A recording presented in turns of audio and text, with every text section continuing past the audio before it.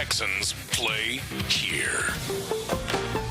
Check out the BetQL Network, wagertainment for every fan. Get sports betting tips from the best in the game. Available on the Odyssey app and our sister station, 650 The Bet. Sports Radio 610 presents Seth Payne and Sean Pendergast. We coming to H-time. Let's get the work in, man. Let's go. Great day, great day. Oh, give me some juice, baby. Oh, yeah. Let's do it. It is, in fact, a great day. Sean Pendergast is not here, but instead you get Brandon Scott rolling along with Seth Payne on a Friday morning, and it is the final, dare I say, football Friday, not officially, but the final football Friday before free agency. Oh. Yeah, it's almost like it's a little closing. spin there. We could still call this the 2025 season because the 2025 league year comes to an end. Oh, and the new league year begins. Let's call it that. Yes. The final football Friday of the league year. Yeah, I'm glad you put it that way because I'm at that awkward point. So I didn't even think about when the league year actually starts because I'm at that awkward point of still calling this past season last year or this year and trying to distinct. Or when I say next year, am I talking about this year, 2026 or 2027? So I'm at that awkward point. I'm glad you made that distinction for me. Baseball's the only of the four major league sports, the only sport that has purity when it comes to just being able to call it the 2025 season, the 2024 season. Yes. You always have that weird thing when you're looking up Super Bowls of like, all right, are they going to list this by the season year or by the actual year? Don't even get into the Roman numerals and how stupid that all is.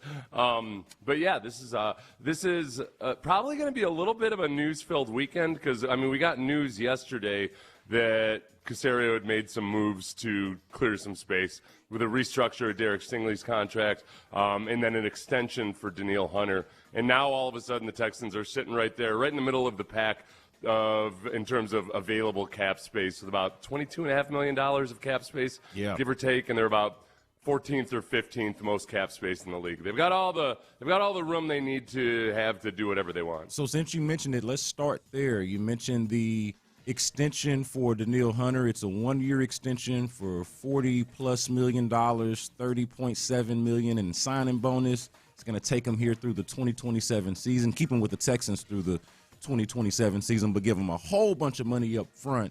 And then Derek Stingley Jr., who just signed his extension last year, it was a 3-year, roughly $90 million deal, I think $89 million extension. It was also restructured. What was your reaction when you first saw that yesterday? Was it more of a, hey, Nick is cooking, or like how did you take this in when you saw the news yesterday? The two things, the Derek Stingley restructuring is just a classic, hey, take some salary, turn it to signing bonus. It's a guy you feel good about, so it's not like your credit card spending or just pushing money off into the future. And it's one of those things that Nick has at his disposal to do pretty much whenever he wants when he needs to create a little bit of room. And that's what I pretty much expected him to start doing is, okay, as we need room to perhaps sign guys, re-sign guys, maybe they end up re-signing Ed Ingram or somebody like that. They'll have the space to do that. But then also with the Denil Hunter extension, it's an extension of the philosophy and the strategy they've used with him that I've really, really liked ever since he came in, which is, hey, he's an older player. He's really, really good. Give him pretty much 100% guaranteed contract and just keep extending it year by year. It's a contract that is really good for the team because it gives them flexibility. It doesn't pin them down to a long-term commitment to an older guy, where if all of a sudden Denil Hunter started getting injured all the time or anything, they don't have this 3 or 4 year contract that they've got sitting out there. From Denil Hunter's perspective, I think this is how I was as an older player, at least, was, man, it's nice to just kind of, get paid as you go, like be a day laborer almost, so that you have that freedom. You don't have it hanging over your mind that I've got to play this contract out or I'm committed to this certain amount, or if I retire now, I'm going to have to pay back a prorated portion of my signing bonus. It's a nice setup to where you don't feel tied down and that maybe you can have control over what career decisions you make without being unfettered by a long obligation. And it puts him with like a carrot on a stick right in front of him where, yeah, I keep playing like this. I'm on a team where they're going to reward me. I don't have to negotiate a new deal or be a jerk that holds out with time left on my contract. So it's a nice symbiotic relationship they've got between Denil Hunter and the team. Yeah, it's a positive move. I probably shouldn't have been surprised by it because he was a perfect either restructure or extension candidate even just going into the offseason.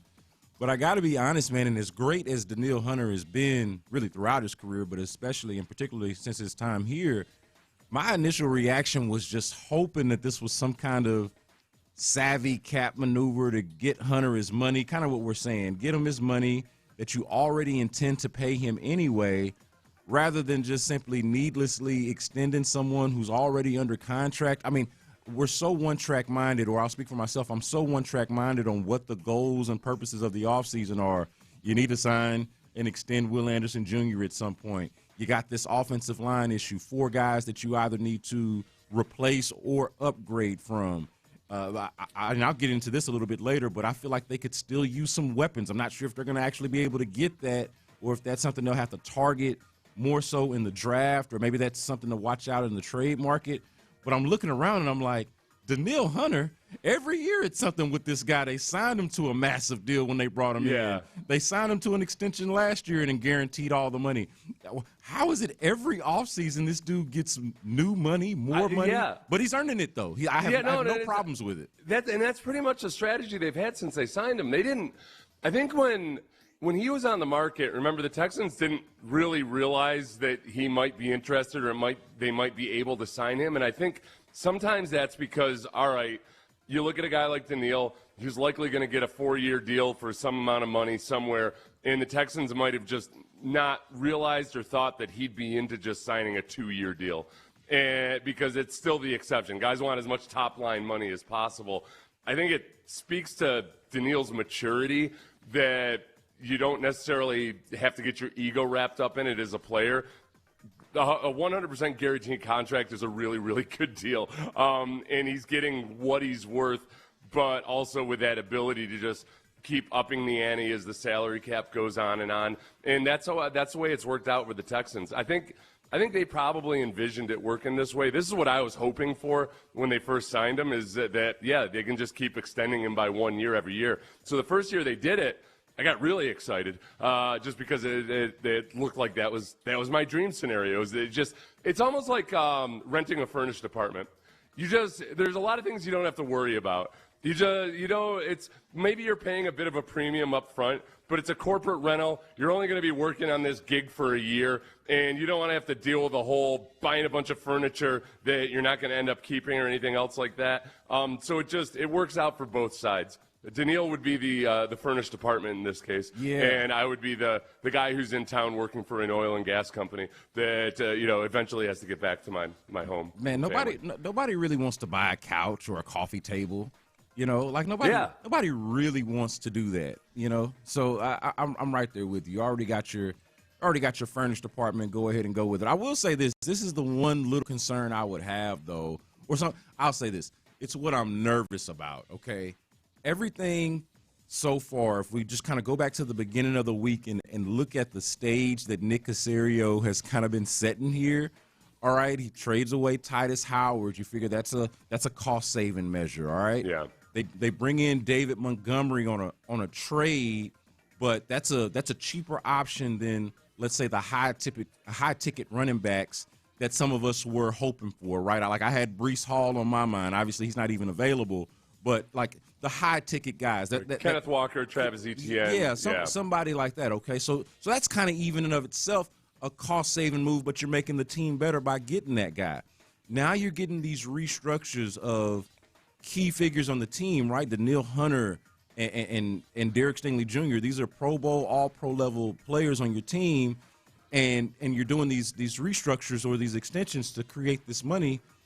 And then what if they go out there and don't necessarily spend a whole lot of, like, that would be the sin of it to me. Because that's what happened last year. We were hoping, it looked like, they're tearing the O-line down. Yeah. They're going to build it back up. And they didn't. Yeah, so that's my thing. I'm preparing myself to be underwhelmed, but all the while, you've got Nick Cacerio kind of just dangling the carrot right in front of my face here saying, hey, man, we're clearing up this space. We've got all of this money now. Oh, yeah, we've got it no less than 3 needs on the offensive line. We've got the resources. We've created even the resources to go out there and do it. And, man, if they don't, if it's just like some ho-hum, retread, like whatever the Cam Robinson, Laken Tomlinson facsimile would be for this offseason, if they do that, while having done all of this, it'll feel real empty and frustrating for them. Yeah, no, and I think the fan base in general feels that way. I think you and I are kind of in lockstep with the fan base where maybe I was obviously overly optimistic that they were going to be aggressive in addressing the offensive line last year, and then they didn't. But I kept telling myself, okay, well, it's a 2-year plan, maybe. I understand that philosophy, especially when you got a new O-line coach, that you want to try to, get a feel for exactly what Nick Caley and Cole Popovich are doing and what's working and what's not working. And you got to give your young guys time to develop. You've got a draft pick in Ariante Ursary, and that within these next 2 years, do something to really get headed in the right direction. As disappointed as I was last year, I'm just going to be flat out pissed this year. If they're not more aggressive. And that doesn't mean that they go out and sign Tyler Linderbaum to a record-breaking contract or anything, but doing what Chicago did last year, which is go get viable offensive line free agents or trades that can come in and plug and play. That, okay, these guys are solid football players. They don't have to be all pro, but we got to have experience across the board and legitimate NFL players instead of experiments or journeymen that you're hoping work out. See, that's my thing. And you mentioned that 2-year plan. I've seen other fans and other folks out here in the Texans community, the Texans watching and commentating community, talk about how it was always a 2-year plan with Cole Popovich coming in and them remaking the offensive line. Am I crazy that I just can't get with that? I can understand it. I can process the logic of it. But I just, for whatever reason, Seth, I cannot abide by it. It almost feels like wasted time. And maybe we're saying something a little bit different here when we talk about almost a gap year with the offensive line. But it felt like an urgent matter, man. CJ Stroud was on his ass as much as anybody the previous year. Now, they improved on that. They couldn't run the ball worth a damn. But, you still got the quarterback on the rookie deal, which is something that we talk about a lot. You've got a lot of young players that are still relatively cheap, a young team. You've been in the Final 8 the previous 2 years, and then you do it again last year. It doesn't feel like even though you've got a young team, that you've got a lot of time to waste. Yeah. It feels like time is more precious than anything while everyone is still young and relatively cost-controlled. That bothers me whenever I hear about a 2-year plan and I go out there and I look at the offensive line trying to piecemeal it together.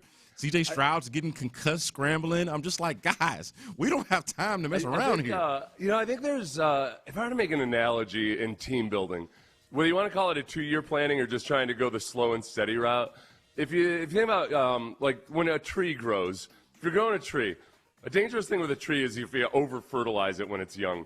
Because it starts growing faster than it's actually meant to grow, and it can end up weakening it because you just get this burst of growth, and it doesn't know what to do with all of these nutrients. I think with team building, I think sometimes there's a fear that if you add a boatload of new elements into a mix, that you're going to be spending a whole lot of money on fertilizer, some of which is going to be wasted, and that you don't have time to kind of grow organically. And that's where, whether you call it a 2-year plan or not, I think some patience, it takes some discipline to have patience in doing it, but you also want to figure out what you have in your younger guys, not just end up casting aside younger guys just because you can swap out an older, more expensive guy for them. On the sum total of it all, the really interesting thing will be, all right, last year, we felt like they weren't aggressive enough on the offensive line. If Ariante Ursary turns into a really good football player, which I think he's very capable of doing, and if they retain Ed Ingram at a reasonable price, because I think they're going to let him test free agency most likely, then, all right, you got 2 pieces added to the offensive line that you feel good about.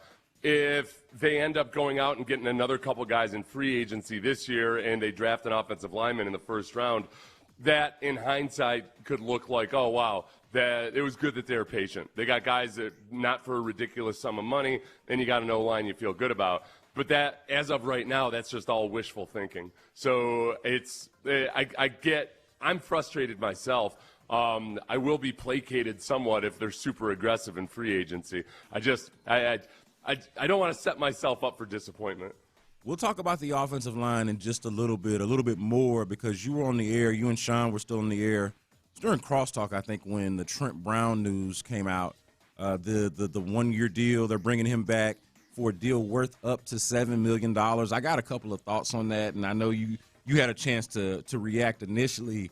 We'll dig into it a little bit more. But back to Denil Hunter, or just on the Denil Hunter point, too, this is something that I've kind of been thinking. I know we talked about it being sort of a 1-year, year-to-year type of thing, but I'm also thinking about it like in terms of them sort of perfectly matching it up with the Will Anderson Jr. rookie deal, right? Like, to me, it seems like if Will Anderson Jr. signs his extension this offseason, then that money doesn't necessarily have to kick in until the next year or the year after that, right?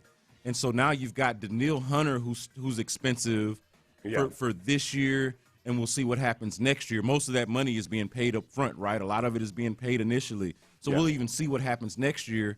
And then by the time Will Anderson Jr. actually becomes expensive, that's when you're making the Denil Hunter decision of either he's still this productive of a player and you have to decide whether you want to keep him at this price, or he's not as productive of a player and therefore now he's cheaper and then you can keep him around. Obviously, we know he's from here and is connected to the area, has had some success here. Maybe he wants to stick around if we've seen some diminished returns by that point. So I think this is kind of perfectly marrying up the timelines, if you will, of Denil Hunter's aging career and Will Anderson Jr.'s ascending career. Yeah, and I think that's the smart way to do it. They've got a 2-year window where you're still not going to be, even if they did extend CJ this offseason, which I don't think they will. But even if they did, his money doesn't kick in for a couple of years. Will Anderson's doesn't. And in the short term, I saw somebody, I think it was Cody. I got to talk to Cody Stutz about this. Cody said he thought that the Denil Hunter extension is a sign that they're not going to spend all that heavily in free agency this year. I disagree with that, but I want to hear him flesh it out and maybe hear his explanation. They do clear up $4 million in cap space now. And also with Denil Hunter, again, the big thing you have to think about in whether a team is flexible or not is not how much money they have this year in cap space, is how much money do they have in the next couple years. And the Texans are still in really, really good shape in 2027 and 2028. So they can reasonably push money off into the future where it's still not credit card spending or doing what the Saints did back in the day. So I don't think that the extension of Denil Hunter has anything to do with what their strategy this year might be. Yeah, I saw Cody's note as well, or his mention on social media, that it didn't make him feel good about what the Texans are going to do in the offseason. It made me nervous for different reasons of, like, you know, just in terms of thinking about, man, this guy again, Denil Hunter, more money for Denil Hunter, man. This guy keeps getting richer. I didn't think of it in terms of, hey, they're not going to go out and spend. But like I mentioned before, it's what if they don't? What if they create whatever space they're creating and then it's just kind of ho-hum and it's the same team or a similar team as what you saw last year? That would sort of be the sin of it. He's Seth Payne. I'm Brandon Scott in for Sean Pendergast, rolling along on a Friday. And we were just talking about the offensive line there for just a moment. Trent Brown got an extension, or was at least re-signed for 1 year up to $7 million yesterday. Do you feel better or worse about the Texans' strategy with the offensive line after this move? We'll talk about that next right here on Sports Radio 610. Hey, luxury shouldn't be an effort. It should be an experience. Welcome.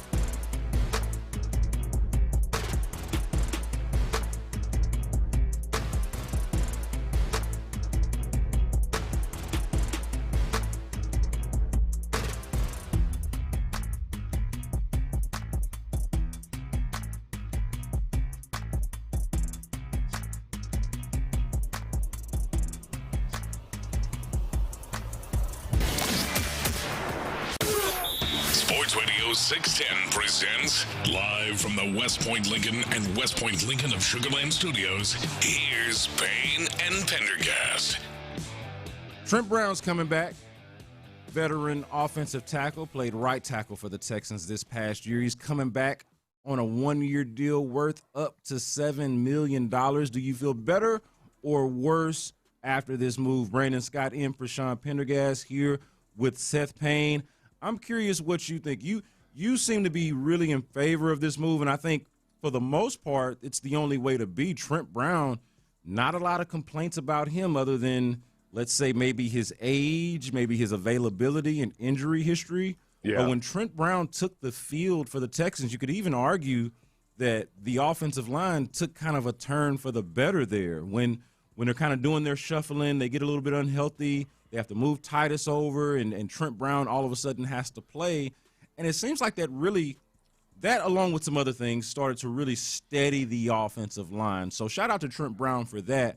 But I am curious of what you think of him basically potentially doubling his salary here from, half a season's of good work last year. He made last year, yeah. Yeah, man. I think the key is it's up to $7 million. I haven't seen the incentives yet, right. So I'm guessing those are heavily playtime based. So and maybe that's out there already, but I haven't seen it yet. The up to $7 million, I'm cool with that, given the way he played last year, and also one of the reasons he was on a $2.5 million contract last year was he's a 6'8", 370-pound guy who was coming off of patellar tendon surgery in his early 30s. That's not a man. I really didn't expect that he was going to play last year. I thought it was a good roll of the dice by Cacerio to bring in a viable offensive lineman on a really affordable deal, who's coming off a devastating injury for a large man. A patellar tendon tear is a big deal, especially when you're in your 30s. So the fact that he came in and played well for the second half of the season and was playing well, I mean, he was a huge part of the Steelers game. And some of the things that they were doing to those Steelers defensive linemen, him and Ed Ingram, and Blake Fisher at times as the extra offensive lineman, just moving the line of scrimmage in the Steelers game, it was really, really good stuff. But then he's injured in the Patriots game. And when you could have really used that run game, he wasn't doing it, obviously. So I think that there's for those of you out there who know Brett Coleman has a really successful YouTube channel, and he breaks down film. He's a really intelligent guy, very, very analytical, not prone to swings of emotion or anything, but he's also a Texans fan. And when it comes to the Texans, it's hilarious to watch Brett sometimes because a lot of that extreme logic and everything just flies out the window. And even with that, I was surprised yesterday. He tweeted this out. He said, okay, so the Texans' plan at O-line might be. Then he lists out the starting offensive linemen as it would be right now. Ursery at left tackle, Patterson at left guard, Andrews at center, Ingram possibly if he re-signs at right guard, and then Brown, Trent Brown at right tackle. And then basically all of the backups would be Fisher as the swing tackle behind the tackles, and then rookies behind all of those interior offensive linemen. Dude, no way he thinks that. Maybe he does. I mean, that's what it would be at this moment. That's the same offensive line, Seth, minus Titus Howard. These are all guys who were here last year, and this literally could have been the offensive line this past year. Yeah, and we haven't even hit free agency yet. That's why I feel like Brett's getting ahead of himself a little bit. And at any point right now, you have to keep reminding yourself, oh, wait a second. Yeah, free agency hasn't actually started yet. The Texans have already made some moves that are free agency type moves, especially in bringing in Montgomery. But free agency doesn't begin until Monday. And I'd be really, really surprised if that was the configuration, that they're just going to roll with Patterson and Andrews. And, if they don't sign Ingram back, then you got another question mark there. Those interior offensive linemen are all wide open, I think, right now. And there's going to be at least one veteran addition, and I'm hoping two, and then possibly two or three more draft picks on top of it. You mentioned when you were introducing Brett there that he's not like shock jock, prone to troll, analytical and intelligent. And so, like, it bothers me. There's no way in his intelligent brain that he thinks that this could be the case. But I will say this. If an intelligent person thinks this, it does make you go, what if they did do this is what I'll say. Heads would roll. Heads would roll if this were the plan, even if it wasn't the plan and it ended up being what they had to settle for because everything else that they thought of didn't work. They just have to come and think of something. They would have to make a miracle happen because you cannot return with your starting offensive line essentially being some version of an offensive line that you could have put out there already. And then, oh, by the way, 2 of those guys now are getting raises. You know, you were taking flyers out on Ed Ingram, who, you know, had basically I don't want to say worn out his welcome, but it didn't work out there as a second-round pick in Minnesota, so they trade him away. Trent Brown, as you mentioned, coming off of a torn patellar tendon and being an older player, he didn't even know if he was going to be able to play. Those guys play above the expectation, get rewarded for it, get raises, and so you bring them back, but then you don't upgrade any of the other positions. There is I'm going to put the chance. I won't put it at 0, but I'm going to put it at less than 5% that this could be the offensive line. You know what I'm going to base it on? I'm going to base it on D'Amico Ryans at the Combine saying that they needed to improve the offensive line in the offseason. Yeah. That, you know, and it especially if you look at Patterson, if you're just saying, oh, I guess they're going to start Patterson at left guard, with D'Amico saying they needed to improve the offensive line, I'm guessing if he's looking at Patterson, and it was a guy who was on the roster all last year and wasn't part of the competition at left guard as Juice Scruggs and Laken Tomlinson were battling it out in the first half of the season, Patterson ended up coming in and playing for a brief spell before they decided to just move Titus Howard down to left guard.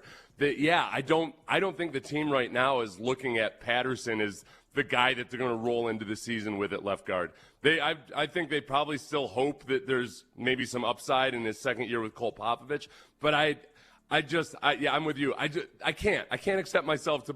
I can't accept that might somehow be their plan. It's just to take the guy that they were trying to keep off the field as much as possible last year. And no. By the way, this year he's our starter, and we're not going to do anything about it. I refuse to believe that. Yeah, it's got to be close to impossible. Not impossible, but got to be pretty close to it. Now, I do think that.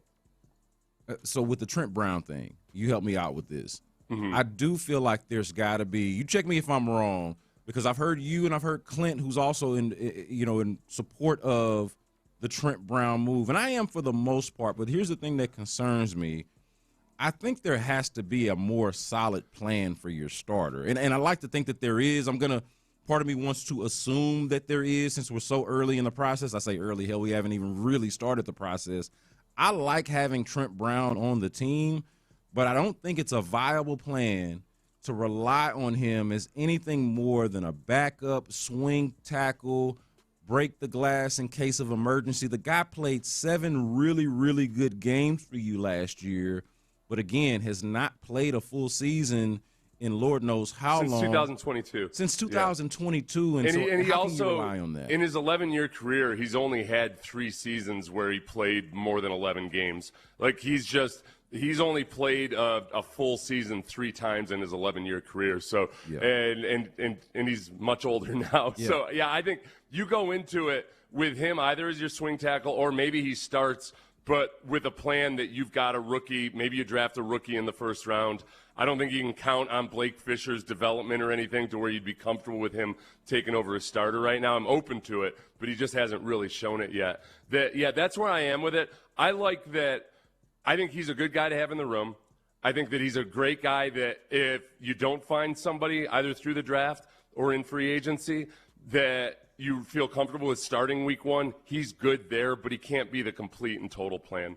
One of the reasons I like this partly, Brandon, is there's a little bit of I've always had some regret about George Fant not being retained by the Texans. Yeah. Because remember George Fant came in and looked in training camp awful. Didn't look like he was even belonged in the league anymore. Ended up having to start a bunch of games. Started 13 games in 2023. And he did a really good job of it, especially given what the expectations were. And he parlayed that into a contract with Seattle, I think. Yep. And I think Trent Brown is kind of like a George Fant type where, man, that was a good swing tackle to have. When he had to come in and start, it worked out really well. But going into the season, yeah, I'd like to have somebody that I feel better about playing all 17 games in the playoffs with George Fant there as an emergency swing tackle for both left and right tackle. Trent Brown made his debut for the Texans in that Jacksonville Jaguars game where they come back and it's basically where the season sort of turns around for the Texans.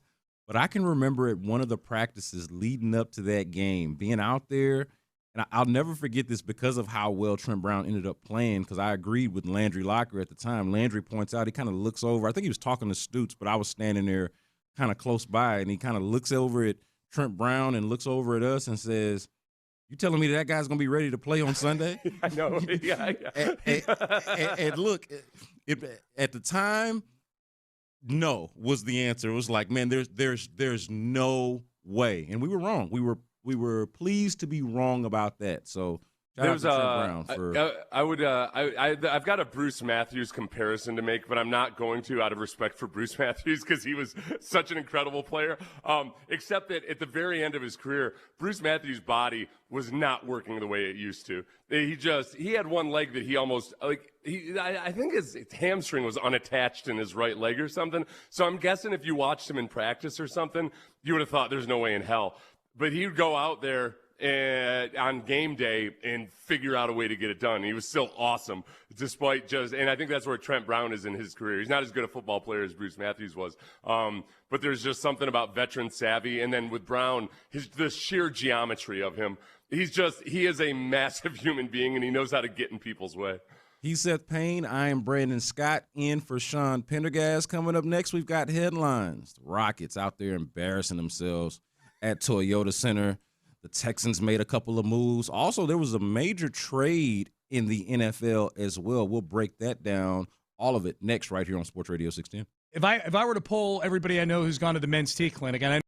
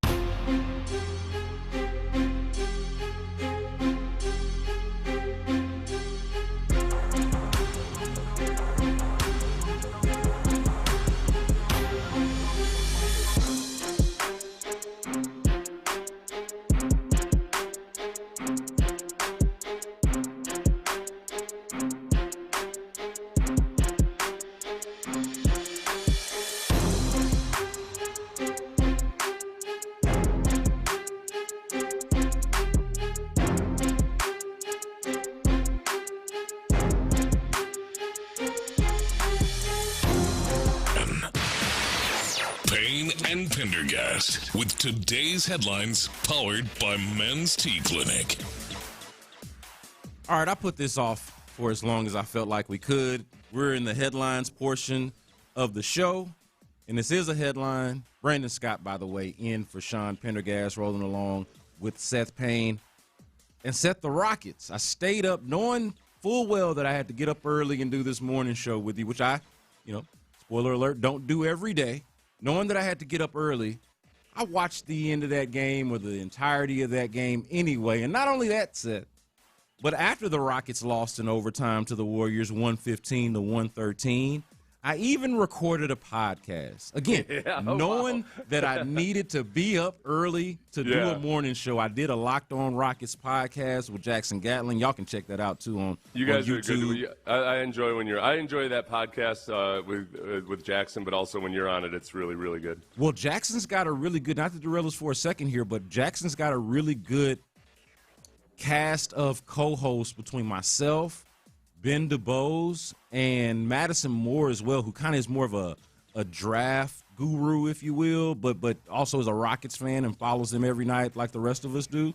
And between the three of us, along with Jackson, we've got a real good thing going here. So hopefully we can keep it up. But what I'd really like to happen, aside from us doing good podcasts, is for the Rockets to, I don't know, man, play good basketball? No, that's where I know. And if you looked at it, you think, oh, what? They lost in overtime to the Warriors, right? Well, they didn't have Steph Curry, they didn't have Jimmy Butler, and every step along the way, it looked like, the Warriors are a bunch of backups and old guys, et cetera, but they're just a better coach, smarter basketball team. Yeah. With an identity, with a methodology, with all these things to where whatever little meager attempts the Rockets have at running an offense, the Warriors are just sitting there waiting on it. Yeah. And from the very beginning of this game, Brandon, I got triggered. It was Draymond right before the tip-off, just hopping up and down, and I think I don't know if he was yelling at Durant and whoever, and then immediately scores the first point of the game, and from that point on, I was miserable. Yeah, you mentioned Draymond. How about the fact that he blatantly tripped Jabari Smith Jr.? Like, it felt like a horseplay type of thing, like on the playground, but hey, guys, we're not in middle school. This is an NBA game. You're professionals. Jabari Smith Jr. is playing his first game back from a sprain or some kind of ankle injury, and it ended up being kind of a, innocent thing. Jabari's fine, and, Draymond's even laughing about it. I don't think Jabari took great offense to it.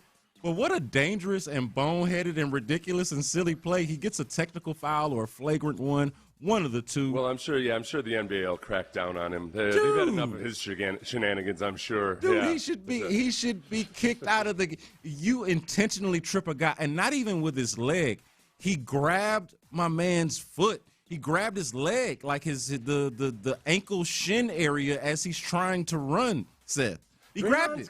This is what's so annoying about Draymond Green and the way the league treats him is that – you know how Barkley can just kind of say things and get away with them because it's just Barkley? Yeah. You feel like Barkley says a lot of things that if other people said that there would be a huge uproar over it, but because he kind of just is known for that and that's what he does, he says a lot of stuff that other people would be issuing apologies for and things. Yes. But Barkley just doesn't care.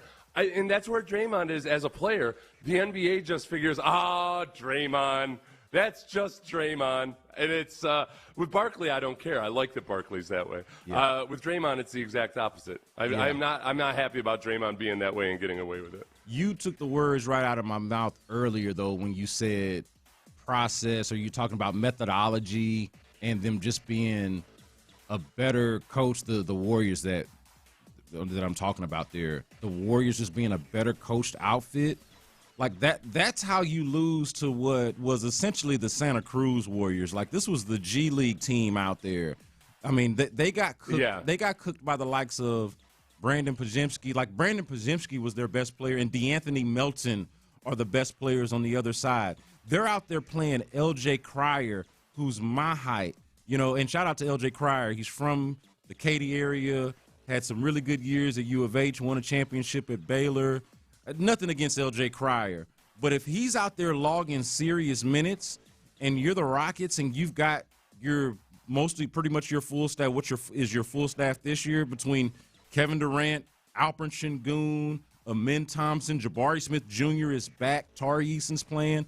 Oh, Reed Shepard, by the way, haven't mentioned this yet, put up a 30-piece off the bench. When you've got all of those things going for you, you can't get cooked by the DeAnthony Melton-led Santa Cruz-esque Warriors. Like, it just cannot be. You know what it reminded me of? Back in college, I would, I'd always have friends that were like in the intramural leagues and everything, and some of them were on really good basketball teams. So there's a couple fraternities that usually won. One of these two fraternities would win the intramural basketball championship, and then in like the overall tournament, there was a faculty league, there was another league for something else or whatever. But there was this faculty league of dudes that had been around forever and playing with each other forever, and most of them were in their 30s or older.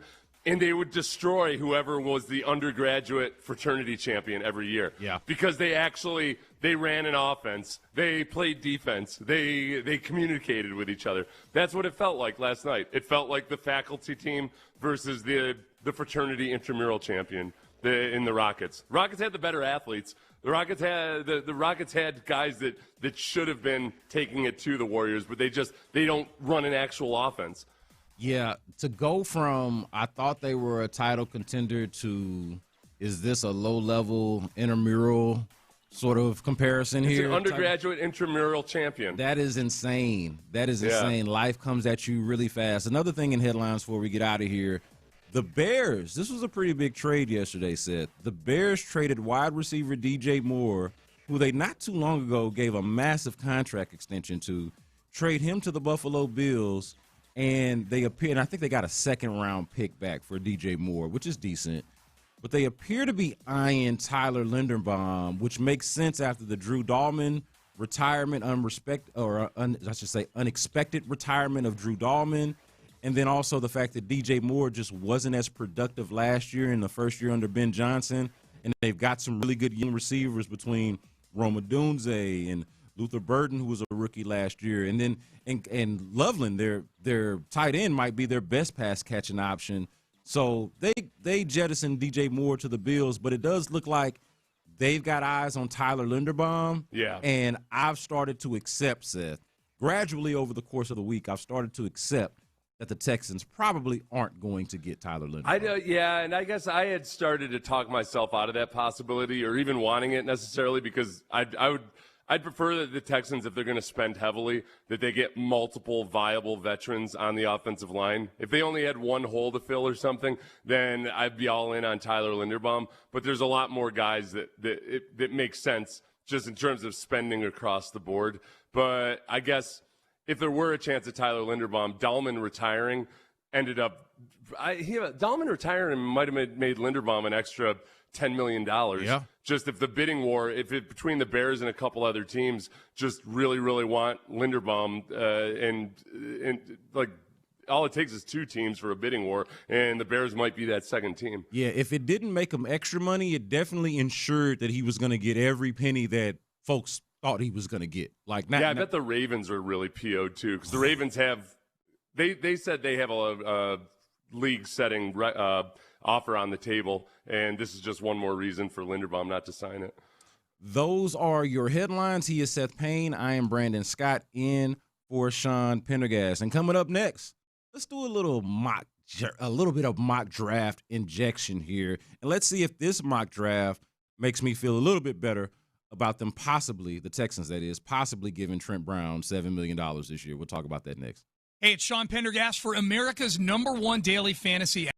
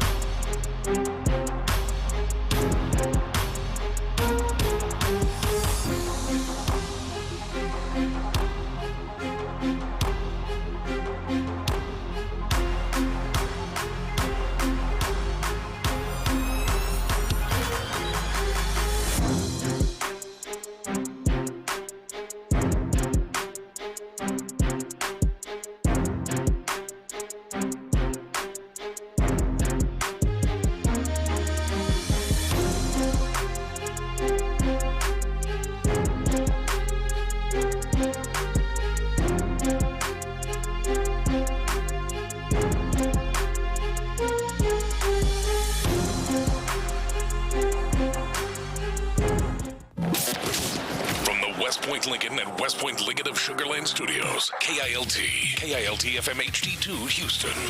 On Odyssey Sports Station, the Texans play here.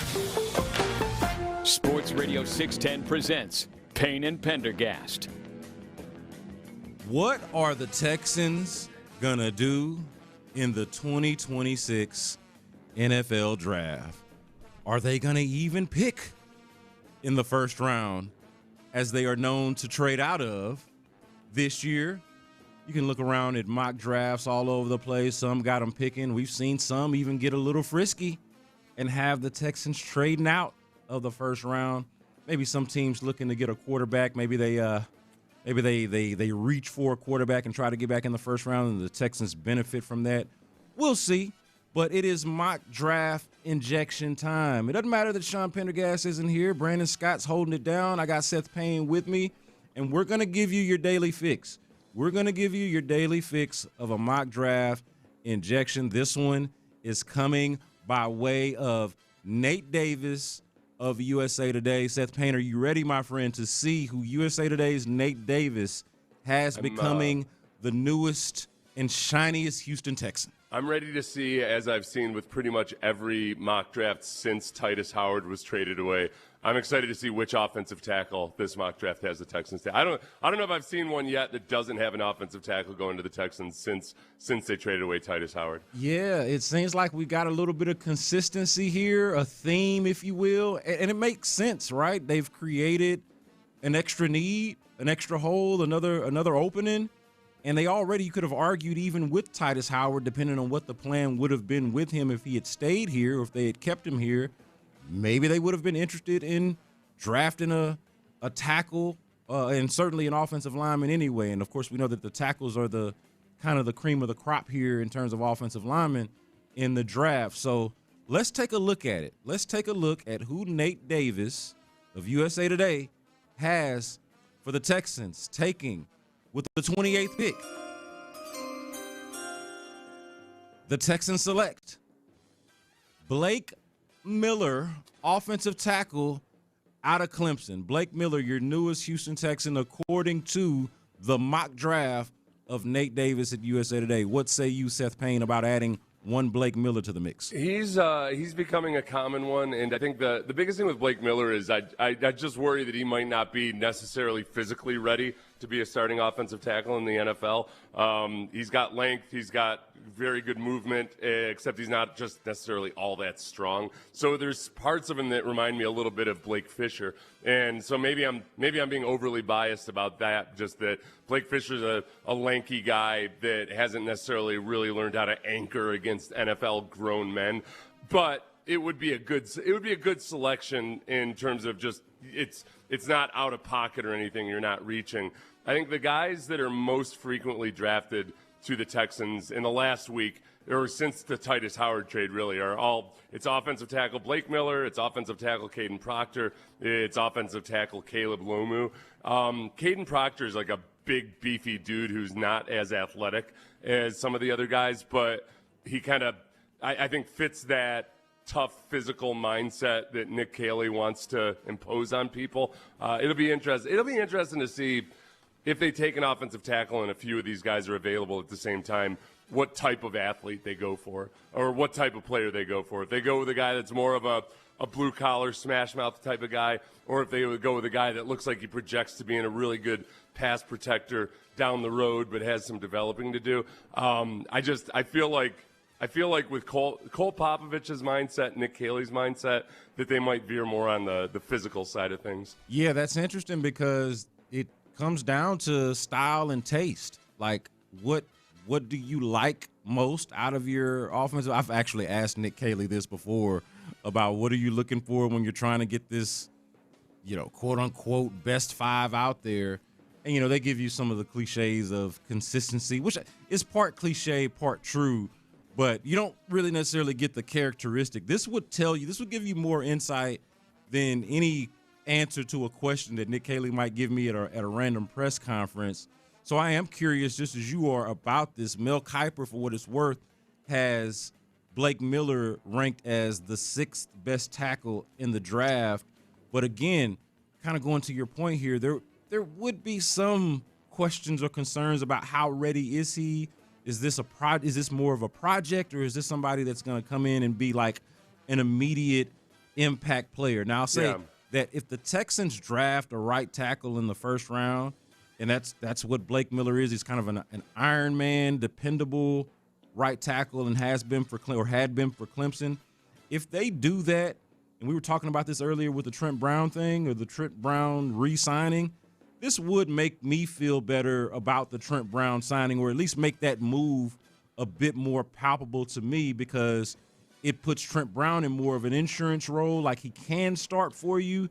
But ideally in this situation, you've got Blake Miller, who would become your starting right tackle in a similar way that Ariante Ursary became your starting left tackle the previous year, and hopefully it works out that way. And if it takes a little bit longer, that's fine. You've got Trent Brown here as your insurance policy on that. So it would make me feel a little bit better, but then I would have some of the concerns that you just brought up about the strength, and is he physically ready to fill that role? This is where I get confused, genuinely confused this time of year, where some of these deals will be announced where guys sign a one-year deal, and with Trent Brown, it's up to $7 million. And I saw multiple people yesterday say, well, yep, there you go. They're paying him that money. They're planning on him starting at right tackle. I'm not trying to be coy or anything. I don't see where a 1 year up to $7 million contract, which means that it might be 1 year, $5 million, whatever, is what you pay to a guy that you're saying, yep, that's 100% our starting offensive tackle in the NFL. But Seth, and I'm with you on that. But I think this is where the trust issues come into play. Yeah. This is where the trust issues with the organization, and not necessarily that they're cheap, because I think that would be a misnomer to say that they don't spend money. A couple of years ago, they had the most expensive offensive line in all of football, and they basically set $14 million on fire $12 to $14 million on fire last year to sign Cam Robinson. So it's not like they don't spend money on the offensive line or don't spend money in general, but the idea that this could be, and again, this is a trust issue. This is a projection. Yeah. We don't know. We haven't even really gotten started yet. But the idea that they might be trying to cut corners a little bit by giving Trent Brown what is effectively a raise, but not necessarily starter money, but think that could be their stopgap at starter, and then try to piecemeal everything else, or basically nickel and dime their way to a starting right tackle instead of actually investing in one, or like we're doing here in the mock draft, simply drafting one with the first pick with their first pick in the draft. I think that might be the case, but it's still not evidence that because of that contract, right? Like, you should never look at a 1 year, let's call it a $5 million deal. I don't know what the playtime incentives are. You shouldn't look at a 1 year, $5 million deal and say, oh yeah, that's the guy that's going to start. Because the Texans have spent way more money than that on free agency for guys that didn't start, or maybe had to compete to start, or when they did, they've spent a lot more money in terms of guys that are 100% bona fide going to start. I think that Trent Brown might very well be the starter at right tackle in week 1, but that contract itself shouldn't tell you. You might feel like, oh, okay, well, yeah, the Texans, they might be okay with rolling with that if that's what it ends up being. But that's like also saying that they don't think there's any chance of them drafting somebody in the first round. They don't think there's a chance that one of the offensive tackles that's out there, it might be out there and available at the price that they can have. So it's just, if they thought if they thought, yes, that's the guy that we need to be our starter at right tackle, and this is what we're going to pay him, like this, it doesn't make financial sense that this contract is what tells you that they're 100% committed to him being the starter. Like last year when they signed EJ Speed got a 1 year, $4.5 million deal. And somebody who I think is really intelligent and who I respect said, well, yep, there you go. He's one of your starters because of that contract. And I still don't understand. I don't understand why he would think that 1 year deal is that, oh yeah, this guy is our bona fide starter no matter what. I think part of the mistake that's being made with this logical train here is also, though, that they traded Titus Howard in what was clearly a cost-cutting move. And so the idea that the right tackle that you had previously was expensive. You trade him away, and he immediately becomes more expensive because he signs a massive extension. And then you go back and look at how things played out with Titus Howard whenever they did the musical chairs thing with him and had him play out of position or in another position, and they put somebody else at right tackle. And this is, to me, more of a credit to the Texans and their ability to acquire backup tackles.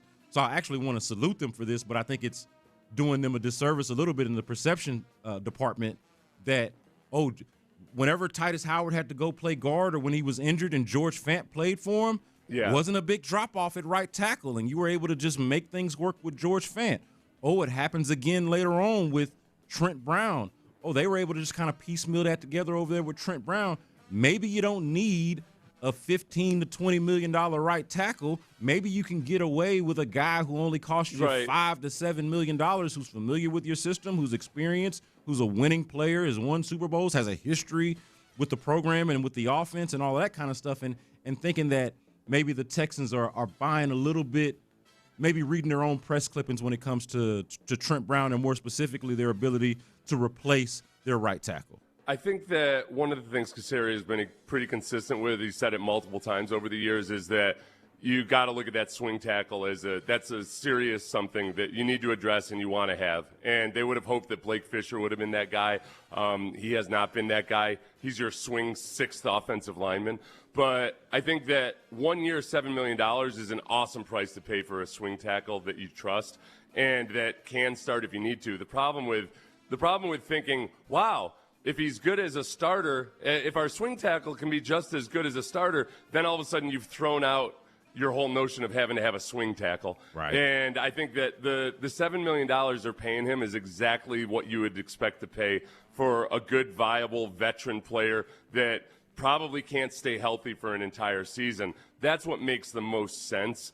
And that's why it makes the most sense that they're still looking to upgrade the offensive tackle position, either through the draft or in free agency. So I don't want to gloss over Blake Fisher since you mentioned him. I know he's not the headliner here. We're talking about Blake Miller. But since we've now mentioned Blake Fisher twice now, and in the context of Blake Miller, that some of his characteristics might remind you of Blake Fisher, kind of lanky, more athlete than mauler, right? More out there more for his agility than he is for his ability to necessarily punish the guy on the other side from him. And I know that's kind of what you're asking a tackle to do, right? And Blake Miller's a bigger guy than Blake Fisher, but yeah.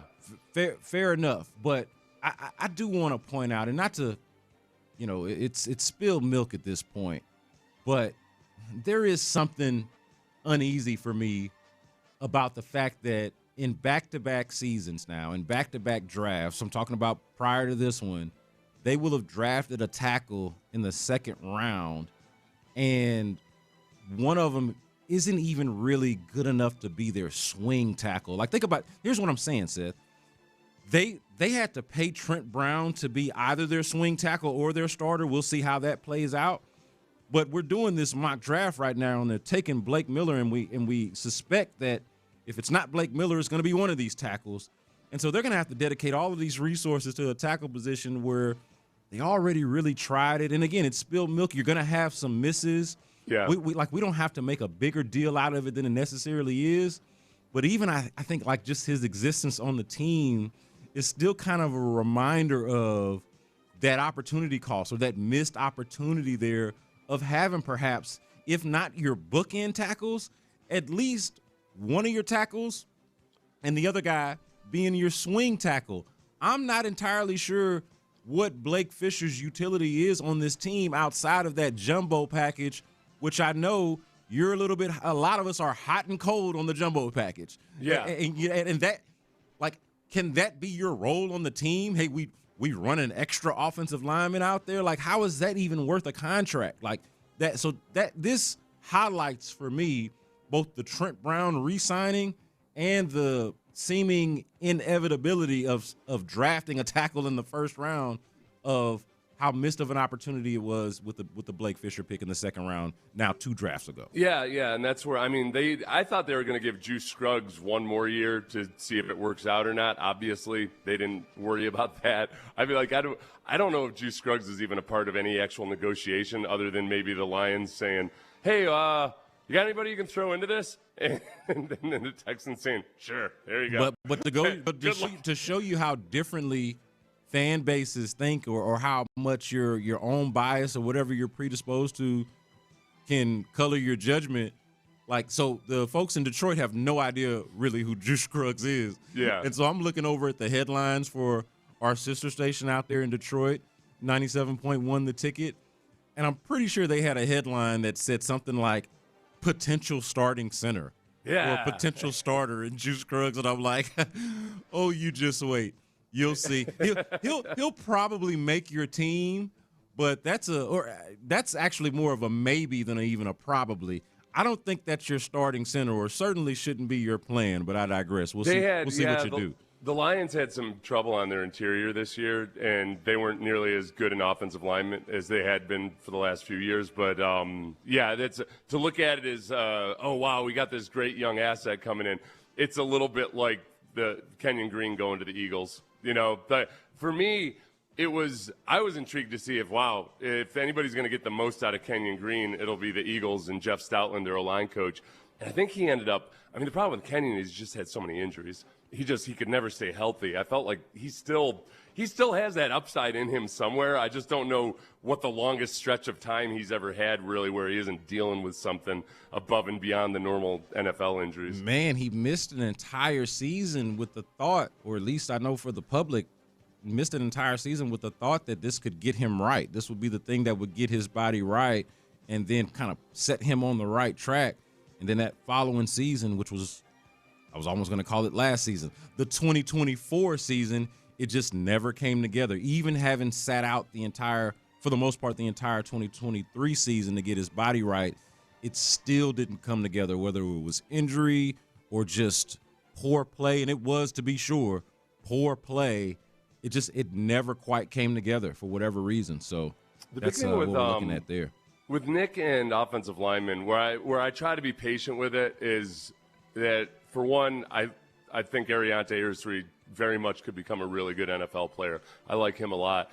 You got to try to remember, all right, about a third of second-round picks end up becoming full-time starters. Like you talk about the swings and misses. You got about a 35% hit rate on second-rounders. So with Blake Fisher and with Juice Scruggs, it's not an indication of complete incompetence that neither of those guys are starters. You've got, out of the 3 guys you've taken in the second round in the offensive line there, one of them is a full-time starter in Ariante Ursary. And the Kenyon Green's the big one. The Kenyon Green was just a double whammy because he didn't work out as a first-round pick, but also that you passed up on Kyle Hamilton specifically to draft the guy that didn't work out. So a little bit about Blake Miller. First of all, you mentioned this before. He's longer, a taller player than Blake Fisher, 6'7", and I'm not doing the thing. I almost did the joke there. I could hear my youngest daughter's voice in my head as soon as I said that. But Blake Miller, 6 feet 7 inches tall, and some of his positive attributes, obviously he's long arms, big hands, quick feet, an agile offensive tackle, a pretty good athlete. But I'm looking at some of the weaknesses in his scouting report, Seth, and you sort of tell me, going back to this question about what kind of style or preference do you have in your offensive tackle. These are some of the things that are weaknesses in his game in the scouting report. Unsteady footwork that robs him of contact balance. His hand usage. This is a big criticism, that he doesn't use his hands very well. Yeah. You, from a technical standpoint, as a guy that played in the trenches as a defensive lineman, kind of tell me how important this is and like how fixable, correctable. The things that seem to be knocks on his game feel like they're coachable things, feel like they're the types of things that Cole Popovich should be able, between Cole Popovich and whatever strength and conditioning program that you have in the NFL that the Texans would provide for him, should make his body more mature Yeah. And then the coaching should help him with some of the footwork and some of the handsy stuff. It's possible. The problem is, though, that this always frustrates me, especially with offensive linemen, when people talk about how guys don't have good hands and they'll have to work on it. I think some people think that, wow, it sounds like the simplest thing to improve. It's not as if these guys haven't had coaching in their entire football careers. And like with O-line coaching, there's a lot of standards that are, you can improve and refine. But if a guy is sloppy with his hands and doesn't use them well in college, it's not a given that he's just going to learn how to do it in the NFL. And some guys really, really struggle with it.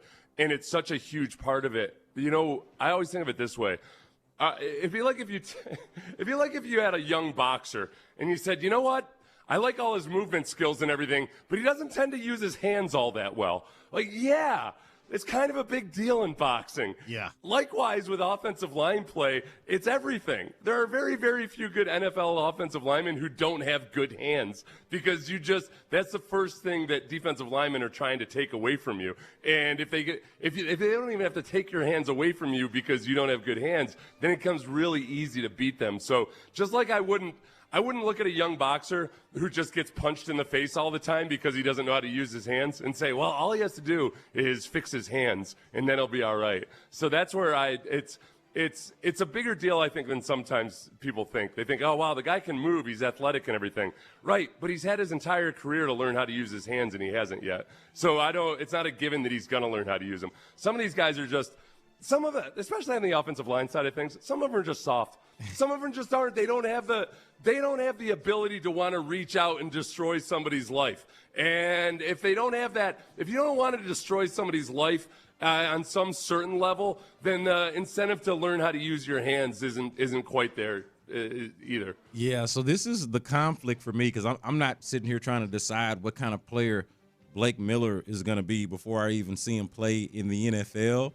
But while I said earlier that them drafting a right tackle high like this in the first round like this, to me would make I think it would ease a lot of the concerns that I think you and I both agree are mostly unwarranted, but I understand where they come from, that Trent Brown is just the plan at right tackle. This would make that move to bring Trent Brown back a little bit more palpable because you got a veteran that you feel like you can rely on and you got a young player that you feel like you could work with. But then it would still bring me back to the place of, man, I'd rather have the veteran out there for the exact reasons that you're describing because I've seen Trent Brown be violent. I've seen him want to wreck lives, metaphorically speaking, as an offensive lineman, and I know that he's capable of doing it. But you know what he ain't? He ain't no athlete at this point. He's not moving too well, and at least the rookie can do that. And so that's where it becomes a styles and a preference sort of thing of, hey, which one would you rather out there? And like I said, it's not like he can't develop his hands and get better because lots of guys do. Pretty much even the guys who are good with their hands in college need to improve it when they get to the NFL. They just haven't faced the types of pass rushers that are as skilled as they are in the NFL. And so it's not like they can't or anything. There's a lot about the way that Blake Fisher moves athletically that's really, really impressive. So it's a projection. Just like anybody taken at the back end of the first round, you don't feel as comfortable about their ability to play right away. The dream scenario, might end up being, wow, okay, you've got Titus Howard if he needs to start at right tackle to begin the season. And then if your rookie comes along, at some point he takes over. Or if he starts off and he's really struggling, you've still got Trent Brown to go in there. So I'm going to be cool with whomever they take if they take an offensive tackle. But then it's a whole lot of, wait and see and watch after that. So I think it's asking a lot, though. You tell me if I'm off base on this, but I think it's asking a lot. This could just be me worrying a little bit too much. But is it not asking a lot to have such young tackles on both ends? Right, Ariante Ursi won't be a rookie anymore, but he'll be a second-year player who did play well as a rookie, trial by fire, right? He struggled early on, kind of got it together, improved throughout the course of the season. But I think it's asking a lot if they were to do this, and this could very well be the plan, but to have young tackles on both ends, a second-year player as your left tackle and a rookie as your right tackle, to me, that would put all the more pressure to really get things right on the interior, to really get experience, not just experience and not just good, but both experienced and really good guys at those interior positions. To me, it puts a little bit more pressure to do that. Yeah, no, and that's where we're not in free agency yet. Yeah. And that's where I guess I don't know. I guess it's impossible to just not think about when you start thinking about the drafts. People start thinking about it like, wow, like they fast forward all the way through free agency, and you can't believe that the Texans are using an offensive tackle instead of a veteran at right tackle. We've got Brett Coleman's offensive line protection out here, and we're just like sticking with it. Right. I mean, I just cannot. We got to give it 2.5 weeks at least and see where they are before we start fretting over the fact that they're playing. I mean, it reminds me of 2 years ago when people were all but convinced. People were livid that the Texans weren't going to draft the quarterback. I can't believe the Texans aren't going to draft the quarterback. Can you believe it? What a bunch of idiots these guys are. Oh, I can't. And they drafted a quarterback. They did draft one. They definitely drafted one. Yeah. If I remember correctly. Calm down, everybody. Everybody just take a breath. D'Amico Ryans got up at the combine and said, we're going to draft one of these two quarterbacks. And then immediately for the next 2 months, people just kept saying, yep, Texans aren't drafting a quarterback. I don't know what they're thinking. And they drafted a quarterback. So this year at the combine, D'Amico said they need to upgrade the offensive line and they need to upgrade the running backs. They've already gone out and traded for a veteran running back. So if I had to gamble money on it, I think they're going to sign at least one veteran offensive lineman before the draft. When D'Amico, sometimes D'Amico's gotten pretty good at the coach speak in some ways when he withholds information or he maybe equivocates a little bit. But there's other times where he's pretty transparent. And I think in that moment at the combine this year, he was just pretty transparent about, we're gonna upgrade the offensive line, we're gonna upgrade the running back, or however he phrased it. And I think it's going to be a multi-pronged approach. It's not going to be just the draft. It's going to be free agency and the draft. So that's your mock draft injection, your daily mock draft injection. You got Nate Davis of USA Today with the Texans taking offensive tackle Blake Miller, a right tackle specifically, out of Clemson. Another piece of news that came out for the Texans yesterday was the announcing of their coaching staff. It looks like they finalized. They've got their official coaching staff out there. It was funny watching Adam Schefter report this exclusively yesterday. I don't know if you saw this, Seth, but a source told Adam Schefter that the Texans were promoting Jerry Shaplinski to quarterbacks coach. And look, I wish that to have the kind of sourcing that Adam Schefter has, I wish that I could make $8 to $10 million a year, whatever it is that he makes, because you know what's funny, Seth? I got the same damn email. I got the same damn email that said officially that Jerry Shaplinski was moving on from senior offensive assistant or whatever his actual title was last year. He was a pass game coordinator and an offensive assistant last year. And now with Gerard Johnson being out officially, it is Shaplinski that is going to take the role and have the ear of one C.J. Stroud. So a couple of things that stood out. This is really the number one thing that stood out to me about the announcing of the coaching staff, but they're both kind of offensive things. The first one was Jerry Shaplinski, and I want to get your thoughts on that, him as the new QB coach and how you suspect that his impact could be on C.J. Stroud and the offense overall. But then also somebody that you know, Bill Lazor, was moved from offensive assistant to defensive assistant, which may be a nothing, but I just rarely see that happen. Was there any clarification on that? I actually am waiting to hear back from somebody about that. Bill Lazor himself. Well, he's listed. I mean, we all knew he was an offensive assistant before, but he's listed in this list here as a defensive assistant now. But then on the website, on his write-up, they still say offensive assistant. Like which I would have thought they would have updated, because on the Houston Texans website it says senior defensive assistant, but then when you go to the bio right underneath it, they didn't update any of that to senior defensive assistant. It's all offense, so I don't know. As a manager of websites, I can tell you, Seth, that is not uncommon. I'm sure someone just hasn't gotten around to it yet. So the fact that they actually changed it over to defensive assistant, I saw it yesterday and I didn't think anything of it, and then I saw people mentioning it this morning, and I thought something of it. So yeah, I think it's in line. If that is indeed the case, it's in line with one of D'Amico's philosophies, which is he likes having guys have experience on both sides of the ball, and he likes having an offensive guy to be able to troubleshoot for the defense and vice versa.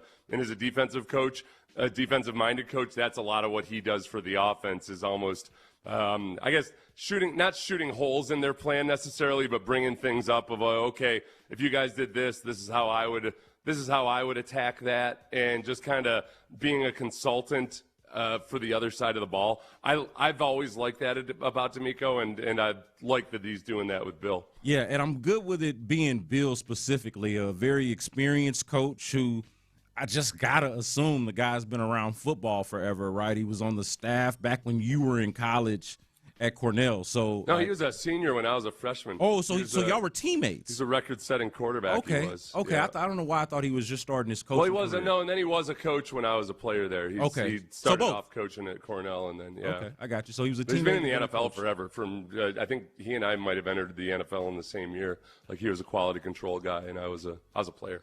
Yeah. But yeah, and he's a really, really smart guy, and he's been an offensive coordinator at a few places. I think he's a guy that's been in the league so long and he's been exposed to so many different schemes that they just really like his knowledge base. So I think they use him in a lot of different ways. So with Sheplinski, I wish there was a good way to evaluate or to measure the impact of this. I just simply cannot. But it does feel, and just kind of allow me to go here. It does feel to go feels here instead of thought. I'm gonna go feels because I'm not exactly sure what to make of it. I'm not there every day. Obviously don't know Jerry Sheplinski very well, but it does feel significant to me that the main voices in C.J. Stroud's ear going forward are going to be the ones that he just learned last year, right? Everybody talks about him not. So far, at least recapturing the rookie year C.J. Stroud, well, everything that was around him, at least the infrastructure that was around him from a coaching standpoint, that year is now gone, from Bobby Slowick as the offensive coordinator to Gerard Johnson as the quarterback's coach.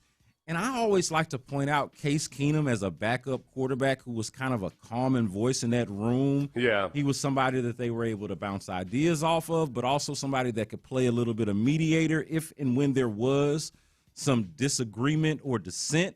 And none of that is here anymore. Now it's the Nick Caley and Jerry Sheplinski show. And that, to me, just feels somewhat significant to me that the main voices in his head now are the ones that just got here last year in the year that, oh, by the way, was not the most redeeming for the offense. So right. I am slightly dubious about this. Yeah, I guess the only thing we really have to go by with Jerry Sheplinski are some of the things that former quarterbacks that have played for him have said. Ryan Fitzpatrick was very complimentary of him. Brian Hoyer, another Texans legend, was also very complimentary of him, having worked with Sheplinski. But CJ himself last year had said, basically he's like he's old school, an older uncle type. Yeah. Very direct. Yeah, and I don't know who had asked the question about him or what context it was in, but CJ had spoken really highly of him. And it sounded like the relationship was pretty good for whatever that's worth. And I guess maybe basing it just on that is going a little too far, but I guess I'm hopefully anticipating that there wasn't any there's no bad blood from CJ losing his guy or anything, that this is just the things that happen in the NFL. And I think CJ's been in the NFL long enough now that he realizes, people are going to come and go. Guys I like are going to get fired or take different jobs elsewhere, and you just deal with it and roll on. This was the C.J. Stroud quote on Jerry Sheplinski that you're talking about from at some point last season. He says, Jerry is amazing. He's somebody who is very vocal, challenging. He's very old school. He reminds me of a long-lost uncle. Just how he approaches, how he coaches. I think he's done a great job of challenging us to push other guys and also push ourselves to be great. So he's amazing. Yeah, so he apparently likes Jerry Shaplinski for what it's worth. But and look, I'm saying this, I'm a little dubious, but also open-minded to the idea that this could be good for him. Like, this could be like the exact move that he needs. Maybe fewer voices, maybe a streamlined voice of, and Shaplinski and Nick Caley have worked together in the past. Both come from the Patriots, but Shaplinski, I believe, worked with Caley under McVay with the Rams as well. So these guys have worked together. Maybe things will be a little bit more symbiotic, if you will, with this arrangement. Going back to Chris Strausser as the O-line coach for the first couple of years, I got the sense that there was almost a philosophical misalignment between the way that Slowick wanted to do things and how Strausser expected or wanted things to operate, and everything was just a little bit disjointed. So having seen what that can do and what it looks like, I'm all for just having alignment philosophically, methodologically, everything else with your coaching staff. And if this is part of doing that and streamlining it and making it a more streamlined process for CJ, hopefully it's a good thing. That is Seth Payne. I am Brandon Scott, filling in for Sean Pendergast here on Payne and Pendergast. Coming up next, do you still believe in Alperen Sengun as a franchise player?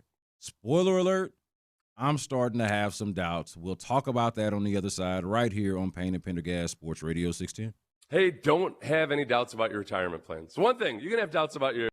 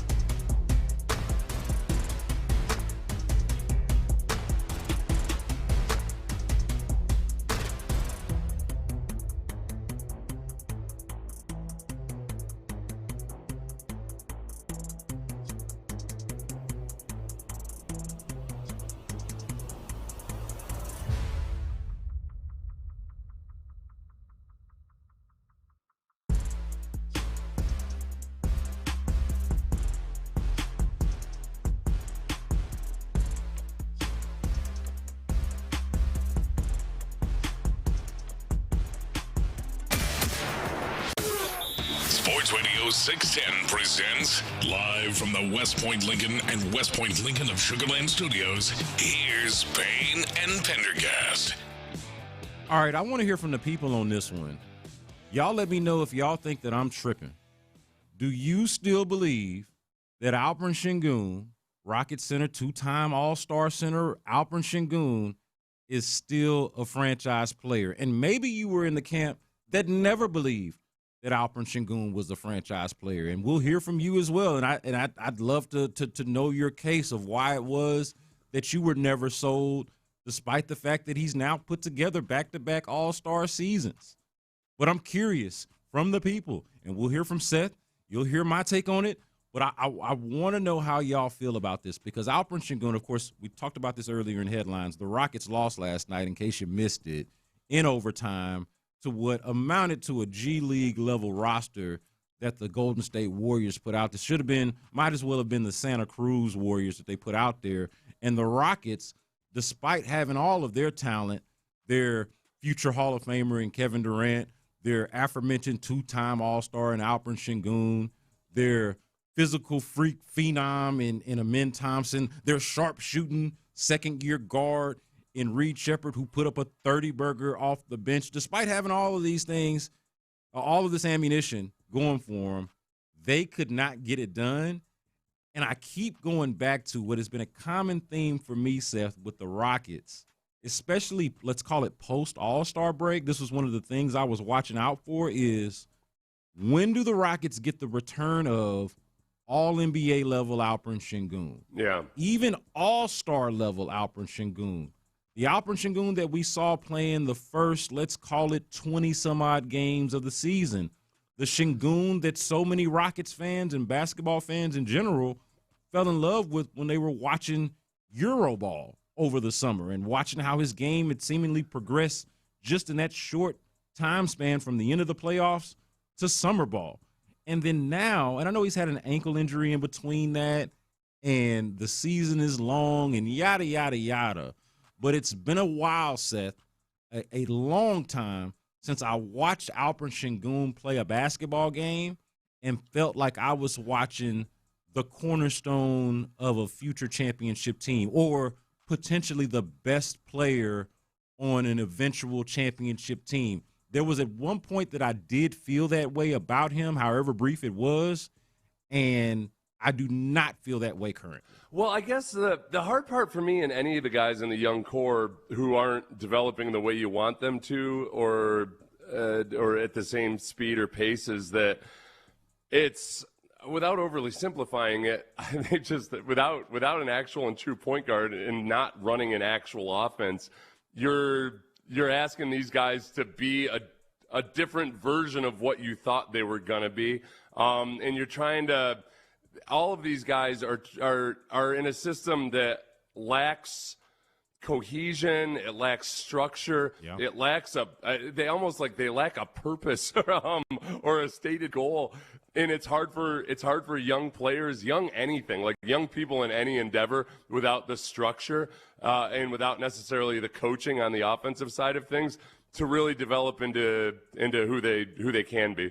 It's like it's almost like the smart kid that isn't forced to go to class and everything. Yeah. He's not going to maximize his potential, or he goes to a school where nobody's paying attention to him or anything, and he ends up acting out because of it.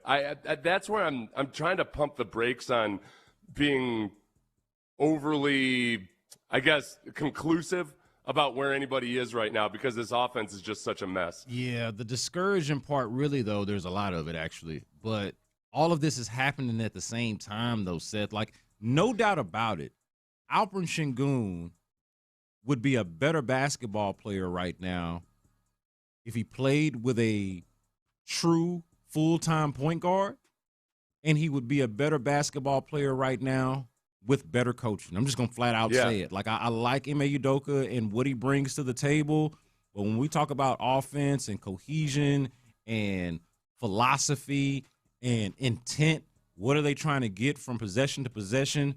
Who the hell knows? It damn sure shouldn't be Sengun post-ups from the three-point line and that kind of and hey, let's just hope for a double team and a decent pass and kind of go for it. And, oh, by the way, we can't hit shots. We don't necessarily always knock down open shots. So he would be a better player if he had these things, and he doesn't have them right now. Of course, Fred VanVleet is injured. Reed Shepard, they're still like tinkering with his role. It seems like they still haven't figured out that is their point guard. So that's a coaching issue. That's a personnel and a coaching issue. But even when we just isolate it to Alperen Sengun's individual performance and the things that simply cannot be, the things that he can't abide by no matter who else is around him, it's the inefficient shooting, it's the poor shot selection at times, it's the turnovers, it's the free throws, or the poor free throw shooting. Like, all of these things are coming together to work against Alperen Sengun. Like, man, and the part, and against the part too where when I try to make those excuses for him, I guess, or at least explanations, I don't think any of that really excuses the issues on the defensive side of the ball. Yeah, and then the defense. So if you were playing the same level of defense, then I might say, well, clearly this is just a matter of not having the right structure, et cetera, et cetera. And then if I'm going to make excuses for him on that side, okay, well, maybe it's these lingering injuries. Maybe it's the big ankle sprain from last year that still just has some kind of lingering issues that are fueling more injury issues. But then you get to a point where, like, okay, how many excuses can I make for this guy? Yeah. There's I could do this with every player in the NBA who's not meeting expectations. I could come up with a bunch of excuses. At the end of the day, he's not the same guy he was last year. Yeah, and that's the issue. I mean, last night he goes in a loss again. He goes 8 for 20, so that's 40% from the field, and 0 for 3 from three-point range. Okay, why is he shooting any threes? He's shown that he can't shoot threes, and he shoots 3 of them. That, I'm sorry, is at least 2 too many and probably 3 too many. And then there's a second part to that. When you have demonstrated that you don't have an outside shot and certainly aren't a threat from 3, now this means this shortens or makes your margin for error all the more slim, because now you've got to be efficient if all you take is 2s, if all you take are shots that are around the basket, either in the paint or the elbow or from the block. Like, everything is close range, and the touch isn't there, the efficiency on 2s isn't there. You cannot be, in 2026, you cannot be the best player on a winning team but be an inefficient player from 2 who is of no threat to speak of from 3 at all. These are just player profile characteristics that cannot exist. He can still be a good player. He can still be a contributing player to a winning team. He can still make some all-star teams. Maybe he makes an all-NBA team before it's all said and done. But the best player on a championship team, the centerpiece on a championship team, something is going to have to change if he's going to be that. Either he's got to go back to being a lot more efficient from 2, or he's going to have to develop a three-point shot, which I'm far less optimistic about, because we are now here in year 5, and he still can't shoot the basketball. So there are a lot of things, I think, working against him, some of which are not his fault, and others, I think you just have to hold him accountable. And even aside from that, just have to be real with yourself about what is an honest and realistic expectation of this guy going forward. Because at some point you got to start thinking about life without Kevin Durant or life past Kevin Durant. That's what the whole idea of the young core is supposed to be. And right now, if Alperen Sengun is supposed to be the best non-Kevin Durant player, the best young player on this team, I feel like the Rockets are in a little bit of trouble if he does not make some improvements or some adjustments to his game. Yeah, 100%. He is Seth Payne. I am Brandon Scott, hanging in for Sean Pendergast, having a good time here. It's also the final, what do we call it? The final football Friday before free agency. The final football Friday of the 2025 league year. Yeah, that's the 2025 this is league actually year. Yeah, the league year doesn't begin until free agency begins. So here we go. Yeah, this is like our fiscal year ending. Yeah, so let's actually get into that a little bit more here in the 8 o'clock hour. The Texans made some moves. They extended Denil Hunter. Want to get more reaction to that. I've seen a little bit already in the Sports Radio 610 YouTube chat. If you're not already over there, you can go check us out. But why now? And what is the impact? What might the Texans have up their sleeves? We'll talk about all of that next right here on Sports Radio 610. Mokaram injury lawyers. Nothing up there.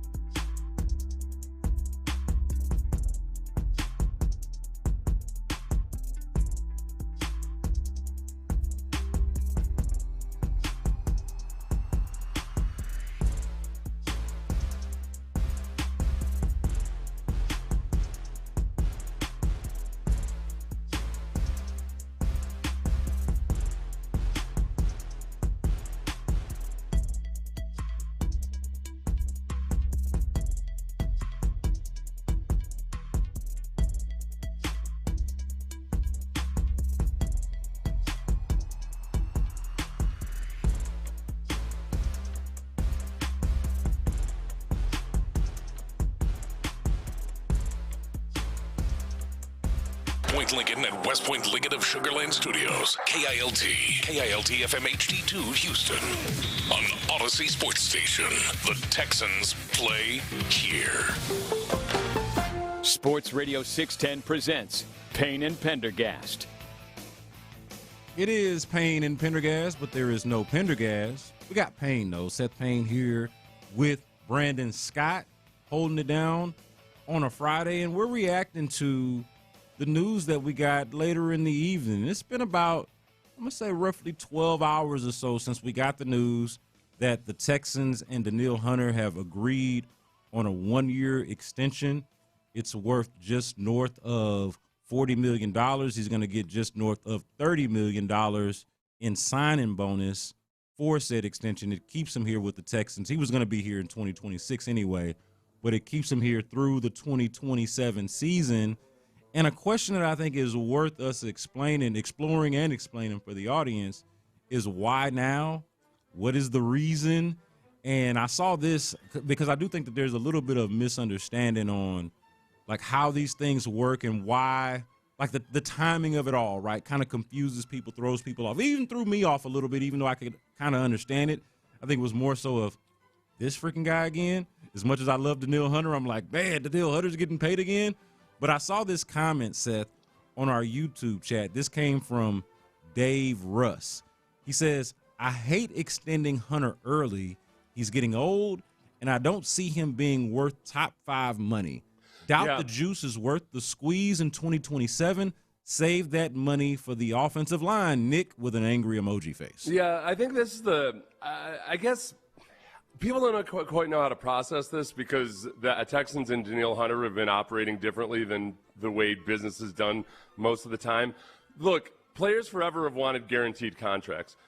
Teams, by and large, aren't opposed to doing guaranteed contracts. It's that they don't want to do long-term guaranteed contracts because it just makes things messy, especially with aging linemen who all of a sudden at some point might fall off, and then you're on the hook for a bunch of guaranteed money. So the trade-off has always been, hey, you want a guaranteed contract, then just sign a shorter-term deal. And that's what I've loved about the way the Texans and Denil Hunter have been operating these last couple of years. This is exactly what players who idiotically whine about how they want their contracts guaranteed but don't recognize the fact that, man, in football, injuries are such a big part of it that it's just not feasible unless you accept a shorter-term deal. The reason that you don't have to worry about this Denil Hunter contract is because it's a short-term contract, and it has been. Since he signed here, it was a 2-year deal, and then in each successive year, they've just tacked on another year to the deal to make it a 2-year deal. It gives you flexibility in the future, and they know their costs. If they ever have to, they can spread it out a little bit more, but it doesn't hurt or change anything compared to the way they've been handling Denil Hunter the last couple of years. I guess, and that's why I get a little bit confused about people taking note of this, because it's the exact same thing they've been doing with Denil Hunter, and it's a manageable cost for a guy who's right now he's the 5th highest paid edge defender in the league. At some point this offseason, he'll become, he'll still be in the top 10, but he's not going to be top 5. But he's still playing like a top 10 edge defender in the NFL. I love it. I just absolutely love it. I really, for whatever objection anybody has for it, I really don't get it, because most of the time guys like Denil are gonna be trying to get a 3-year deal or go out there and test free agency or something, agitate to get traded, and he's just not. He's showing up. He has a good season. They extend him by another year. Shows up, has another really good season, and they extend him by another year. It doesn't change the way the Texans have been operating. It's really, it's just a blip for me, and it was something that I expected. So I guess it's not anything that makes it feel to me like, oh wow, now they can't sign an offensive lineman, or now they can't do this or can't do that. It's a pay-as-you-go plan.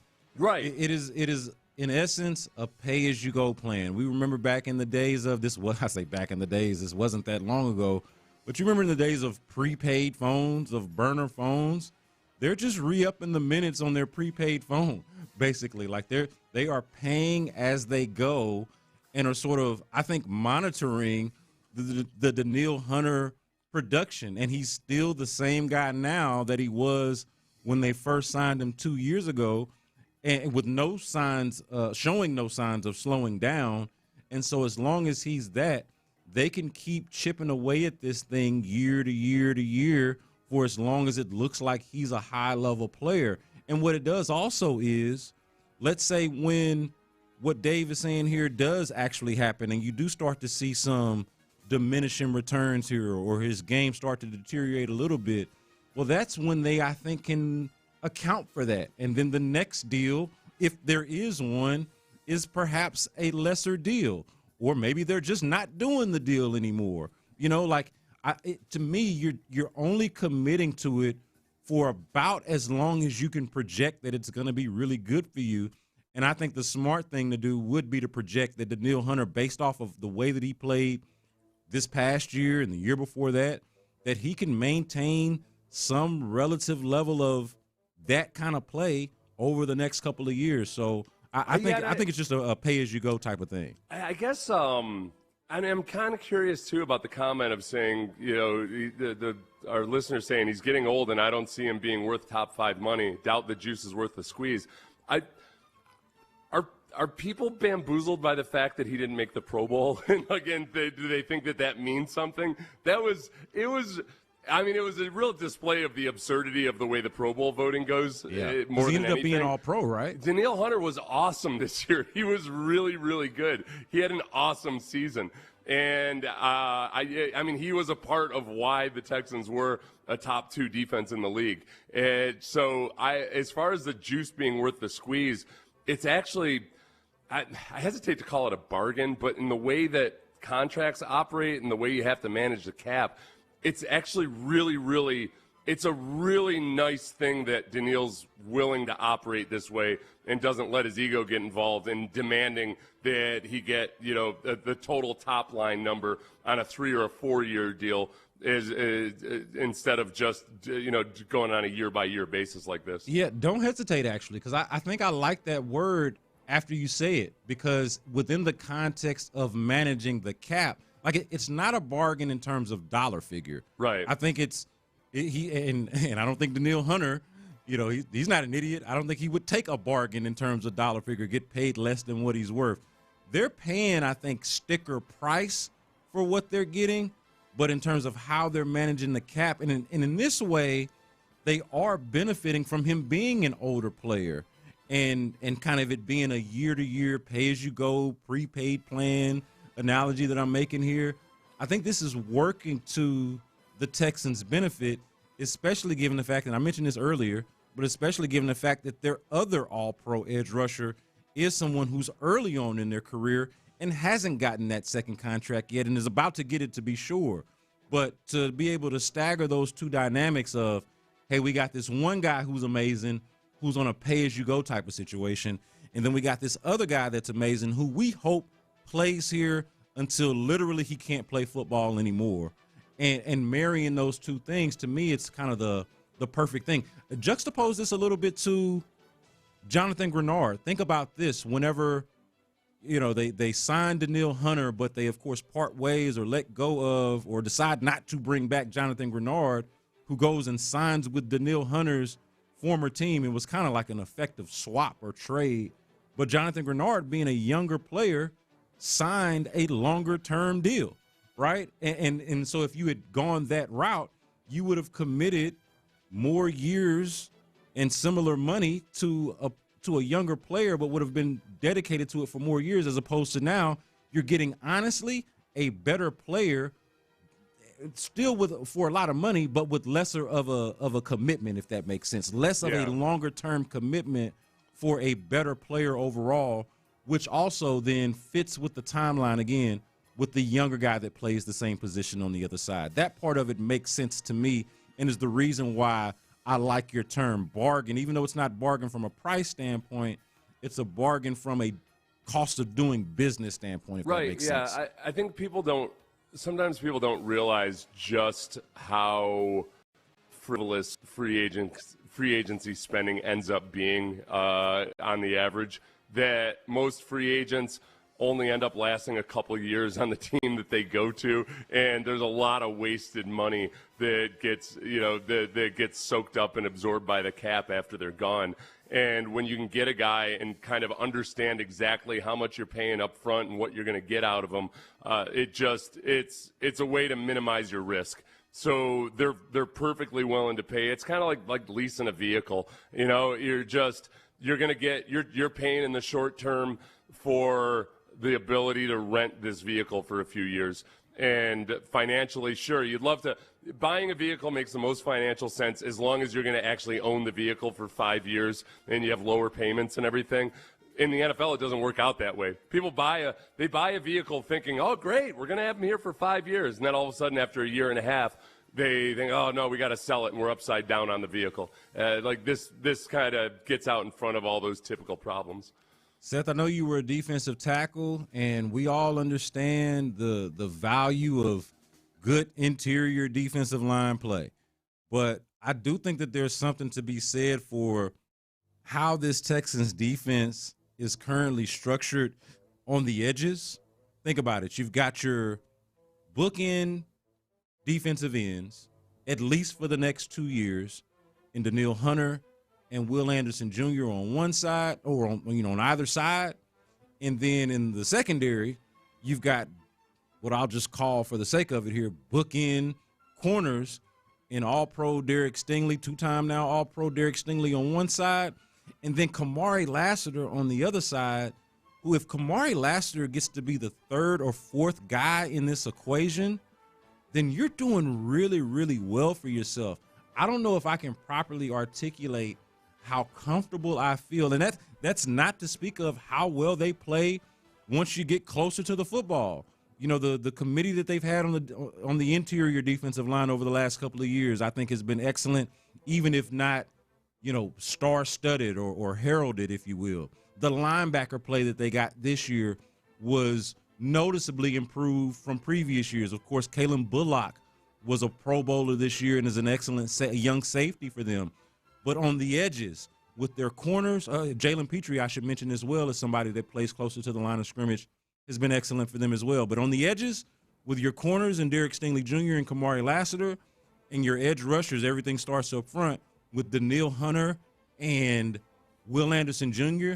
To me, that's about as good or about the best as you could expect from that group of very, very key positions on your defense. Yeah, and I think that's where I guess to play the devil's advocate for people who are concerned about the Denil Hunter contract or extension and all of that and how it might affect things is that, man, they spent heavily on the defense last year. They did not spend heavily on the offense. The offense was one of the lowest cap outlays in the league last year. They were not spending a lot of money on the offensive line. So I guess even though this is how they've been operating with Denil Hunter for a couple of years now, I could see where people are saying, yeah, and spending heavily on the defense, you might be robbing from the offense somewhat. And I agree I understand where you're coming from with that. If they don't spend on the offensive side of the ball in free agency, then I think you've got more reason to worry about the fact that they're paying Denil Hunter and everybody else on defense as much as they are. When it comes to spending on defensive tackle, it's an interesting one because they're going to have to spend some money if they want to re-sign Sheldon Rankins, if they want to re-sign Tim Settle. They're probably going to have to pay more for both of those guys than they did last year. And if you don't retain those guys, it's not as simple, I think, as, okay, go out and find somebody else at a bargain price. I'm confident in the Texans' ability to get the most out of defensive linemen, but it's not like it's going to always work out every single time. I like the thought of having both Sheldon Rankins and Tim Settle back in the building, but that's going to cost you too. And that could also, between that and Denil Hunter, rob a little bit from how willing they are to spend on the offensive line.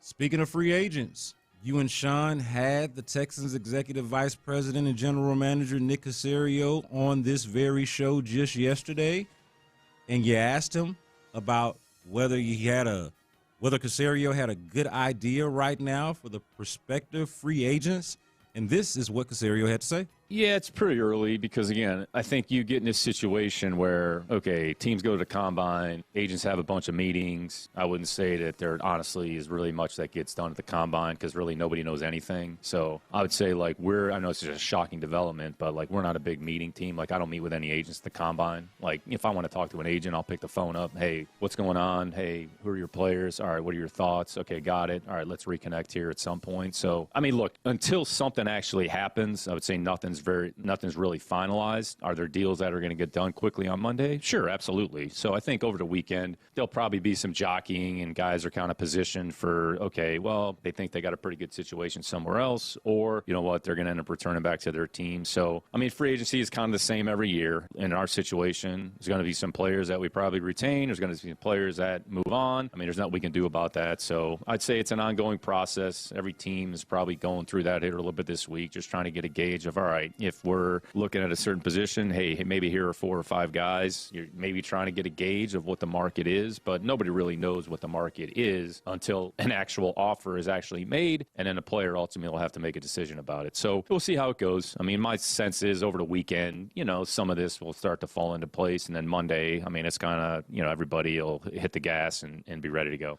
I don't know if it's a Cacerio personality thing, but he very much makes free agency seem like not a big deal, and it's a big deal to all of the rest of us. I don't know. He does that with every part of the player acquisition process, though. Yes. And you know he loves the draft, but he does it with the draft too. He routinely craps on the draft, though. Yeah. Like when people make it, you know, him and John Harris joke about it, how like this is what John Harris lives for. And Cacerio always talk about it like, it's a way to add players. Just like there's other ways to add players. We can add them via free agency. We can add them via trade. I do like my GM to be a little bit more cold-hearted about that stuff. The worst personnel guy is a guy who falls in love with prospects or falls in love with free agents without understanding that, hey, look, it's probably like this guy, get him in the building and see what happens, and you never know until a guy gets here, because that's the reality of it. And you're deluding yourself if you think that you have the ability to know exactly which guys are definitely going to be awesome in the NFL. I think the biggest thing with the thing that's interesting to me about the way that Cacerio handles both the draft and free agency is, you know, him saying that there's maybe 25 or 30 free agents out there that they think are realistically targets for them. That doesn't seem like a whole lot, you know. That doesn't, in terms of the over 100 or so free agents, the guys that might be starters next year where they show up, just like they do with the draft. They've got a smaller slate of guys that they think might fit. And that's where, when it comes to the offensive line, I think there's, of 25 or 30 total free agents across all the positions, how many actual offensive linemen do they have identified as guys that we think will be in the price range and we think they're going to fit our system? It might only be 4 or 5. And that's where I start feeling like I let the fan in me, as opposed to the cold-hearted GM in me, get feeling desperate. Like, well, if you got only 4 or 5 guys, you got to go spend the money to get one of those guys. Yeah, man, 25 to 30 doesn't feel like a lot, but it also seems very deliberate and intentional, and I can respect that. Like, it seems like they've got at least a method to their madness. If they're not just like, oh, we'll just take anybody. We're targeting these specific guys, 25 to 30 guys. While it doesn't sound like a lot, I can at least respect the intentionality of it, if you will. He is Seth Payne. I am Brandon Scott, rolling along here for Sean Pendergast. And coming up next, the Texans have officially announced their coaching staff for the 2026 season. And so I got a question for you guys. Where can the Texans improve this year from a coaching standpoint? And also, does it matter that they've changed their quarterback's coach? We'll talk about that on the other side right here on Sports Radio 610. Nick Cacerio told Payne and Pendergast the Texans' approach heading into free agency next week. What we don't want to do is just waste time, because everybody, we're not going to be in the market for everybody, and everybody's not going to be in a market for the Houston Texans. Hear the entire conversation now on the Odyssey app and wherever you get your podcasts. Insider access, exclusive content, Sports Radio 610. The Texans play here. From the Attorney Steve Lee Traffic Center, 713 call. The traffic report is brought to you by West Point Lincoln.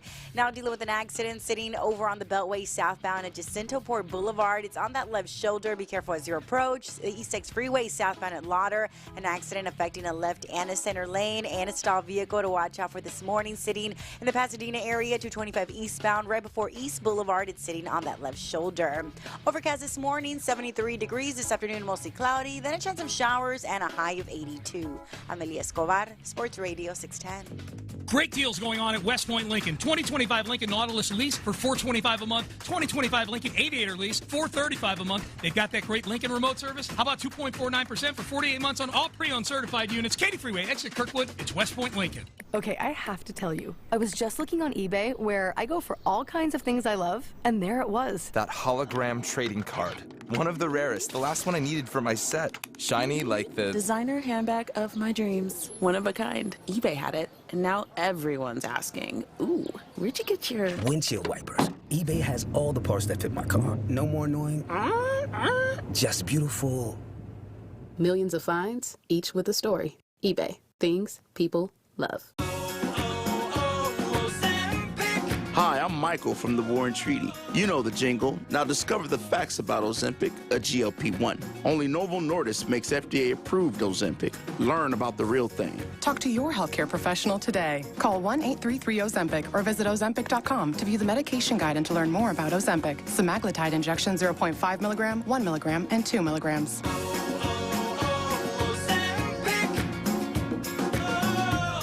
A family office is a team built to handle the three biggest financial responsibilities a family faces: wealth management, tax strategy, and estate planning.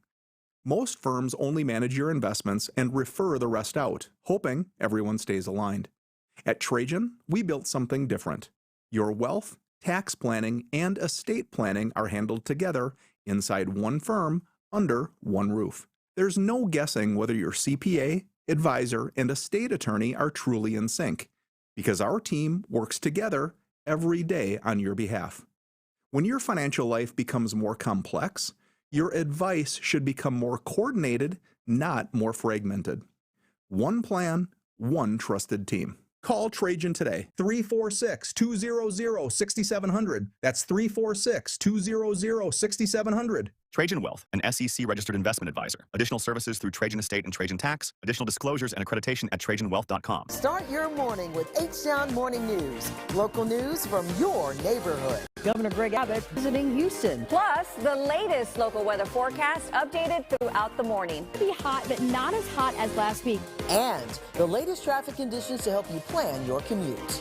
Roads are closed and they give you some alternates to get around this. H-Sound Morning News. Local news, weather, and traffic from your neighborhood newsroom. Weekdays from 7 a.m. till 10 a.m. right here on CW 39. Hello, Houston. Marcus Kajawa here, inviting you to come out and see one of the area's finest ranches. On Saturday, March 14th, newly released 2 to 20-acre tracts will be liquidated. Come out and buy 5 acres with beautiful trees for only $35,000.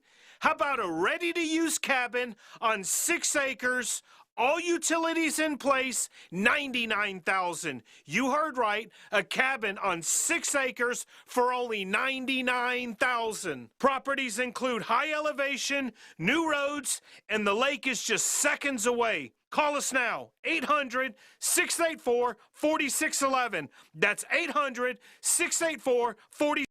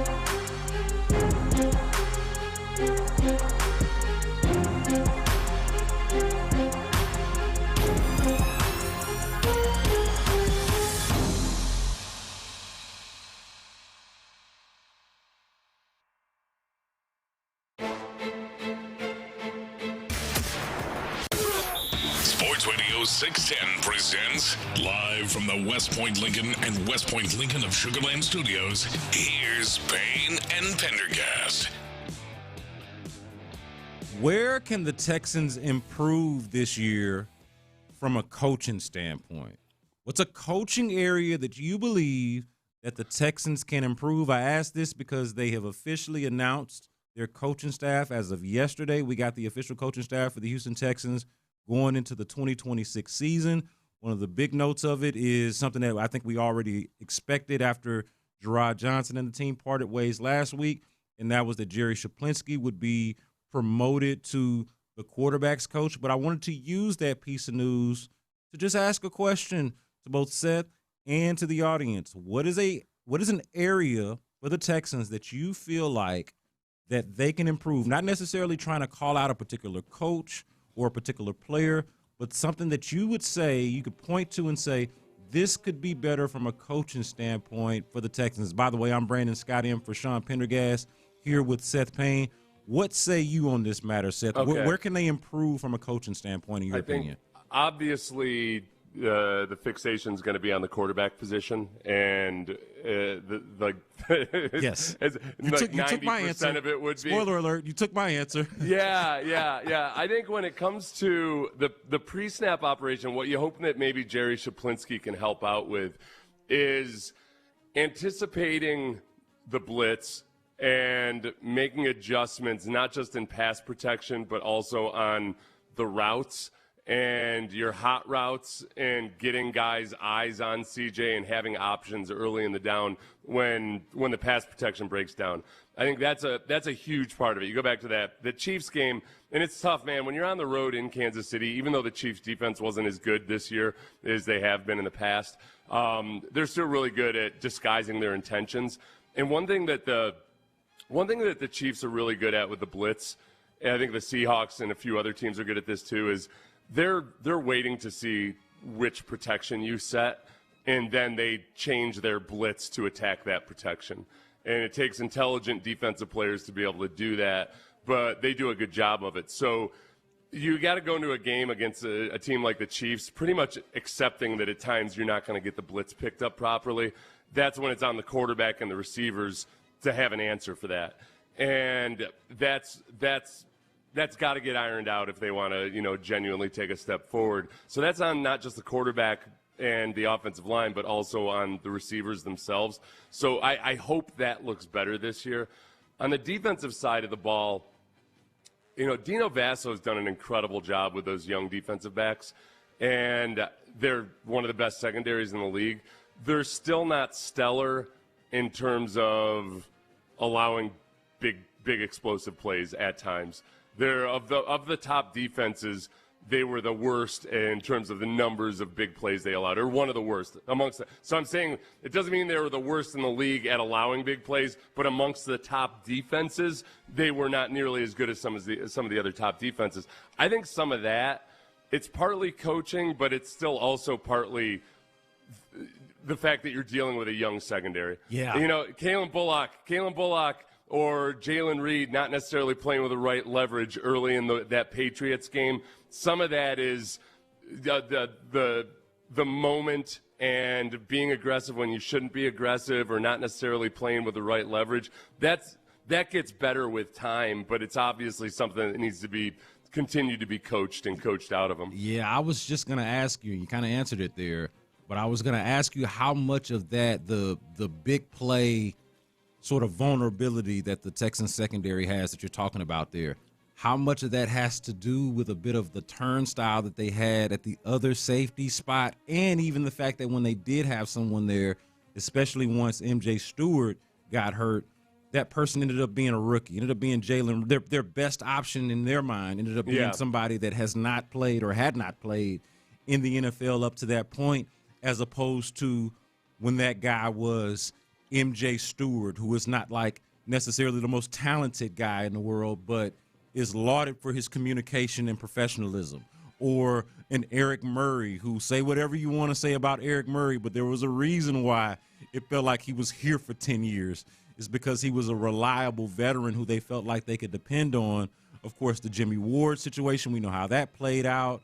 The C.J. Gardner-Johnson situation, we know how that played out. Those ended up being basically swings and misses in terms of last season. So how much of that communication, that drop-off in communication had to do with the fact that the guys that were out there were young and then they were missing a guy, they were missing a piece in terms of their whole communication apparatus, if you will. Yeah, and well, go back to the Rockets game. I think it was last night that Udoka was talking about the importance of communication. Yeah, it was. And just how it's something that happens with young teams in any sport, or younger players, is that sometimes they don't realize how loud they need to be with their communication, or because they don't necessarily have the same confidence as a veteran safety, there's communication breakdowns sometimes pre-snap and afterwards, and it's a matter of youthfulness more than anything, and just absolutely flat out knowing exactly where you're supposed to be.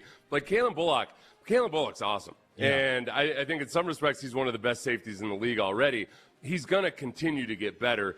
And it's especially with his safety position, so much of it is about from the neck up and just seeing the reps and having the experience and making some of those mistakes. He's going to keep getting better at that side of it. So I think it's going to improve. And, because your question was, okay, where can the coaching improve things? The last person on that team that I want to criticize is Dino Vasso. So, I want to be clear. It's a matter of him continuing to coach those younger guys better, because they got better from 2024 to 2025 in terms of big plays allowed. They made a lot of improvement, and I think that they just got to continue that improvement this year. Yeah, you mentioned improvement. If there is something to be really optimistic about or excited about when you talk about this Texans team, and I think there are some obvious things, right? They're a young team. They finished in the top 8 in each of the last 3 seasons. But it is, if I was going to pinpoint one particular thing, especially on the defensive side of the ball, it would be the year 1 to year 2 jump that Kamari Lassiter and Kalen Bullock made. Like that was an off-season narrative that felt like it was really easy to tell because they had these really good rookie seasons and they're really good friends and they're always together. And so let's tell this really cool story about these two guys working hard together and how they're going to improve this year. And I'll be damned, man, they actually did that. They literally did all of the stuff that they said that they were going to do in terms of being more cerebral players and improving some of these things that we're talking about right now. So that's something to actually be excited about, and I think Dino Vasso deserves a great deal of credit. They deserve credit as football players first and foremost, but the job that he's done with them, with that unit overall, hell, it got him defensive coordinator interviews this offseason. So that goes to show you how he's thought of the job that he's doing, how it's thought of overall. But I would switch over to the offensive side when we have this conversation about things that could be improved. I can't get out of my head this early part of the season thing where they couldn't block stunts. They couldn't. There were moments, and this did improve. So maybe this is unfair of me. But, we're talking about the coaching changes, and Jerry Shaplinski is going to have a much larger role with C.J. Stroud as the quarterback's coach. And, it's year 2 of Nick Caley, year 2 of Cole Popovich as the offensive line coach. You want to see everything look better in year 2 with those guys. And then, of course, Shaplinski now in this elevated role. But the amount of times early on in the season when they would max protect and couldn't block, max protection actually became like their worst. Yeah. Even 8 guys into block, it meant that there were going to be 2 guys coming free. Yeah. What are we doing? That Jaguars game, that first Jaguars game was a real hallmark of that. That was it. And so that's something that I would like to see not improve throughout the season the way it did last year.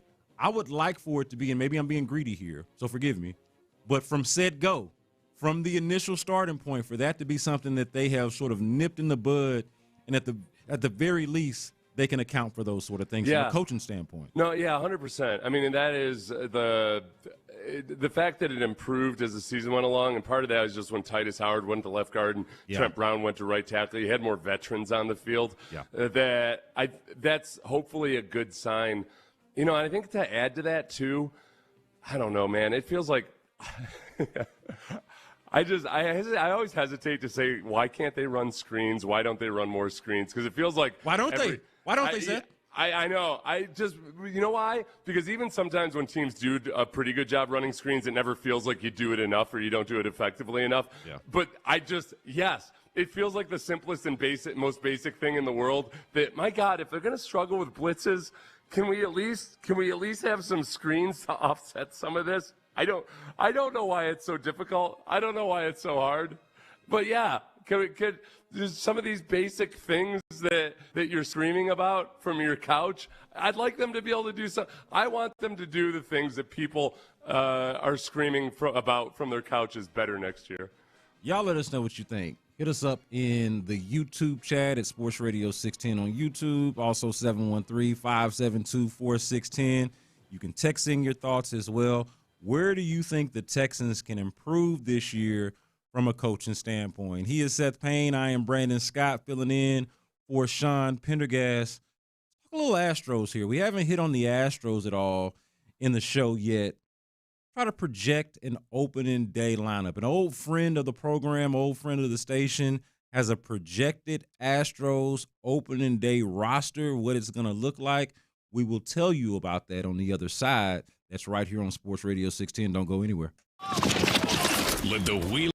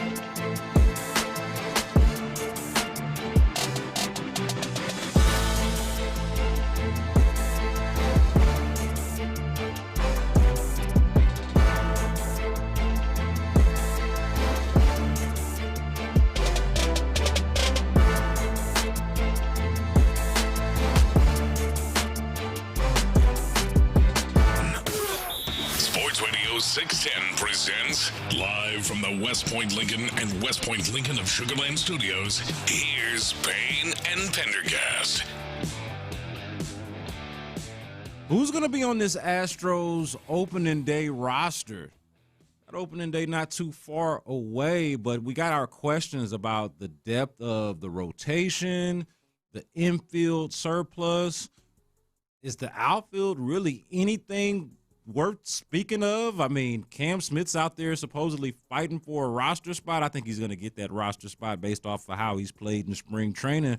But you got a lot of roster questions with the Astros going into this season. I'm Brandon Scott in for Sean Pendergast here with Seth Payne, and I want to chop it up with y'all about this. Projecting the Astros opening day roster.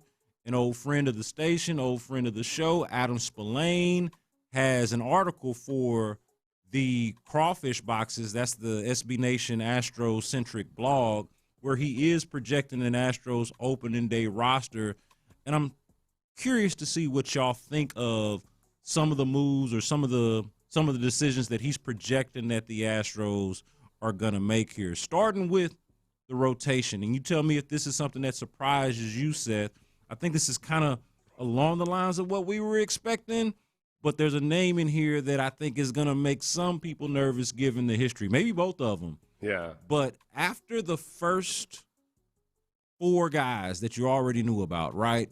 Hunter Brown, we're talking about the Astros starting pitching rotation. Hunter Brown, the ace, some combination of Christian Javier and Tatsuya Imai as the second and third guys. Mike Burrows, who they acquired from the Pirates this offseason, who has pitched well during spring training. And then for those fifth and sixth and final spots, whenever they go to the six-man rotation, and then, of course, the fifth guy when they're just in a five-man rotation, he's got Spencer Arrighetti and Lance McCullers as the last two men standing in that sort of equation there. So what say you about that? Does that surprise you at all, and do you approve of such? I approve of it as on a case-by-case basis, and that's of course I approve of it. I like A.J. Bluebaugh a lot. I'm excited about A.J. Bluebaugh. It's a very, very small sample size we have of him so far. But he's shown a lot of promise, obviously. So he has him as also considered in that starting rotation, Colton Gordon and A.J. Bluebaugh. McCullers is in that moment where it's that you don't play him or start him simply because you're paying him all that money, but you are paying him all that money no matter what, whether he's playing or not. And we know what the ceiling is with him in theory, I guess, that if he is healthy and if he can stay healthy, then we know he can be a very, very good pitcher. I think there's a really good chance that McCullers comes out and looks awesome for the first month of the season. It's just that we will be holding our breath the entire time for the other shoe to fall in terms of injury or whatever else it might be. You also have to factor in that it's looking like they'll probably start off with a five-man rotation early on because the schedule allows it, but then go to a six-man rotation because Imai isn't accustomed to, when they can't give him that extra day of rest when the schedule tightens up, they're going to go to a six-man rotation. So McCullers was almost, I still do assume that he'll be one of the starters.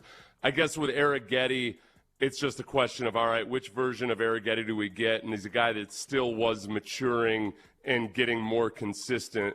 He'll be between him and McCullers, those are the guys that you're always just kind of be side-eyeing and waiting to see if they need to jostle things up a bit. Yeah, it's interesting because both guys have a tremendous amount of potential, but also have their drawbacks and legitimate concerns about. With McCullers, it's more so of it's both of an availability thing, but also an ability thing, considering all of the injuries that he's had. And then with Arrighetti, I know it was an injury situation last year, but he's been sort of up and down, had some promising moments and also had some moments that were not so promising. And so I feel like the back end of this rotation, with it being those two guys as your most likely possibilities, at least according to Adam Spillane's projected opening day roster, and I tend to agree with where he's at on this, that does make you a little bit uneasy. For as good as you feel about the guys at the top, particularly Hunter Brown. I would say Christian Javier, even though, this is going to be his first fully healthy year coming off the Tommy John surgery. But, everybody, I think, is excited about Tatsuya Imai. So between those three guys, is as good as you got to feel about them at the top of your rotation, in the middle of it, that back end of it is going to, I think, is going to have a lot to prove. Right now, I think it kind of leaves a lot to be desired and still has a lot to prove. You mentioned A.J. Blueball. That's somebody who I love as the Swiss Army knife. I'm actually glad, or would be glad, if he doesn't become that guy, because he is perhaps the most flexible of them all, right? He can start for him. He can come out of the bullpen. He can be a piggyback guy. I think he's the one who's the inverse of, normally you take a college guy who's a starter and make him into a reliever. This was a guy who was a reliever in college who they made into a starter when he got to the Astros, if I'm not mistaken. And so that's a very unique sort of path and trajectory, but also speaks to his sort of, again, Swiss Army knife adaptability, can just kind of fill whatever role we need him to fill, especially if either Arrighetti or McCullers isn't getting it done, or worse, isn't available to you for whatever reason. That's right. I'm trying to, if you look at just the limited amount of work that Arrighetti got last year, I'm trying to just wipe the slate clean of that and just remember that it was from July 7th until the end of the season, that rookie year, he ended up having a 3.08 ERA. I could have said from the month of July until the end of the season, but I just very conveniently left out the first game of against Toronto, where he had 6 earned runs in 4 innings. I still remember sitting on my porch and watching that one, actually. He does stuff like that. I know. That's kind of his thing. But he settled down, and he ended up being an above-average pitcher for almost the last 3 months of the season. And then you have this very small sample size from last year. I'm still crossing my fingers and being optimistic about Arrighetti. But right, you're just as your 5th guy in the rotation to start off the season, if you feel good about the first 4 guys, I'm cool with that for now, and I'm cool with the fact that they have options, and there's still guys that can emerge. So in the infield, you've got Jose Altuve, no shocker there, Carlos Correa, Jeremy Pena, who has the fractured finger right now, but we're not expecting that to be too serious. He should still be available, right? Yeah, Chandler said that it could put opening day at risk, but I'm guessing even if it's opening day at risk, it's probably not going to be too far into the season.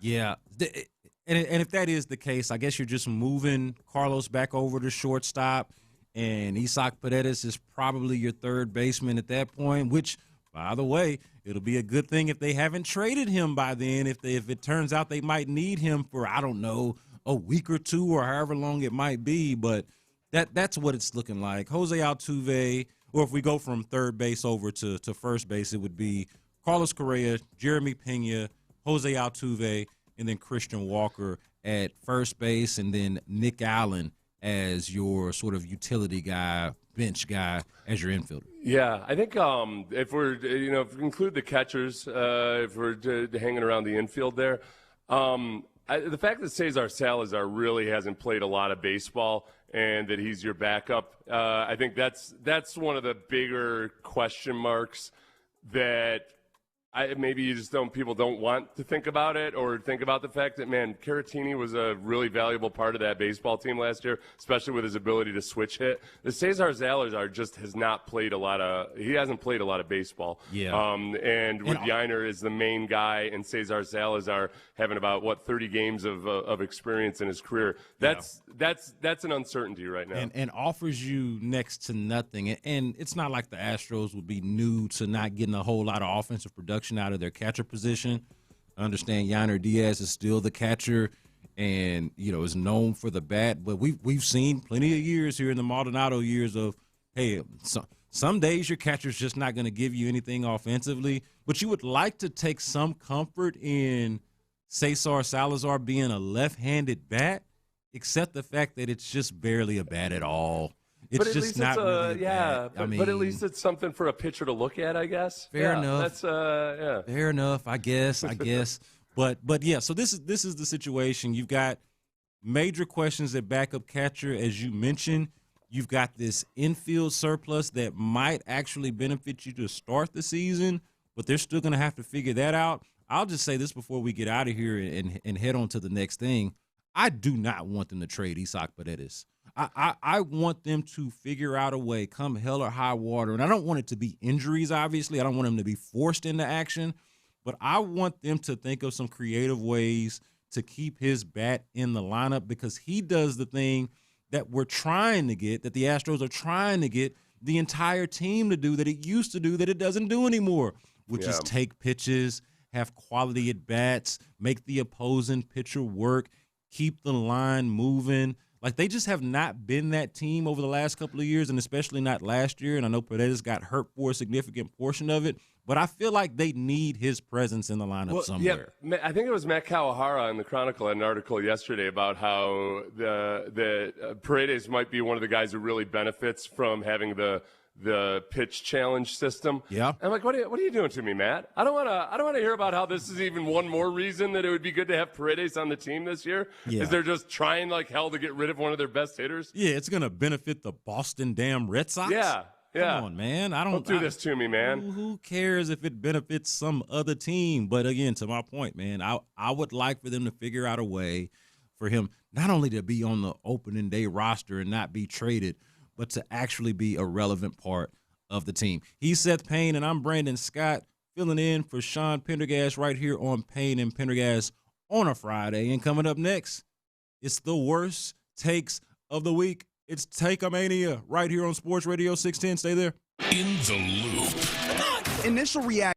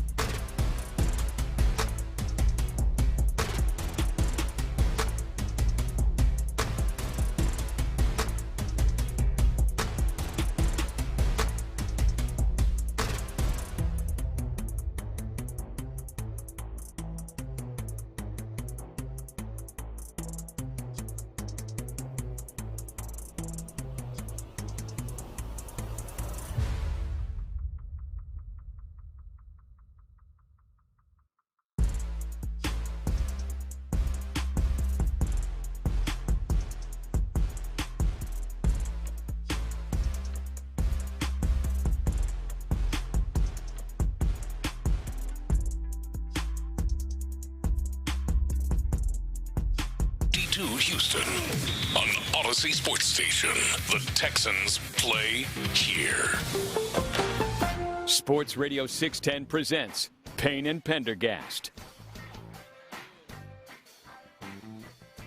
Brandon Scott in for Sean Pendergast here with Seth Payne on a Friday. And y'all know what we do around this time every Friday. This is actually a treat for me because normally I'm like the rest of y'all, either in my car or listening on the Odyssey app, or I got the YouTube up.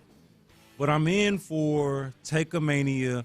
It's the worst takes of the week. We do it in the 9 o'clock hour, usually on Fridays. So we're going to take this in, and I get to be a part of it. This is an honor. This is, and Let's get to it. I've heard some of these. I have not heard others, and I will be the judge and jury as to whether they are the worst take. If they can overtake the champ. Last week's champ, I think for 2 weeks in a row now, is the McIntyre fella. Is it Jason McIntyre? Jason McIntyre. Jason McIntyre, the co-host for Colin Cowherd there, on his take about what the quarterback situation is like in the NFL right now. Folks, you look down the list. We got a lot of teams with no quarterback next year. That's just the tip of the iceberg. I mean, I could toss the Atlanta Falcons in there. Is it Michael Penix? Is it Kirk Cousins? Folks, we're in a weird place in the NFL. There are 32 teams, and we don't have enough good quarterbacks.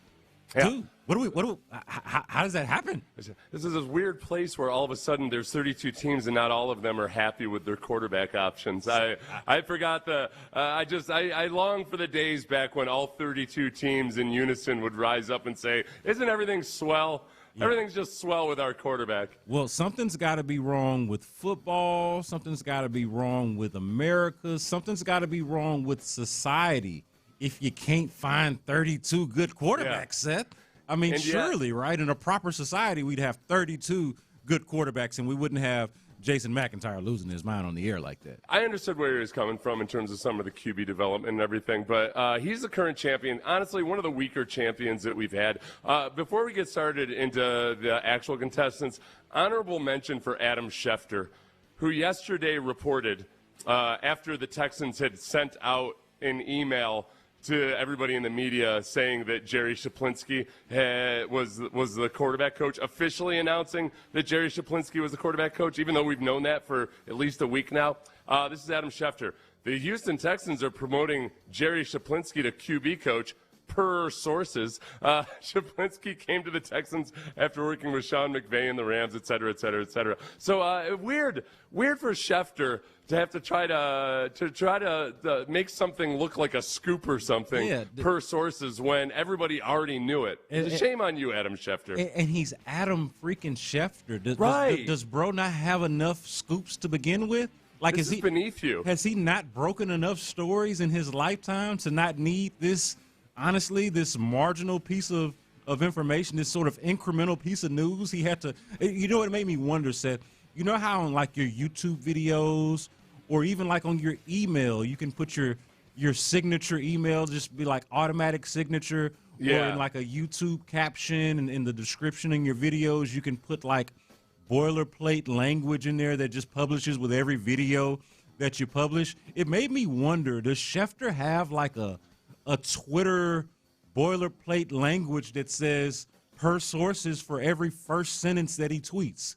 You know, like he has it just built in. Whatever I tweet is the first sentence in this particular post. It's just going to say per sources, even if I should just be either not tweeting it at all or attributing it to an email that went out to everybody. It's not technically wrong, no, right? No. Yeah, I mean he's got sources. He's not saying it's exclusive or anything. No. But yeah. So shout out to Adam Schefter. Everybody gets got at some point or another.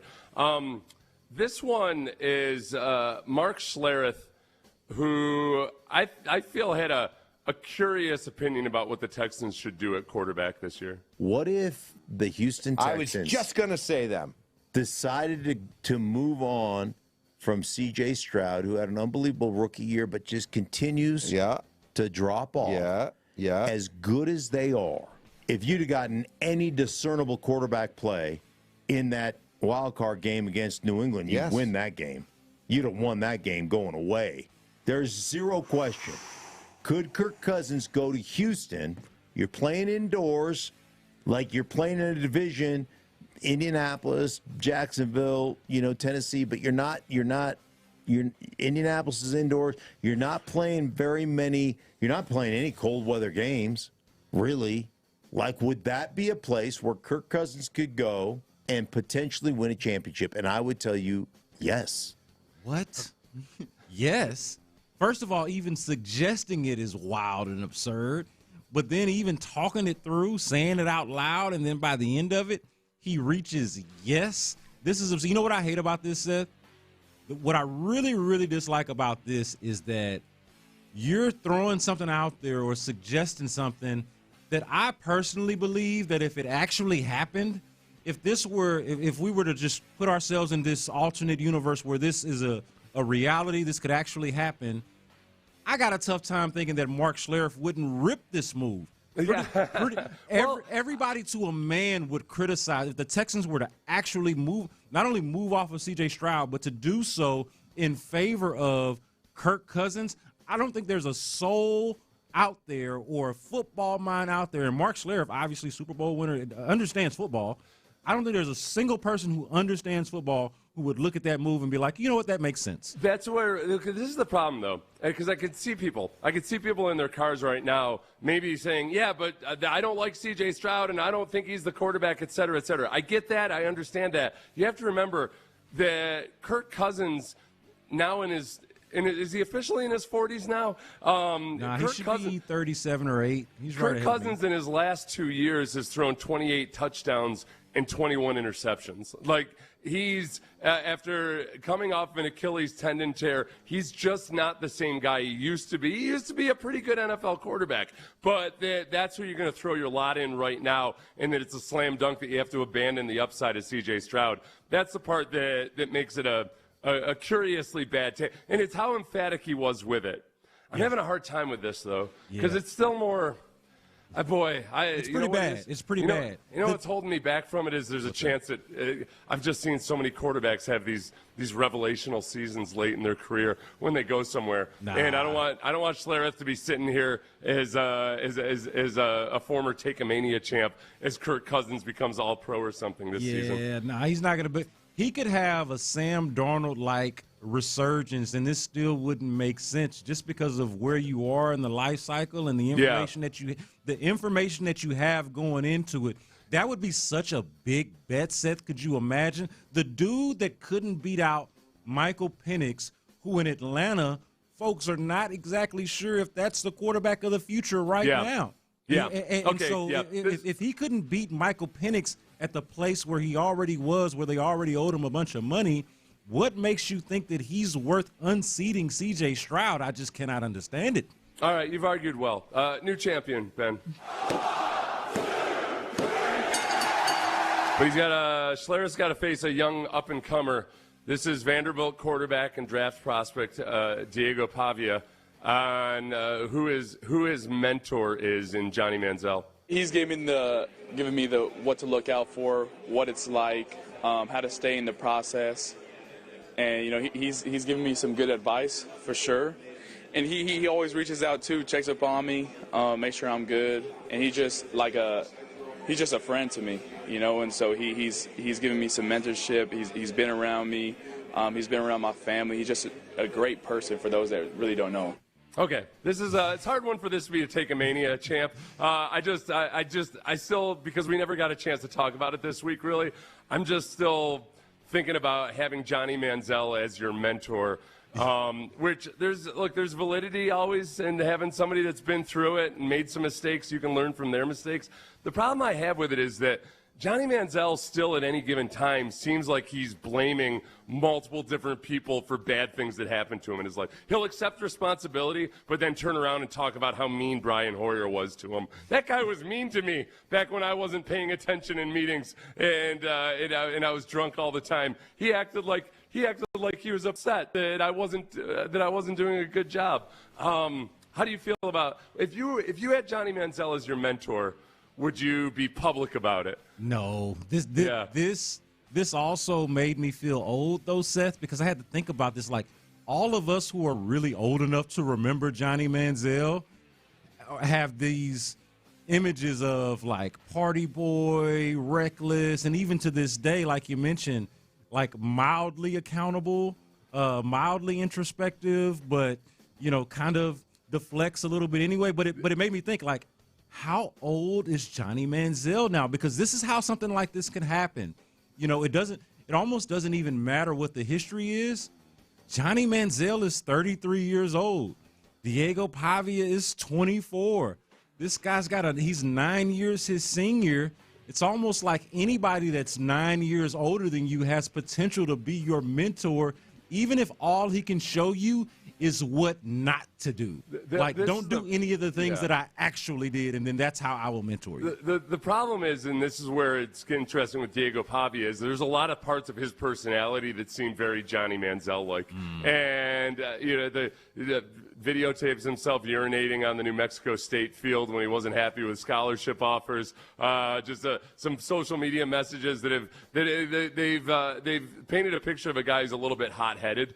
And I don't think that Johnny Manziel is necessarily currently, even though he's come a long way, the right mentor for a guy like that. However, it's not really all that bad a take necessarily. So, no, he is not the champion. Did he do it? Cover! Oh, and a kick out! This is an interesting one. This is Aaron Rodgers. He was on the Pat McAfee show a couple days ago, or maybe it was yesterday. But he was talking about one of the reasons why he still plans on working out hard at his current age and after he retires, possibly. I had to edit this to take out a dirty word. Tell me if you can pick up on the edit. Valid. I want to look good. I want my wife to want to make sweet love to me all the time. Look good all the time. Okay. Yeah, he used a different word. He actually used the word, did he? Yeah, he was like, well. Oh, you picked up on where the edit was? I wonder what he's referring to. Interesting. Well, gotta love the transparency there. A lot of people are giving him a hard time for that take. I get that sentiment. There's times where I look at myself in the mirror and I'm like, what is she still even doing with me? This is, yeah. It's a motivator. Like, she got why on earth would she want to look at this or have this in any proximity to her? I gotta go work out. It is literally what keeps me doing crunches to this day, Seth, as you know, and if you're watching on YouTube, you can probably see.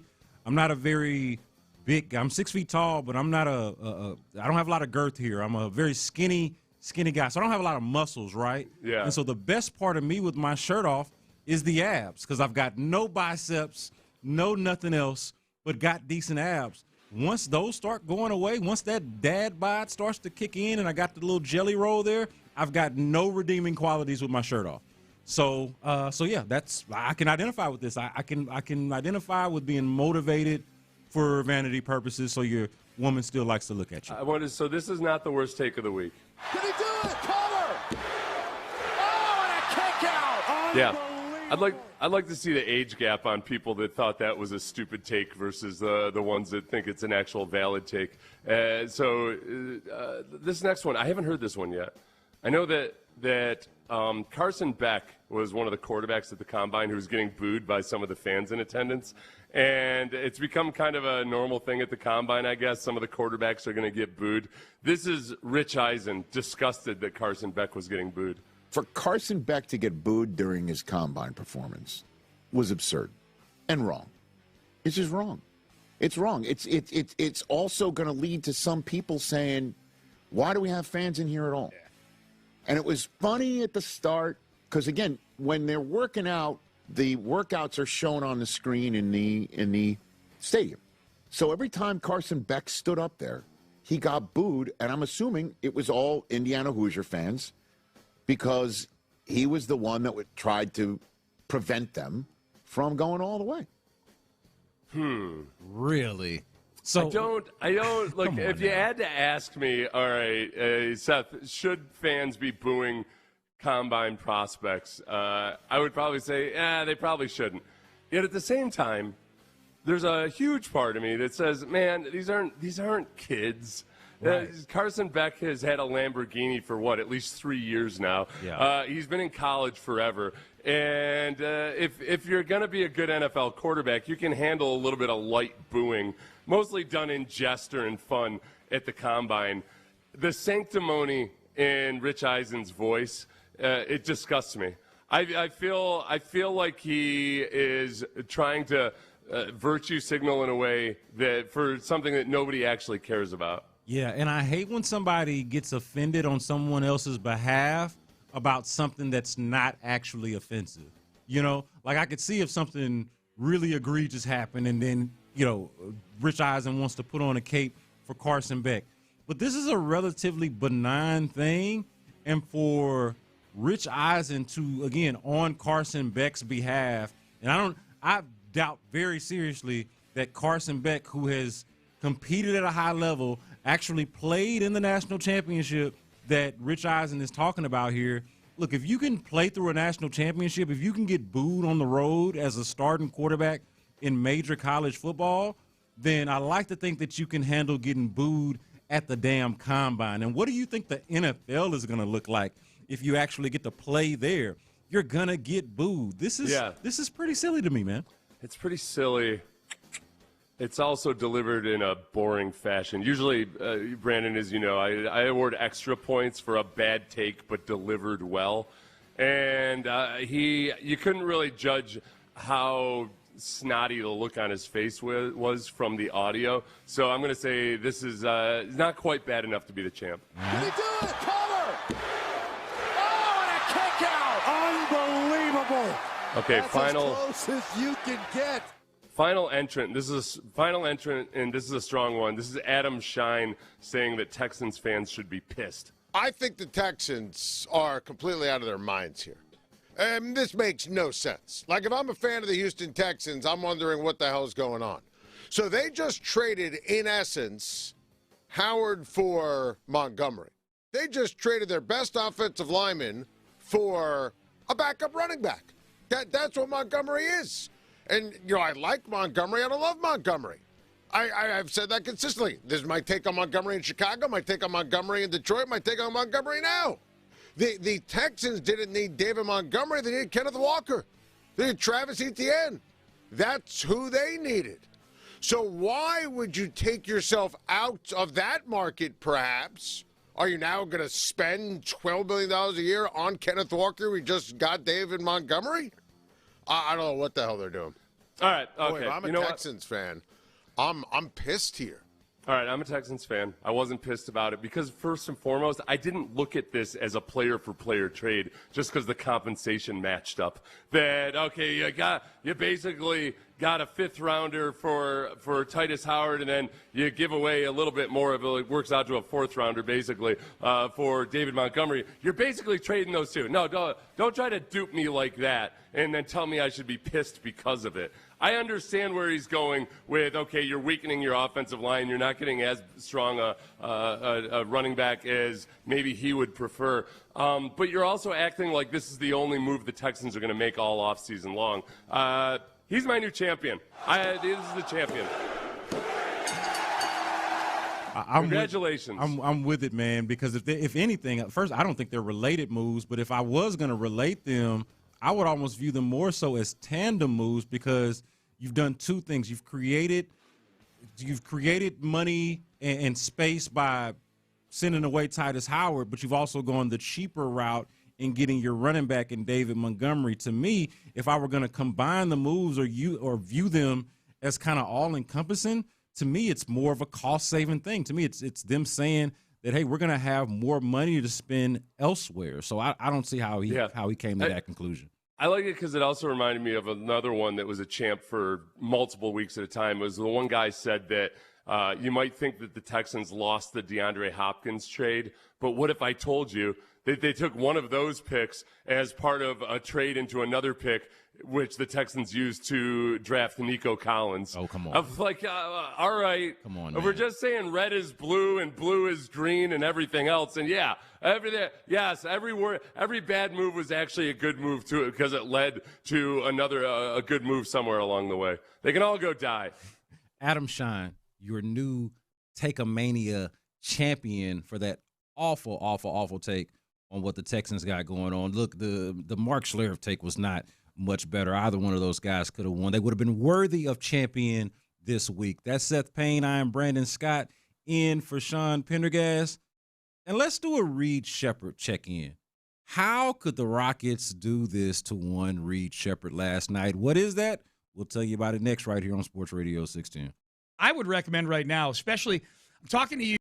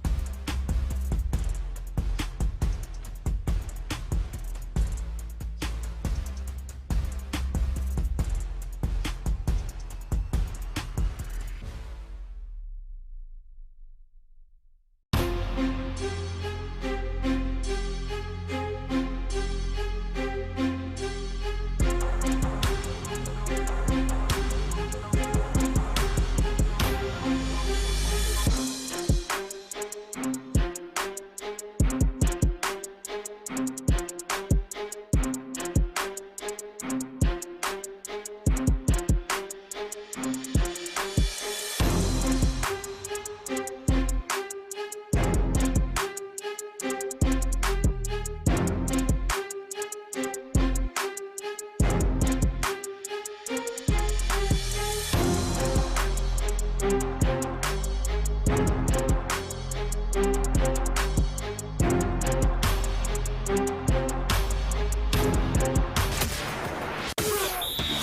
Radio 610 presents live from the West Point Lincoln and West Point Lincoln of Sugar Land Studios. Here's Payne and Pendergast. I am not for certain, but I'm starting to think that Ime Udoka might be trolling us with this Reed Shepard thing. I'm honestly starting to think that Ime Udoka is on some kind of troll campaign with us in this Reed Shepard thing. It's a couple of reasons here. First, we start off by finding out that over the course of the 3 days that the Rockets did not play, so they played last night, they lose in overtime to the Warriors at home, 115 to 113. But the 3 prior days to that, they did not play. And so it left 3 days of speculation of what are the Rockets going to do with their starting lineup when Jabari Smith Jr. returns from his ankle injury, which he did last night. And Ime Udoka told us ahead of time that it would probably go back to the status quo. It would probably be the starting lineup that we had seen before Jabari Smith Jr. got injured, and it thrust Reed Shepard into the starting lineup. And so that in and of itself felt like a troll job. But then you get to the game, and Reed Shepard plays starters minutes, Seth, but somehow Ime Udoka thought it wise to play Reed Shepard in just consecutive minutes. This was kind of an underrated part of the game yesterday, but Reed Shepard checks in with something like 4 minutes and something to go in the first quarter, plays for the entirety of the rest of the first half without a break.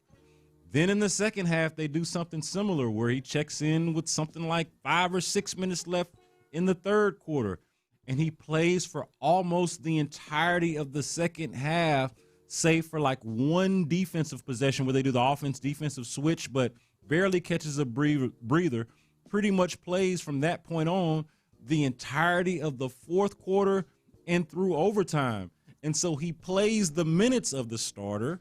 He is actually their best player last night. Again, gives you a 30-burger off the bench. But Ime Udoka, in his trolling nature, says, oh, y'all want Reed Shepard? I'll give you more Reed Shepard. He ain't going to start, but then when he gets in the game, I ain't going to take him out of the game until the buzzer literally sounds for us to go into the locker room. I don't know what to do with this at this point. I'm so angry about it. Okay, let's think of various grudges that various coaches might have had versus players. You know, Dusty Baker and Chaz McCormick.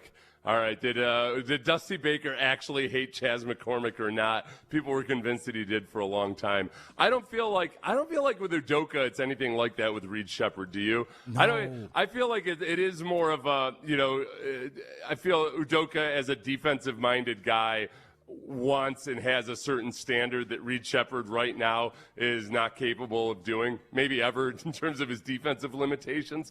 But do you think there is a little bit of a grudge factor in there now, or is it still just that he just does not like him philosophically? Yeah, I do not think that it's a personal grudge that for whatever reason Ime Udoka does not like Reed Shepard or has like some kind of personal grievance against him. I do think this is a philosophical and stylistic issue that Ime just has a tough time committing to a player that's a cone on defense, even if he's offering as much as Reed Shepard is clearly offering on the offensive end of the floor. He just apparently and clearly cannot abide by taking a player seriously who cannot guard his own man. And to be fair, there were early parts in this game when Reed Shepard gets checked or checks into the game, and Pat Spencer is just taking him behind the woodshed, if you will. And he's a cone on defense. He's trying, but he just don't have a lot.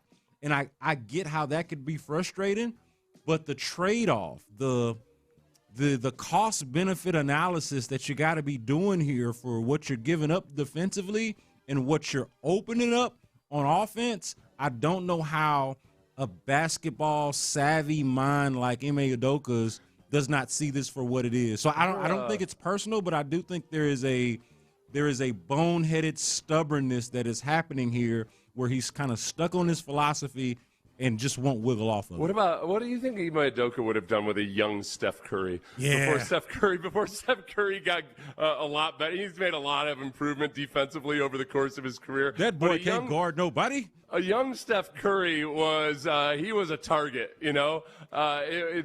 So I would imagine Udoka probably would have had a hard time necessarily playing him as liberally.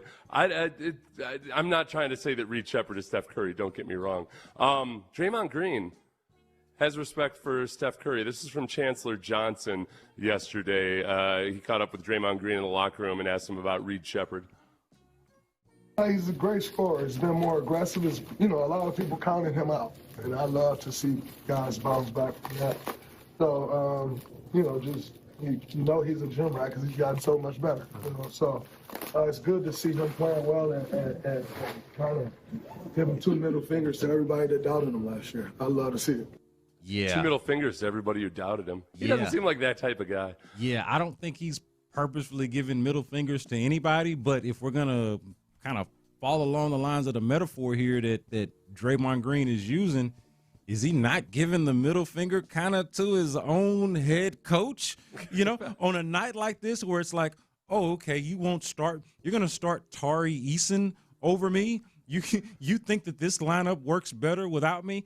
All right, well, when I do play, I'm just going to go ahead and give you 30. I'm going to go ahead and be your only semblance of shot creation and your best knockdown three-point shooter. I'm going to be all of those things, double birds to you, even though, I could maybe help you win some games here when you're pretty desperate for a point guard. You know what, though? That's that little bit of putting a chip on somebody's shoulder. I credit Udoka for that. Like, okay, let's make him really scrap and earn it and do all that. Yeah. It's frustrating, though, because it's not just – it's Reed Shepard, but it's also the impact that it could have on all of the players around him. We had this conversation earlier about Alperen Sengun and how some of his struggles, a lot of his struggles are his own fault, but some of them can be attributed to the fact that he is the hub of the offense. He's the engine of the offense without a point guard, and there's nobody to really help them get into their sets or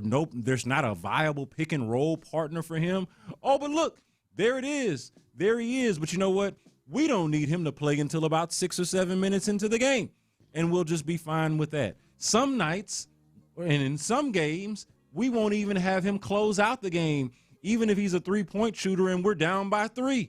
Nah, never mind. Let's just leave that on the bench. Like that could have – and it opens up the floor for the shooters.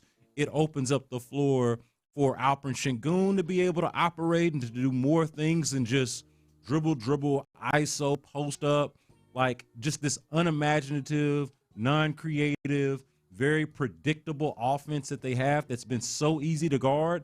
They are not as easy to guard when Reed Shepard is on the floor, when Reed Shepard is on the floor, and they are much easier to guard when Reed Shepard is off the floor. Not to oversimplify it, but I do feel like it is about that damn simple. Well, and that is where I think, honestly, with Udoka, where he's going to have his offensive limitations, but when it comes to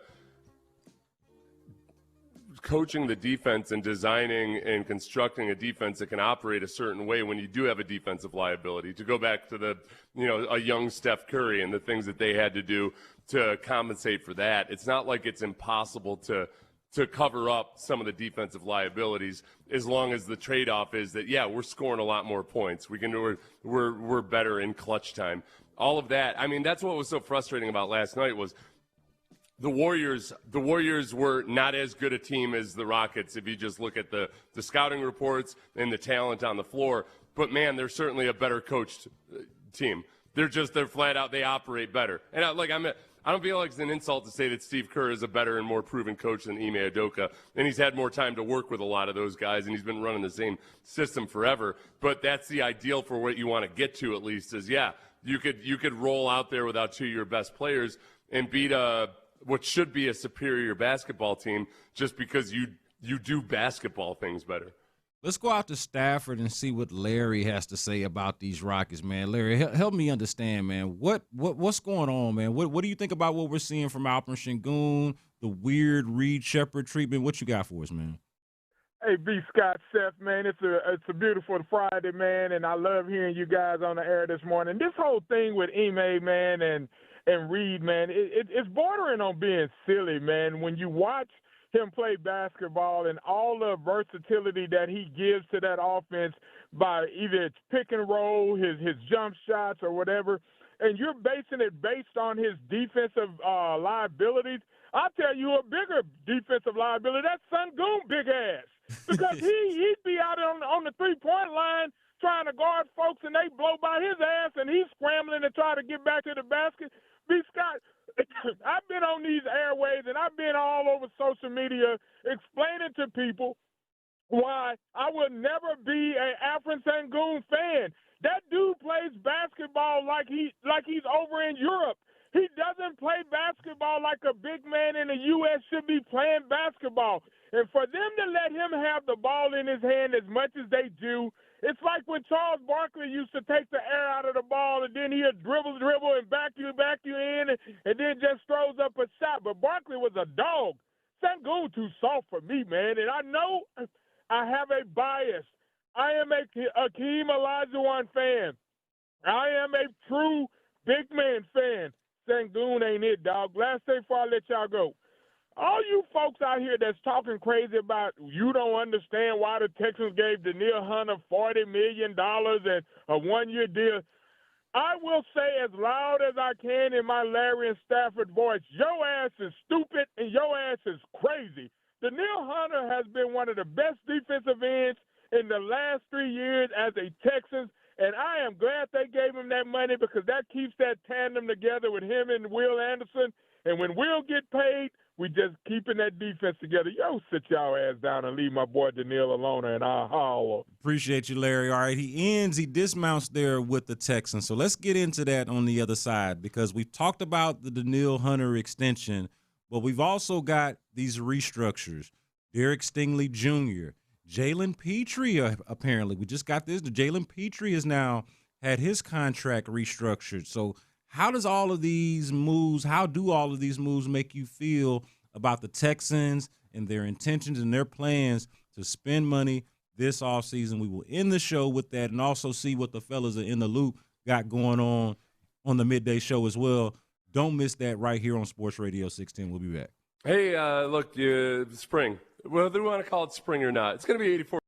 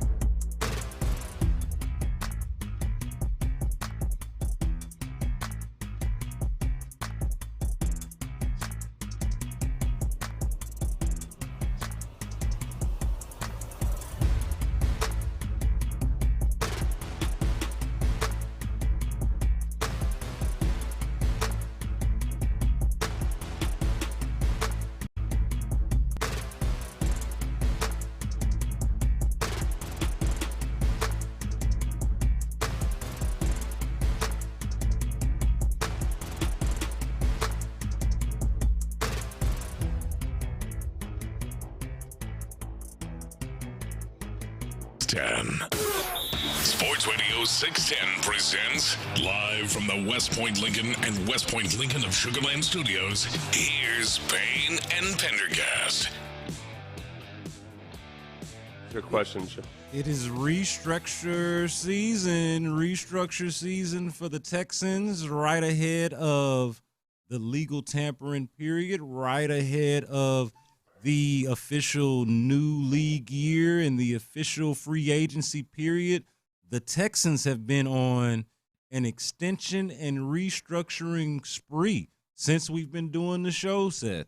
We found out that not only did Derek Stingley restructure his deal, not only did Denil Hunter get a one-year contract extension for a massive amount of money, but also we've got Jalen Petrie restructuring his deal as well just a year after signing his extension. And so this is pretty cool to kind of watch them work and sort of set the table, set the stage for what next week could look like. I'm curious from you, do these moves give you a little bit more optimism? And I like to think that you and I were optimistic to begin with. Yeah. But does this give you a little bit more optimism that Nick Cacerio has something some kind of trick up his sleeve and is going to spend some money somewhere, even if we don't know where it is yet?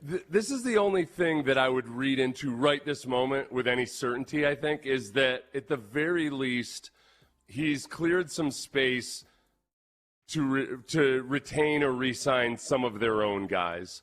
So I think that there's a chance that we hear something about maybe Ed Ingram coming back, or Sheldon Rankins, or Tim Settle, or maybe an EJ Speed or somebody like that, at the very least. And I do expect, regardless, that at some point those guys are they're gonna retain a few of those guys. I mean, you have to field a football team, because they have, as Texans Cap had tweeted out yesterday, Texans Cap, who's a really good follow on X for anybody that at Texans Cap does a lot of the salary cap stuff for the Texans, that Cacerio's got this ability with a bunch of different contracts, sometimes without even asking the players, just to convert their salaries into bonuses and guaranteed money to clear up some space, and they can do it on an as needed basis. So it's almost like kind of having a credit card you're not using, or a home equity line of credit. Like, okay, you know what? Okay, got to make this purchase. Want to put a pool in? Yep, use the home equity line of credit. That's what a lot of these contracts are. So the fact that he did them now might mean that they've already come to terms or are close to re-signing some of those guys. And then beyond that, yeah, they've also cleared some space, and they can clear more space once they hit free agency if they get a big ticket item that they'd like. What would you say or I should say, who would you say are the priorities in retaining some of those own guys? Like you mentioned 3 candidates right there that are free agents that I think the Texans would love to have back, but I don't think it's realistic to expect them to have all of them back. Now, they got to spend the money somewhere, so if it's not this guy, it's another, and we'll see what it all looks like. But you mentioned Ed Ingram, obviously on the offensive line, which is the priority of the offseason, the biggest need for the Texans in terms of improving their football team. But you also talked about Sheldon Rankins and Tim Settle. You and Sean have done versions of this as far as like who would you rather sort of thing. But if you're ranking sort of the priority, the necessity for guys to bring back, those are 3 guys that all seem important or key. How would you prioritize those 3 between Ed Ingram and then on the defensive side, Sheldon Rankins and Tim Settle? Okay, those 3 guys, it's really interesting because there's going to be a salary dynamic here, obviously. Yep. I think Ed Ingram would be the guy I'd most like to have back, just because that frees you up to maybe be really aggressive on just a couple of free agency acquisitions. And there's not that many guys out there that they might really want in free agency or via trade on the offensive line. The problem is he going to end up getting $16 million a year from somebody? Because I don't think that they want to pay that much. And Cacerio told us they've had conversations with Ed Ingram's agent already. And if I'm Ed Ingram, I'm probably saying, man, I just had the best year of my career. I'm going to go out there and test the market. Hopefully, maybe Ed Ingram gets out there in the market and it's not the high dollar amount that he wanted, and he can come back to the Texans on something more reasonable. Sheldon Rankins is the defensive lineman that I'd most like to have back. I think he was the most consistent and the most impactful player between him and Tim Settle. I'd love to have both of them back. I think that Sheldon Rankins they've got a chance at getting him at a reasonable deal on a 2 or 3 year deal. And just because he tested free agency a couple years ago, it didn't work out for the Bengals when they signed him because of his injuries and he had a couple of illnesses that year, and he's a couple years older now. That I think that's the one that most reasonably I'd hope for. That I think they could give a respectable contract, but not one that's going to break the bank, but that also gives you a lot of consistency for the defense. Yeah, Ed Ingram has to be the answer here out of the three because of just the obvious need on the offensive line. Like you have to figure that part of it out. But I would say the other side of that and the other reason for me prioritizing that is because the defensive line, the interior defensive guys, are the ones that I trust them to replace and or develop or coach or utilize the most. Like I trust them most with interior defensive linemen, almost regardless of who they are, if that makes sense. Like obviously I don't want you to just put anybody out there, but I do feel pretty good about D'Amico Ryans and Rod Wright and just the overall, Matt Burke for that matter, the overall coaching infrastructure when it comes to defensive linemen. I feel much better about that versus, say, their ability to replace their right guard and just how difficult it's been to find those interior. Their difficulty in finding and getting effective interior offensive linemen versus their ability to do that with the defensive linemen couldn't be more night and day. Yeah. And it's not just the need, but it's also the trust level of evaluation and coaching and development and what you're actually going to get out of that player, whoever it might be that you sign at that particular position. No, I think that's a great point. I mean, that's where the value of Cole Popovich, who I think did leave a positive imprint on the offensive line this year, but he was limited in what he had to work with. If he can become the offensive version of what Rod Wright has been for the defensive line, that would be monumental in how far this team can go. It might be, I don't think it'd be overstating it, that could be, if he ends up being as good for the offensive line as Rod Wright has been for the defensive line, that could be the key to winning a Super Bowl. And it's not going to garner a bunch of headlines and everything, but that would just be monumental. Yeah, I mean, I don't think I could put it any better, man. Like the need on this offensive line, man, and the fact that Ed Ingram ended up working out. Like I think if we were to just rewind back to a year ago, there were probably people that were skeptical about that move. He had not been great and was even benched in Minnesota. And so it's like, well, what do you think you're getting out of that? That felt a lot like the rest of the moves where you were piecing it together with the hoping that Laken Tomlinson could jump in a time machine and be good even though he hadn't been good in 4 or 5 years. Hoping that Cam Robinson could possibly be worth the $12 to $14 million that you were going to be paying him. Spoiler alert, he was not. And so Ed Ingram being sort of found money within all of that is a feather in the cap, and is somebody that I think that they should prioritize, even though Sheldon Rankins is probably the biggest leader, and you could even argue is maybe even the most impactful player just individually and in a vacuum out of the three of them.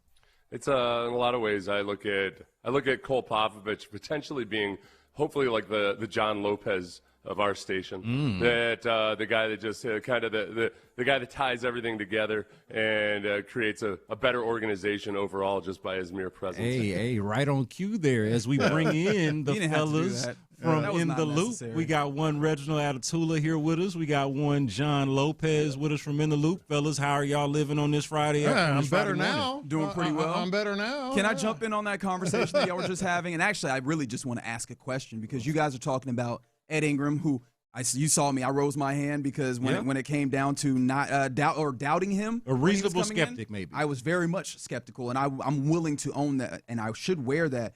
But how do you guys end up, I guess taking or interpreting the final few games of the season where it felt like that play was coming down, or with any player really, where you start seeing that downturn at the end of the season? Because for me, I'm having a hard time going, was that some level of return to form or whatever? Or is that one of those things where after a long season, we don't know what injury was happening or whatever those types of things might have been? I think with Ed Ingram himself, you mean? Yeah. With Ed Ingram himself, but Yeah. then also in a general sense, if you don't mind as well. Yeah, I think with Ed Ingram, the bad moments in pass protection are the most glaring thing.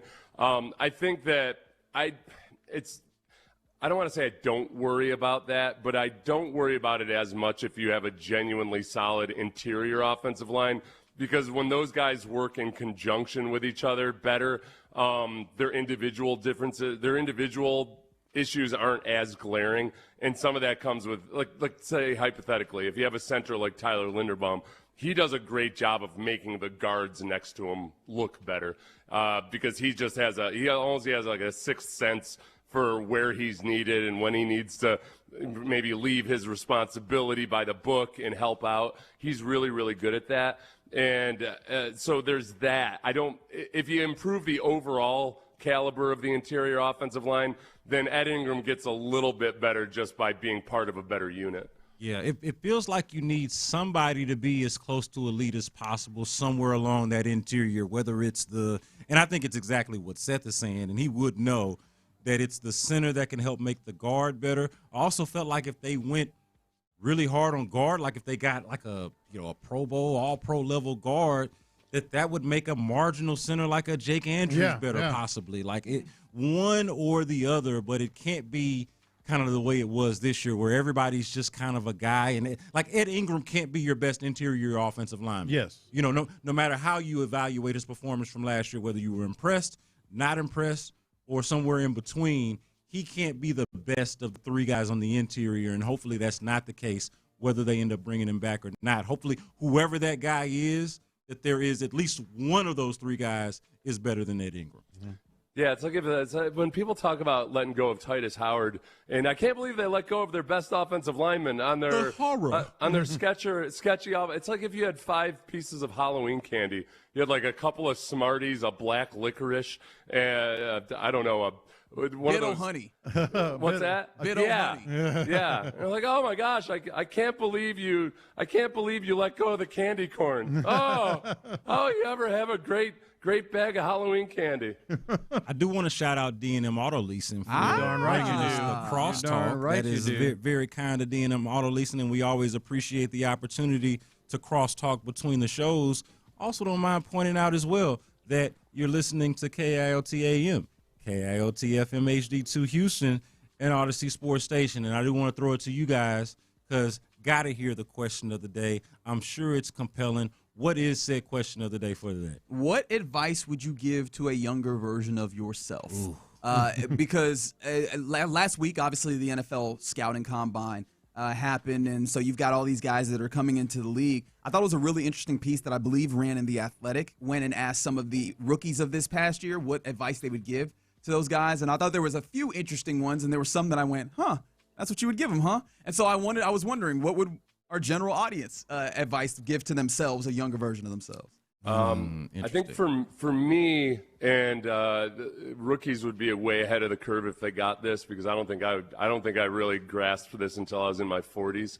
It was that I would not worry as much about long-term goals as much as who's the person I want to be, and then make all of my goals as short-term as possible. And then for me, it's like, okay, what am I going to do this day, which is what that person would do. Mm-hmm. Okay, how do I live today in the same manner that person I want to be is? And all of my goals are very, very short-term and achievable, and I can check a box on a list to where I'm like, okay, if I keep doing this, if I do this today, and then I do it again tomorrow, and then I do it again the next day, then eventually I'm going to get to that spot that I want to be. But I've completely forsaken long-term goals for extremely short-term goals.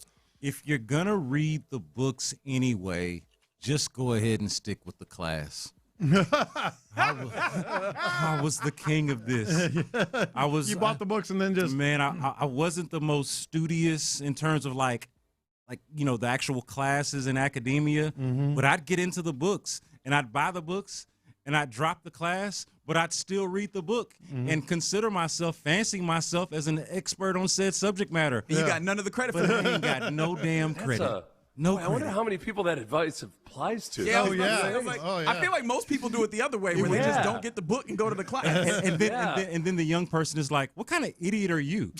Who's this guy that you got giving me advice? And why would some fool read the book and not finish the class? But the more think about this room full of children where they're like, oh, yeah, I guess what I got to do is stop reading all these books and dropping classes the way I've been. That's interesting, Brandon. I think the more important question for me is if you had a teleportation device or really a time machine and you went back and you told a younger version of yourself that, would he listen? What would his response be? Nah, because the younger version of myself would have still wanted to be doing the younger version of myself type of thing. All those things? Right? Yeah. So the things that were taking up my time, the reason why I didn't want to go to class, but those things I could still read books. I couldn't go to class doing the things that I was doing, but I could sit there with a book and do the things that I was doing. And so it all kind of made sense for me at the time. And all of that being said, I would say like my genuine advice, and I don't think people of this generation need this the same way that maybe mine did, but like, don't try smoking ever. don't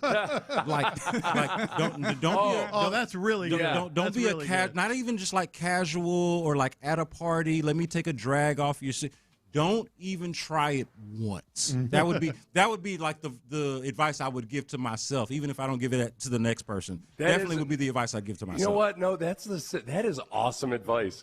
I always say that about like cocaine and heroin and like anything that you see people's lives destroyed by. I've been petrified my entire life. I was terrified to ever try any of those hardcore drugs, and I'm glad I was, because I know me by now. Yeah, I got issues, man. If I would have tried cocaine when I was 18 years old or something, I'm almost certain I wouldn't be alive right now. The biggest reason why, because you would have liked it too much. Yes. Hey, the biggest reason why Seth and I today were able to do this show and we are not crackheads is because we've never tried crack. I'm proud of you guys. Yeah. Honestly, that's the best way to not do crack is just not try that. It was very, very, very, very simple. We never tried it. And Seth, here we are. To your point, Seth, I've told this story on air.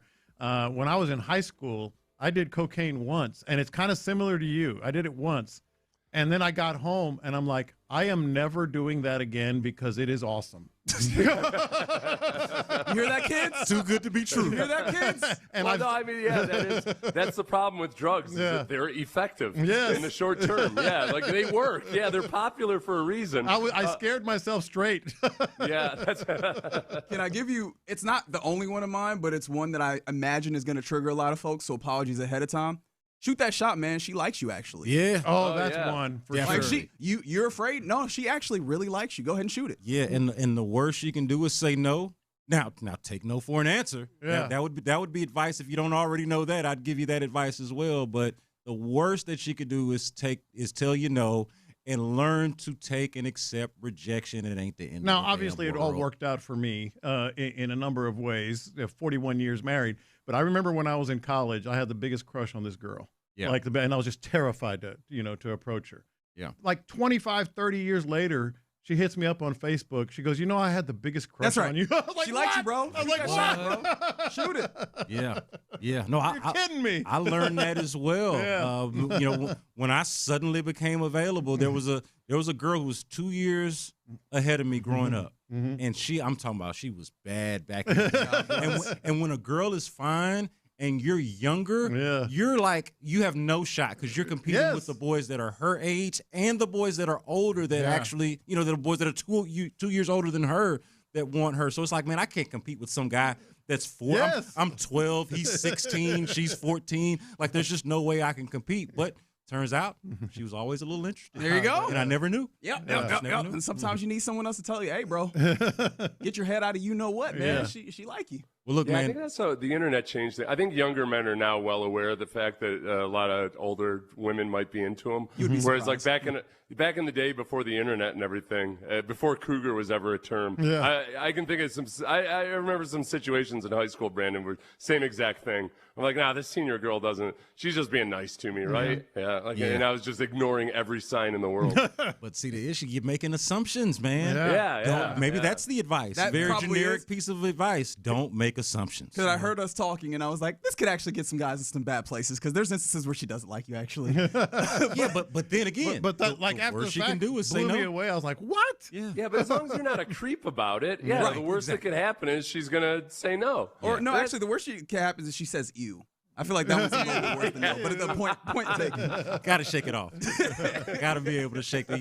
You got to have the memory of a cornerback, right? You got to have a defensive back's memory when it God comes bless to that defensive sort of thing. backs, man. The amount of confidence you have to play that position with dudes who are incredibly fast, running 4.3s, running forward, and I have to run that going backwards and stop them from doing that. And then forget about the times that they God embarrass bless you whenever they do. Yeah. I'll tell you what, that was one of the coolest things I ever, just from being in the NFL, that was one of the best lessons I ever learned was, oh, wow, these guys in the defensive line room have a way of talking to women casually and flirtatiously that I had not been exposed to a whole lot. And it just like, man, they're like hitting on women. They don't even realize it because they're just so damn smooth with it. And it doesn't come off as creepy or anything. They're just having fun. Yeah. They're just playfully talking to a woman instead of just, just looking like the guy with lust in his eyes. It's pretty cool. All right, so that's another piece of advice for the youngsters out there. Hang out with the defensive linemen among you.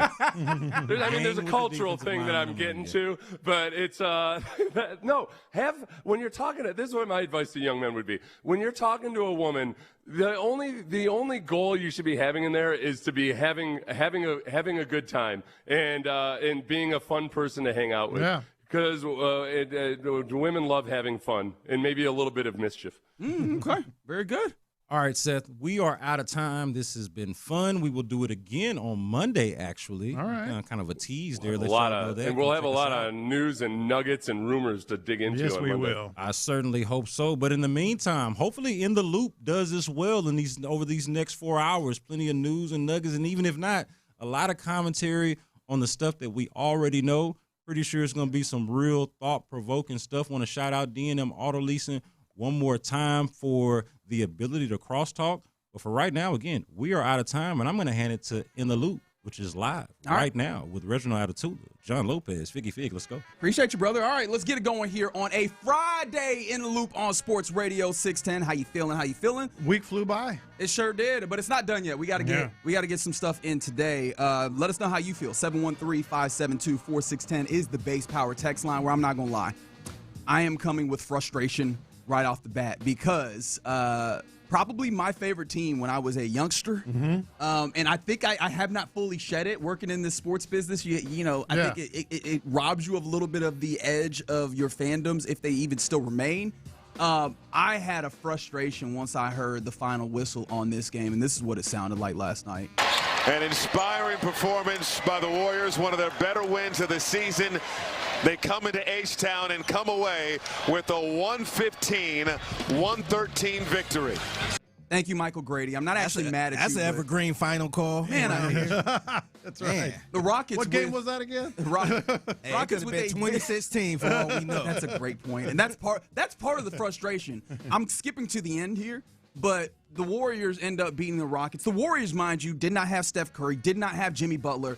How many other players of consequence did they not have? They had Guy Santos whooping your ass. They had one of them Spencer boys. I don't even remember which one of them getting after you. Was it Pat? Is it Cam Pat? All right, they had L.J. Cryer out there. L.J. Cryer was giving it to you. Had his career high, didn't he? Yeah, man, he barely played for them. He just now got into the. He was like, wait a minute, I know that ain't who I think it is. And then after the game, you got Draymond Green talking big about how, oh man, we always come through in these circumstances against this team and all that. Man, I don't want to hear none of that. What I want to talk about is how the hell do the Rockets end up putting themselves in such a frustrating place? I remember talking about this game before, and I was like, yeah, they got the Warriors, not a particularly good team. Did not matter. These Rockets struggled yesterday. They struggled, and a lot of times it's a crutch for fans and really us as well, just anybody who follows, their particular teams.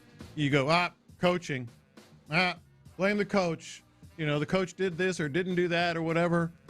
I'm here to tell you, Ime Udoka, I think we're reaching the point of coaching malpractice at this point.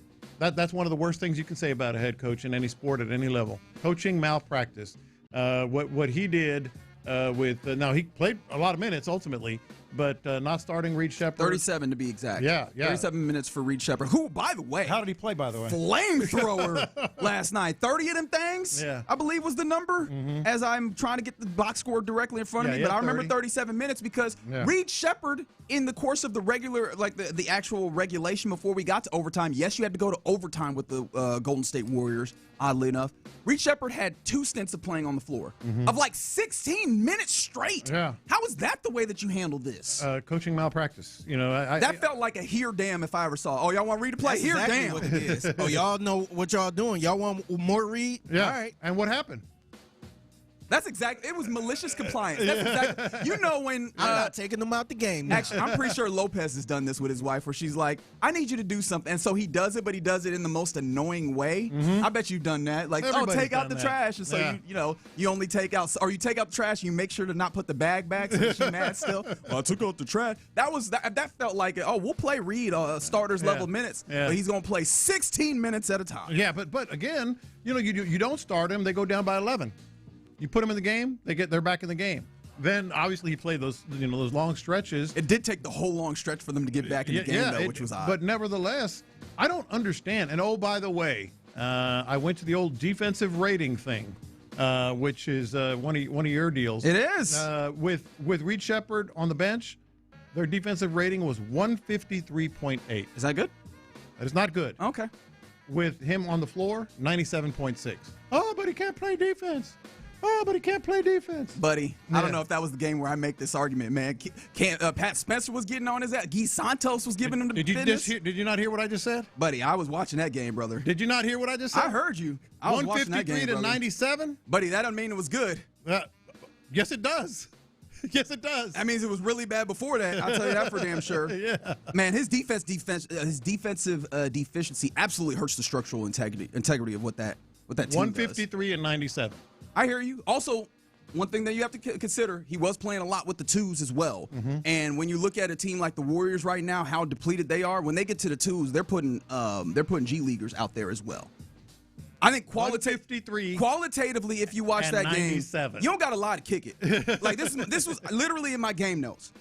You don't have to lie to kick it. Now, he was like a plus 11 in the game. Yeah, that too. And it felt deceptive because there were long stretches where he was getting buckets, literally flamethrower style, and they were not actually chipping away at the lead. There were long stretches there. They got to runs and things of that nature that were good, but I think that structurally, especially if we're talking about Reed as starter, and I feel bad because now I'm doing the Reed thing when it's not. Reed is not the problem with this game, but structurally, we could talk about Reed being a starter, Reed getting all these minutes, and I'm with you here.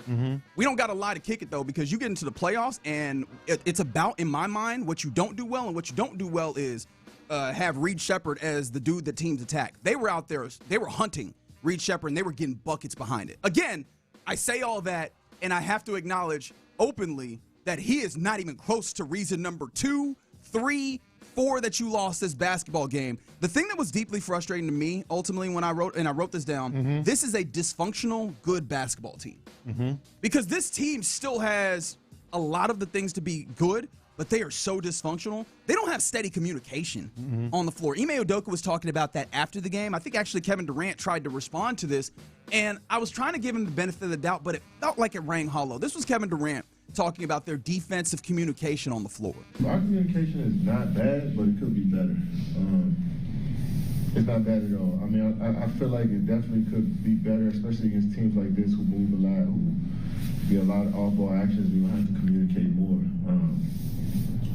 But it could be better for sure. I'm not going to sit here and say we don't talk to each other at all, but we definitely can be communicating a little bit more and also utilizing the bench a little bit more too.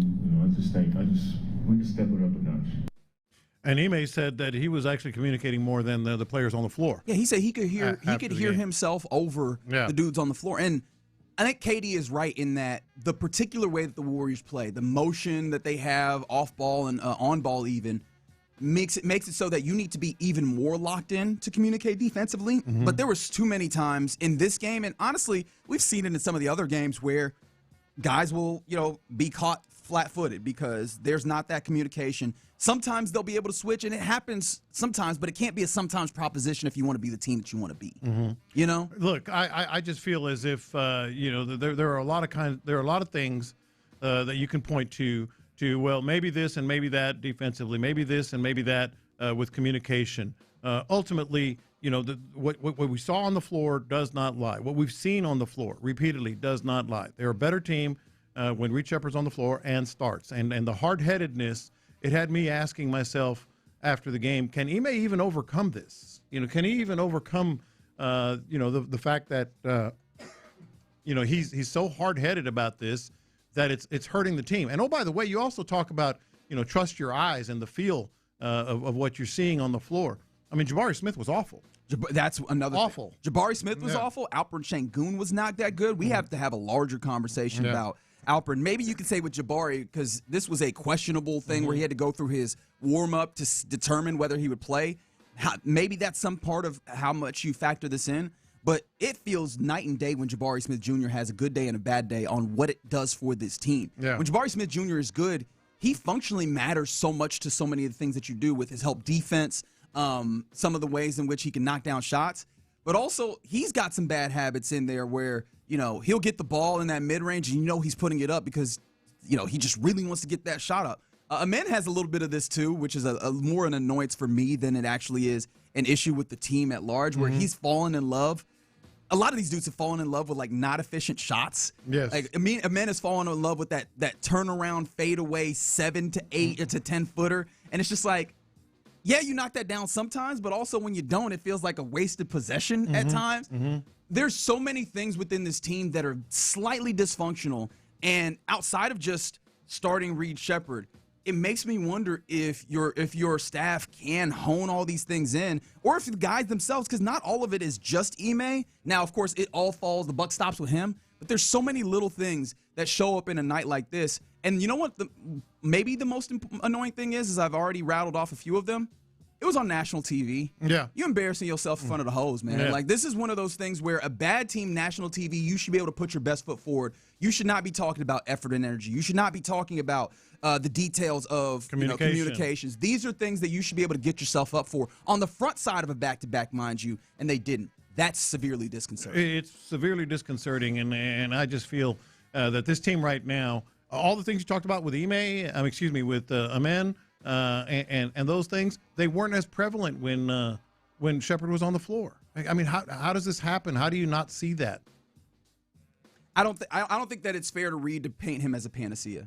And I think that's what you're doing is he gets out there and he fixes everything. He gives a lot of huge benefits. The offense is night and day better when he's on the floor. That's a panacea. No, it's not, because he doesn't fix everything. There's definitely still issues that are out there. No, he doesn't fix anything, but they're that much better. I'm very much trying to be cautious for Reed's benefit, for us to do the thing where you just play Reed more and it fixes all of it, because that's not it either. I think there's more insidious things happening. I'm with you that he needs to play more, but if you do that, there's still things to fix. That's the thing that I ultimately want to be front and center with this. But that was just one of those games where, regardless of the issues that you have that are small, there's a lot of teams that have issues in sports. That's the nature of it, right?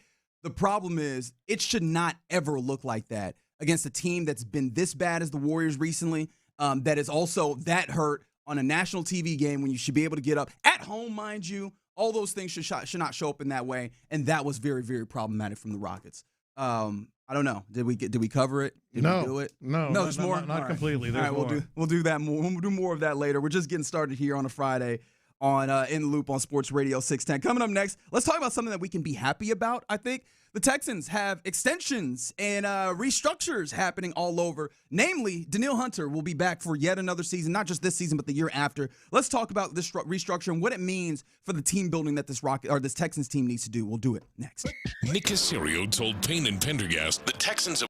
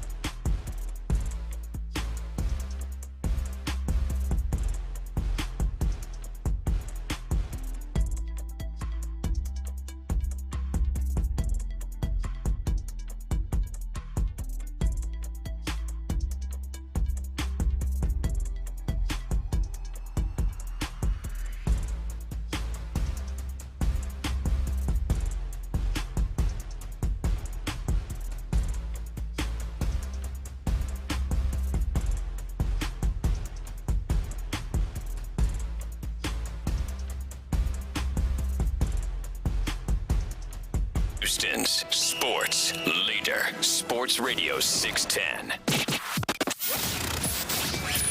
In the Loop is powered by Mokaram Injury Lawyers. Heard in an accident? Call Mokaram Injury Lawyers at 281-222-2222.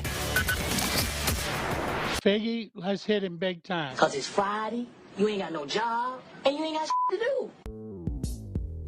Houston, let's get in the loop. You better get ready because we're going to show up and show out. With John Lopez and Reggie Atatula. Always live, always local. Seemed like they got off the, off the slide. Oh, God, that listen to made Lil me Kiki. think I was Hey, cringing. no, Lil Kiki is a legend in these cities. No, if Lil Kiki said it's off the slide, then it's off the slide. You're in the loop on Houston Sports Leader, Sports Radio 610. Yeah, happy Friday to you. You are indeed in the loop here on Sports Radio 610. That's John Lopez. I'm Reginald Atatula. Figgy Fig on the ones and twos, and you rolling with us on this Friday. I didn't even mention the Mokaram Injury Lawyers who bring us the live streams. I feel we bad. keep it 100. I was like, I got to talk about these Rockets, man. I'm mad. The YouTube page is Sports Radio 610. The Twitch chat is 610 Houston. I could talk about the Rockets. I think, Lopez, you could see it. I could probably talk about the Rockets for 2 straight hours. Well, there's a lot there.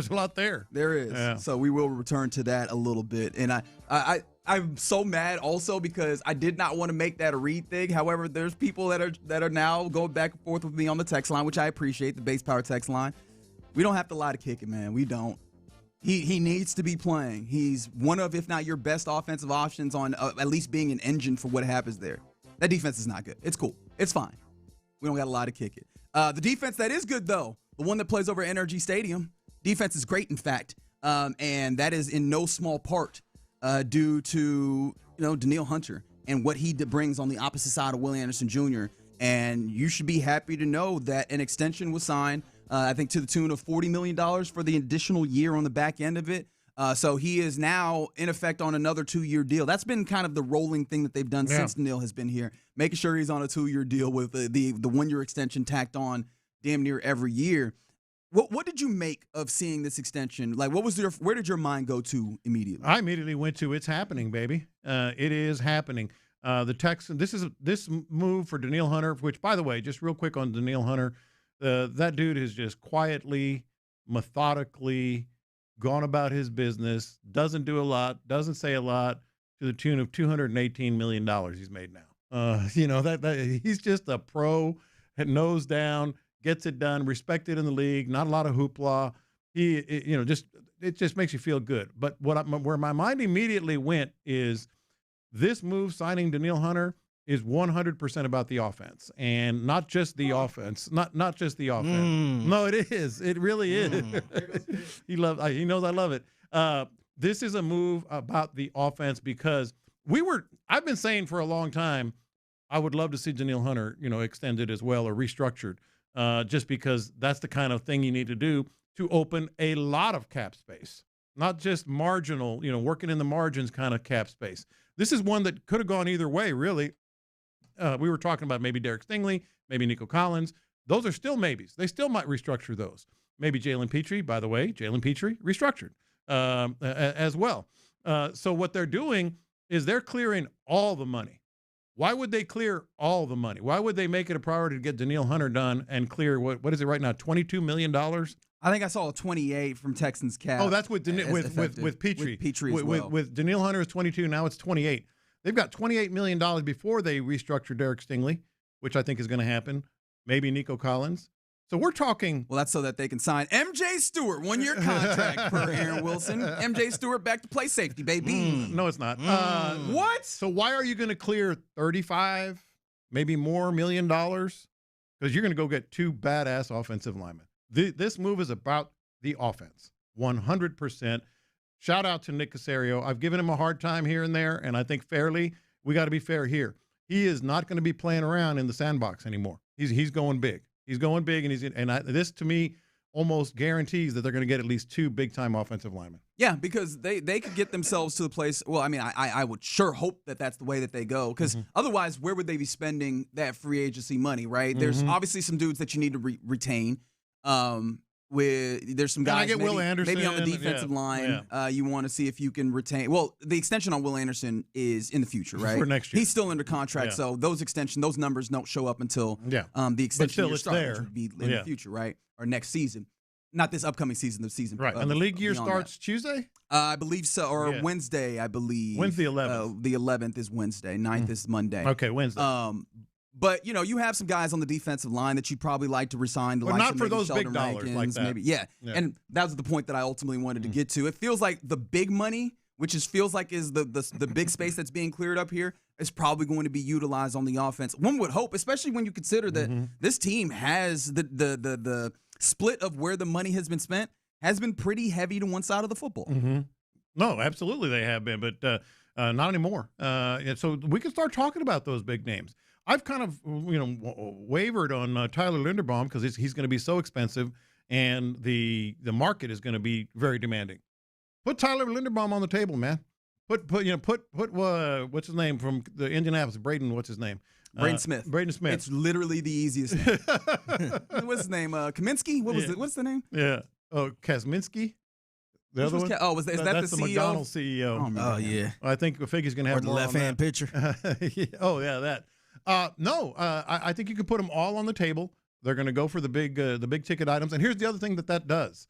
You're not, and this is so Nick Cacerio, you're not pigeonholing yourself into the entire league knowing that you're going to have to draft offensive lineman, maybe another offensive lineman. It opens up possibilities in the draft.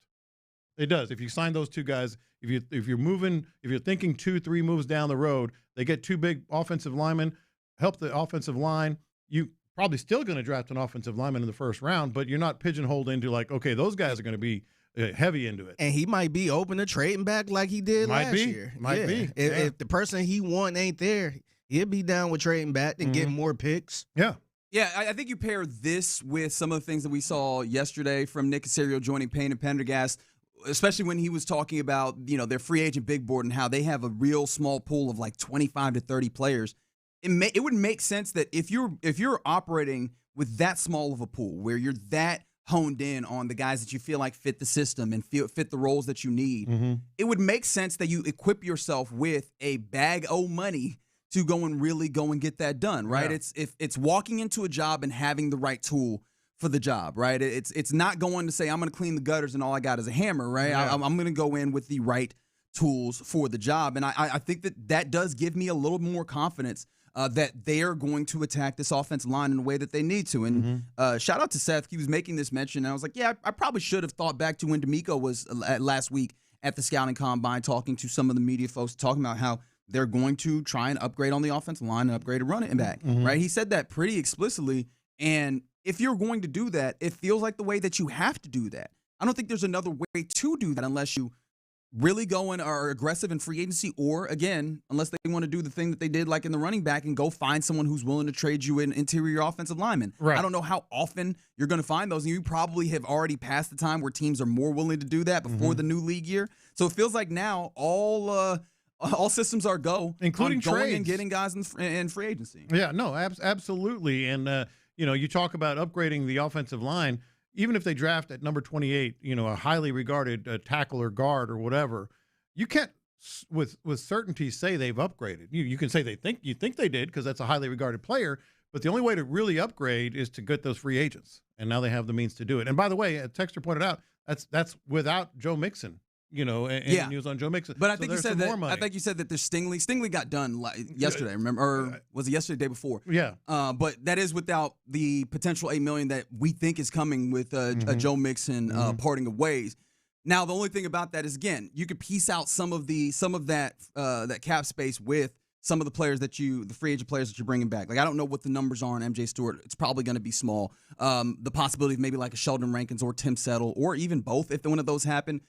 Those little, even if it's here's $4 million or what have you, those take out of that. It still feels like go get you at least one big one on the offensive line, and I think we still hope for two with the possibility of the extension or the restructures and the things that you continue to do to create space. I think it's going to be two.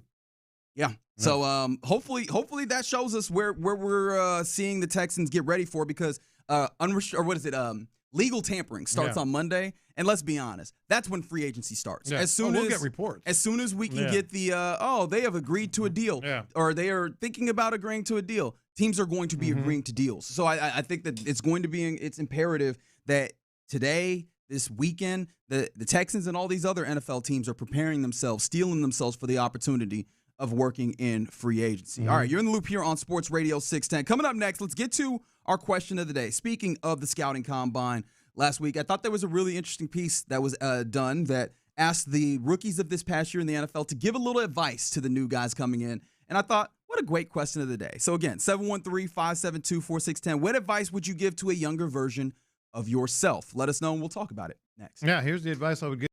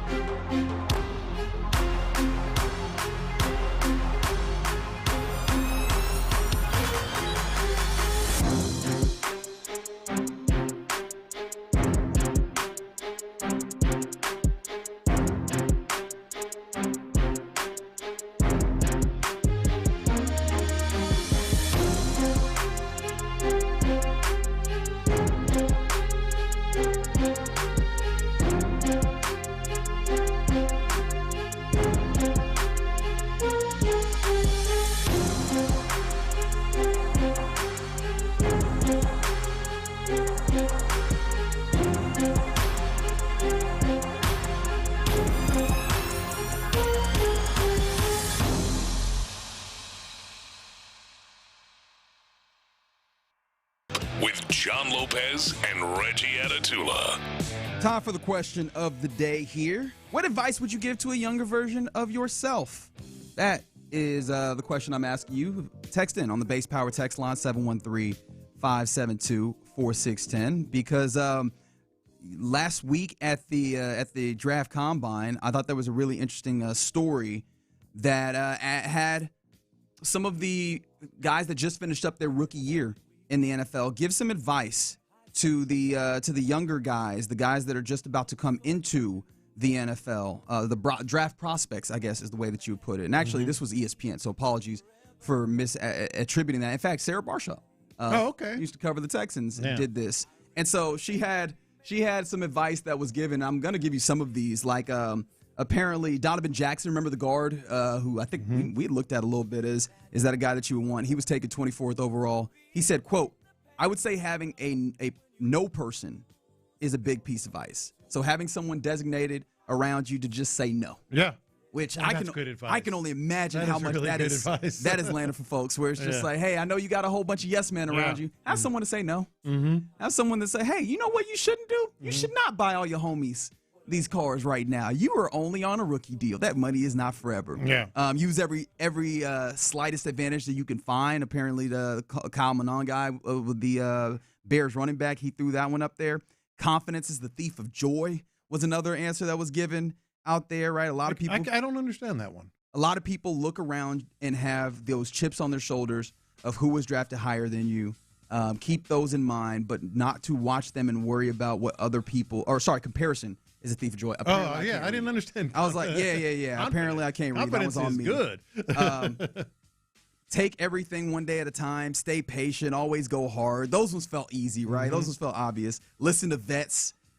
Put more time in mobility. Take care of your body. But all sorts of different things to make sure that the rookies are well prepared. And I was like, let's do this for ourselves. Yeah, man. What is the advice that you wish that you could go back and tell a younger version? I mean, there's some serious ones and there's some very not serious ones. Oh, yeah, and I love the not serious ones. And we'll get those 713-572-4610 on the text board if you have any. And certainly on Twitch and YouTube as well. The serious one for me, and I truly, as I got older, this became, part of my just being, part of my life, part of my life. But when I was younger, I just cared too much about what other people thought. Like, that's a good one. I just cared too much. Like, oh, you can't do that. Okay, I guess I can't. Or whatever. And over the course of time, as you guys well know, I could care less what other people. I'm going to do what I think I should do. But my younger self would be that. The not so serious one for me would be, and this actually ties in with just trusting people, I guess, a little bit too much.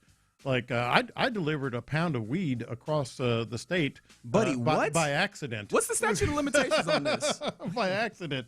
I've told the story, Figgy. You heard it. I was giving my roommate a ride back to College Station from San Antonio, and he said, "Well, my buddy's coming with us. He goes to school there too." And then the buddy comes and gets in the car. Never met the guy before, and he goes, "Hey, can you stop up here? I got to pick up my laundry." I said, "Sure." And it was a trash bag, one of those kind of black or dark trash bags. He threw it in the trunk, and I just drive along my way back to College Station. Obviously sometimes over the speed limit, just driving along. And we get back there, and he's like starts laughing when we get back to the trailer. We lived in a trailer, and he goes, "Yeah, man, I have a pound of weed in the trunk." And I went, "What?" I was like, "What?" I almost threw hands on site. You should have. On site, as you they say. I was like, "What? What are you doing?" Oh, yeah, I'd have been mad too. Just a little too trusting. Oh yeah, pick up my laundry. Oh, okay. Why does it smell like that? He was definitely laundering something. That's He was definitely doing that. What about you guys? Was there one that came up for you? Mine is kind of similar to Lopez. To me, and still to this day, sometimes I find myself thinking too much into what people, what they say. Yeah. And not really just doing it myself and not caring what people think and all that stuff. Yeah. But I think mine would probably be just, hey, just whatever you want to do, just go on and do it, man. Don't let nobody encourage you not to do it and all that stuff, because honestly, I think that kind of held me back a little bit. Just, even playing sports, because I played a little bit of sports as a kid. But once I got to high school, I kind of got talked out of not playing sports because of my height and all that stuff. But I'm like, man, there's a bunch of people that's probably my height that was playing at a high level. You could have been something. Yeah, I mean, I ain't saying I would have been in the NFL or anything or the NBA, but I could have played in high school if I really wanted to. And I just let people talk me out of that. And not to mention I hung with the wrong people too. And that's more peer pressure type deal. Yeah. So I would tell people, man, do whatever you want to do, no matter what your family say and all that stuff, because I even had family thinking like, oh, radio, you can't talk on the radio. Right. You gotta sound like a broadcaster and all that other stuff. So I would just say do whatever you want to do. Yeah. I think that's a good one. The one that came to mind for me, because for a long time I was even a dude that was why am I celebrating my birthday? All I did was keep living for another year. And so I think the advice I would give to a younger version of myself is enjoy the small victories, or just try and enjoy the things that are there to be enjoyed. Like, you get nothing for being a curmudgeon. There's no prizes. There's no celebration. Yeah. Right. And honestly, life is hard enough as is. It will kick you in your ass. So when you have a small opportunity to celebrate, go ahead and do that. Right. Because there's going to be plenty of opportunities to mourn and be upset and be frustrated. It took me a long time to appreciate it. I think I'm still not that great at celebrating necessarily, but at least in my mind, I've gotten to a place where I'm a lot better at that. And I wish earlier on I would have started on that process. 580 says, don't date a bipolar stripper. No, That's a good answer. That's a good answer. I feel like, though. Wonder what happened there. Yeah, I feel like that those things probably pair up to put you into some rough circumstances. Yes, they do. I don't want to do the thing where it's like, hey, bipolar people are people that are entirely undateable. I'm sure that there are circumstances where that works well. I just imagine that the environment of a strip club with the bipolar. I'm trying to think of a bipolar stripper. Like what's going on there? A lot.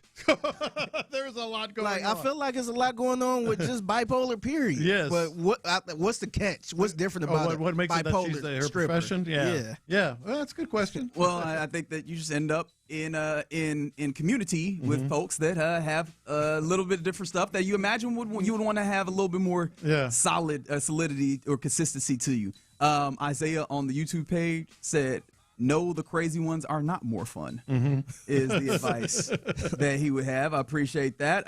From the 281, that girl you met in college is not your wife. And it's fine if it's just that particular to you. I respect that. Sometimes you just need that. You need that specific. Hey, you were looking for a sign? I'm here to tell you, this is the sign. Don't do it. Or the bartender, she's not trying to get with you, bro. She's trying to get those tips. But what if she is, really though? Good. But what if she is, though? But she's probably not. She's probably she's trying to. Yeah, not. She's just being nice for the money. Yeah, yes, that's a really good, for that matter, strippers as well. They don't love you. They really don't. And by the way, probably don't have don't go to community college either. This is definitely one that I learned after a while, but I would have had a much better time that one time I went to Lubbock. Hey, man, don't eat seafood in places that are not close to water. I had a crawfish etouffee in Lubbock, Texas. Buddy turned me every way but stop. Like, I was down horrendous. Mexican food in the Midwest. Woo. Same thing. Same thing? Same thing. Well, I don't know why. I went to Ames, Iowa for an Iowa State basketball game. I said, I'm jonesing, man. I'm jonesing for some enchiladas. Oh, the enchiladas did it to you, Dude, huh? It wasn't just flour tortillas. It was white flour tortillas with like hamburger meat in them. No sauce, no nothing. White flour tortillas with hamburger. Okay, but at least that was just a bad taste. Maybe they don't get your kind all the time. They call them enchiladas. Yeah. Like, oh, this is a real Hispanic here. Oh, man.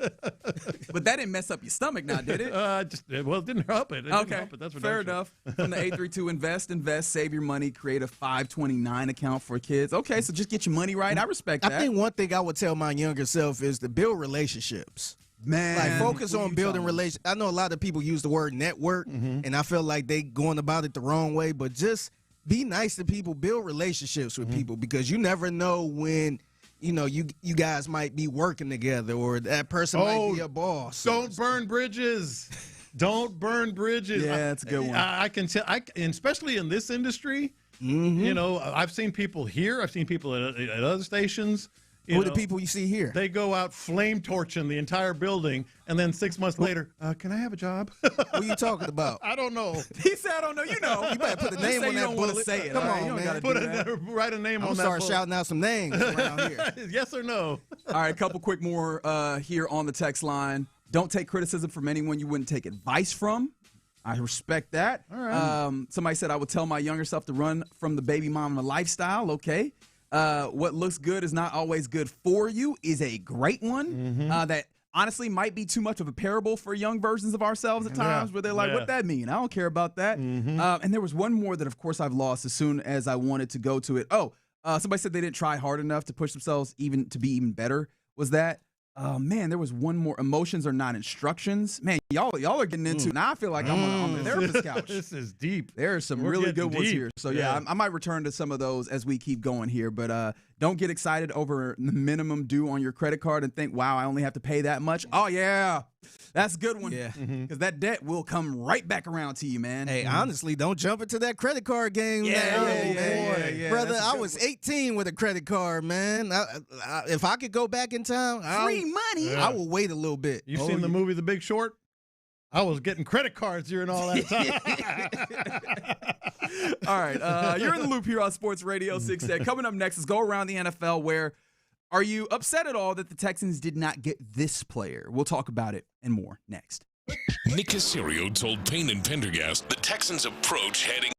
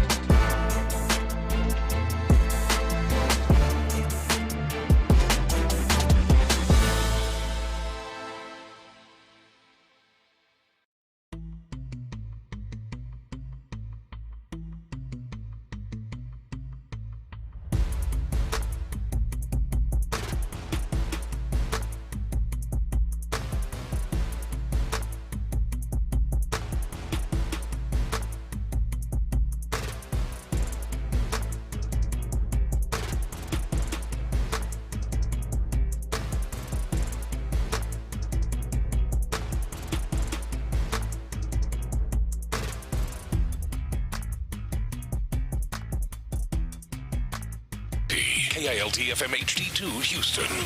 On Odyssey Sports Station, the Texans play here. Let's go around the NFL in the loop style. Why are you smiling? Because I love football. Here's John Lopez and Reggie Adetula. I'm going to tell you all about how much fun you're going to have this season. On Houston sports leader, Sports Radio 610. All right, we're about to go around the NFL. Y'all got a lot of advice coming in and some really good ones. Stay home until you're at least 21 and mature enough. I was talking about that in the break. I'm like, man, I moved. I got my own place at 20. Mm-hmm. I stayed at that apartment for like 8 months. I'm like, I never want to. I would stay with my parents as long as I can. Not everybody. No, I mean not 35. Not But, like that. Well, but some people do. No, some people feel like they got to be out by 24 and all that stuff, man. No, man, it's hard living in this world, man. If your parents cool with you staying there right now until you get yourself together, do it. Mm-hmm. Shout out to our guy Troy who texted in and said, "Nice cars are overrated," which at least early on. 100%. I'm kind of there too, Super nice cars, I think. Because my car is paid off now, and I'm not looking at another car. Good for you. Yeah. No, that ain't nothing but a loan. There's a sweet spot somewhere in there where you don't want to have You want a nice car and pay it off and just let it go. But a super nice car. Yeah. And then the tough thing about the super nice car is that is one of those can't go back propositions. Because as soon as you got them leather heated seats, you don't never want to go back to cloth. I'll tell you that. So yeah, that's one of those you be a little discerning about. All right, let's go around the NFL here in the loop on Sports Radio 610. The Chargers made quick work of seeing one of the centers. So there's one team and one center now off the board from my unofficial accounting of now 12? the center market. I think we're now 11. We're 10 or 11 teams that need or want to upgrade at center, with the Chargers agreeing to terms with center Tyler Biadasz. 3-year, $30 million contract for the man who was just jettisoned from the Washington Commanders. Mind you, I think he was making $8 million and change, just under $9 million. He will now make $10 million on average annual value for 3 years, so not a bad deal for him, very quickly being snapped up. But not outrageous for the Chargers either. Not outrageous for the Chargers either. Are you at all upset that the Texans weren't involved in the Tyler Biadasz situation? Not really. I mean, I feel strongly that they're going to be able to, and obviously he's good. I mean, I'm not saying that. But I feel strongly that the Texans have their eye on another big-ticket item, and we talked about it earlier with Denil Hunter, and all the cap space that's being cleared. Now, if we're talking in, next Friday, and the center's dropping off the market. Yeah, if it's no Tyler Linderbaum, no Cade Mays, no what's my Connor McGovern. McGovern, yeah. And you're like, oh man, Biadasz actually would have been nice. Actually, you know what? To be fair, and I've said this, and I'm kind of getting stronger in this take, and it's scaring me a little bit. If you don't end up with one of those three guys that are at the top of the free agent market, I think I'm actually in on the run Jake Andrews back, assuming that you have bracketed him with guards that are better, that can help make sure that you don't get overpowered in the middle in the same way. I think the second part of what you said would make me feel a little better. It's a necessity. Yeah. Not just like running it back and I'm good with Jake Andrews, because I wouldn't be unless, you got some rocks, next to him. Yeah. Sorry, my brain is stupid. I just imagine actual rocks. Actual rocks. From the 832, how did the Chargers get a deal done before free agency? Well, you have to remember Tyler Biadasz was cut from his team. He was released. So he was immediately a free agent, unlike the free agents that become free agents because their deals lapse with the new league year. The new league year's March 11th. So he could immediately be signed. And I respect the Chargers for going out there and not waiting to get into the bidding war and saying, hey, well, let's get this guy. I do wonder, though, for them also, is it smart for them to go this route where it does feel like they didn't want to get into the bidding war? That was another team that they got value. They have languished in bad offensive line play. Now, of course, it didn't help that you had injuries to both of your really good tackles in Rashawn Slater and Joe Alt this past year. Those guys back, maybe that offensive line looks a lot better, and maybe that's what they're just hoping on is they'll get the guys that are really good back. You have a decent center in the middle of that. And then you go and you play with, Black Mike's offense and Justin Herbert going. You knew I wasn't going to pass up calling him Black Mike. It's one of my favorite things in the world is calling Mike McDaniel Black Mike. Yeah. I don't know why. that hits me so hard. So yeah, that one is done there. So we're in a place where we're probably feeling still pretty good, especially with seeing the cap space that's there for the Texans and knowing that they have been pretty vocal about wanting to upgrade and possibly even at center. So we'll see what that looks like. Some other things around the NFL. The Rams are being real aggressive in their secondary. We know that they gave up a number of picks in order to get Trent McDuffie from the Kansas City Chiefs. That's going to be real interesting. You pair that with the Rams now re-signing Cam Curl, one of their other defensive backs, to a 3-year, $36 million contract. Their team-building philosophy just in general is so fascinating to me because what Les Snead has done out there is he's basically devalued, or at least not taken personal value in late-round first picks. And that's like 6 or 8? I don't think that they've had a first-round pick for something like 6 7 or 8 years. seasons. One year in there they have had one, and it's escaping me right now who exactly that was. But they've been giving up those late-round first picks and using those to go and get proven players, that Matt Stafford, guys like that. But then also, what makes that work is that they have been nails on especially day 3 picks, day 2 picks. They've been nails at those types of picks and making sure that they get guys that play at a high level. Cam Curl has been really good for them as well. And I wonder at all if that begins to become some of the MO for the Texans. Not exactly, right? It doesn't lay over 1-to-1. But that late round, that lack of real respect in the late round first picks, or late first round picks rather, does that maybe seem like something where Nick Cacerio also looks at that and goes, hey, if I want to use that first round pick, well, he usually uses to get more picks. I was going to say, my short answer is no. I don't see him devaluing first round picks because he's just simply because. Not that your theory is wrong, but that's just something he's never done. Oh, I don't even think it's a theory. I was just like, they have such a unique, way of going about things and team philosophy, and it works for them. And I'm actually kind of afraid of other teams trying to do it because what makes it work is them being so damn good in the draft in other places, which I think Nick Cacerio would specifically tell you is outside of the realm of normalcy because you're playing the lottery as much as you're trying to identify traits, identify dudes who have work ethic, things of that nature. You're still playing the lottery. Hitting on a lot of these picks is akin to playing the lottery. And so the idea that they've been so damn good at getting these deeper round guys to not just step in, but step in and play kind of above what the expectation would be is what makes that work. They keep doing that, obviously going against Trent McDuffie, which is necessary because that was the one weakness that the Rams had was the secondary. They're making sure that's strong. That was my first takeaway is they're kind of doing it with their secondary, what the Texans are doing with their offensive line, or we think they will do. They've identified what's kept us from getting to the next level. What has it been? Secondary. So they make the big trade. They redo one of their good players, and maybe that's where that's their offensive line basically. Okay, I like the way that you're looking at it there. Thankfully, again, they're over there. So don't have to worry too much about it. I did mention this in passing about a half hour ago, but I didn't want to say it officially. Aaron Wilson reporting that the Texans are set to sign MJ Stewart to a 1-year contract. So he's apparently making a sound recovery from the torn quadriceps tendon that took him out at the end of the season, which saw you have like Kayvon Wallace step in and then Jalen Reed once he was available to play again. Do you think that this is where the safety acquisitions end? Do you think that this is simply MJ Stewart and Jalen Reed's job to contend for, or maybe even work together to play opposite your guy, Kalen Bullock? Acquisitions as in free agents or whatever, yes. They still may draft someone, later that they might feel, because Jalen Reed, wasn't he what round did he go in? Was that a 6th round? 6th? I was going to say 6th, and I thought that was way too low. I was doubting myself.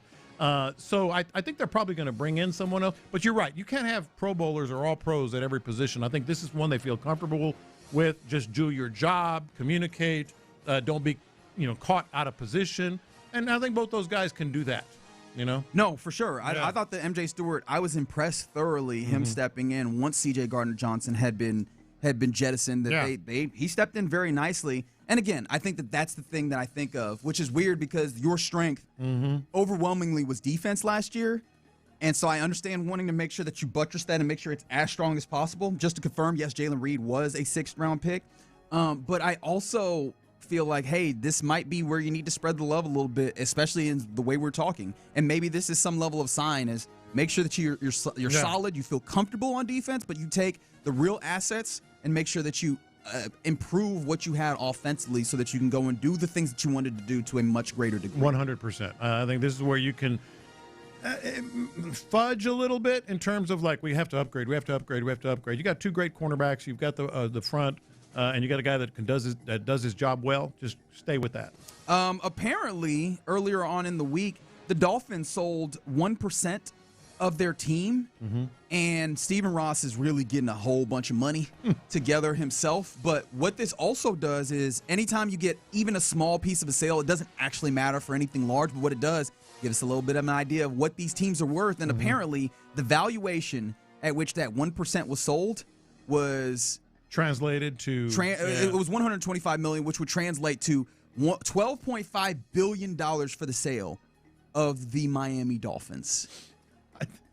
12.5 is ridiculous. Dude, we were as recently as probably a couple years ago, we probably viewed as that as the upper echelon, upper limits of maybe the premier teams. Not like long if ago. the Cowboys sold or if maybe the Giants sold, we looked at that as maybe that would be 12 point. The Dolphins are now, and the Dolphins are probably definitely in the top half. I don't know exactly where they would be valuation wise, but 12.5 for the Dolphins. We're in a place where the growth is happening so quickly, exponentially. Well, even I thought you were going here. Even like 5-6 years ago, the top end valuations of teams was like $5 or $6 billion. Yeah, and now it's more than double that. Yeah, but I'm like, even just a couple years ago, 12.5 is what we were saying. Maybe Jerry Jones could possibly get for the Cowboys if he wanted to sell them. Yeah, buddy, we talking about the Dolphins at 12.5 valuation. What does that do for the premier teams? Is that a good investment? If you're buying into the Dolphins? $125 million for 1% of the Dolphins? Yes. Because, again, the money keeps going up. I think that I also saw that the NFL is already starting to look at new TV contracts. We know that that's where a lot of the money starts jumping in to the environment of the NFL. If they get even more TV contracts, all that does is boost the valuation. It's the easiest thing in sports to make money on, at least at the high level. I think there's smaller things in sports that are building faster, but it's hard to deny that the money is just hand over fist coming through in the NFL. I do wonder, because this is something we talked about in other sports where you're going from, I see it especially in basketball, where you're going from just wealthy people to the uber wealthy that need to own this in order to make it go. Yeah. At what point does that happen in the NFL? Because we were just talking yesterday about like the poor Cincinnati Bengals, cash poor or whatever, that are, do things like not having a robust scouting department in order to make sure that they're actually bringing in good talent. If we're seeing these valuations go up even more, then when do owners maybe like that on the lower end of the wealth spectrum, and I realize that sounds crazy to say out loud, when do they maybe go, let me cash out because the money that it's going to take to keep this thing going is starting to get to a place where it might be untenable? I think it clearly, it's case by case, but I think what is happening is you're going to get more consortiums of investors take over teams simply because individuals spending $12.5 billion. I mean, that's a very small pool. So you might, they might be able to get. I say very small. There's a lot of billionaires out there, but I'm saying to spend 12. Well, there's a lot fewer of them at the top. Yeah, 10, 12 billion. I think it's going to be more consortiums of people that are purchasing franchises. All right, good idea or bad idea? With a couple more around the NFL notes, Raiders are releasing Geno Smith. I think it's a good idea. Yeah, that one doesn't feel like it's too tough. Yeah. He's one. Remember, we talked about the quarterbacks that you could possibly have at maybe like vet minimum type numbers. I'm still intrigued in Geno Smith. I think that what happened there with the Raiders definitely knocked him down. Now, his last few years there with Seattle were starting, or last year I think was starting to dip a little bit down in a way that was not as tenable. But I'd be interested to see where he goes. Yeah. Good idea or bad idea? Apparently, our favorite team, the Cleveland Browns, they are restructuring Deshaun Watson's contract. Good idea. You think so? Yes. Right now, because they trying to get free agents. Yeah. And they like is kicking that can down the road. They focus on this year. Yeah, and you got to clear space somehow, or at least make a little more. Get closer. Because I don't think space. they made a lot of room. 35.76, so almost $36 million in cap space doing the restructure there. They're just like, look, we got screwed. Let's just try to make the best of it. They're not trying to tank. Yeah, just try to make the best of it. Yeah. anytime I see a player like that, and yeah, the cap number was just going to be, the cap charge was set to be $80 million. Yeah. But the more that they keep pushing this forward, I get you need to be able to do something this year. When do you just eat the dollar amount? They're doing it. They're eating the dollar amount. But no, the more that you push this this dead cap into the future, you're going to have to eat it later. Now, maybe the argument is you push it on later as the salary cap continues to grow, it becomes a smaller percentage, and if it's a little bit easier to swallow. I don't know why this makes me, and these things do not have to be exclusive, or these are not, I guess, tied together in any which way. I do wonder if this says anything about their willingness to actually put that man on the field this year. I don't know. I just can't feel, y'all brought this up earlier in the week, and I just don't see it happening. And now they're talking about Anthony Richardson and, on top of Shepard and everything. I think they're just swallowing their pride and eating a lot of money. And they're just going to try to make the most of it. Deshaun Watson's just sitting there making money. Just sitting there making money. I mean, on that yacht. That's that. I wish I could sit there and make money on a yacht. Likewise, also as well. Yeah. All right, you're in the loop here on Sports Radio 610. Oh, I should mention this real quick. I don't have to. Tommy DeVito is signing a deal, 2-year deal, in fact, to play with the Patriots. Tommy DeVito to the Patriots. Yeah. So there you go. That's Drake Mays. He still got that same agent. Yeah, he does. I saw him at Radio Row. He gonna enjoy that Italian spot we went to up in Boston. Sean Stellato. Yeah, he was walking around on Radio Row. I want to say too. Just recently, I can't help but call him Inspector Gadget because of that hat and that trench coat that he wears sometimes. Hilarious to me. All right, you're in the loop here on Sports Radio 610. Coming up next, you want to talk about CJ? Do you want to do this? Let's talk about CJ. All right. You were doing a little bit of just thinking on CJ, and you went back to him as a rookie and some of the things that were described as his superpowers. How will you evaluate these now? 713-572-4610. We do it next. Looking ahead to the draft, Texans GM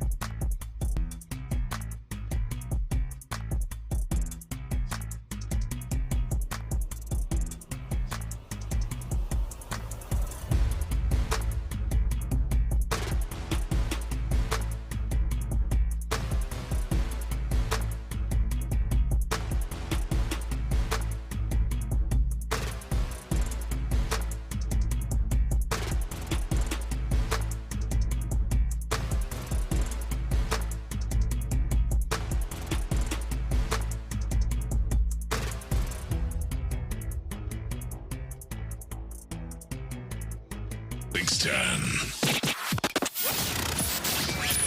In the Loop is powered by Mokaram Injury Lawyers.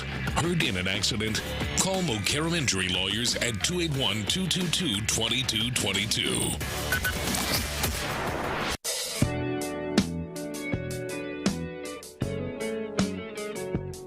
Yes, it's a funky Friday. I forget about this. You're in the Loop here on Sports Radio 610. Always fun when you get a little Isley Brothers in here. And yes, indeed, we're talking Isley Brothers right now. This ain't Q in this moment. This is Footsteps in the Dark, baby. This is baby making music. How you know this ain't Q? Because I know it's not Q. It's the same beat. Buddy, you can't fool me. There you go. I know Isley Brothers when it's coming around. There you go. Please understand. All right, let's jump in. Just waking up in the morning, gotta thank God. You went digging because you just wanted to think. I didn't about even go CJ. digging. Don't lie. I didn't. Don't lie. I guess because of search histories, and we were talking, and I was looking at some C.J. Stroud stuff. Yeah, the algorithm got me, but I'm kind of glad it did because it made me ask myself a question. And when I ask myself questions, I often want to ask you guys the questions. And so I was just sitting there minding my own business, just on my laptop, trying to figure out some stuff with C.J. Stroud. That is a good beat. Sorry, no, it is. I'm very distracted. Let me cut this off. Yes, please cut it off. I can't focus. Yeah. It is a good beat. I was about to try and start singing like Ron Isley. That would not go well for anyone. And somehow I got into a story, and I forget who wrote it, and that's on me. I apologize, but no attribution. It was from 2023. Oh. It was his rookie season. What kind of journalism is this? After he won, I know, bad. After he won Rookie of the Year. Yeah. And the writer was talking about C.J. Stroud has, elite superpowers, and they were projecting, how, like we all were, how awesome it was that the Texans had him and what his ceiling was and all that. What a time to be alive. Oh, man. My gosh. It was such reminiscing. And he talked about 6 superpowers that C.J. Stroud, put on display in 2023. So I asked myself, how do I feel about these superpowers today? Okay, all right. So, Figgy, I want you to get in on this, the listeners as well. 713-572-4610, the base power text line. The last one, okay, I'll just go through them, and you tell me how you feel about C.J. Stroud, and if this is still a superpower of his, or how you feel about it. Ball placement. This is tough because vividly in my brain, I still think about over the probably back half of the season, the times when he would kind of sail is the word I wanted to use, sail the football over the top. And I could never tell if that was intentionally trying to protect the football, seeing as that was such a big point of emphasis, or if that was a mechanical issue where, especially for quarterbacks, if you don't step into your throw or if your feet aren't placed properly, the ball can sail on you a little bit. And I've thought about that. But ultimately, all of that comes back to the ball placement isn't exactly where it once was and where you would think of for the ball placement specialist moniker that he had once given himself. So it's definitely off. It's definitely off of where I had previously thought it should be. I don't know if he's incapable of getting it back. In fact, I believe he's capable of getting it back. I just wonder what that entails. I really do believe. I said it before the draft, before they even drafted him. I thought that was his superpower. His accuracy is how I always said it. And I don't feel, I'm kind of with you. I don't feel like, oh boy, that ship has sailed by any stretch. I think it's still there. He's shown it for, more than one occasion for more than 1 year, and he had some incredible throws this year. So Figgy, I think ball placement I'm not out on. I think maybe a mechanical thing. Maybe it relates to confidence, et cetera. I still think he is one of the more can be one of the more accurate passers. Yeah, I think so too, man. Just watching this time at Ohio State and then his rookie year, to me, I just can't jump off the bandwagon right now. I don't think he just lost it.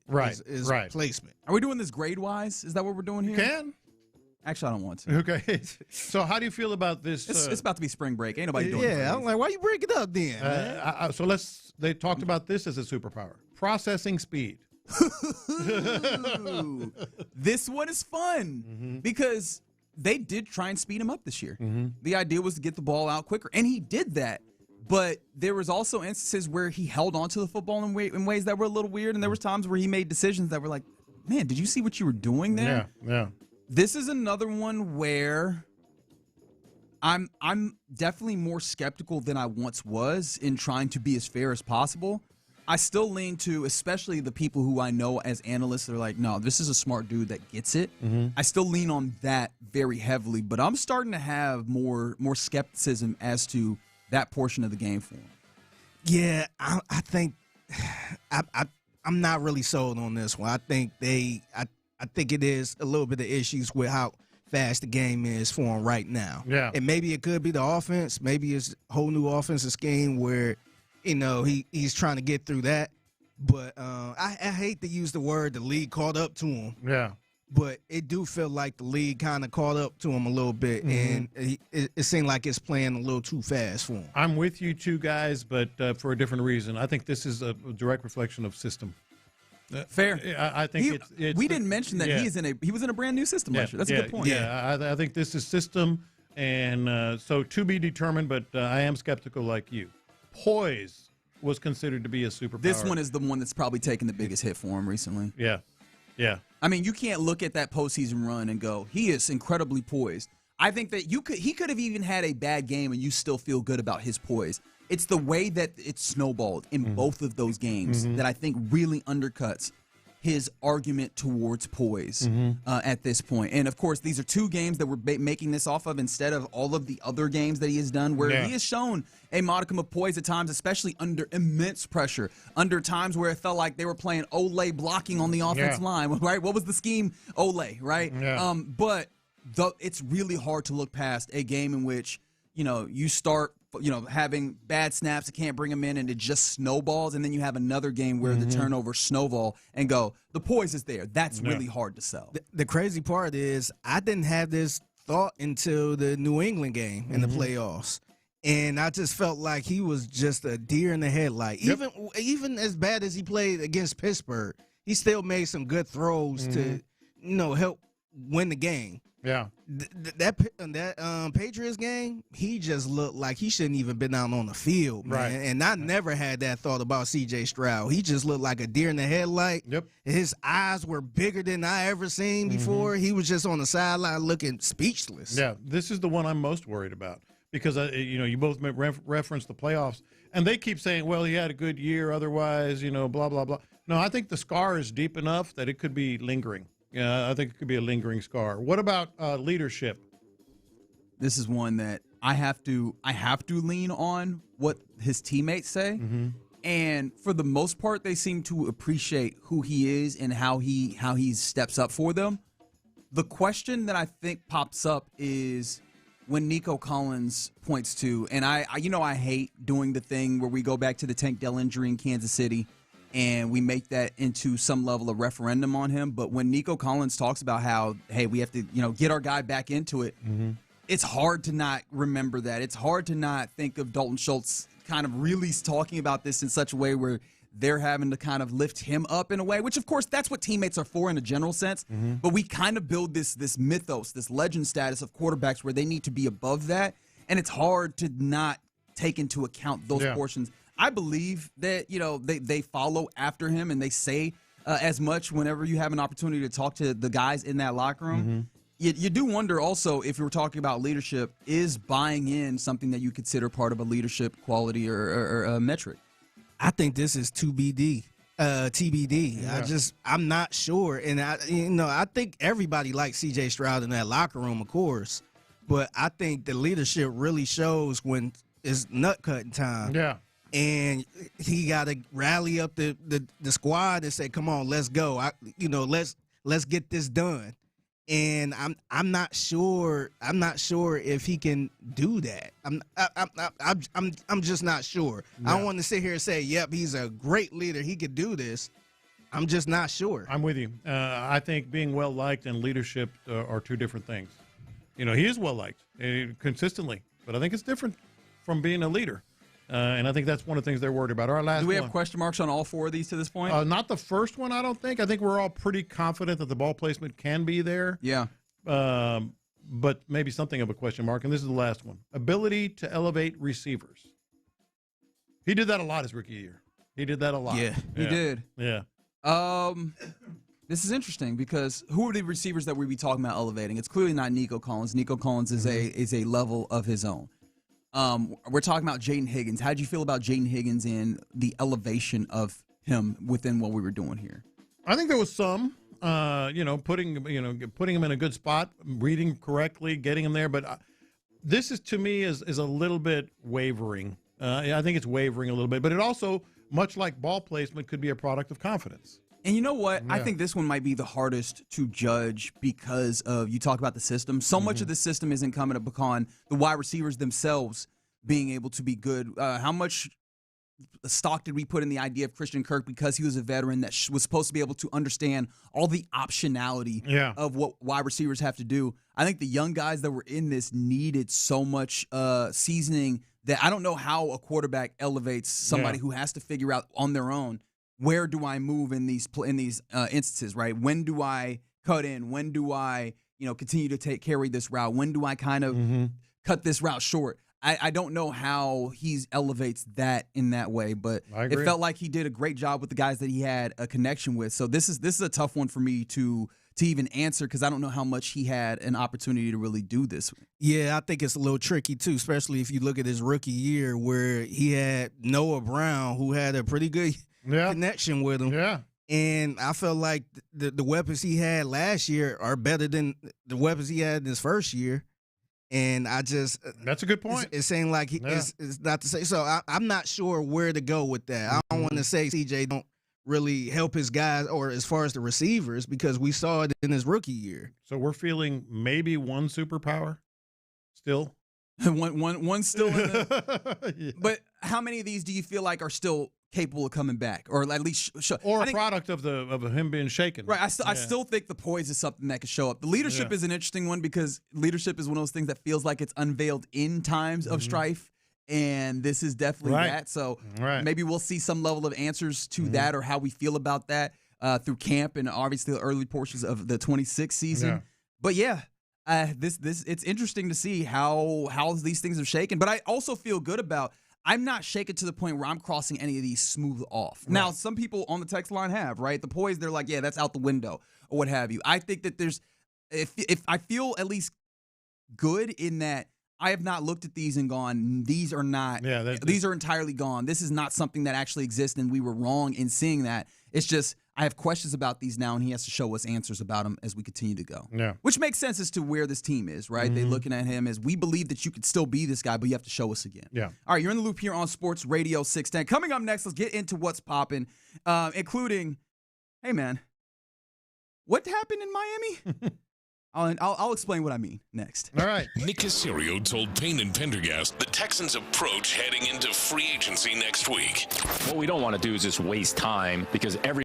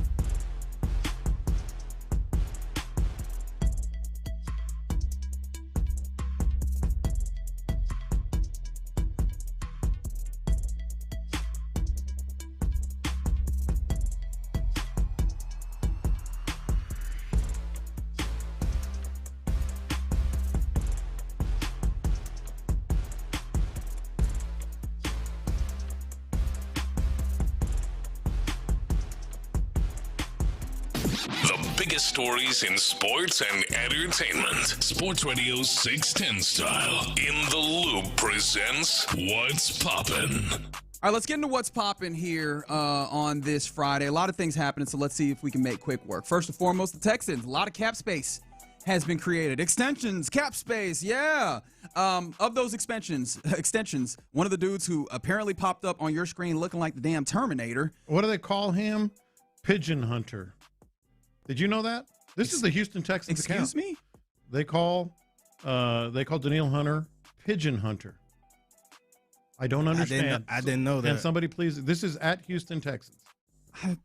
Look, I have never felt so old as I have recently. I know we're all like, that's a common thing that none of us know. Yeah, the Texans have been cooking on their social media, but it has moved outside of the realm of my particular knowledge. And so sometimes they put something up there and I'm like, what is this a reference to? Is this one of them animes? This, I don't know, but this is at Houston Texans. Anyways. Pigeon Hunter has entered the chat. The important thing, if you want to call him Pigeon Hunter, I think they just put him as a pigeon head, and I think that's the entirety of the bit there, Lopez. I'm hoping that that's it. And I'm sure something is going way over my Let head. us know. 713-572-4610. What are we missing? Denil Hunter gets an extension. They tack on another year. So that'll be for the 2027 season. Obviously, he was under contract this year. $40 million. I think that's somewhere like, top 5, at least as of right now, of payments for edge rushers in the NFL, which makes sense. He's playing of that caliber. Doesn't seem like there's any signs of slowing down. You can do that and create a good amount of cap space, which they did. This is a win-win-win-win-win, right? I don't know if there's any other wins that I need to account for. Throw a couple more in there. All right, and win-win as well. Yeah, absolutely. And we talked about it earlier. This is about the offense as much as Denil Hunter, and he's the beneficiary of it. And frankly, good. He's earned it. You said it. No sign of slowing down. I think this is going to be good for him and for them. And you've got two of the best. Your bookends are going to be here for a little bit more. Which it makes sense because that is the engine of what you do, right? Those guys generating pressure, especially them, because you generate pressure with 4, you can defend everything else with 7. That is the basis of how this defense works. So those two being the bookends absolutely matters a great deal. He stays. Jalen Petrie apparently also has a restructure being done, and then the signing back another 1-year deal of MJ Stewart, who I could easily see being your starting strong safety. He took over pretty nicely when C.J. Gardner-Johnson was let go last year. Or he's just a great depth guy who can go and play special teams pretty well for you. Either way, that's a good dude to have. Him, Jalen Reed probably are your best 2 options at starting safety right now, outside of any other acquisitions or draft picks in the upcoming NFL draft. Yeah, and I think that's a good place to have those types of players. Types of players that they're, why did C.J. Gardner-Johnson get launched from this organization? They fired him into the sun? They fired him into the sun because he just wasn't doing, he was freelancing. He wasn't doing the basic things. He didn't get in where he fit in. Exactly, and they do. And when you have those bookends rushing and you have 2 great cornerbacks, you can do that. You can get away with it. Just do your job on the back end. Some other things that are popping. Goodness gracious, the Rockets, man. The Rockets with a gut-wrenching loss that honestly, it wasn't even gut-wrenching. It was just deeply, deeply annoying to a Golden State Warriors team that had no business being in the game, talk less of taking them to overtime and beating the Rockets at home at Toyota Center, 115-113.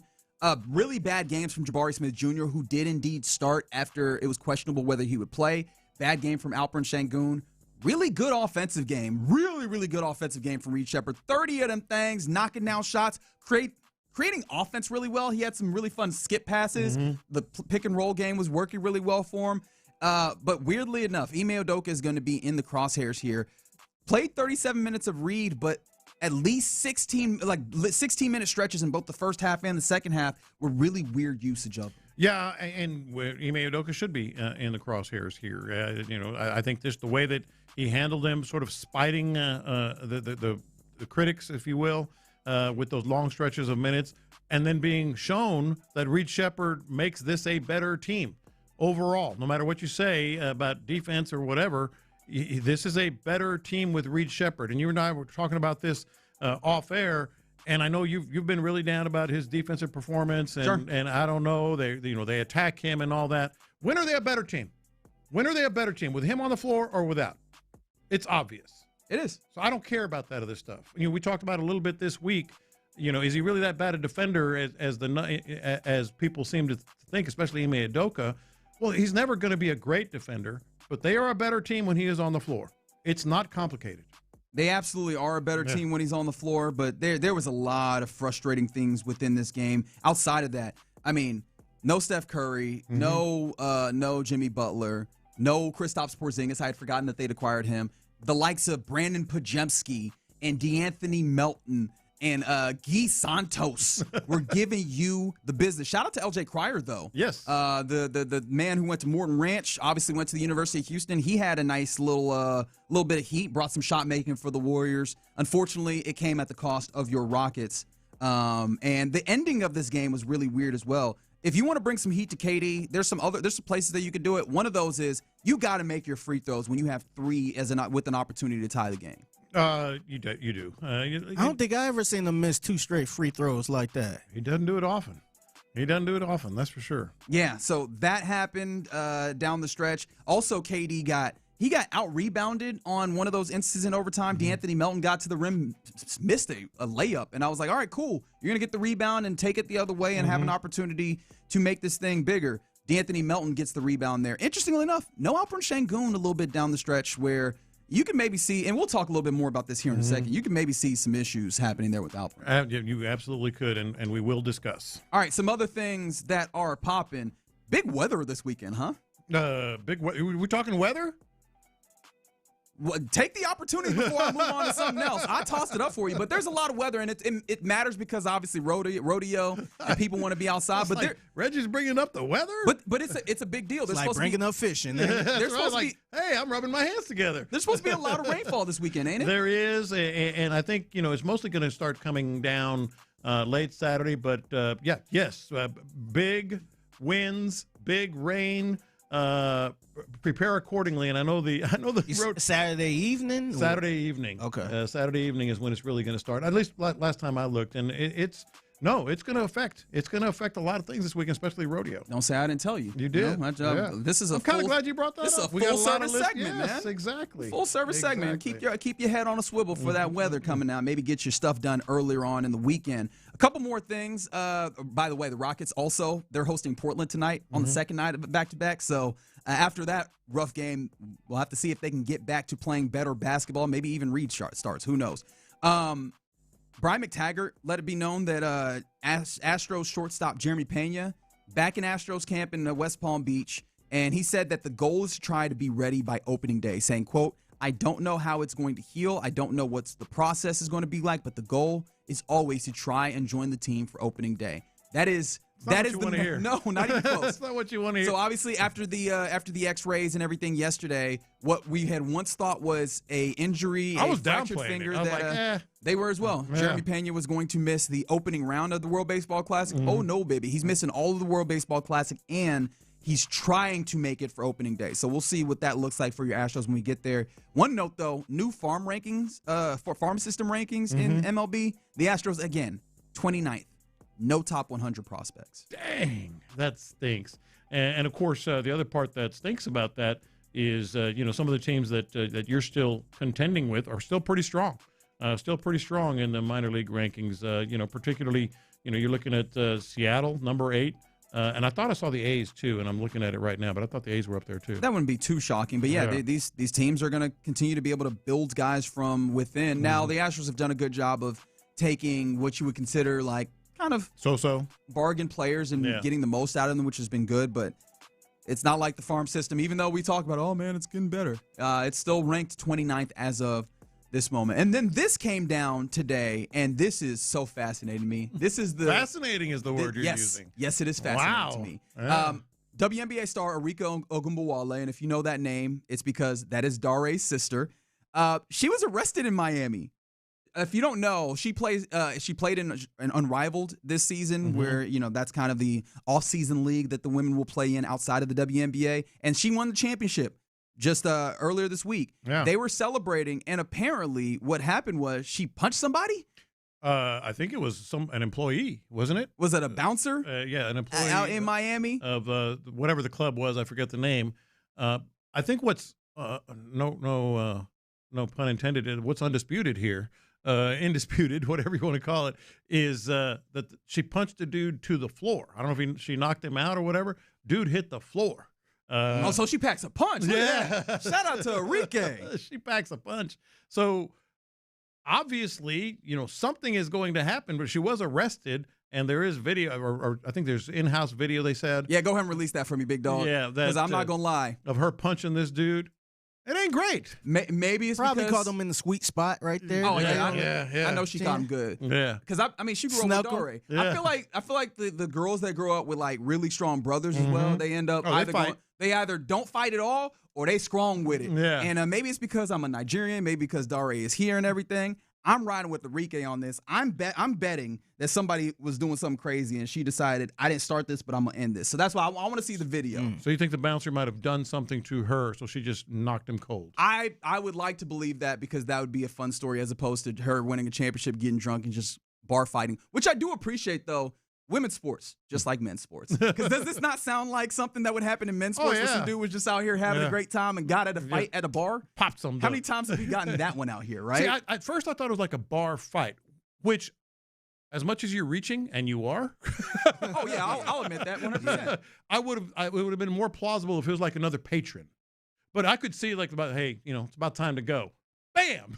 I ain't going nowhere. That seems more likely to me. I ain't going nowhere. You're telling me I can go home. Free Enrique. By the way, misdemeanor battery is, I think, what she's being charged with yesterday in Miami-Dade County. Sound about right. Enrique is where I'm at. Yeah, especially if you knock somebody out or at least knock them down. Yeah. She's going to beat that The case. employee thing, to me, is the key element. Yeah. Yeah. Yep. Yeah. She's going to beat that case, man. All right, you're in the loop here on Sports Radio. Keep telling yourself that. She's going to beat that case. Yeah. All right, coming up next, there's clearly an issue with Rockets center Alperen Sengun. The question I have is it temporary? Is it situational? Or maybe the worst one, is it fundamental? 713-572-4610. Let's work it out next. Yep, D&M Auto Lease.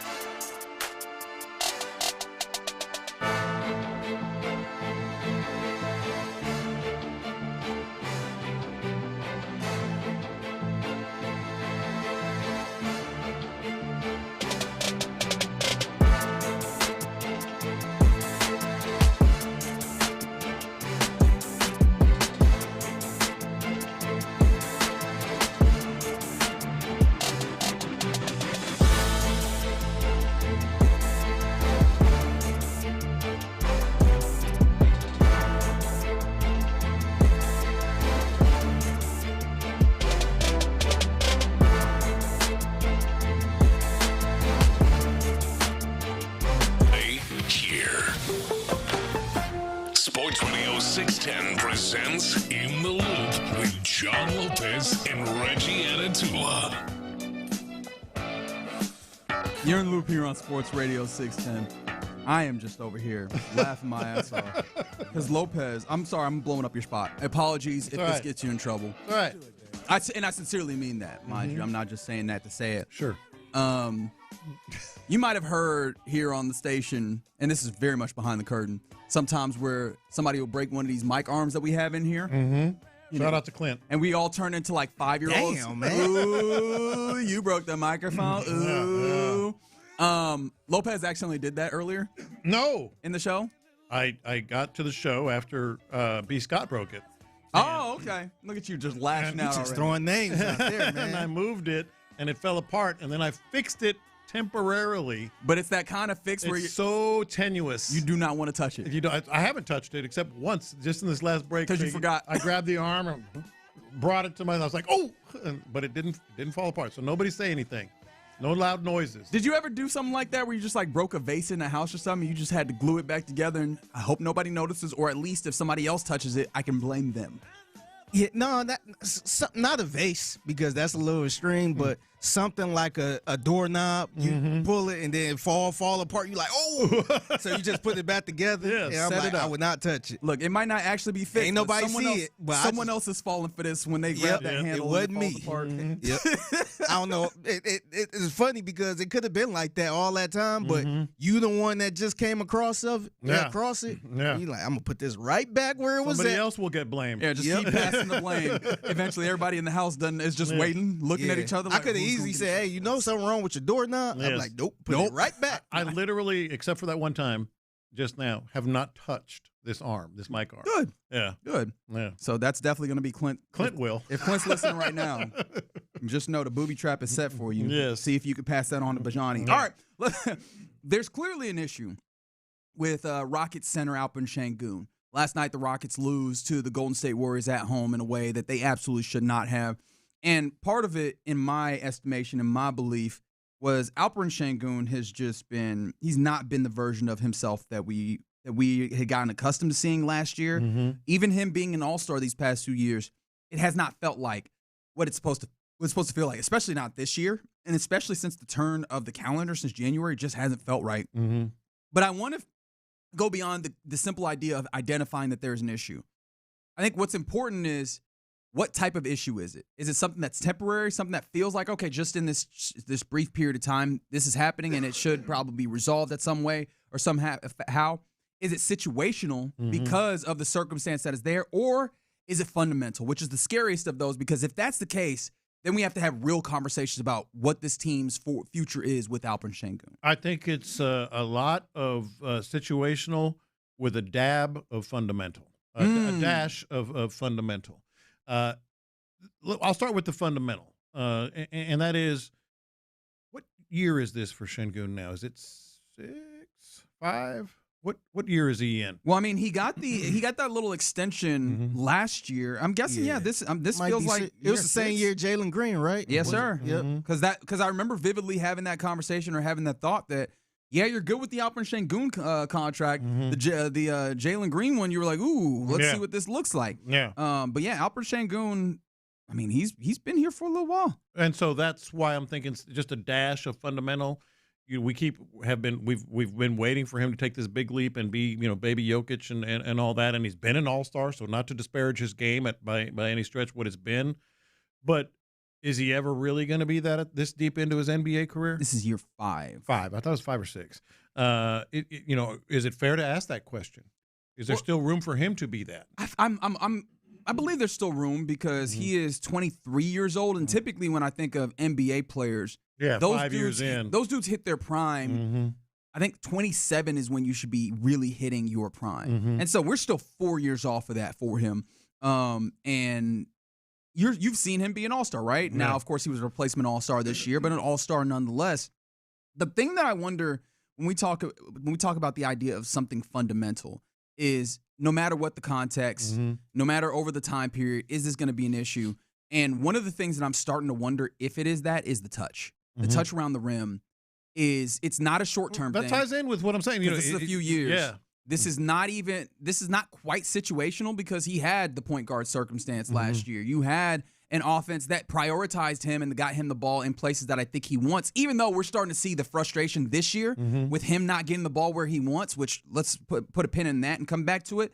But even just, hey, man, you are big. You're 6'10". You may not be the biggest dude in the post, right? There's obviously footers out there, legitimate 7-footers that you're playing against at times, dudes that are maybe heftier as well.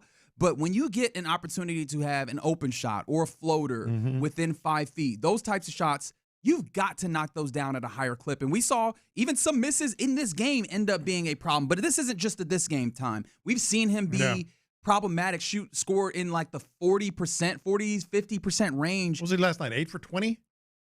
Yeah, I think that's correct. Yeah, but when you're inside there, the most efficient shot in basketball, you should be knocking that down in the 60%, especially as big. And he's well below that, and that's not been new. And so it makes me wonder, is this going to be a touch thing that he can figure out? Because we can't keep doing all these post-ups that he wants to do if you're not going to – he's already not the super most efficient in post-ups. I don't have to give you the number there. But if you're not going to be able to take those and turn those into guaranteed buckets when you can put someone that close to the basket – that's going to be real problematic in the entire way we get this, because it's not like he's a stretch big. He's not knocking down shots from the outside. If you're not going to have the touch to make those shots when you're in close, I can't run this through you. And how good of a big and how good of an elite big, if we're going to try and consider you that, can you be if you can't do that consistently? Well, I think it's a dash of that. I think it's a dash of the fundamental. To me, it's more situational. Okay, which that would be encouraging if that's more of where we're at. I think it's more situational from two fronts. Clearly, he benefited a lot from Fred VanVleet and benefits some with Reed Shepard. But when he gets the ball in the post, he's kind of turning into a black hole. Like, he gets the ball, and he eats up so much of the shot clock. Trying to get his shot or figure out what they're doing defensively and get the ball to the right person. I mean, it's tick, tick, tick. I mean, he's just eating up time on the shot clock, and that's a problem. That's a situational problem that either they need to adjust and get quicker out of the post, or he needs to get a shot up or a pass out. Both. Yeah. Both. Yeah. I think it's incumbent on the player. I think about this with Joel Embiid. There was a point in time in his career where he just loved pounding the air out of the basketball. And as a big, especially now that we don't have illegal defense, dudes can rotate over and load up on you.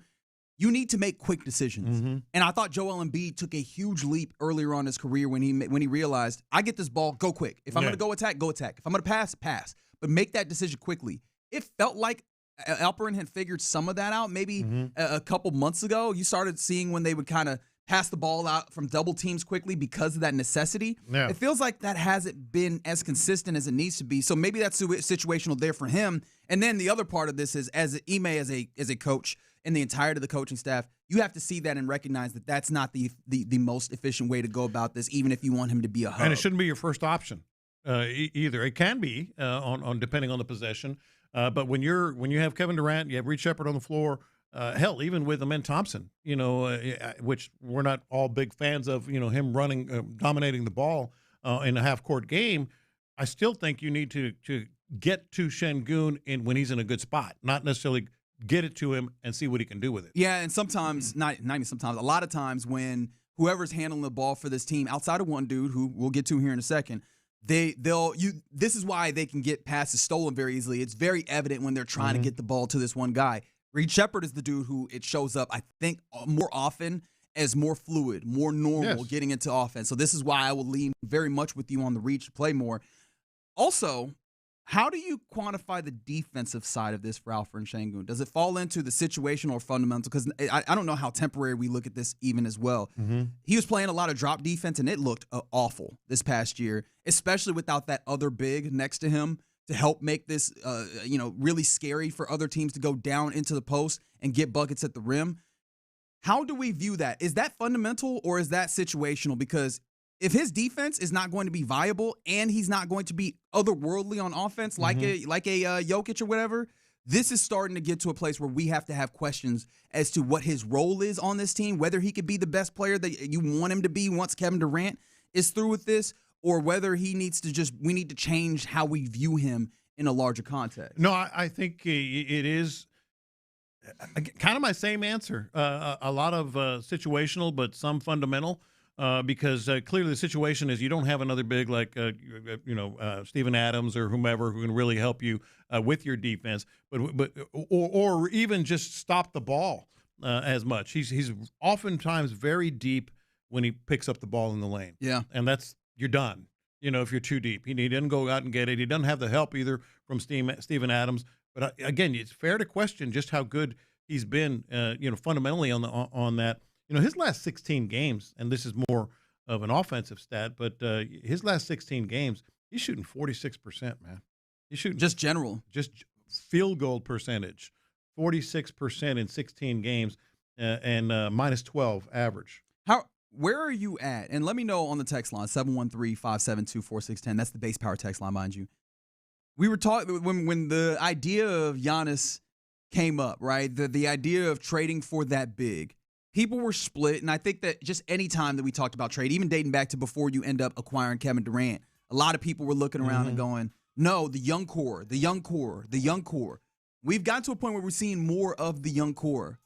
Are you still in the young core portion of this, or are you now, especially as we're talking about how some of these things are situational, some of these things are fundamental, these issues that we have with Alperen, are you getting closer to the idea of, bleep it, let me go get Giannis because I know that he can do a lot of some of these things? Well, when this came up before, I was very much an advocate of getting Giannis, just because of the way, the things, obviously how good he was, the way he can finish and certainly offensively in transition and such. That wasn't to disparage, Sengun by any stretch, because if they throw him into a package, all of a sudden people are like, oh, no. Well, let me ask you guys this then. Would you be against, involving Sengun in any deal, for Giannis? I think the answer is no. No, I don't think that I could be in a place where it's but it was, no. Yes, you would. Most people would have had a problem with that. I don't think people do now. No. Are we being unfair in not accounting for this thing that comes in on the text line? Alpi hasn't been right since he hurt his ankle on January 3rd? Maybe a little bit. I mean, because that would definitely be the temporary portion of this. An injury is not allowing him to be the same version himself, which I think the defense part of that would be big. Maybe. There was times where coming off of a screen, you have somebody like was it Guy Santos or maybe another player last night that's beating him to the spot where I go, that shouldn't happen there. Yeah. And how much of that is the foot speed that it gets a little bit diced up with your ankle feeling not necessarily in the best way. Now, of course, we're a couple months later, but you get what I'm saying. He hasn't really taken many days off since then. I don't know if that fixes if that tracks with the idea of the touch or his inability to knock down 3-pointers or his general demeanor where he's frustrated if he's not being involved directly, like if the plays aren't being run through him. You can see frustration building in some ways, and I think that's some of what Ime is balancing when sometimes you end up with admittedly an energy stopping post-up possession for Alperen Sengun, even if it's as far out as the 3-point line. Yeah. Look, there is something going on with Alperen Sengun, and I think the ultimate answer is a little of all three of those things that you mentioned. For me, it could be a little bit of an injury-related thing. There's no question. But he's not. He doesn't fit well offensively like he did in the past. It's just too much of reliance on him in the post, and he's not. He's very good. He's an all-star, but he's not that guy. Do you feel like coaching could possibly change this? Yes. Like, look, I'm not sitting here saying fire Ime or whatever. Not yet, at least. But do you feel like if they bring the right offensive coach in, yes, that maybe this can change? This is how we started the show. I am not completely out on Ime Udoka, but I'm completely out on him knowing what's best offense for this squad. And that includes, Sengun, obviously. And you've seen it a lot in the NBA where, you got this player that's not really meeting his max. Mm-hmm. And when you bring a certain coach in, then it's like, wow, he unlocked something. You kind of seen it with James Harden at one point when you brought in Mike D'Antoni. D'Antoni, yeah. And it's just like, wow, okay, this is a superstar right here. Yeah, and from the 2-8-1, mostly situational. There's some significant fundamental in there. His touch around the rim, or lack thereof, back to the basket, dating back to the playoffs against the Warriors that hurt you. But 713 said something that was interesting to me. Nobody's developing on offense because of the coaching staff. Yes. And if you really look at it, we're talking about Alperen Sengun. They're absolutely right. Amin Thompson has had a little bit of a rough season. Jabari had a heat rock of a month or two here in a little bit, but he had some times where it was a little rough this season. I don't think I could put the Dorian Finney-Smith portion on this. Reed has definitely been better, but maybe he's been limited a little bit in that progress. I don't know even how I categorize Tari Eason. I don't think that's been one way or the other, but there's definitely a number of things that you could go. If you see enough data points of not progressing on one side of the ball, you do wonder how much of this then do we put under the entirety of the environment that's been built there. We all expected another step from all three of those guys that you just mentioned this year, and haven't seen it. So this is I don't know that we have a definitive answer right now, and maybe we shouldn't, right? And maybe we still need to let the rest of the year play out. But I think that this is the context that I'm looking at Alperen Sengun under. How much of these things that display themselves as issues are fundamental, because if you have enough of these stack up, you can't continue with the process of him being the foundational piece to what you're doing. Because if there's a fundamental issue with your foundational piece, you're not reaching the heights that you want to reach. Yeah, I agree. All right, you're in the loop here on Sports Radio 610. Coming up next, let's do some lunchtime confessions. How about it? Nick Cacerio told Payne and Pendergast.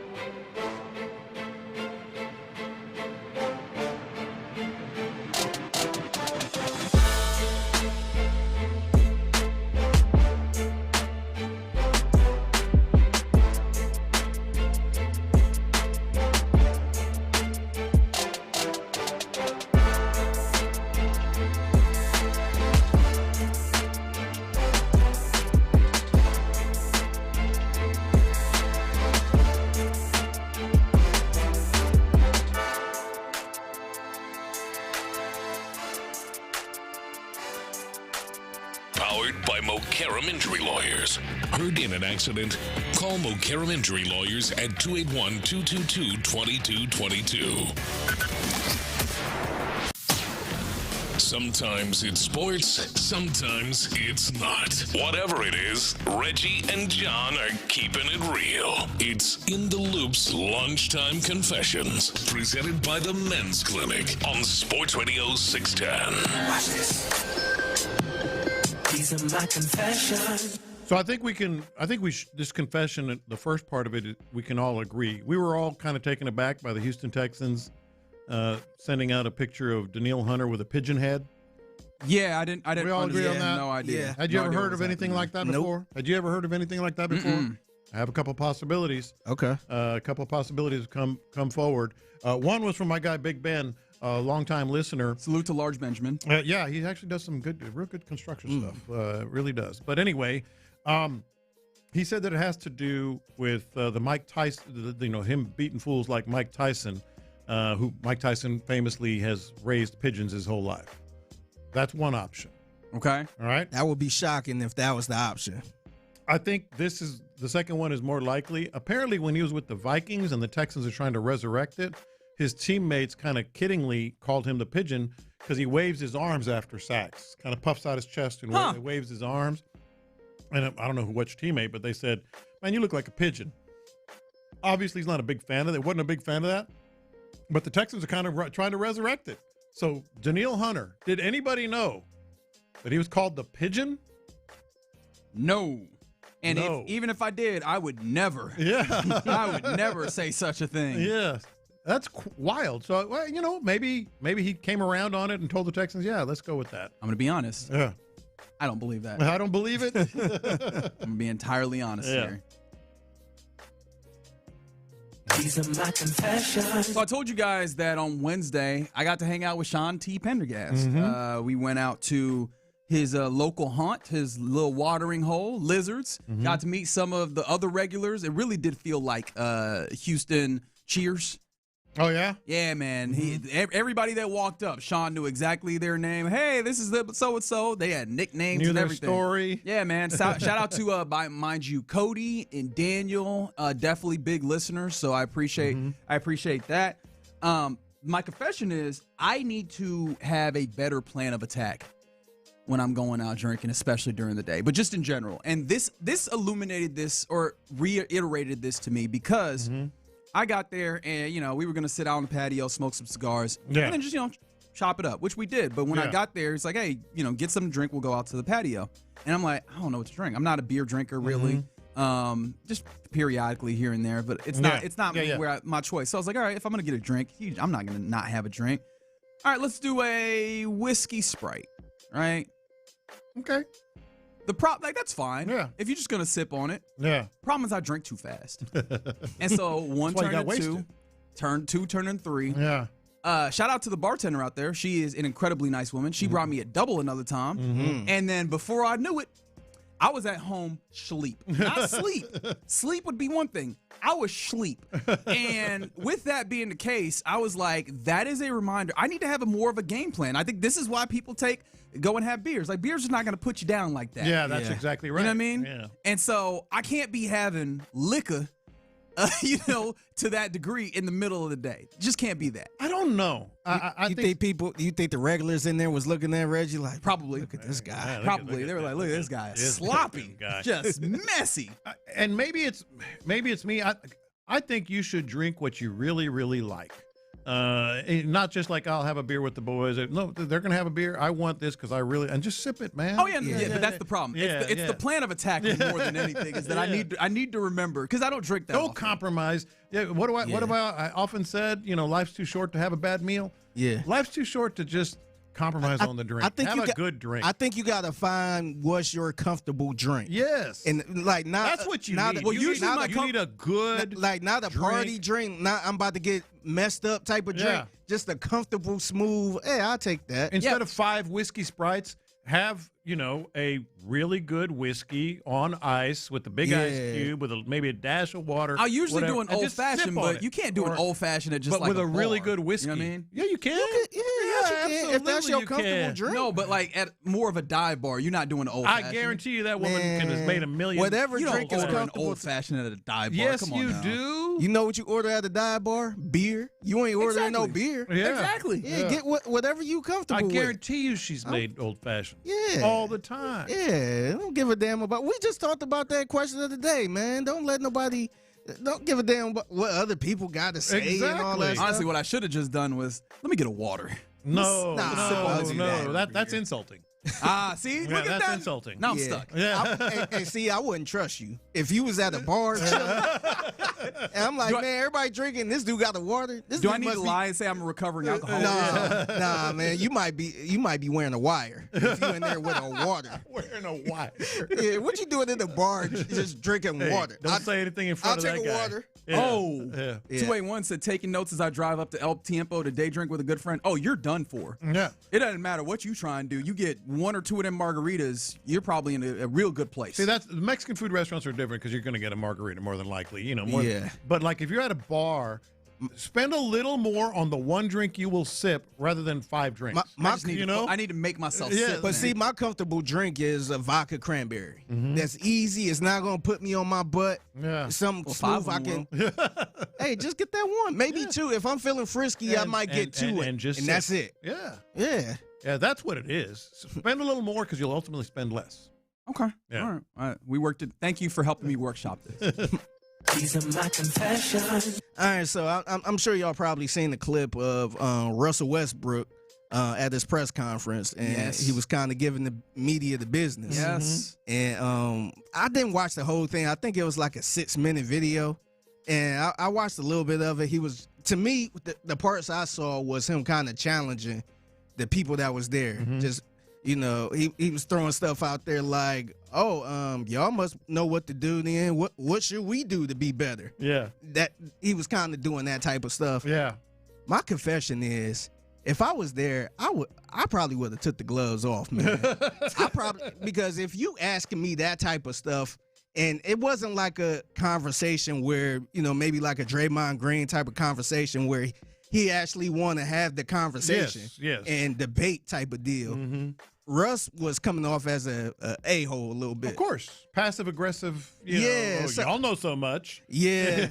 I probably would have said, if he would have asked me that, I probably would have said something like, well, you ain't the superstar you once was. Yeah. So that's why this team's struggling. You ain't that good now. I think he was trying to get a clip on Sports. To me, I try not to do that type of stuff. And, I respect the field and all that. But if he would have said something like that towards me, I was like, bro, you ain't even that good now. Yeah. You bouncing around from team to team. You need to look in the mirror then. You on one of the worst teams. And I probably would have just took the whole journalism. I would have cap loved off. it. I would have been there for it. Yeah, no, I would have did something like that. And just kind of listening to the people actually doing their jobs and all that stuff, you could tell they were a little bit nervous. They really wasn't pushing back as much. Yeah. But me, I probably would have ended up losing my job or getting suspended. No, you'd have gotten. I would have had a real conversation with him. Like, look, like you trying to call me out. What about you? You need to look in the mirror. Atta baby. Like no, let's be serious. I do wonder though, because maybe I need to go back and listen to it. As he was doing that, he seemed just peeved about something, and I would have loved for someone to go, all right, so you're clearly upset. What are you upset about? Can you explain to us what you're mad about? Because I was just sitting there and I was just like, he's going at them. They're defending themselves, and I have no idea where this animosity came from. Yeah, like what did I do to you? Unless he was really talking to somebody that wrote something. Right, and that happens sometimes. That happens a lot. Yeah. And typically you handle those, at least historically, the idea is you show up in the locker room or at practice and then y'all can have it out in that way to where you don't end up with a blow up like that. Yeah, no, the way he was talking, I would have said something spicy right back. Or be passive aggressive back to him. Say, hey, are you all right? I'm like, you good? Are you all right? Or if he would have threw a question back at me like, oh, since y'all know everything, what do we need to do to be a better team in the league? Yeah. I'm like, all right, get some better players on the team then. Yeah. Or why don't y'all hustle a little more then? I would have said something back to him. I'm like, dog, don't talk to me like that. That's the one thing I hate. Don't talk to me like that. Yeah. I'm sitting here trying to do my job. I can play that game too. Yeah. And that's the reason why I probably don't be at no press conference. I would have got ticked off. Yeah. These are my confessions. So you guys know that I've been pretty adamant that the Texans are going to play an overseas game this year. You have? Because they were going to play one last year. I have that on relatively good authority, but ultimately that changed. And you have to play each NFL team has to play at least one overseas game within every 8 years. Yeah. And this is year 7. So just logically, this could be a year where they do go overseas. My confession is I think I've landed on which game it's going to be. Okay. Are you willing to share with the class? Yes. Texans at Washington Commanders in London.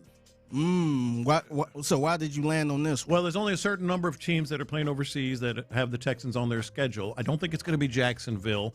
I think there's another one as well. But the Commanders is interesting because they're playing the AFC South, as we all know. The Colts played there last year. The Jaguars play there every year. And also the NFC, the Titans are still a possibility. It could be either the Texans or the Titans. The NFC East has never played a division game overseas. Well, they're starting to break a lot of those. They are starting to break. That could happen. That's why it's more of a confession. Like I think it's going to be the Commanders. Fair enough. Because the logic says they're going to play there, just because of the time since they haven't played there since 2019. I think they were going to be scheduled last year by a lot of accounts, and that fell through or changed. The NFC East doesn't play, and it's also the NFC East. Big time. Old, division that has never played a division game. They're playing the AFC South. Colts are out because they played last year. Jacksonville's out. Kind of narrows it down. Yeah. Kind of narrows it down to either the Titans or the Texans. If this was like 5 years ago, I'd have said it was the Titans because we love exporting those types of games. Yeah. But they're trying to get better games. Yeah, they're trying to play better games over there. So maybe that is the one. We'll keep an eye out on that. We've started seeing more and more of the home teams. The home teams for the international games come out. Obviously, we wait for schedule release or at least around then to get more of those games told to us. All right, those are your lunchtime confessions. I appreciate all the tried and true day drinkers hopping on the base power. There's a lot of them. Y'all are drinking a lot out there. Y'all some experts. I hope that we are giving you good company when you're doing your day drinking here in Loop on Sports Radio 610. All right, coming up next, I wanted to try something here, John, because a lot of the news in the sports news landscape has been crazier and crazier. So let's do this. Let's do a little bit of a sports news scramble. We're going to put out how many? Four? 5 sports news stories. 4 of them are real. 1 of them is fake. Let's see if myself, Figgy, and you, listener, can figure it out. 713-572-4610. We do it next. Looking ahead to the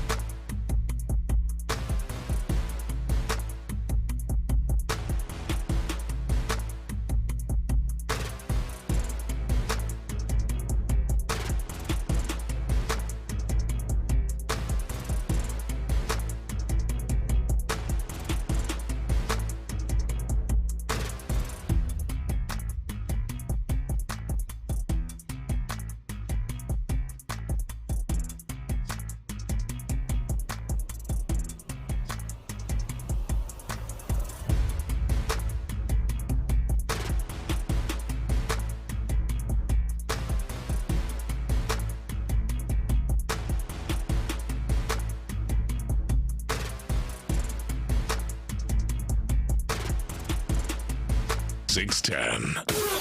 Sports Radio 610 presents live from the West Point Lincoln and West Point Lincoln of Sugar Land Studios. Here's In the Loop with John Lopez and Reggie Atatula.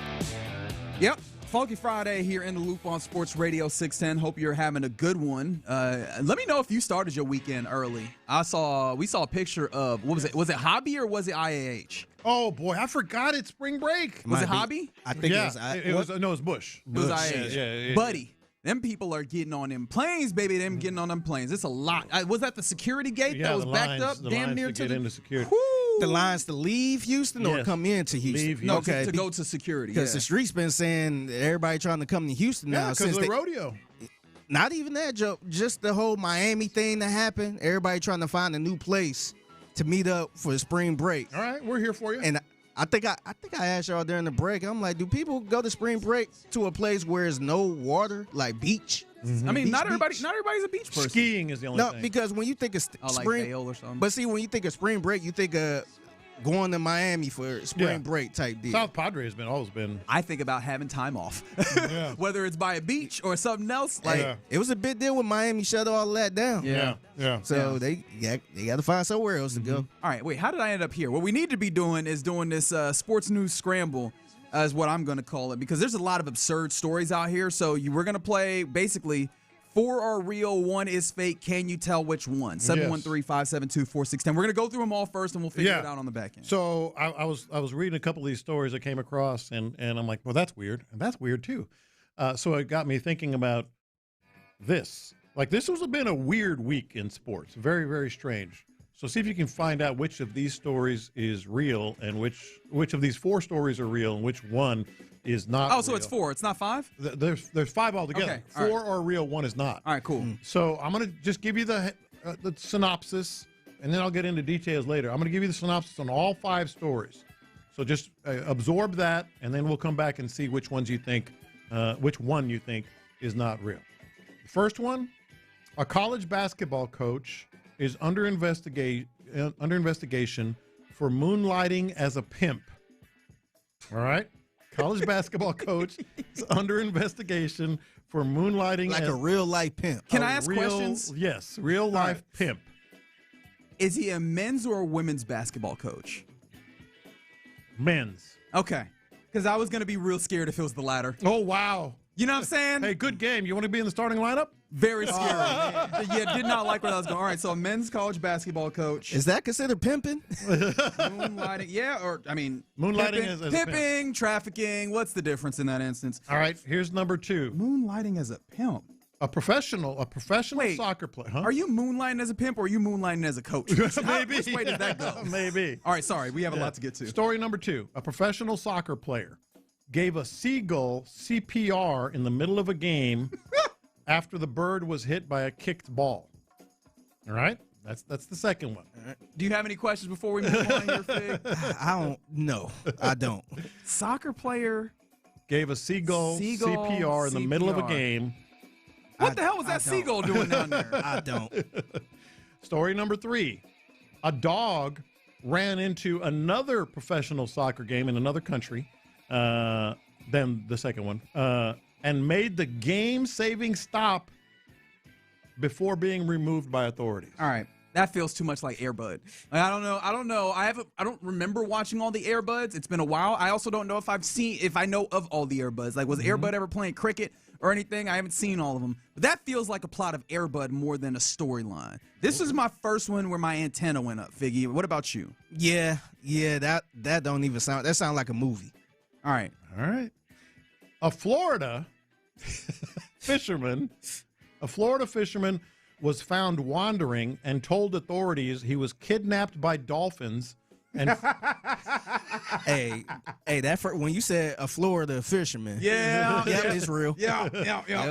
A Florida fisherman was found wandering and told authorities he was kidnapped by dolphins and forced to help them build an underwater city. Oh, so he was high. Maybe. No, not maybe. He was high. Maybe this is the fake one. And even in the fake situation, he is high. You will. No, there's no way. The man is purporting Think about what he's saying. I'm just delivering the synopsis. I hear you. Think about what is being purported to have happened here. Yeah. The man was somehow accosted by dolphins, so he spoke with the dolphins, and the dolphins were able to give him the idea that not only was he under some level of, I don't know, kidnapping, but that now he had to do work to build a city. An underwater city. Underwater. Yeah, no, that man is high. Right, that's number 4. And here's What? Here's the 5th one. A brawl between 20 people broke out. The 20 people were all in their 60s or above, and it ended with 3 arrests. The brawl. Well, I'll save the rest. A brawl between 20 people. Save the rest? A brawl between 20 people on a court, I'll put it that way. All of them in their 60s and above broke out and ended with 3 arrests. All right, so you got to pick between a college basketball coach moonlighting as a pimp, a pro soccer player giving CPR to a bird that was hit by a kickball, a dog ran onto a professional soccer game and made the game-saving stop, Florida fisherman was kidnapped by dolphins and was forced to help them build an underwater city, or a brawl between 20 people that are basically retirement age and above. One of those, only one of those. So me and Reggie, we need to pick the fake story in this one. The scary part is 4 of those are real. Yeah. That's the scary part. It's not so much that one of them is not real. It's that 4 of them are in fact real. So just off the strength, Figgy, I think we're in the same place. Story number 4, Florida Dolphin man. Just because he's Florida. I think that might be the most believable story out of all of these for me. Yes. That's the one I believe the most out of all of these stories. All right, so I'm kidnapped by dolphins and forced to build an underwater city. Yep. High off his ass. That one's going to be there. All right, so beyond that, I'm not going to lie. I'm the most skeptical of the dog making the game-saving was it game-saving tackle or game save? It was a soccer game. Oh, save. Okay. That just feels too cinematic and Air Bud. So I'll put that there. The CPR, I think that happened. Mm-hmm. Don't you? To me, I think that I'm kind of honestly, maybe I'm just trying to find the right one. I feel like the Air Bud one might be real. I feel like that might be real, and I'm leaning towards the CPR one being fake. Ooh, really? Yeah. Are we just moving past this pimp one, and we're just like, yeah, that sounds like something that would happen? Let's be honest, man. We kind of heard the story already. But also, I think, to me, me personally, I feel like it's a whole underworld of pimping out here. Yeah. So there's a lot of people doing regular jobs, but also on their side. Because let's be real, whenever we talk about a pimp, we think a guy with a cane and lime green suit and all that stuff. But I think I heard a bunch of personal stories about people being pimps. Yeah. And you would have never guessed it. We got people texting with all 5 of them being the real one, like different people. I don't know what to do here because we also haven't talked about the 20-person brawl of septuagenarians. I think, to me, that's my second one being 100% real. Yeah. Outside of the Florida man. Mm-hmm. And the way that he withheld details makes me believe that one is true. Mm-hmm. I think that's because he was like, true. There's more to be given on this one. And if it was a fake story, I don't think he'd have more info. They probably had a brawl at a bingo game or something. Ooh, the bingo hall brawl? Yeah. That's like crazy. Just hitting people on the forehead with a daughter. Just, throwing hands, man. Oh, by the way, I'll say that later too. Okay, all right. Yeah. Now you're not helping. I think, I'm sorry, the Air Bud just feels too vivid.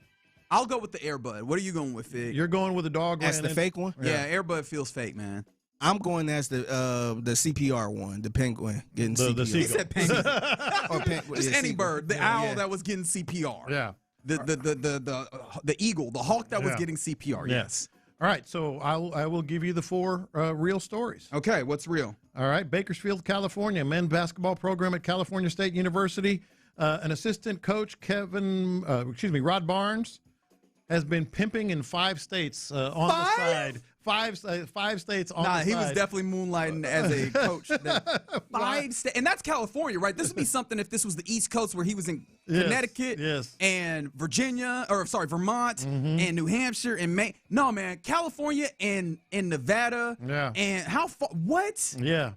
All right, so he's lost his job, correct? I would like to. I believe he has lost. I think his the story job. was like 5 or 6 months ago, too. Okay, all right. Well, it started then. Was he a good coach? Were they at least winning? I don't know. Cal State Bakersfield? Because I'm not gonna lie, while this is deplorable, it would be cool if you managed to pimp in 5 states and put up a good basketball team. Like I gotta respect that hustle. If that's the case. All right, so here is true story number 2. Okay. Ricky James Hollowell, 33, was found severely sunburned and wearing only swim trunks. He told deputies he had been taken against his will by a pod of dolphins 3 days ago and forced to work on what he called an underwater construction project.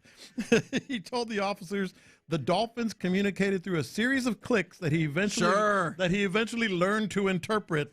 And the head dolphin, the foreman of the project, was named Gerald. Oh, that is hilarious. Dolphins named Gerald, huh? And this last sentence may or may not surprise you. Okay, here it comes. Hollowell was transported for medical evaluation. Yeah, that man was high. So 929 said 5 states, hell of a recruiter. Get him a long-term deal. This, to me, is my favorite one, and because it is true.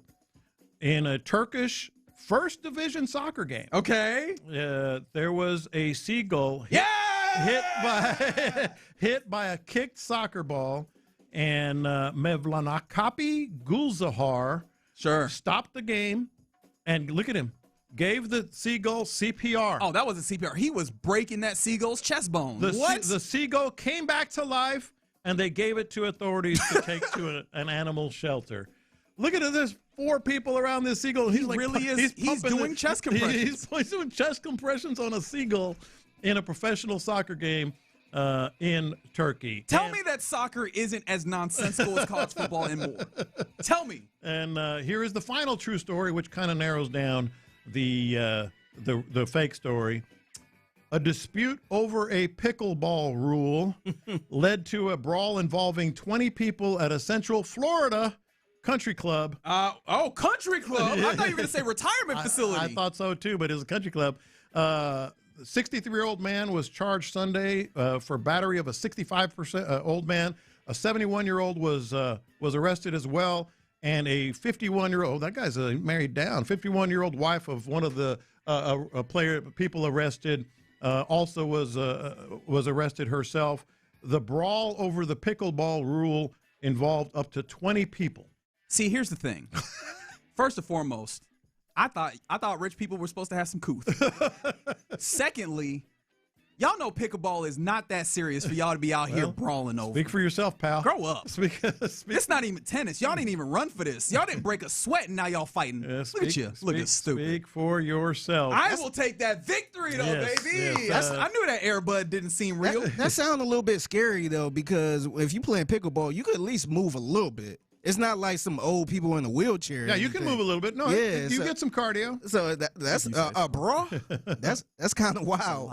At the country club, no less. Yeah. That is unbelievable. But yeah, I knew it wasn't no dog coming out here and making a game-saving. Although it would be incredible to see. Now you're going to see it happen.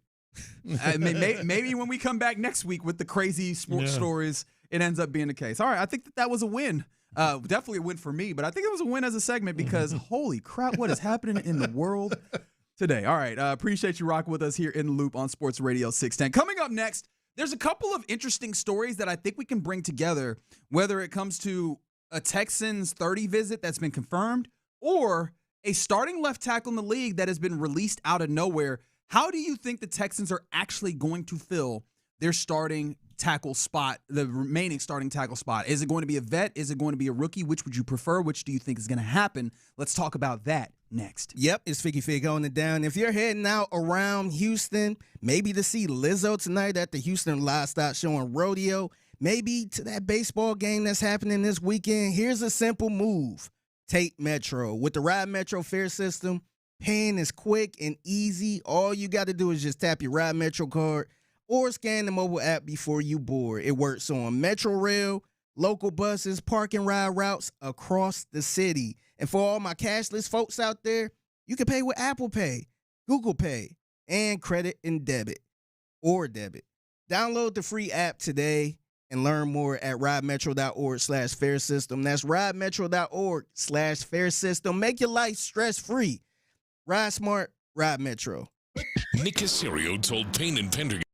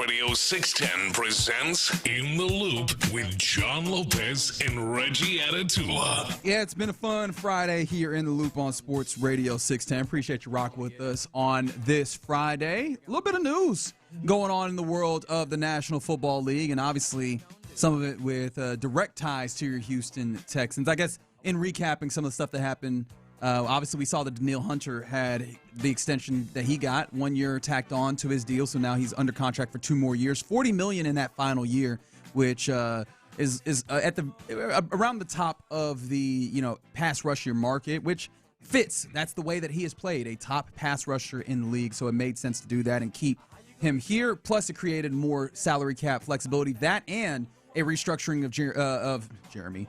Jalen Petrie. There's been enough Jalen's. How did I say a name that was not Jalen when I had a J name? Jalen Petrie's deal as well. And then a return of MJ Stewart to the secondary. That's what's happening on the defensive side. The news, though, that I wanted to talk about was Caden Proctor, the offensive tackle in particular out of Alabama. We have news that he is scheduled for a top 30 visit with the Houston Texans. And so that immediately piques your interest because that is one of the points of emphasis for this Texans team is making this offensive line better. So you have that. We talked yesterday about the Trent Brown re-signing, the 1 year extension that you got for him up to $7 million. And you know me, I started doing the math on some of this where I go, you carry typically like 9 offensive linemen, fair? Yes, generally 9. Probably going to have maybe 4 tackles, 5 interior. That's probably a fair division of labor there. If we're looking at the tackles that they currently have, and of course you can carry more into camp and maybe that gets cut down. The tackles that they already have are clearly Ariante Ursery will be a starting tackle on this team, God willing. Yes? Yes. Trent Brown will be on this team. You just signed him to a contract that would indicate that he'd be here. Blake Fisher is still under contract. That is you are not certain that he will be here, but that's a possibility, right? Especially if he ends up, seeing as he is the dude who feels more comfortable swinging, at least that you've seen happen more recently. That's 3 tackles, which if we are doing this the way that I'm setting it up, you got 1 more tackle spot. And I personally came in and I would have loved to have a veteran tackle and a rookie tackle at the same time. And it seems like, again, in this context, you will have 1. Which way do you think that this goes for the Texans? I think you're going to have 2. I think I've been saying it pretty consistently. I don't know if Blake Fisher is going to be on this team moving forward, but working with that in mind, I still think you might.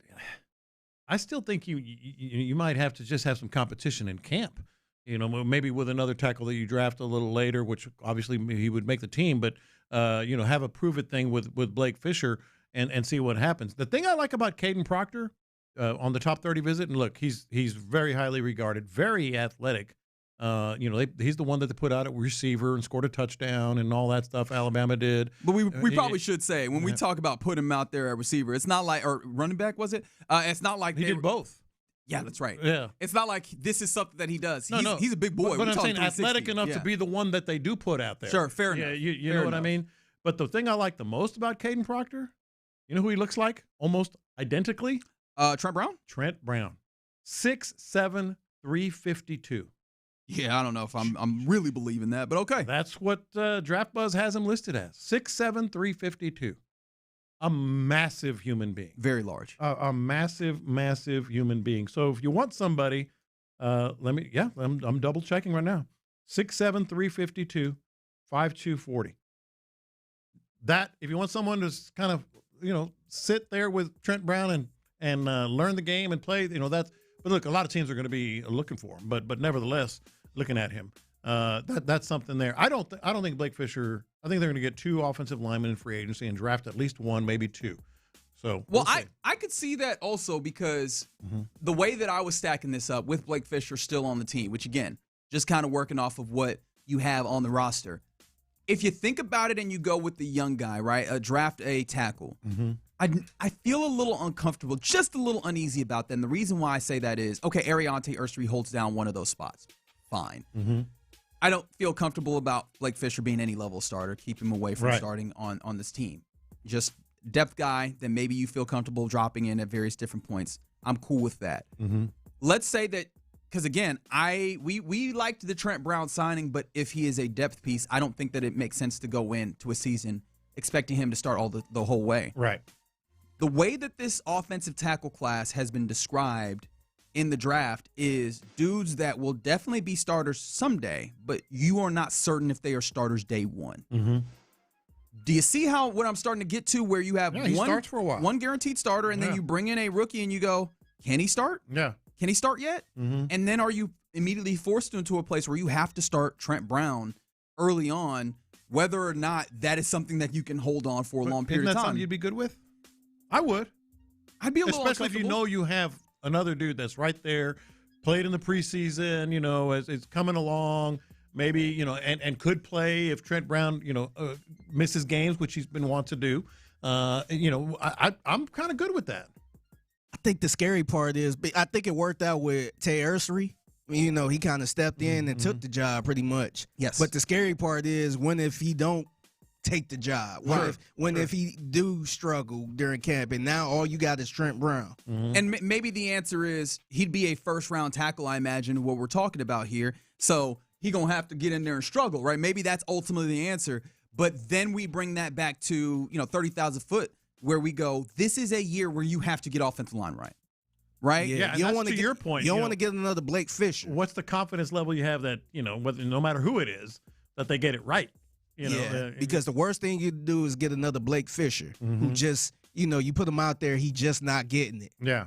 Yeah, and shout out to the 832 makes a note that is outside of the realm of this conversation, but is noteworthy that Caden Proctor, it's a possibility that he could play guard as well in the league, which that's not something I'd be too upset with either. If you end up with big boy who slide into guard and you know that you've got a powerful dude there in that phone booth, I wouldn't be too upset about that. But in my head, that makes me wonder, is it possible that the Texans could even do 2 tackles still? Because we're talking, what have we kind of hoped for? 2 free agents? Yeah, 2 free agents and at least 1 drafted. Does it not feel like guard needs to be in there at least once? Oh, yeah. Not? Oh, yeah, for sure. Right? I mean, whether it's... And we've talked about the possibility of upgrading center. Like, if you're doing that, that's probably 2 dudes on the interior where that might not be the way that you go about it.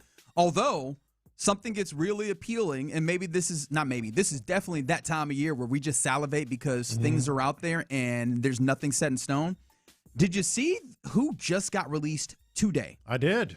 Detroit Lions left tackle Taylor Decker announced last month that he'd be returning to play in the 2026 season, but apparently it won't be with the Lions. In an Instagram post, Taylor Decker said, "My time as a Lion is coming to an end. After contract negotiations with the team broke down."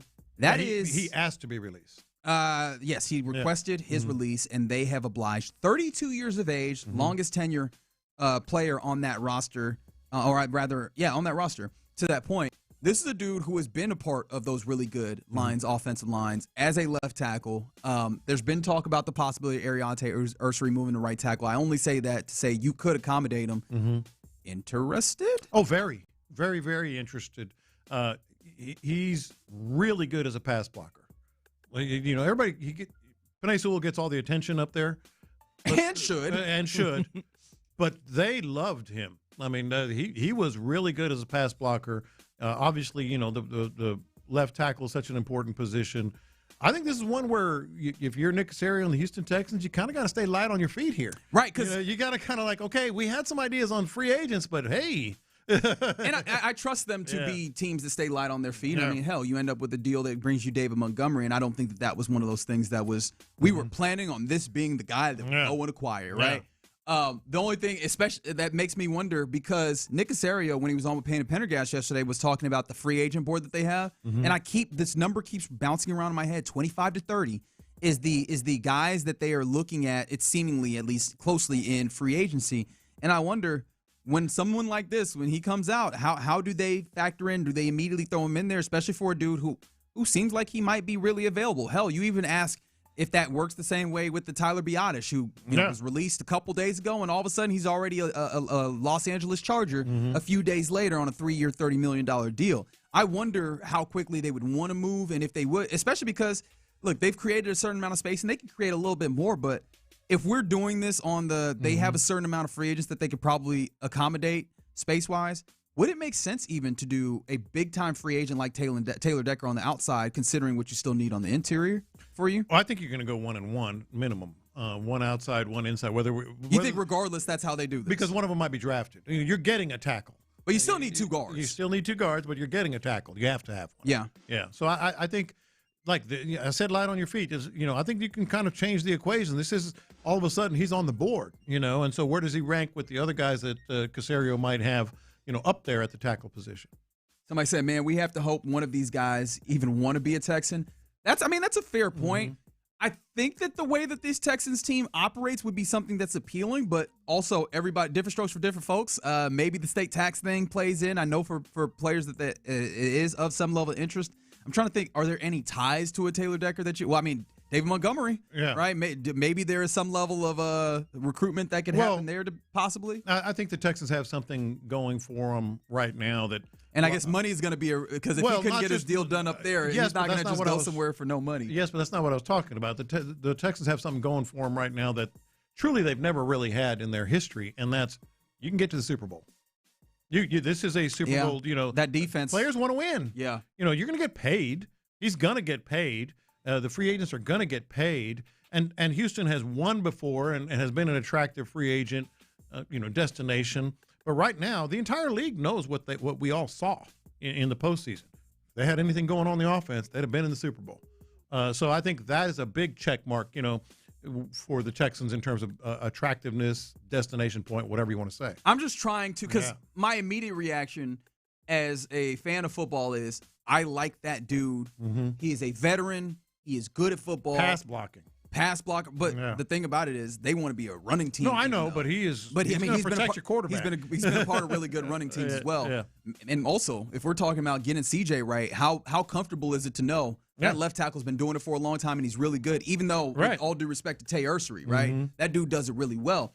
I think the natural fan reaction, and I say that as one myself, is that dude is really good. Sign me up. I'm just trying to make sure that I'm not jumping out the gym and not considering the ramifications of spending a lot of money. And Nick Cacerio did make it clear that, hey, don't forget that if you sign someone to a free agent deal, you can modify or you can do the manipulation to make sure the first year of that feels a lot better on a salary cap standpoint. I'm just trying to make sure that what are the ramifications of that? Does that mean that you can't get as aggressive on your interior, which you do need to be good at, whether that's in the draft or still in free agency? What does that change for the rest of your tackle room? And are you able to have something that looks proper, right, for what you want? Either way, I'm interested, but there needs to be that level of growth. I'm actually kind of excited about the prospect. I think he could be really good for this squad. Does he jump up to your number one potential free agent? Well, the thing is, because he's a tackle, a lot of the big free agents are centers and guards. There's not a whole lot of Braden Smith was one, but I think he's better than him. Yeah, he's better than Braden Smith, I think. Yeah. But does he – because, again, I think a lot of people's number one free agent is probably like a Tyler Linderbaum. Mm-hmm. But, again, not a tackle. Yeah, but I'm saying, do you think that jumps up? Because a lot of people look at that you mean over that? Yeah. I don't know. I'll take both of them. What do you think? You're just like, yes, give me all of them. What do you think is more important right now? Well, I hate to say it, but given that you could draft somebody behind Trent Brown and you're good with Ursery, I would probably say the interior. Yeah, the interior at large is more important. I think center steps in there because I want to say tackle, but realistically, no. If you had to pick one, we got to focus on this one and or really that spend. One. Realistically, on the interior.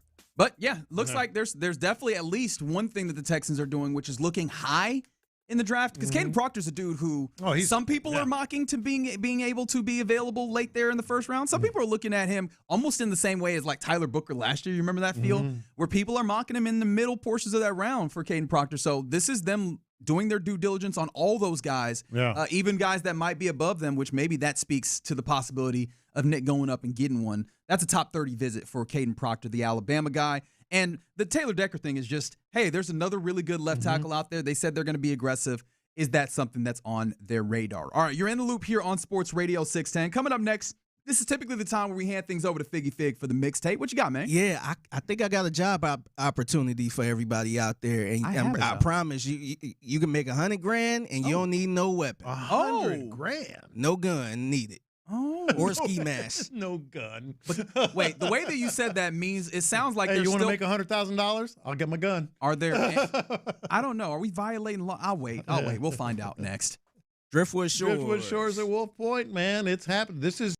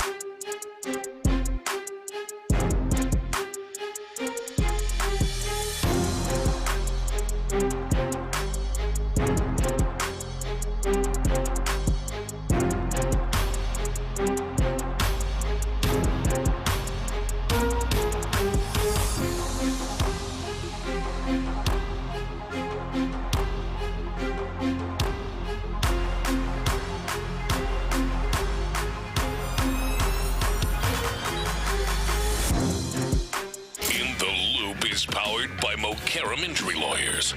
Heard in an accident? Call Mokaram Injury Lawyers at 281-222-2222. Pass the aux cord and crank up the volume.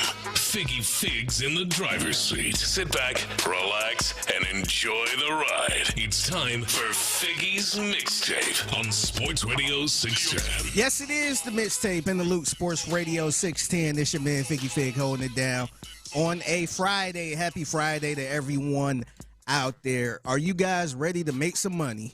Always. And I promise. Well, actually, that's a lie. Not always. I promise. Legally?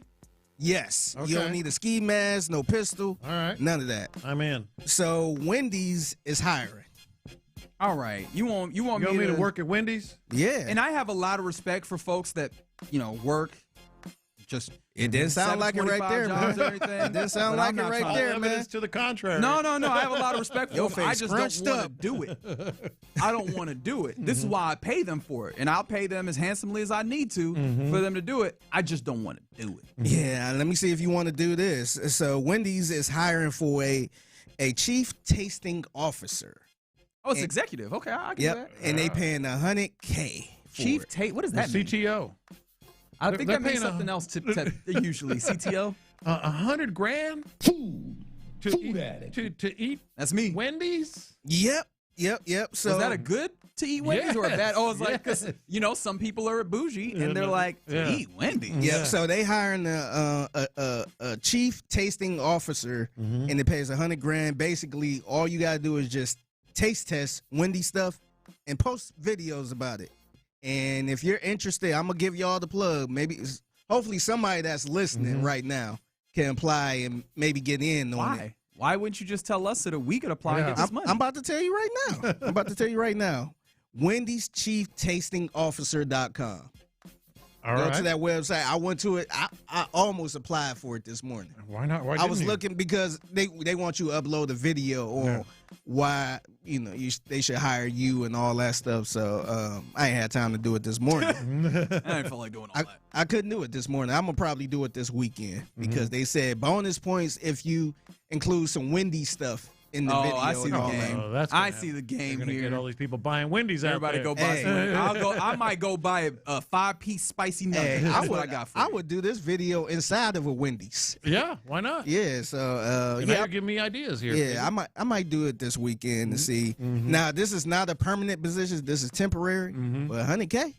Wait, all I'll right. do it So for $100K. Is it $100K per year? And if it's a temporary, are we prorating this? Like, I see the game might be happening as. Is it 100,000? Yeah, but you're only going to get to 2,000 because it's just for a week. Yeah, right. Like, I see the game that's happening here.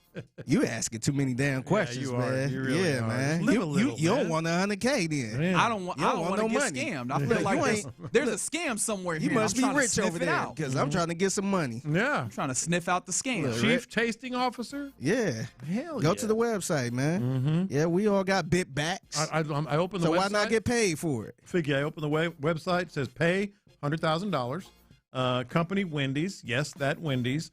Job type dream. It says dream job. Yeah, man. Why not do it, man? People paying money to eat food. Why don't you get paid money to eat food? Yeah. Okay. All right. So, make sure you go to the website if you're interested in it. I think I'm going to do it this weekend now. Food at. That's right. It's the Mixtape in the Loop, Sports Radio 610. I got to give credit to Reggie for sending this in our little group chat. I actually saw. Oh, I'm about to be mad. Yeah, I'm about to be mad. These airlines, they coming up with a lot of rules, man. And I left one off yesterday. I didn't get a chance to get to it in the mixtape. But United is doing something with the headphones. We'll get to that in a second, but the audacity. Yeah. Sorry, I need to wait. I'm jumping off Southwest. We already experienced some of the changes with Southwest with their seating arrangements. Now they got assigned seats instead of the open seating that they've been doing for years. And now they decided to do a couple other things. So here's a ABC affiliate in Dallas with the story, which also include what I didn't get to yesterday with United with some new rules. Southwest Airlines says it's come up with a fix for planes running out of overhead bin space, but you may not like it. A lot of customers have been complaining about the lack of space since the Dallas-based airline switched to assigned seating. Well, the airline just sent an email saying it'll offer passengers a chance to reserve bins for an added fee. Southwest is also planning to make the bins larger to accommodate more bags. United Airlines just announced it may ban passengers who don't use headphones or earbuds. The airline has updated its policy tonight, saying you could be barred from flying for playing movies or music out loud on your iPad or phone. United is calling it a safety measure. Southwest does require headphones, but doesn't threaten to ban passengers. American simply encourages people to use their headphones. Before we go any further here, Lopez, United used to be Continental, right? Correct. Where was Continental housed? Houston. All right. Southwest is housed where? Dallas. Okay, I just wanted you to keep that in mind when you think about these two stories, because one of these is doing dumb stuff and the other one is looking out for the people. That's all I'm saying. This is true. That's all I'm saying. Yeah. What are your thoughts on Southwest? All right, I got a lot of thoughts on that woman's deep sigh. I felt that so hard when she said, I was like, what are y'all doing? All right, so I think we can all agree that the United thing, God bless you. Yes, because who are these jerks? Yeah. I almost said a word they that shouldn't even have to make this a rule. Who man. are these jerks out here playing their videos out loud? The last time I was on the flight, it was some old lady playing Candy Crush with it blasting. Yes. And I'm pretty sure it's a rule. Old people can't play games without the sound on. Man, that game was bling. I'm looking over what's like, going on? do she think she got her headphones in? No, she knows, and she just does not care. Yeah. She was winning, too. She was winning, I'm like, damn, she Just was going, so you know, she was good. Hey, she was going for a good 15 minutes. That And boy ain't good. nobody say nothing. That boy good. Good and That terrible. boy good. Good and terrible. That's right. Okay, so here's where it really, first of all, everybody's upset that they're going to charge. But what really upsets me the most, this is not an accident. No. This is not an. They didn't say, "Oh, wow, how in the hell does switching to assigned seating correlate with the bin space? The bins have been there. Yeah, the bins have always been there. Yeah, that's fair. We did experience this, though. I think the assigned seating made it so that people were a lot less likely to just put their stuff in a bin anywhere. But what? How does that correlate? I don't fully understand. Yeah. I think I have a theory on why they probably doing this. Because the last couple times I've flown with them, they ran out of bin space and they had to check. Everybody else had to check their bag in for free. I think they tired of checking people bags in for free. Sure, that's absolutely part of it. So now they trying to get ahead of it by charging for bin space, so they don't have to check anybody bag for free. Yeah, the charging for bin space as a solution, though, absolutely upsets me. I'm really trying hard to not cuss. I want you to understand. I'm not saying this is right either. Because remember, did you hear what he said on the backside of that? Is they're charging for bin space. And they're going to make bigger bins. No, that's the answer. The answer isn't charging for the bin space, you piranhas of people. No, the answer is making more bin space. And you knew that, but you just want to be a jerk and charge us because that was the whole thing the whole way. Yeah, no, this is absolutely just a money grab. You jerks. They don't want to leave all those free, we'll check your bag for free since we're out of bin space. They say that a lot. That's exactly what it is. And again, they're also, this is what really upsets me. Not only does it not correlate their explanation about, reserve seating, assigned seating, and the bin space, that makes no sense to anyone, but also they're turning to new airplanes. When you make new airplanes, you don't put smaller bins by accident. You don't do it by accident. You do it on purpose. This is Southwest Airlines. They've been doing this for 60 years. They're like, hey, I got an idea. Let's make a little bit smaller, and then on the back end, we're going to make a little money on. Somebody came up in that meeting. What about if we charge for bin space? Yes, you can reserve it. You ain't got to worry about not having any space. Yeah, that way people can charge for it. That's exactly right. Yeah, and this is also part of it. And thank you for the 713 for reminding me, because another person 281 said Southwest does allow 2 free check bags. You have not flown in a little bit. They got rid of the check bags. They'll give you free check bags. What if you have a credit card with them, which. That's also, I also see the jig. But when you're not allowing people to check their bags, yes, they're going to try and carry on. Now there's more people carry-ons, and they're just like, we want that money no matter where you put it. So we will charge you to put them up in the top. I want to fight somebody at Southwest. I am that mad. Some more with Southwest. This wasn't in the audio clip, but this popped up with Southwest Airline is experimenting with having cabin cleaners board their planes between flights to only clean the premium. Wait, only the premium what? seats? Yes. So the seats with extra leg room, and you get a clean seat. Everybody else, the rest of it, they ain't gonna bother with it. What are they doing, man? This is a disaster, man. And I used to like flying Southwest. Yes, they're being nakedly capitalistic in that if you want to have a clean or just take stuff with you flight, you have to pay for it. Yes. What a jerk. This is crazy, man. You don't See have if I fly Southwest again. They're having a rough year right now, man. You don't have to buy premium seating, but you're going to be sitting in like some kid's vomit or something, from the previous flight. Oh, do you have a compromised immune system? I feel like you should shell out more to be in premium. I don't know. Yeah, nah, this is crazy, man. It's the Mixtape in the Loop, Sports Radio 610. I don't know if you guys came across this, but Rockstar Games, they announced something on their Twitter. GTA? It had to do with GTA, but not the new GTA. Oh. So they tweeted this. We partner with NBA 2K to bring the world-class basketball action of NBA 2K to the GTA Plus games library on consoles for a limited time. So just a heads up, I think people had fun with it on social media because everybody thought was, hey, they bringing NBA 2K to the actual Grand Theft Auto game. That's not happening. Yeah. But everybody's tweeting like it was. So the idea is just you can play GTA, you can play 2K if you have a GTA membership or whatever. Yeah, so the GTA, I didn't even know what this was, but GTA Plus is pretty much like a gaming library through Rockstar or through GTA. Kind of like a Netflix. So if you subscribe to it, I think it's like $5.99 a month. Yeah. If you subscribe to it already, you get to play NBA 2K for free pretty much because it's in the library. But not really for free. This is the nickel and dime segment, and I'm so mad. So when are we going to combine all these? When is Southwest Airlines going to do a bag subscription service where if you subscribe to the service, then you could check your bags for free? Hey, when is that going to happen? ideas. They already on it. Yeah. The thing, I didn't realize that you could charge people for cleaning their seats. Buddy, they're way ahead of me on this. Somebody is getting it. This is crazy, man. This is crazy. But I did enjoy people on the internet having fun with the whole NBA 2K on Grand Theft Auto. Yeah. Because they were just like, man, if I lose a game, I'm shooting everybody.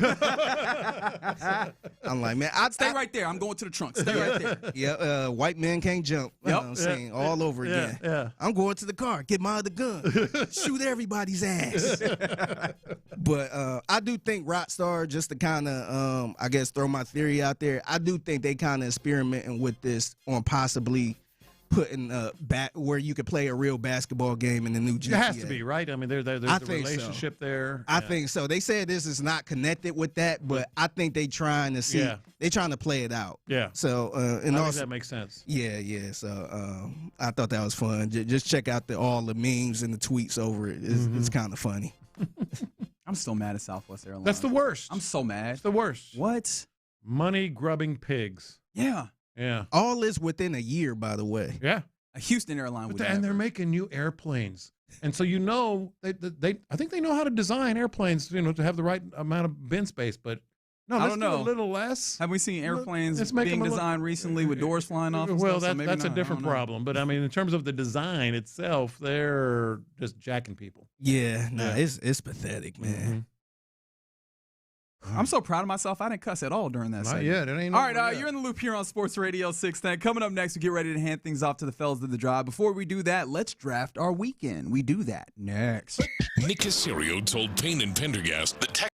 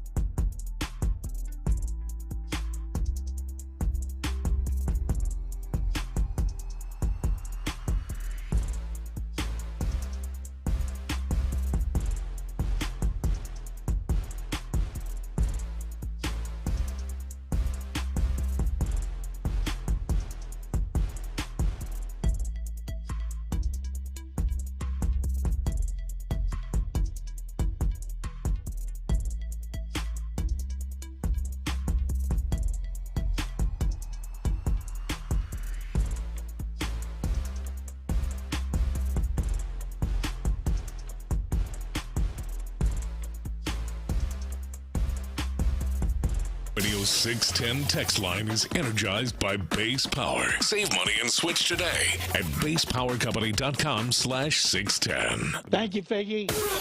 Sports Radio 610 presents live from the West Point Lincoln and West Point Lincoln of Sugar Land Studios. Here's In the Loop with John Lopez and Reggie Atatula.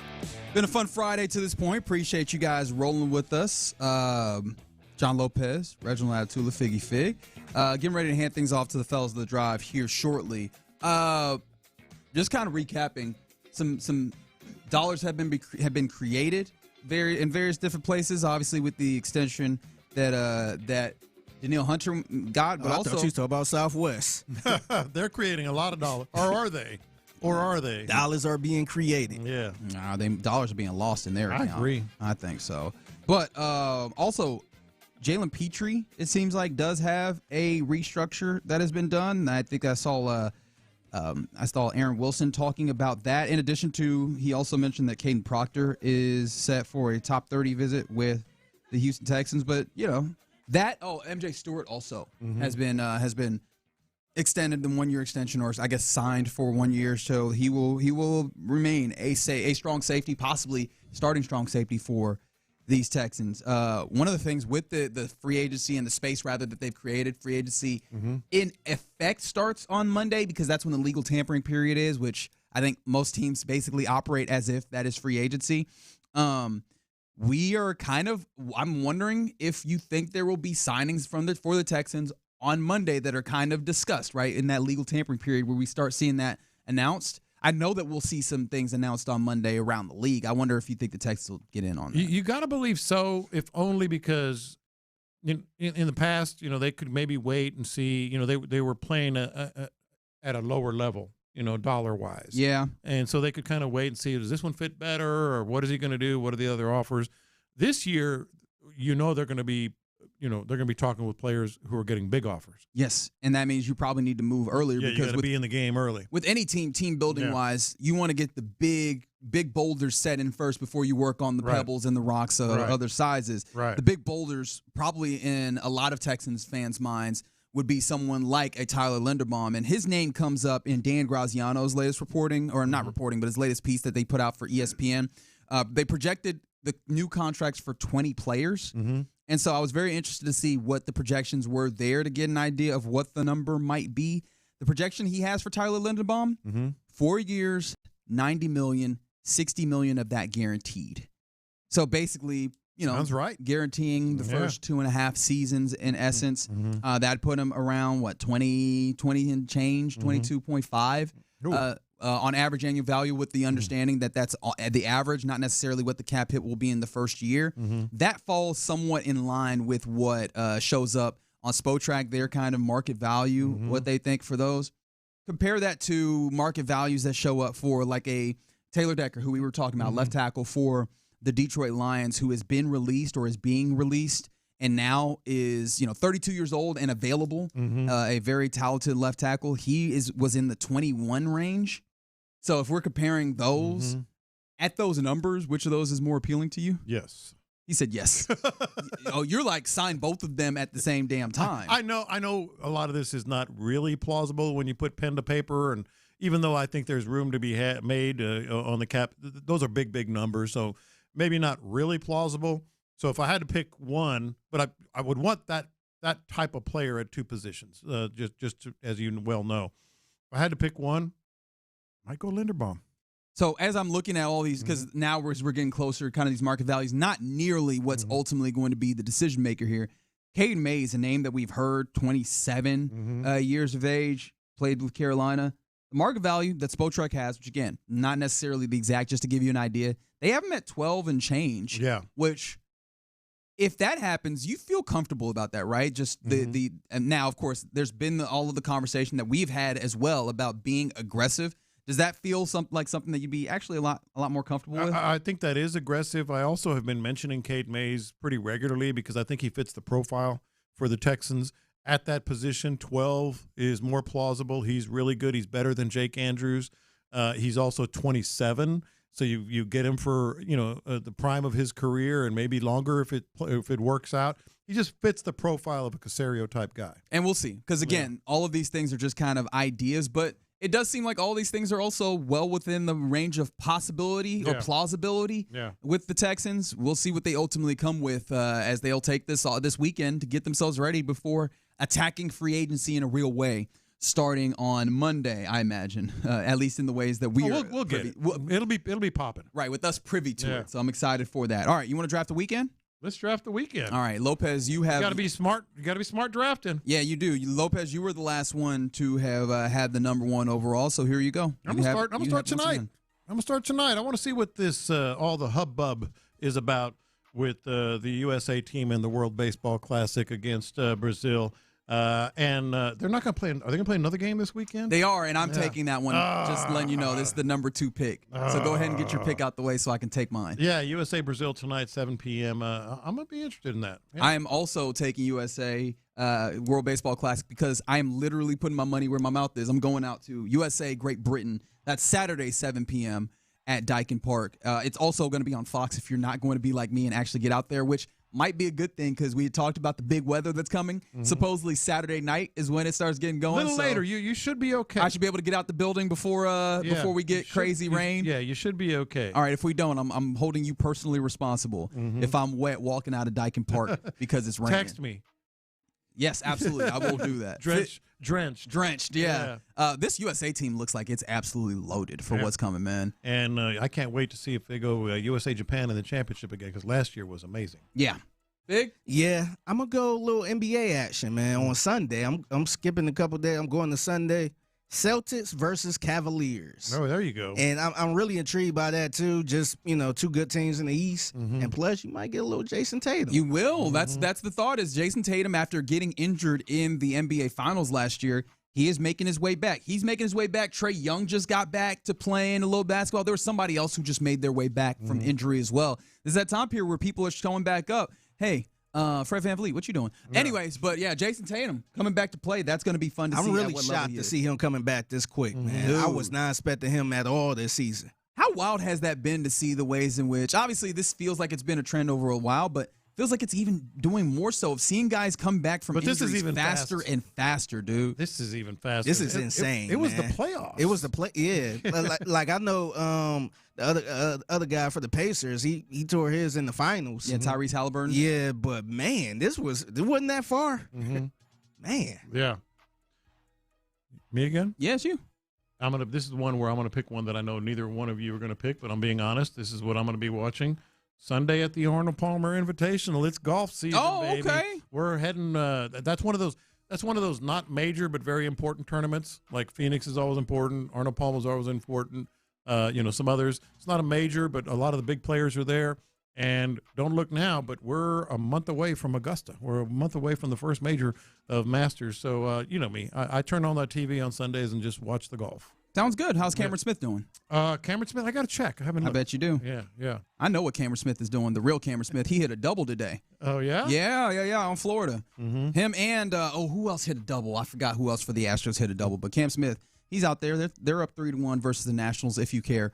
I'll take my next pick here. And even though the Rockets embarrassed me in front of the hoes, so to say, versus the Golden State Warriors on national TV, I will give them the opportunity to do it again. Not tonight, obviously, versus Portland, but Sunday night. You're coming back for more. Yeah, I am. Sunday night, NBC. This is an even bigger stage than that game on Prime Video because NBC is, free TV. Mm-hmm. Rockets, Spurs. Oh, that's right. 7 p.m. on a Sunday night. Yeah. This could ruin the end of my weekend. If they do the thing that is quite possible, this could ruin the end of my weekend, and I come in very upset. And by the way, we haven't really mentioned this, but the Rockets are now flirting with the number 5 seed in the Western Conference standings. I think they're tied in the loss column. I think they have maybe one more win than Minnesota or Denver. So yeah, they need a win desperately. Anybody hitting rodeo this weekend? I am not. I'm going tonight. Oh, yeah? Okay, yeah, there you go. Tonight, yeah. Are you doing anything special or just catching the show? I'm going to go to Trail Town, kind of hang out a little bit and get some content. Probably stop in and check out the show. Lizzo performing tonight. Oh, that's right. I've never seen Lizzo perform in person. Oh, so, very good. yeah, check it out. Just letting you know, just to confirm what you said. Technically, still the 4 seed, the Rockets, but they have the same number of games back as the Denver Nuggets. Yeah, that's what it was. One fewer win in the win column, but one fewer loss in the loss column as well. So yeah, they're gonna have to get their act in order. Or they very quickly could be out of one of those spots that would mean, if the season were to end today, that they would be hosting a playoff series. So we'll see how that looks.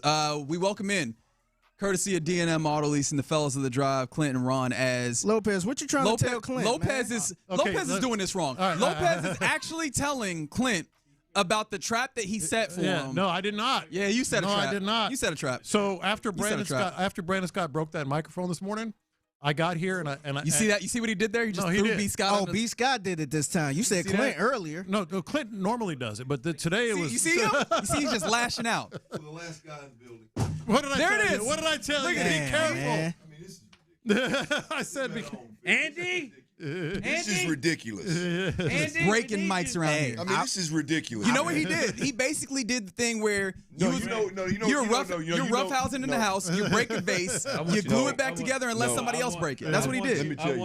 I want you to think real hard about where you're going here. No, I'm telling you. I'm telling you. Here's the deal. I wish a mug would.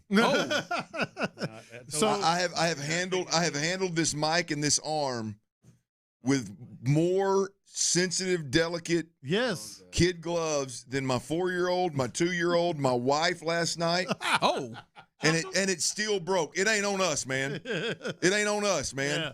I mean, spend a little money. So it broke. See, now there Come on, man. I told you just think this one through. Well, it falls on me all the time. I'm the last one in here. Hey, you always have to do These guys jerk around on it all damn day. I mean, Pendergast in here breaking stuff, and he's the early one, so I end up getting the brunt of it. Yes, so that's what happened. It broke off in my hand this morning. Yeah, this morning. So I never moved the mic the whole show. I screwed it back in and just left it. We put in a ticket already.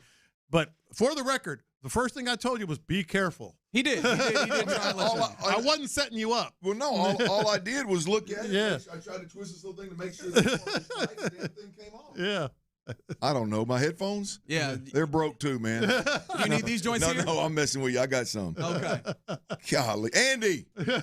Need you, Andy. Where's Andy at? Rodeo? I have no idea. Probably, honestly. Wherever he is, if he hears it, and God bless him, he may try to drive up here. That's It'll the get kind of fixed. thing Andy does. It'll get fixed. That's the thing Andy does. Or repaired anyway. I don't know about fixed. Andy slipped himself out of retirement. He just couldn't even sit there. No, he couldn't. Yeah. Well, I can't speak. I can't speak for you and Pendergast to sit over here. Yeah. I don't know what the hell y'all been doing to this thing. Hey, I'm a good guy here. I'm a good guy here. I mean, this is. You think you want to switch over there when they get out, or are you gonna hold? I mean, I have. Well, I mean, I'd like to sit in my chair. Yeah. I'd like to sit in my chair with West Point Lincoln and Sugarland behind me. Yeah, look at that. I mean, we got people to pay for that, man. I might say something that's just breaking. I mean, that just breaks the internet today. And we want West Point Lincoln to get every bit of that. I thought you were headed there. I don't know about breaking the internet, but breaking something. Well, that has happened. That man said, "Spend more." I mean, come on, man. This ain't about physicality, man. This ain't about user. This ain't about the users. And to be fair, and Reggie can attest, I always grab it from up here because I don't want to pull it down like that. You shouldn't have to do that, Lopez. We shouldn't do that. Yeah. We got a lot of things to do in here. We got good shows to make. Yeah. You got a lot of moving parts. You shouldn't have to worry about where you're touching the mic, all right? Yeah. That shouldn't be part of the deal here. Well, outside of the microphones, how were y'all doing? I'm great. I turned mine to the side and I don't touch it. I didn't touch it once once by accident, but nothing happened. He set a trap for you. I did not. Well, no, he set a warning, and I said that thing don't stand a chance. You're going to try and drape the mic down? We're going to hang it from the ceiling, let it drop down? Yeah. No, this is not going to work. This is just no chance. No chance. How long before he moves out of that seat? He's going to try and fight through. I already logged out, so you can just hop right over. Remember that? Tired of being sick and tired. You got a ain't problem with me getting high? I mean, he's going for it all today, Tyler. Come on, baby. It's Friday. This is going to be a must-listen show. I don't care if Lopez set me up or not. This needed to happen. This needed to happen, Parker. Oh, now you're saying that. He's lashing out. It's going everywhere. Oh my! I mean, look, they're renovating every piece of this damn building. Really? Yeah. New doors. Yeah. We got new countertops. I mean, new refrigerator. Hell yeah, new refrigerator. I'm sure there'll be a water machine and a Stop. I mean, everything in this building. Yes, just great. I'll get there. Everything on this damn floor, at least the half that we own, is brand spanking ass new. We got piddly ass microphones and a TV that won't work in here. I think this is a bad idea. How long's that TV been out? At least a week. Come on, man. I submitted the ticket for that early last week. Yeah. Andy did give us a computer monitor. Fix. Yeah. I can't see it because Reg is in the big back over there. Damn. He really is lashing out. Everybody's getting it. Come on, man. Clint is feeling it today. This feels like the times when you tell Lauren about herself when she's working out. This is not a good idea. Not a good it's idea. A great idea, man. Okay. I mean, it's. Just don't forget about that TV that's been out. Look, I saw 14 of them in that. At the end of the day, in that room. Really? Over there. There's a handful of things that, in the moment, like literally in the moment, impact our performance and what we do. That TV with the clock on it typically is one of them. And these fiddly ass mics. I think I mean at one point I think Jesse thinks I'm gawking her at times because I'm coming behind Clint. She's trying to catch that clock in there. Oh, yeah? Oh, wow. Okay, so for those that can't see, obviously, because the radio is not a visual medium, from where Ron is seated, if he looks through a couple of windows, he could see the clock that actually shows up in Mix 96.5 studio. That's right. So because you don't have one here, you are leaning backwards as if you are trying to ogle one of your teammates across and Jesse's over there, and I know she's caught. Like, what's up with that guy? I'm waving like, dang. I'm just Jesse. I'm not looking at your ass. I promise you. I'm trying to catch that. At least not intentionally. You know? I'm trying to catch that clock over there. It's about waist level when she stands on that box over there. Yeah. It's Again, hard. this is still not a great idea. You're not coming through great on that mic. I want to express that to you. No, not when. Turn this thing up. You got to turn. I don't think that one. I don't think you need to turn it up. Yeah. I think you need to unhook it and talk to the top. You're talking over the top of it. Now how about that right there, boys? That's better. That looks great. But that doesn't look. That's not a great visual. I thought he was doing that on purpose. Ain't no big deal. I got a show to do today. Ain't no big deal. I didn't think that crosstalk was just going to be us trying to get you to a place where you be ready to do it. Hell, I need y'all to get on my level. Hell, don't leave me out here on this damn limb. Tyler's the only one getting in there in the boat with me. Not a bad point. Not a bad point. I mean, hell. Listen, there's been times. The hell, what, let me guess. You've been using this clock up here. I've been using my laptop. I'm in the computer. Look, Reg's been using this clock up here that says 8:53. It's been 7:53 I don't know. 15. 7:53. Good call. I can't even read that. 15 months. Yeah, there you go. I've been looking at that little number on the bottom. Longer than that, Red. Okay. Well, that's how long I've known it. About 6 years, Red. I don't know how this crosstalk went, but I appreciate D&M Auto Leasing for giving it to us every time. Damn good. You're listening to KLT AM, KLT FM, HD2 Houston, and Odyssey Sports Station. I again blame John Lopez, but I'm sure that the fellas are going to deliver fire regardless because right now, the drive is live. The drive is live. Clint, scary asses, Tyler. You still want to cut? Scary asses don't want to get on our level, man. Come on. I ain't never scared. Hey, man. Listen, I'm just telling you, the amount of times we have been in meetings in offices with our bosses, and you two have given me looks of like maybe you want to bring it down just a bit. I'm trying to be that person. That was years ago, bro. I'm trying to be that person for you right here. That was a bad idea, but don't forget about that TV. I saw 14 of them. In that other studio. Come on, man. Oh, maybe there was one we could. No, hey, up here, but hey, man, I just think the people are doing the best they can. I guess. That's all you can ask for. Hey, right? look, here's the deal. I'm gonna stay in my lane. That's when you make me nervous. When you say, "Here's the deal," that's when you. Look, I'm doing everything I can in my world to stay in my lane. This piddly ass mic stand is in my lane. That TV over there is in my lane. Piddly. Come on, man. I mean, I'd like for you to stay on the clock today. I just got the red. I'd like for you to stay on the clock today. Controversy. I'll be honest. I'd like when I spit this fire this evening about that Denil Hunter extension and things like that. I'd like for it to be good quality audio.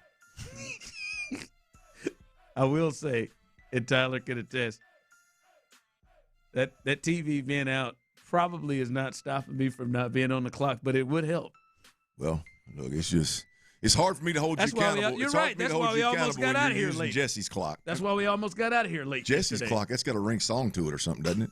It makes me feel better knowing that now. I didn't realize that TV hadn't got fixed because y'all were over so much yesterday, and I was like, man. It's not the TV. It's why my reads are long. It's why Ron can't break on time. It's not the TV. I mean, it's yours truly. But the TV would help. He called I mean, now that I had to jump in and tell Clint to shut up yesterday so we could. That was rich. That was really good. We were at our out time, and you were still in the middle of a take. I wasn't even looking at that damn clock, man. I didn't even realize the show was over, man. I was hot. We was going, man. Baby. He was rolling. The good news is All Access never stays on the clock anyway, so it's fine. Okay. Love you, dudes. Shots fired. All right, let's do this. Let's do this. Welcome in on a Friday. Rock and roll. I mean, I guess we've slipped into a Festivus Friday. Apparently, is what is happening right now. Look here, if you're out there and you're working hard on a Friday and you got some things you need to vent, and I don't suggest you go around finding them, but if they affect your daily, your ability to do your job on a daily basis, hey man, go let somebody know. Go let somebody know, man. If you have a coworker who kicks things off with "Here's the deal," maybe stop them. No, don't do it, man. It's time, man. We're there, man. We're there. It's impacting me right now. Pull that belt tight. The driving line. I mean, what do you think when we have a couple of these conversations here? What do you think that video is going to look like? I'm holding this old piddly ass microphone in my hand, broken tip on it. You're gonna look. What's like that going to you're look getting like? ready for the Masters or something. I don't know. Yeah, you are. It looks like you're getting ready to call the Masters. The big time right there. I'm going to do it just like this all day. Arm's going to be sore in the morning. Biceps going to be do a 4 hour bicep hold. Last time Andy ran in here and got to maybe pull the arm of this one in the second segment, and Tyler can turn it on. All hands on deck are over at NRG Stadium, cuz Carnival. He called the rodeo a carnival. That's what it is. The rodeo. Isn't that the carnival? Isn't that what it's called? All right, yesterday, big news that came through last night. What do they call the carnival? Hold on, let's let you spit this fire here. I'm sorry. I don't want fried Oreos. I'm just saying we ain't gonna return in the next segment. They're gonna have Area 45 up here. All right, and it's gonna be anyway. Texans, they signed, and this is a deal to me that is a bigger deal than just what it is on paper. But the Texans are signing their Pro Bowl defensive end, and he didn't become a Pro Bowler immediately, but he was second-team All-Pro. Denil Hunter to a 1-year, $40 million extension, which means he is now on a multi-year deal, Clint. That means that they can push some of this money back to create more salary space. That's the big news of it, and they secure him. And I'll give you my thoughts real quick before we get to you, Clint. It just, first of all, with this deal, makes total sense. Nick Cacerio doing things. We'll tell you a little bit later on about all the things he's doing to create more cap space. That kind of gives us a sign that they're about to be heavily involved in things over the next couple of weeks. But this is truly, you talked about, or we've seen this in the NFL or sports or trades or anything like this, but this is truly one of the situations where both sides, I think, are winning. Right? Obviously, in Denil Hunter, he gets big major cash, and he has gotten big major cash since he arrived here. Damn near all of his contracts are guaranteed fully since he's been here with the Texans, and he's making big money every year. And he's producing big time, which is allowing him to make big money every year. And then from the Texans' perspective, Clint, they're getting a guy that is starting to age to reach that point. He'll be in his, get towards his mid-30s. And they get to basically get to a year-to-year type of situation with him and aren't locked in with something, deep, long-term that could affect things down the line. And they continue to get this in 2-year increments where they can create more space and push money around with his contracts. This is a winning situation for both sides. Absolutely, it's a win. Ain't no doubt about it. I mean, you're talking about a guy that's sixth among edge rushers in with a PFF grade of 90.3, 30 sacks in the last 2 years. These are the last 2 years' numbers here. 156 pressures, tied for second. How in the hell he was not a Pro Bowler, I have no idea. Or an all-pro, however you want to couch that. This is a huge win for the Texans. You know, I think it's just ideal to be able to keep a guy around like this, adding 1 year to his contract. Yep. He's here 26. He's here 27. He obviously loves being here. It's home. He loves being here from a D'Amico Ryans scheme perspective. He loves being here playing opposite Will Anderson.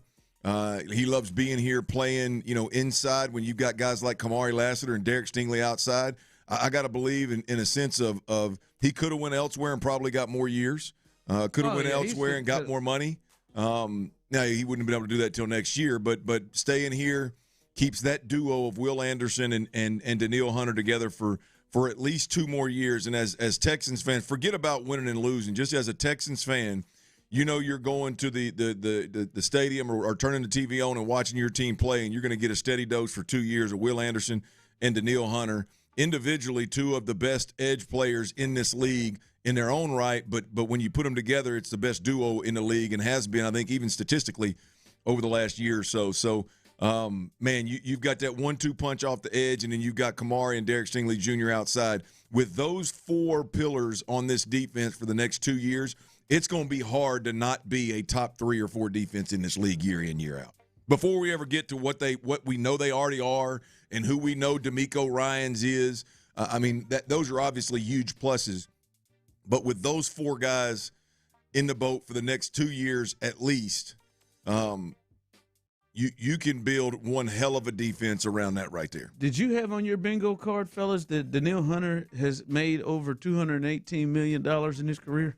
He is pulling off the Kirk Cousins of defensive ends. He is just the $40 to $50 million guaranteed that he's been getting for the last several years. He has made some bread. And, obviously his play has warranted, right? Every year's a contract year, and he is a huge commodity. And like you said, he loves it. He loves it here. And I think the other big part of this is everything that it opens up and now it allows the Texans to do, because before he was just on a 1-year deal, and that 1 year, that money is essentially like a franchise tag, right? It doesn't move. They just have to pay that because that's all they have. Now, an additional year, you can move stuff around, make it in a signing bonus. And as Nick said when he was on with Payne and Pendergast, that salary cap number is much more manageable when you do that. Well, they can damn sure manipulate it, more when you got a guy like Denil Hunter who you can play with that level of a contract, $30 to $40 million a year. And so, I can't tell you enough. I can't stress enough. Just again, as a fan, how fun it is to watch these guys play when you talk about Will Anderson and Denil Hunter. But stylistically, schematically, when you've got the 4 pieces in place that you have in place, Ron, you can do anything you want. Your playbook is wide open. And I would argue that there may be 4 or 5 teams in the league that have that luxury. Wide open.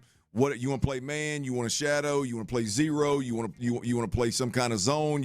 Whatever you want to do. You want to get after the quarterback with a 4-man game. You want to get after it with bringing some pressure. You can feel comfortable doing it because you got guys that can cover down. This is big in Houston to keep this thing together. We spend a lot of time talking about, well, Denil's only got 1 more year, and what are you going to do with Kamari Lassiter if you pay Stingley and you already have to pay Will Anderson? What are you going to do with Kamari Lassiter? Man, to know that we got them together for 2 more is promising. And like I said, whatever you want to do on the inside, you can get 8 rotational or 6 rotational pieces in there with these 2 edge players over the next 2 years, and you're fine. Now, I'd like to see a showstopper, a game stopper, a game wrecker from the inside, but you don't have to. Yeah. This is solid, man. Well done by Nick Cacerio. Listen, and when you start to look at this has been a busy, busy week for the Texans, and I wonder, when you look at what they've done this week, we can go over. Do you feeling confident? Because what they're doing this week is starting off the offseason and setting things up for what they're going to do free agency, draft-wise. And if you look at what they've done this week, do you feel like the Texans are on the right track to having the type of offseason you want them to have? We look at it, they released Jimmy Ward. That one really snuck through the cracks right there. That one, I don't even know if we even talked about that one. They snuck that one through. They trade Titus Howard. D'Amico did him a solid, didn't he? Didn't he? I ain't gonna cut you when you're at an all-time low, but I'm gonna keep you around, pay you, and then I'm gonna go ahead and let you loose in the offseason when it quiets down. Yeah, but that was the first thing Sunday. Then they trade Tytus Howard to the Browns, save that money. Then they also make the move to trade for David Montgomery at a pretty good price for a running back, a little less than if they were going to go after one of the top ones. They re-signed Trent Brown for $7 million, restructure some deals with Stingley, Petrie. The word on the list is also today, MJ Stewart is apparently going to sign a one-year deal to bring him back at safety. And overall, Texans general manager Nick Cacerio laid the groundwork for the one-year deal, as we just talked about, with Denil Hunter, and they have created almost $30+ million in salary cap space by the time this is all over with the restructures. They are setting themselves up in a good way. Clint, I think Texans fans should feel really excited about what they're doing to set themselves up. Now, the execution of what they bring in will be different, but it looks like, Clint, they're setting themselves up to have a big-time offseason. Hell yeah. Absolutely. I mean, a big-time offseason. Add some pieces, along the lines of what you did 2 years ago, not last year. Maybe not the same positions as running back, and you've already done running back, but wide receiver and, things of that nature. But definitely that caliber player. You get a couple more guys that are Pro Bowl caliber players here. Again, whether that's interior defensive line, interior offensive line, either way it goes. I mean, you get a couple of those cats on this squad, you're moving the needle in a big, big way, man. Yeah, big day for big week for the Texans, to be honest, and I think that should potentially lead to even bigger weeks as well. All right, one thing they have not addressed, and we'll see if they address this. And according to our guy Clint Stoerner, they're not really serious about winning this year if they do not address this. We'll discuss that coming up next. Looking ahead to the draft, Texans GM Nick Cacerio told Payne and Pendergast he's excited about the depth of this year's class. I know everybody focuses on the first round, but it looks like there's a decent amount of players.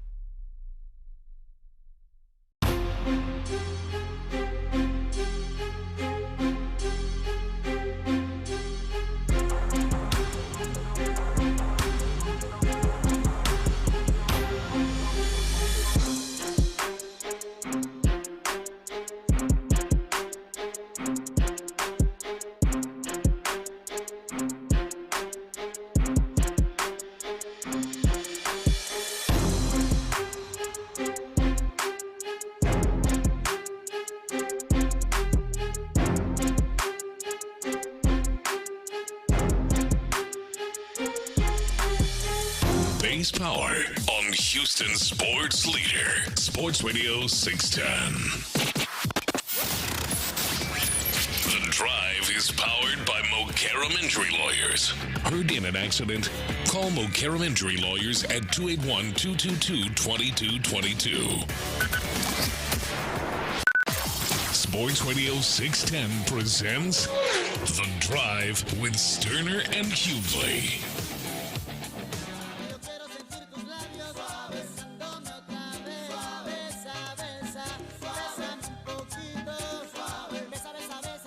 All right, hey Tyler, we're still here. Woo! One more segment at least. Made it to the first break. Clint is on another. I got you now, Clint. Talk to us, Clint. Yo. There we go. Clint's on another mic. Andy, Aaron, Colin, we got a ticket for you. We're going to do a verbal ticket and a written ticket here as well. I was not ready for that. Mike. Hopefully back on tap coming up. It was not. I don't think Clint did it. I think Clint simply touched it. What's on? Whatever it is, it's on video. I did some investigative journalism. There's video evidence.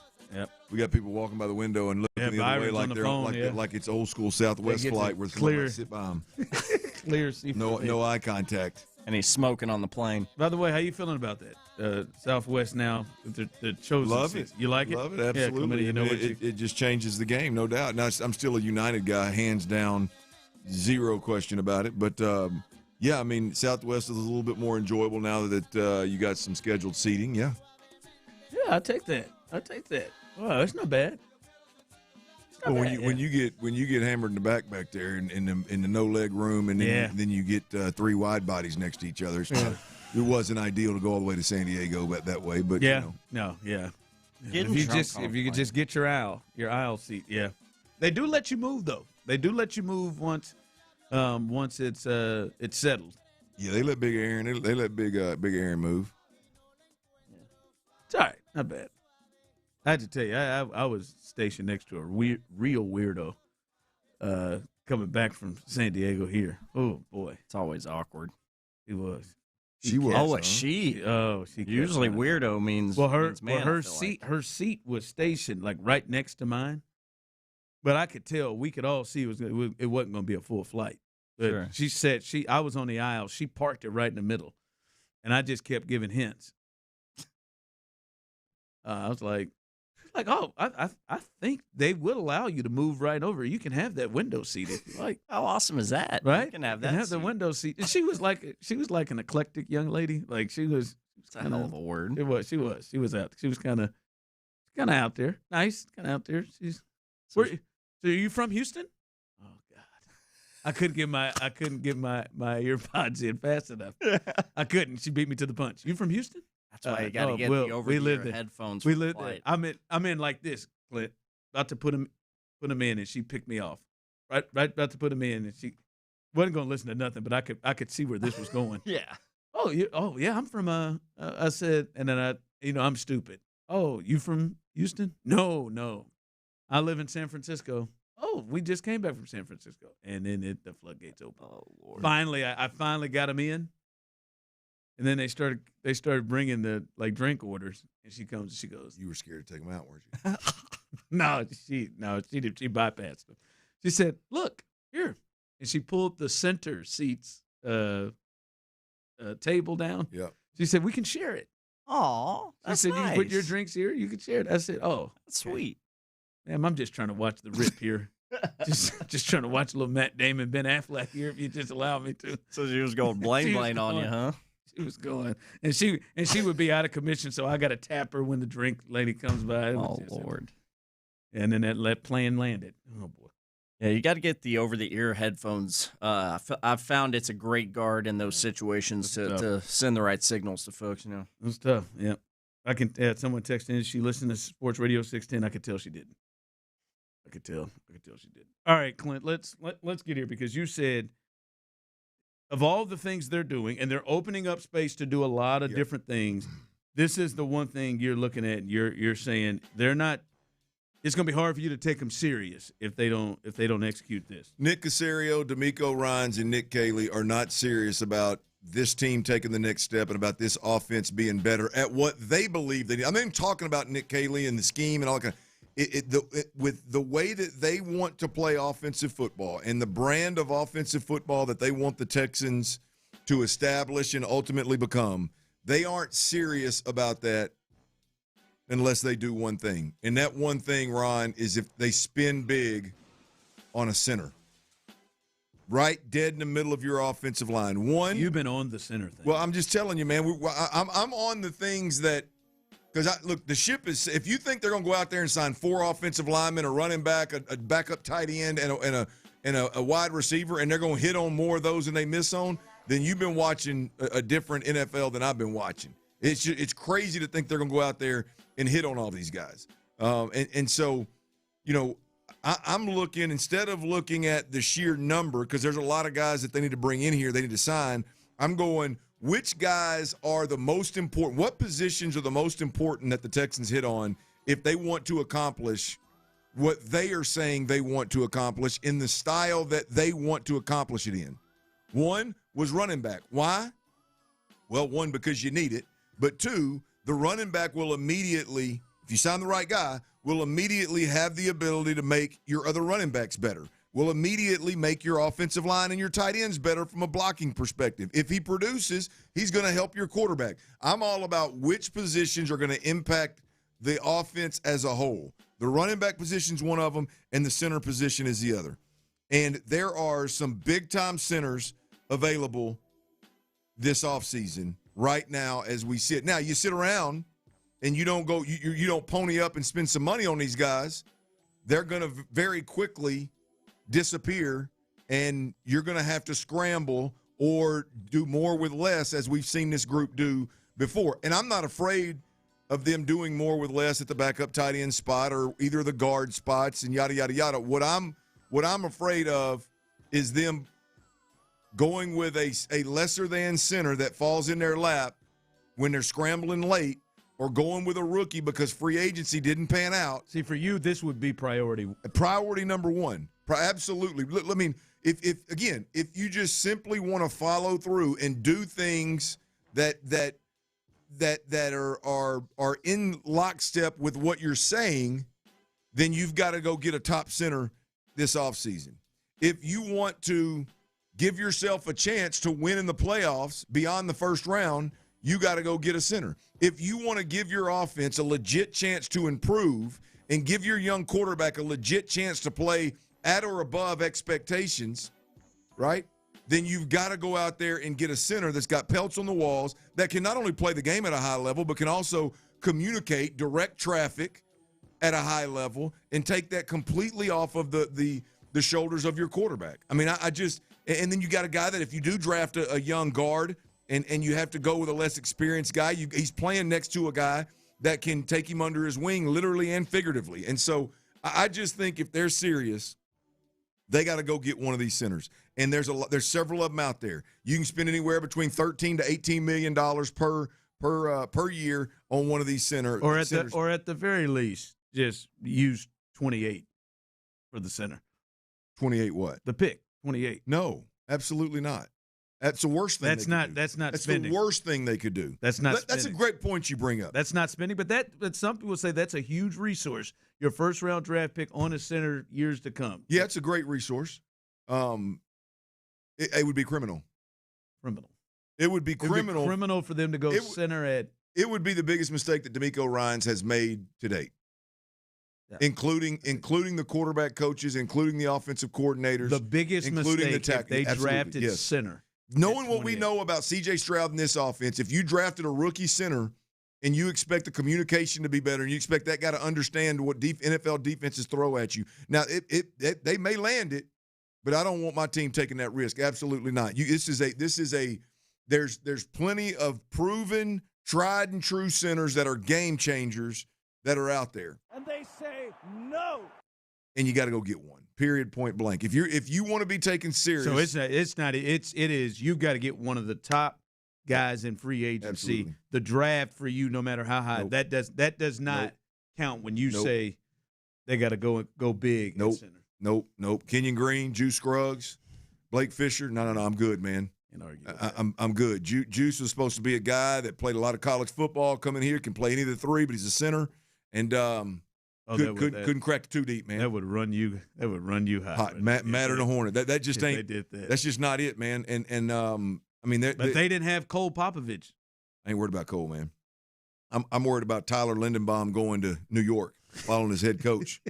Right? I mean, I'm worried about another. I don't even know how to say his name. What's the badass kid that was with the Cowboys and then he was with the Commanders and now he's with the Chargers. What was he on the market for 3 days? And the Chargers said, "Yeah, we'll take $30 million. 3 years, $30 million. 3 years, $30 million. $10 million a year. That feels. I mean, I'm telling you, it's anywhere from. I mean, I think you look at Lindenbaum's probably going to be. He's probably going to knock off Creed Humphreys salary wise, not legitimately salary wise. He's probably going to be in that 17 to 18 million a year range, maybe, right?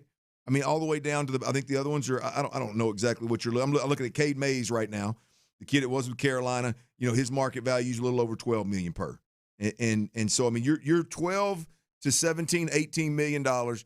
Spend it on a center, and let's go do work. All right, coming up, we will fill you in on another move made today by the Texans. As we talked about a little bit earlier, let's go a little deeper and look at if this one makes sense to them. We'll do that coming up next. Nick Cacerio told Payne and Pendergast the Texans' approach heading into free agency next week. What we don't want to do is just waste time because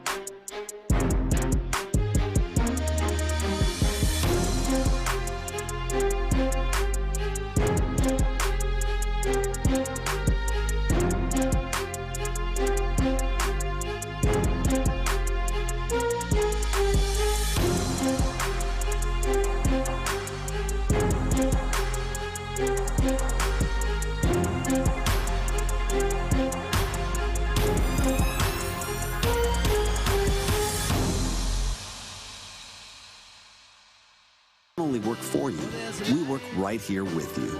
At Blue Cross, we also believe in a larger world of wellness, and we'll make sure it's forever revolving around yours. Blue Cross and Blue Shield of Texas, a division of Healthcare Service Corporation, a mutual legal reserve company. The Sports Radio 610 text line is energized by Base Power. Save money and switch today at basepowercompany.com/610. Sports Radio 610 presents The Drive with Stoerner and Hughley. Sports Radio 610, Houston Texans breaking news. All right, if you're just joining us, Tyler hit the breaking news sounder, and it's Texans breaking news. What you got? Yeah, something we've kind of been anticipating, but it has finally happened. Big running back news in the city of Houston. The Houston Texans have officially now released running back Joe Mixon. The Mixon saga has reached its end in Houston. I guess now Nick knows where the I don't know, maybe where things are right now. He might still be trying to find out something about surgery or something. Joe Mixon has trying to figure that out. They didn't even know he had it. Joe Mixon has been released, as Tyler said. Also adding to that, Aaron Wilson saying something we've talked about and known about, that it also saves the Texans $8 million to the salary cap. So go ahead and add that to the restructures and the new deal they were able to do with Hunter, restructuring Stingley, Petrie, add this $8 million of Joe Mixon. The writing was on the wall, Clint. They weren't having David Montgomery in and Joe Mixon on this team. And they spoke, really, to be honest with you, what is it, about 6-7 months they've spoken about him like they've never seen him before in their lives? Well, it's clearly not an open line of communication with a guy that you're paying a boatload of money to, and really, if he's healthy, you'd be heavily dependent on. So, yeah, I think this has been a strange deal. I'll be honest with you, I'm surprised. Now we'll see. What goes on. I mean, there's a couple of teams that are thought to believe immediately. People start talking about who may be interested in Joe Mixon. People start acting like, well, now the running back free agent market just got a shot in the arm. Well, I got to believe that if he were able to play, if it were looking like he was going to be able to play, at least to start the season, the Texans would have kept him around. Unless this was deeper than just him. Well, that's where I was going with it. I'll be honest with you. I'm surprised that there hasn't been, given how the Texans have commented on this. I'm surprised that they let it drag out and they paid him in 2025. I'm surprised that they didn't. This has been well, we're just trying to get some information on if he had surgery or not. We're just trying to get some information on if the surgery went well or not. We're just trying to get some information on what happened, and we hadn't talked to him. It is the strangest deal when you're paying a guy a boatload of money, and clearly something happened outside the facility. And so I do wonder if the Texans had an out and decided not to do it just for a reputation sense. You don't want to be the team that does that to players when all they're doing is trying to work out. But needless to say, this should surprise absolutely nobody. Now, it will surprise the hell out of me if he is ready to go opening day with somebody, and looks even remotely like himself. That's going to be a little bit painful. Yeah, that would be. We'll see. Yeah. I don't know, but who knows? Who knows this story? Joe can't help himself. Joe let it out. When that comes out, who knows this story? Because as you said, the whole Joe Mixon thing, the first year he was better than I thought he would be. When you take a look at what he had in front of him from an offensive line perspective, literally he was the only person that could run behind that offensive line with any kind of success, and he made the Pro Bowl with that offensive line. Not the Shedeur Sanders Pro Bowl. He made it. He was one of the 3 running backs selected out of the AFC to make it to the Pro Bowl that year with that offensive line, and was going to be expected to be a big, big piece for your team next year. And it's not just – this ain't no just run-of-the-mill, oh, boy, he got hurt and he's just hurt this. No, we never saw him. Yeah. We only saw him coming up an escalator. That's right. We never saw the guy who had to be, as you said, a guy you're paying good money to, who was the second best weapon on your offense. Yeah. Well, and that's just weird that we have no idea what this is about. He's the caliber player too, Ron. I talked a lot yesterday about just that alpha and that dog and that big voice that can move the needle with players. Like, he's the kind of guy that even if he's hurt and you're paying him money, like, I want him on my sideline. I want C.J. Stroud to see him every time he comes to the sideline. I damn sure want Woody Marks to see him every time he comes to the sideline.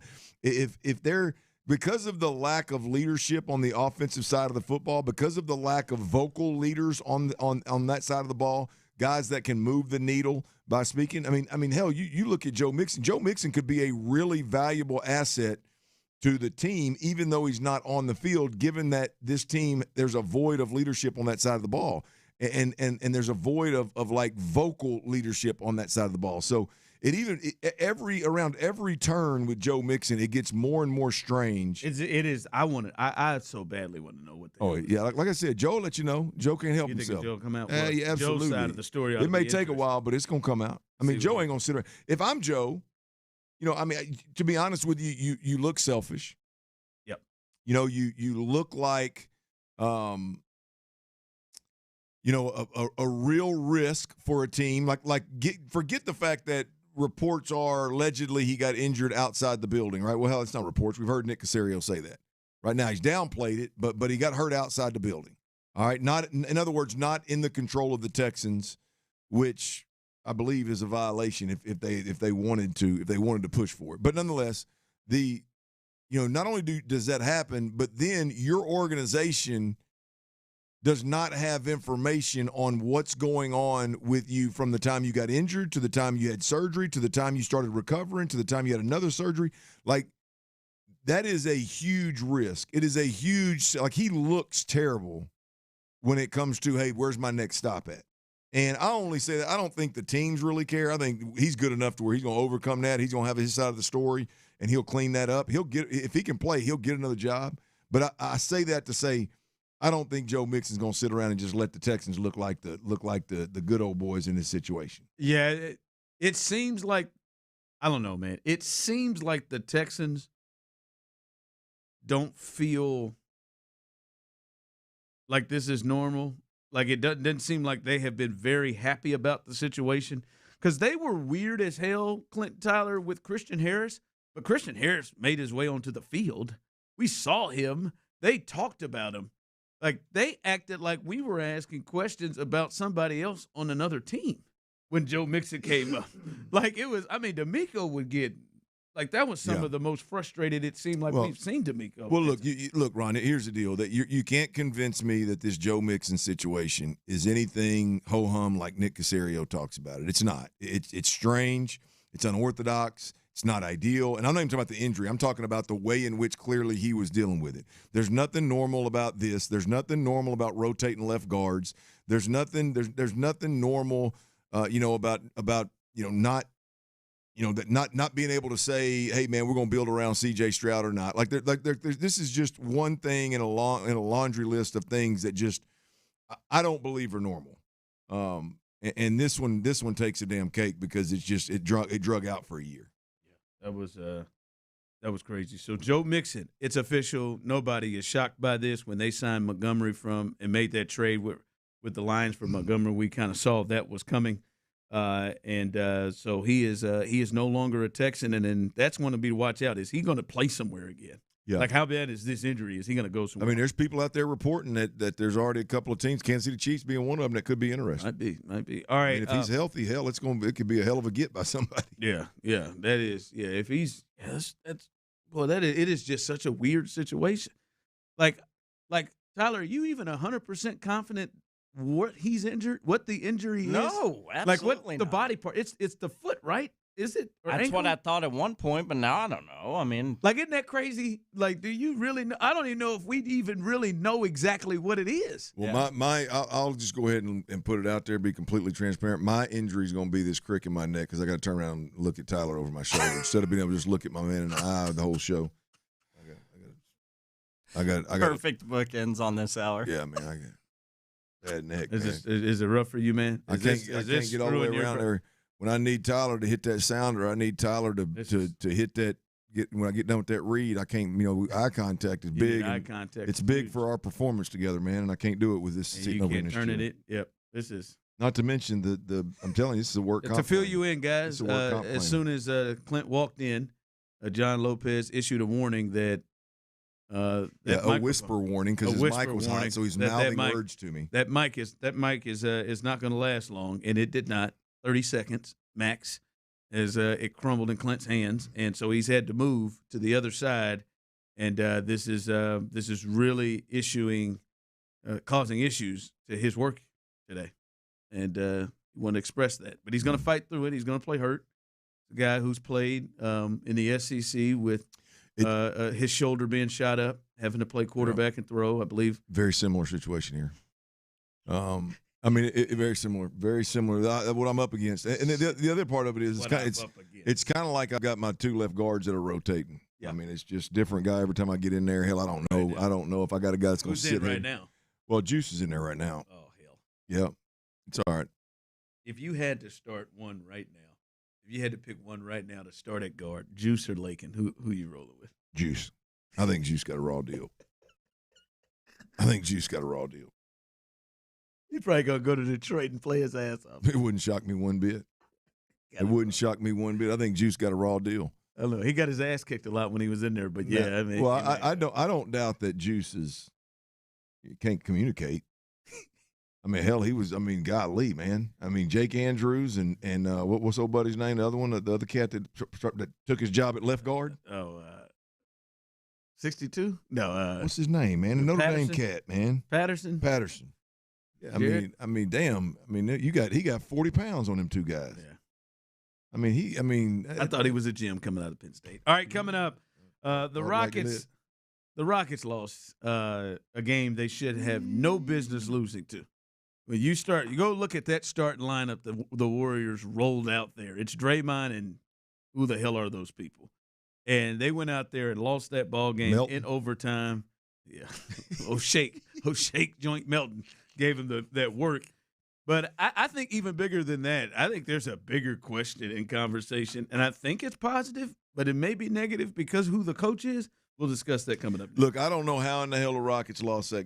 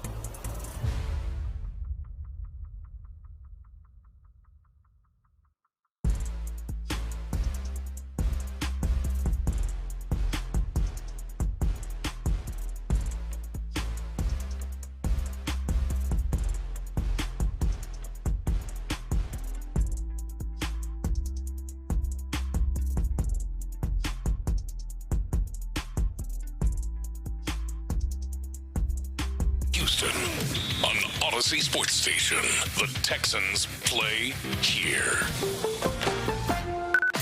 Sports Radio 610 presents The Drive with Stoerner and Hughley.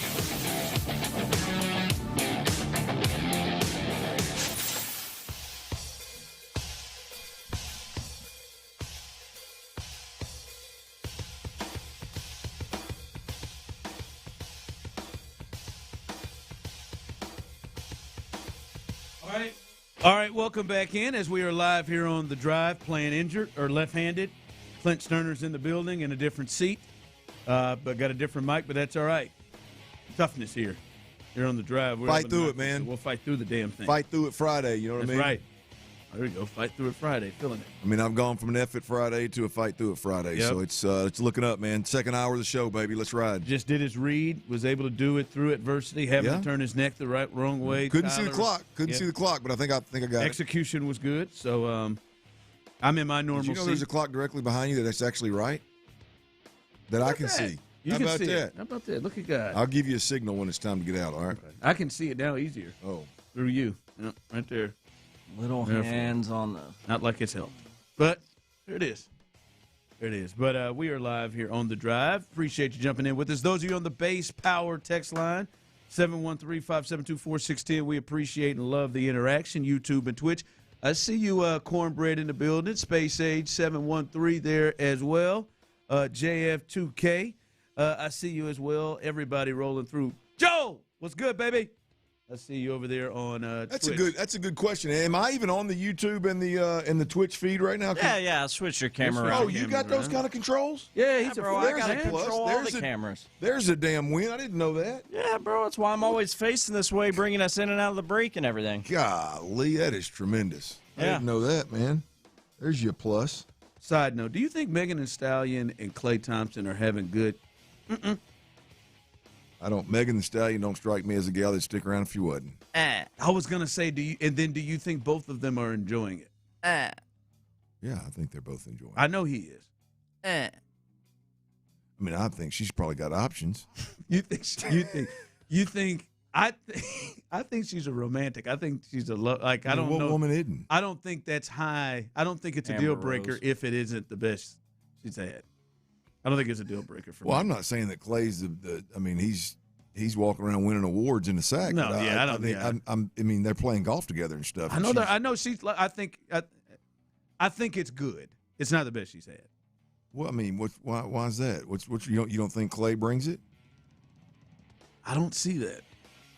I mean, what's wrong with Clay? What I don't know. What is it about it's Clay not that as makes much you think Clay as much. I think the experience maybe she's been able to muster.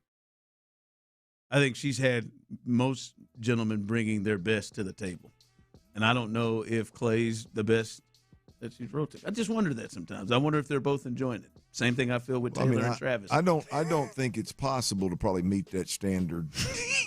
The longer you're together, but I think Clay probably got there once. I think Taylor is enjoying it, loves it. Travis, I don't know Taylor's. I don't know if Travis has. We going to Las I don't know. Like I don't know if Travis is like this is good, but I don't know about the old. I mean, I think history Travis has probably matured and grown a little bit. A little bit more, yeah. You know, right. I think the love carries through. I think there was a time where that was the most important part of what he was doing. I think probably right now he's probably thinking about her bank account, probably thinking about. No, I don't think he's thinking that. Oh, there ain't no doubt he is. He's crazy if he's not. I think he's probably thinking that she's probably going to be a pretty good mom. X-Line said he's a splash brother. She's probably a pretty good mom. She probably hadn't been ran through like those are pluses. You know, I mean, those are all. You know, as you get older and you start realizing, man, your playing days on and off the field are coming to an end. You might want to change your what am I looking for here? Your qualifications. You know. Yeah. Yeah, that guy right there. That guy right there is not knocking down Taylor. That is not the guy. It's a different guy. It's a different. Yes, it's a different guy right now. That guy. You think that's keeping the cold girl? Taylor's listening to that guy going, what in the hell is that claim? Hey, I'm telling you, when we had this live, that parade, I thought he may have lost her then. When he was blitzed. That had to be the first time her everybody's seen it, so her family gets to watch it. I thought he may have messed that up. Well, she's up there with crazy ass Brittany. She's all right. I mean, she clearly has a low standard when it's not. Or let's say her standard's not as high as one would think it is with Taylor. I hear you. Text line coming in. Taylor has some length. Maybe that's something that he hasn't really dealt with before. With the legs or something. Okay. Yeah. Wow. I mean, relatively speaking. Let's get off. Relatively speaking, I can see where your eyes are. I can see where your eyes are going, Clint. I'm just telling you. You've had a flashback. It's all relative.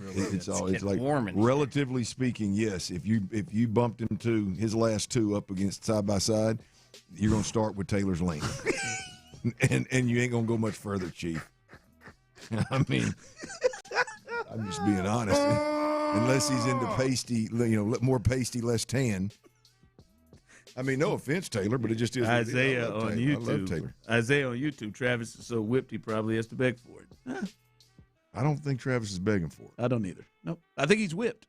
I certainly do. I certainly believe that. I don't think he's begging for it. Let's hope they're both enjoying it.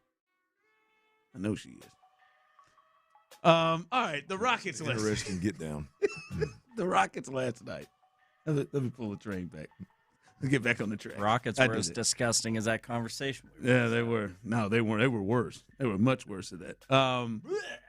Udoka is having some problems, right? I mean, listen, you're not going to win them all. That is not Steph Curry walking out there. That was not Jimmy Butler walking out there. That was a bad Golden State team that has been getting crushed by most teams they've played that are worth a damn. And they came in here and they made all the plays late, and they were able to win this game 115-113. Draymond and others out there to do those things. And I'll tell you, one of the things that jumped out to me, Clint, was Udoka patterns himself on defense. That's what he's about. He's a defensive guy, defensive coach. That's what the culture is. That is what the identity of the team is.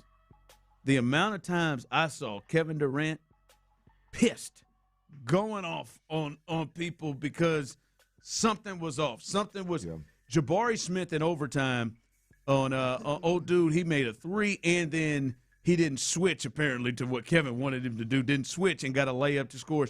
Kevin is going off. He went off on Josh Okogie. He was hot, and as a defensive coach, you would think they've got that down. When we're in game, I don't know, 50, 60, something like that. That was what jumped out the most. Other than them losing a game, they got no business losing. Well, to me, there's two positives out of the deal, right? One, you're talking about Kevin Durant going off, Kevin Durant being animated, Kevin Durant kind of holding guys accountable, I think is a huge plus and absolutely necessary for this team. And then obviously Reed Shepard having a night. Scoring at all three levels. I mean, doing his thing from distance. The floaters in the lane, getting to the rack. I mean, he's really, really coming. And so I think it was a promising night from that perspective. But like you said, down the stretch to end up losing, to end up having fewer points than that team with the injuries that they've got right now, with guys that aren't on the floor for them, that just can't happen. I mean, that's a crying ass shame. But let's be honest, Ron. Let's be honest. I mean, you got KD, Reed, Shepard, and Sengun on the floor. You are not a defensive juggernaut. You are not going to be a defensive juggernaut. No, I know that, but this was just communication. This was this wasn't just getting beat. Right. This was Smith and Durant in big time game time where you got to have a stop, and it was just communication that they were getting beat. And I've not seen Kevin lose it. Kevin probably lost it 3 or 4 times last night. I love it. I just hadn't seen, and they all seemed to be on the defensive end. He almost threw into a turnover to end the third quarter. He just threw the ball in. He was so pissed off. I sure would have appreciated if he'd hit them free throws. Yeah, at least that first one. He did. He hit the one he didn't try to hit. Yeah, that's right. I don't know what the hell is going on. Banked that thing in, didn't he? Text line again. This isn't a championship coach. We discussed that the other day. Is Ime Udoka a championship coach? I will say this, though. Even out of that. What does that matter? They fire for championship coaches around the league, don't they? Old boy in Denver didn't last long. Old boy in Milwaukee didn't last long. Yeah. If it's one of them championship coaches you're looking for, there's a couple of them in the booth right now. Well, that's what I said. I said we talked about this earlier when you were out, is Udoka Is he a championship coach, or is he the guy that you hire to fix your program? Yeah. And then hand it off to like Pat Riley made Stan Van Gundy do. Pat fired him mid-season. Stepped in himself and won that championship with D. Wade and Shaq. I hope they don't do that to you. I don't think he's that. But I don't think O'Tillman's going to do that. No, I don't think he's going to do that. But no, man, it was. Rafael got that in him? Not a chance. He don't have. I ain't talking about the firing. I'm talking about stepping in and coaching. Oh, yeah, Rafael. But no, Rafael doesn't have more power than the coach. But I think one thing that we have to start to at least kind of look at is when we think about all these young players that they have, the reason why all the people talk about keep this team together. Is Reed Shepard the best of these young players? I mean, I think he's I think that's at least a conversation. I'm not talking about Tari Eason. I'm talking about Sengun, Amin, Jabari, all of the top 5 picks that they had, the guys that we kind of thought were going to.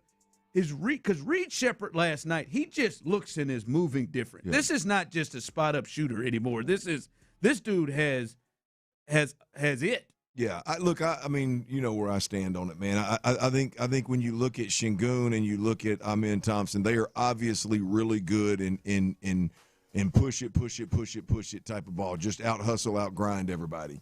But you know I'm not a big fan of the isolation game. I'm not a big fan of in the NBA a guy handling the ball a large percentage of the time that looks like a fish out of water handling the ball a large part of the time. So my eye just enjoys and leans towards the Reed Shepard just having control, being able again to stretch the defense because he can shoot from depth. I mean, it was another game last night where the commentators are like, "Hey man, they better guard that guy." They're talking about Reed Shepard. By the way, he went back to the bench when Jabari played last night. Did he not start? No, he didn't start. That's about right. That's about par. But he did play 30-something minutes. They were in overtime. But well, it shouldn't happen. He should start. I mean, you give him the job, man. That's at the end of the day, that's where they ought to be. But the point is when he's on the floor. I mean, it seems to me, and again, I've not been to a game, but it seems to me watching games that when Reed Shepard's on the floor, there's a whole different buzz in the building. There's a whole different buzz on the bench. Because you know at any point in time if he gets hot, not only is he going to knock down shots, but he's also going to stretch the defense and create opportunities for everybody else. And there's just, to me, he's the only one with that combination, other than obviously Durant, which he's going to get all the attention anyway. So I don't know if I'd say. I mean, those other guys have shown some real upside, but he's definitely trending in the right direction. When you watch him, like last night, he had 30 and 6 last night, 3 rebounds, right? In his 37 minutes, they really played him, obviously a lot more. He's out there and he's hitting. I mean, the threes he's hitting shots. He's hitting them off the dribble. I think, and B. Scott said it. I think he's the best pick and roll guy they have. Right? It has to help Sengun, who was getting cardio in the first 3 quarters of the game before he decided to come out, and appreciate him coming out in the fourth quarter, at the end of the fourth quarter in overtime. But hopefully he got his cardio. I'd like to see what his Fitbit said afterwards. But he's opening up space for him. It is just one. You're right. He should be starting. That's silly.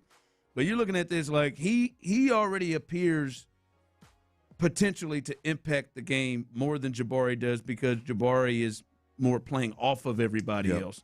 And obviously a men's game is different and his impact is different because of what he can do on the defensive end of things. And, I don't know what's happening with Sengun. All right, another 17 and 7 last night. We did give you 7 assists. Good for him.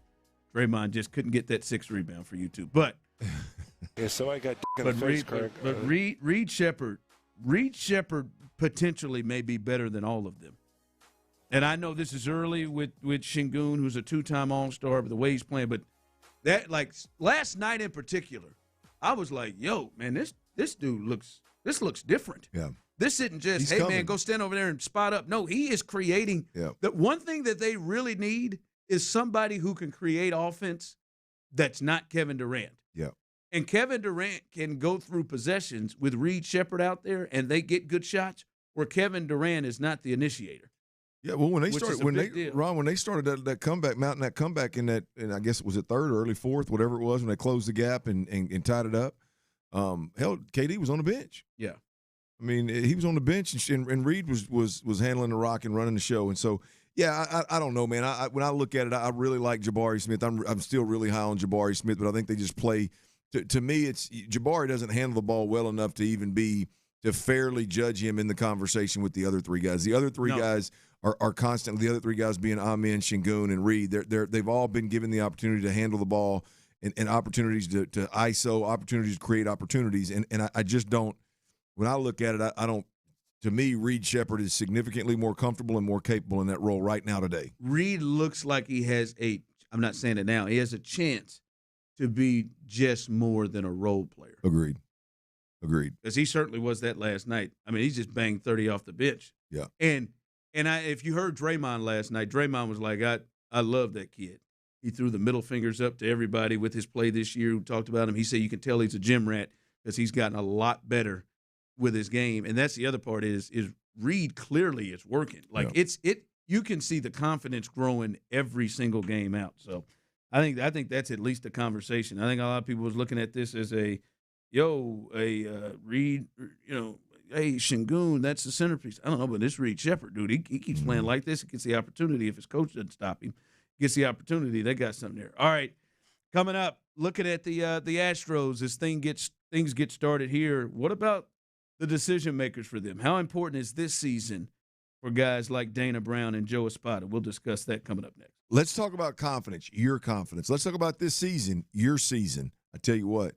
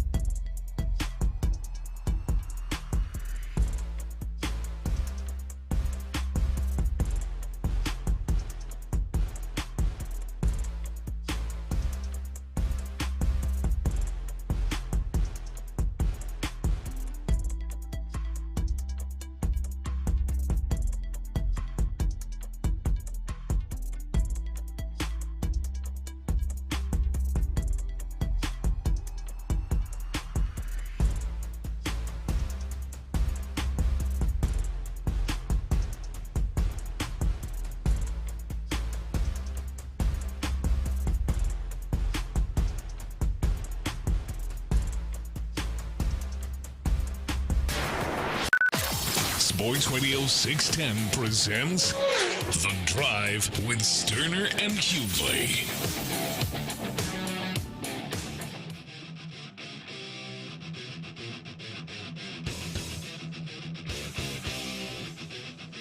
All right, welcome back into The Drive. I guess the big story of the day so far is Joe Mixon. Joe Mixon has officially been released by the Houston Texans. It will save them $8 million against the cap. More to this, Clinton Tyler and the people. According to Adam Schefter,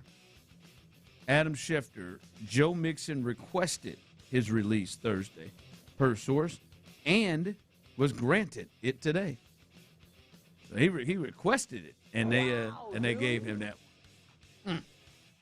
Yeah, I mean that is interesting. I mean, I think, we can only speculate here, but I think if you're a player that you're injured and you have no chance of playing again anytime soon, it would be an odd request to ask out of an $8.5 million contract. I believe I'd sit tight and see if I couldn't collect some of that, at least some way, shape, or form. But I guess he feels like he can play. I guess he feels like there's no question about it. Right now with the market moving the way it's moving right now is, you'd love to be on that, a free agent now instead of after several teams sign their running backs, especially this season. I mean, you look at several of the running back needy football teams look like they've either signed their guy, re-signed their guy, or they're flirting heavily with certain players. Boy, you damn sure don't want to hit the market after everybody's field, especially if you can play. You don't want to hit the streets after everybody's signed their guy. So that could be a very interesting move by Joe Mixon, and maybe even a dumb one, or it could be hey, I'm going to play, get me on the streets, and let me get with a team that wants my services. So we'll see how it goes. Got my eyes on his social media. Yeah, well, you know he ain't going to stand quiet. He ain't going to stay quiet. This just, again, as you said, this doesn't feel like this is one of those mutual parting of ways, or at least mutual that they're feeling good. No, I don't know how either party feels good about it. I don't either. One side act like they don't even know him. Well, clearly he's been acting like he don't know nobody with no updates, no status, no nothing. Yeah, that's what they say. Yeah. So Joe Mixon is no longer a Texan. He has been released, and not just released. He was the one who requested it and was granted it. Requested it yesterday. They got back to his ass the next day. All right, peace. It is a wonder though that we'll see on if they're seeking anything back from what happened, because I know a lot of people have questioned if the injury to that occurred, if there was something shaky there. So We'll see if that. I don't think this story. Maybe the story is over, but I don't think us finding out maybe how the Texans and Mixon arrived to where they did is over. So that is the latest there on the top story happening right now.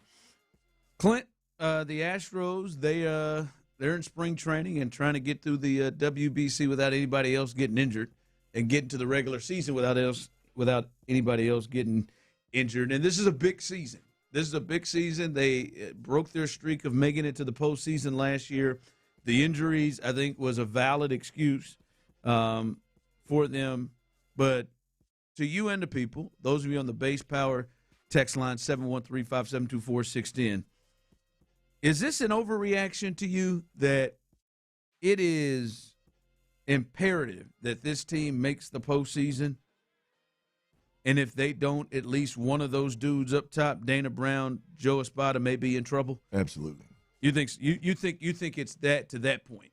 With the success they've had, they've been here 2 years, they made the playoffs, 1 year, won the division, the next year they were leading the whole way, had a bunch of injuries, but you still think if they've got to at least make the playoffs for these guys to keep their gigs, or somebody definitely for Joe Espada. I don't know. I don't know how much Dana Brown's gonna have to eat a bunch of this, but you look at the last, what was it, Ron? 2 years ago, it was dig the big hole and then climb out somehow and flirt with the playoffs.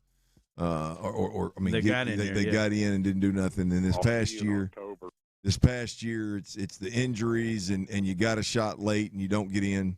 Yeah, you follow that right there up with a, you replace your hitting coaches, you replace your training staff. I mean, this is at the spot where at least Joe Espada, like ain't nobody else can go except for you. And so, yeah, I think this is a make or break it year for Joe Espada. Absolutely. Yeah. It's interesting because of the success they've had. 713-572-4610. Do you think it's imperative this team make the playoffs, or Dana Brown or Joe Espada's in trouble? I could see either one of them, to be honest with you. I think they have to have a bounce back year, because I think you're starting to question, all right, where are we heading in this thing? Where are we heading this? And I almost think, like in my mind, Clint, the way that it happened 2 years ago, I don't know they can go and roll, make the playoffs, and then get knocked out the first two games like they did against the Tigers, and then go nowhere else. I think there could be some big changes happening there too, because just making the playoffs, for this they've got obviously higher standards than just that, and I don't know. I think they may need to make a run in the postseason. Well, have a really big season. Yeah, look, I mean, you know how I feel about it. Once you get into the dance, man, I mean, and you're dealing with playoff teams, it's hard to say, well, if they don't get beyond the first round, you're done, kind of deal. To me, it's one of those where, what do you really look like? Are you one of the better teams in baseball throughout the season, and then you mess around and run out of pitching, or you mess around and have a rough series, or maybe somebody just clips you? I can live with that. I can see the guys surviving that. But if this is another one of those inconsistent, for one reason or another, there's a lot of questions throughout the season, and you somehow sneak in. Like if it's ugly all year long and you're never really a true contender, I don't know how damn sure don't know how Joe Espada keeps his job. I just don't know Jim Crane, Dana Brown. I don't know enough about that dynamic right there to know how safe he is or isn't. Yeah. He sure sounds like he's safe, doesn't he? Yeah, Dana sounds as if he's safe. I don't know. I don't know. I'm with you. If they miss the playoffs, I think he could clean house with this thing and start this thing over. But yeah, it is a huge, important year. Someone just texted in, Dana sucks, get him out of here. I don't know. I'm not going to argue one way or the other, to be honest with you. I mean, the fact that we're talking about the GM is a problem in the first place. He got Kikuchi. Kikuchi was money now.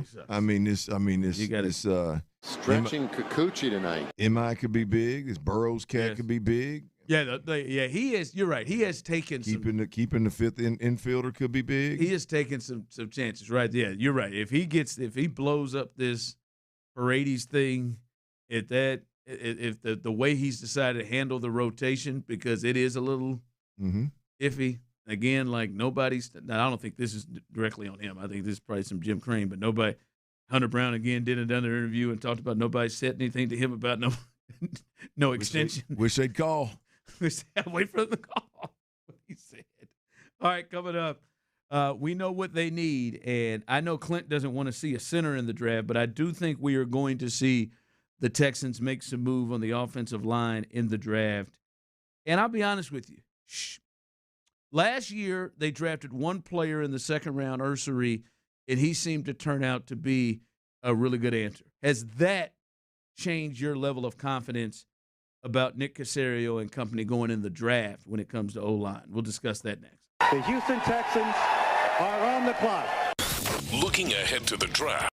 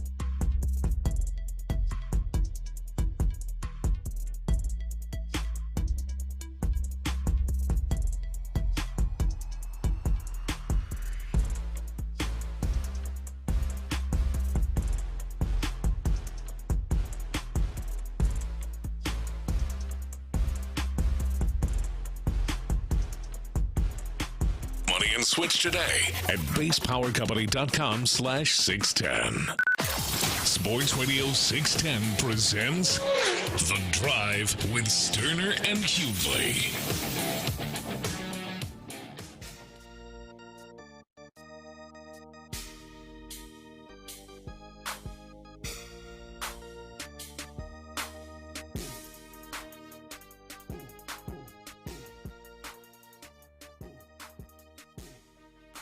All right, welcome back into The Drive as we continue rolling through here. Clint is in the building, just in a different spot. Mentally and physically. Mentally and physically. He's going to get through this. And you can't. If Done he some of didn't- my best work with my Look, back. Tyler, he's in the wrong spot. He may not know how to hit his mic button. Just you got to Keep help an eye him. on me, Bob. He doesn't really know how to do that in his normal That's spot. fair. That's beside the point. You didn't have to. Kick me while I'm down, but that's okay. I don't see much change here. I do, man. Look at It's his neck. okay. Neck's Hurting. Neck's hurting. Look at this. These reads he's been able to do. Somehow passing with flying colors, boys, but it's rough over here. Just stay strong, brother. Yeah. Stay We strong. know you will. Hard times and bubble gum, and I just chewed my last piece. I knew you heard did. that in a while. That neither. By the way, I'd like to send a shout out. Happy birthday, my little lady, my little girl, Lauren. Happy birthday, Happy birthday, Lauren. sweetheart. 9 years old. How's she spell hers? Is that like mine? Like Lo does? Well, Lo has an I believe, right? Yep. Loren. She went E-N. Okay. Yeah, I did. No AUs, huh? No, I wanted a different spelling to it. I like it. Yeah. You can call her Ren for short, too. That's a cool nickname. Or Lo. Or Lo, yeah. Generally what we go with. But Ren. Yeah. Is that where your mind first went to when you heard Loren? Your mind, nickname-wise, went to Ren. Yeah, I guess so. I mean, I already knew about the Lo nickname, so maybe my mind Maybe just your mind, you were defaulted trying to that go out. somewhere else. Yeah. Ren makes me think of Even Stevens. Yeah, that's so yours would be your Lauren would be R-I-N. Just that one. Yeah, that's not really Ren. That's like I need R-E-N. Yeah, you need R-E-N on that. Yeah. Nah, yeah, we went Second day in a row we've gone deep into a name. Yeah, we went a different spelling. Yeah, but happy birthday, 9 years old. She Big 9. What are y'all Big doing 9. for a birthday, man? It's they're out of school again, for no apparent reason. But they're out of school today. By the way, I'm telling you, if we're still doing this show together and them kids getting in school, and then you start to understand and realize how many days they just miss. They just don't have school? It'll blow you away. I mean, School taxes have gone up and the number of days have gone down. These Thursday and Friday teacher workshop service days that just roll in here. I mean, why? Good God, they're missing. They are on the calendar missing multiple days just every month. It seems like. But out of school today, we'll have a little dinner tonight at one of her favorite spots. She want to do a little pizza. We have a little dinner tonight. So What's her favorite pizza? Yeah, she likes to go to the spot Pizarro's. She enjoys Pizarro's, it. huh? Yeah, she enjoys it. Hmm. Yep. That's interesting. got a little When force. it's mine's birthday, we find the best margarita in town. When it's whose birthday? When it's one of mine, kids' it's birthday. too young, man. Do you? Yeah, they don't have a favorite yet. Yep. Yeah, we got a little Forrest Frank over the weekend. Nick's birthday is Sunday. That'll be nice. He'll be 6. Yep. So we got a deep. I'll be careful on that weather. She whooped some ass last night. A little softball playing against the other team we thought would be the other better team. Hell yeah. 15 I'm gonna tell you, 15 to 3 in the later innings. Trey's the older one. Nick's the bigger one. I'm gonna tell you. Like me and my brother. I'm gonna tell you. Lauren's Hackett of softball or baseball. She is the best hitter. Well, I mean, she's attacking it with a different level of aggression. Easily, and they don't want to hear it. But she is the best Well, hitter. She had 2 triples last night, not overthrows. Get it, girl. You Center don't field. naturally. I don't think. And I was a better hitter of a baseball than anything I could do athletically, and I did not have that ability. You didn't? Like there's You certain always said you could hit. that I could. I was very, very good at it. I was a better hitter of a baseball than I was a quarterback. The deal is I was more calculated and more, as you can tell, kind of how, like, I was not a free swinger. I hit the ball where it was pitched. I mean, I know I'm built like a fullback or a linebacker, but I was not a power hitter. I hit the ball where it was pitched, and I was very good at that. there's where I'm going with this. There's certain guys you play with that have the ability, or gals that have the ability to swing with an unbelievable amount of violence and still control it and see it and hit it. You really got a lot out of her home run dugout. It's obvious. It's right. I mean, it's like her ability to swing as violent as she swings and not fall down. Not fall down and still hit the ball is a skill. That is an expensive ass bat we got her too. That ought to be. Yeah, well, at least it would make more sense that you buy her expensive bats than maybe expensive something else that she doesn't do. Yeah. I mean, if either of mine have a cut like that, they don't. Whatever bat you want, baby, you getting that thing. Yeah. Shout out. I mean, that's nasty. Shout out to Kyle. Kyle, the coach that makes me have. He's got it. He got it. The guy. Tyler, have you seen her cut? Yeah, she's. You were deep in the sauce. He had her with the heavy ball. They were going. Played one game. They were. No, it was at home run dugout. But Kyle had the heavy ball. Yeah, you can shut the hell up. Go ahead, Ron. I'm trying to push this out of this. You know that is a sensitive subject. Kyle's got the heavy ball, and she is drilling. She is drilling that thing. Shout out to Kyle. Kyle, there you go. Hey man, that's not normal. From coaching from the back and also keeping the score. It's not normal, man. It is not normal to be able to do. Yeah, they got an ass whooping. We'll have fun tonight. So happy birthday, 9 years old. Didn't mean to start a little deal. Hey, listen. I'll go around that. I'll go around the horn. Base power text line 713-572-4610, YouTube and Twitch. I'll start with you, Tyler. You don't have to say real or fake. But them drafting Ariante Ursery and having the success in finding their left tackle last year, is that something that is now making you feel better about them drafting offensive linemen in this draft? Is that making you feel more comfortable? We understand the blunders they've had, but we got to give them credit when they get it. And Ursery was a really big piece. Yeah, maybe a little bit better. Maybe it makes me feel a little degree better about finding an offensive lineman via the draft. But like you kind of hinted at there, the overall big picture, as long as Cacerio's been GM here in Houston, I mean, this has been the position of problem. The position group of problem has been the O-line start to finish right now for Nick Cacerio. And you're not always going to find an O-lineman as big as this freaking dude Ursery is. I mean, he is a monster. So not that that's all that makes him good at what he does, but it might make me feel a little better, but confident? Nah. I'm trying to get there. I'm trying to say, all right, baby, this was a new start. I am still skeptical on what they're going to do in the draft, if they're going to, because I do think somebody's going to fill a void that comes out of the draft. I think early on, and we're seeing everybody mock them, a lot of offensive linemen, especially now that Titus is gone. And so I'm trying to make myself, and I know there are fans who love to lean towards the Ursery thing and maybe the others. I'm trying. I feel a little bit better because I should give them a little bit of credit. Cole Popovich in his first year was able to get the most out of it. Is it making you feel better about them in terms of drafting offensive linemen? They had success last year? No, absolutely not. I mean, look, you miss on Cam Robinson, you miss on Blake Fisher, you miss on Juice Scruggs, you miss on Kenyon Green. Look, the best offensive line draft pick they've had outside of Ursery was what, the left guard center that they got right now, Patterson, Notre Dame kid, Patterson, Jarrett Patterson. I mean, yeah, that's who I'm talking about. But yeah, no, I mean, there's no. You look at how they use Titus Howard, and one might say, well, you had to because you were in a tough spot. Well, you're in a tough spot because of the way they address the offensive line. Like they didn't give themselves any choice.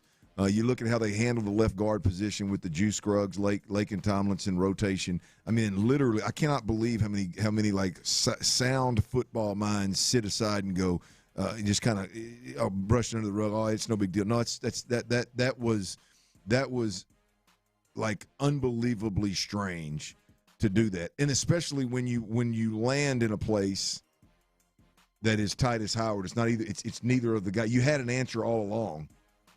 So yeah, I don't know, man. I don't feel good about their ability to. As I told you yesterday, I didn't say good. You feel better? No, I don't feel better either. No, I don't feel better. I don't. I mean, you got The minute you say Ariante Ursary, which is a great pick. Maybe they're on a roll now. Well, maybe they are, but they better be on a big-time roll. They need 4. Yeah. I mean, you know what I mean? That's part of this equation, too, is not just, hey, man, you need to go out there and get a guy. Like, I felt like right now you signed Trent Brown. I feel like if you just needed another tackle and they were going to use a premium draft pick to get a tackle, and he was the future plan at right tackle to take over and maybe even split time with a guy like Trent Brown and learn from him. And you know, I hear him talking about this Proctor kid from Alabama and super athletic and, 6'7", 350 pounds. You know, if that were all that we were talking about here, cool, take a swing at it. But you got 2 guards and a tackle, and you can use an upgrade at center in a major way. So I don't have a whole hell of a lot of. I don't have much confidence in the ability or the desire. I think Nick Cacerio is steering the ship offensively. And I think by nature they are a do more with less approach. I think by nature they value guys like Jake Andrews who know the offense and can communicate. And he may have been cut 3 or 4 times, but he got good technique, good mechanics, and we can win with it. He'll be all right. I think that is the direction that they tend to lean. I think that's the case with Jake Andrews. I think it's the case with Trent Brown coming back, which I'm fine with. I like Trent Brown coming back, but I don't think we sit around here and talk about like going after big time free agents. I don't think that they don't have a lot of confidence in it. Text line coming through. Ursary is not solid yet, but was only his first year, and he only had an overall 64 score. That's not good.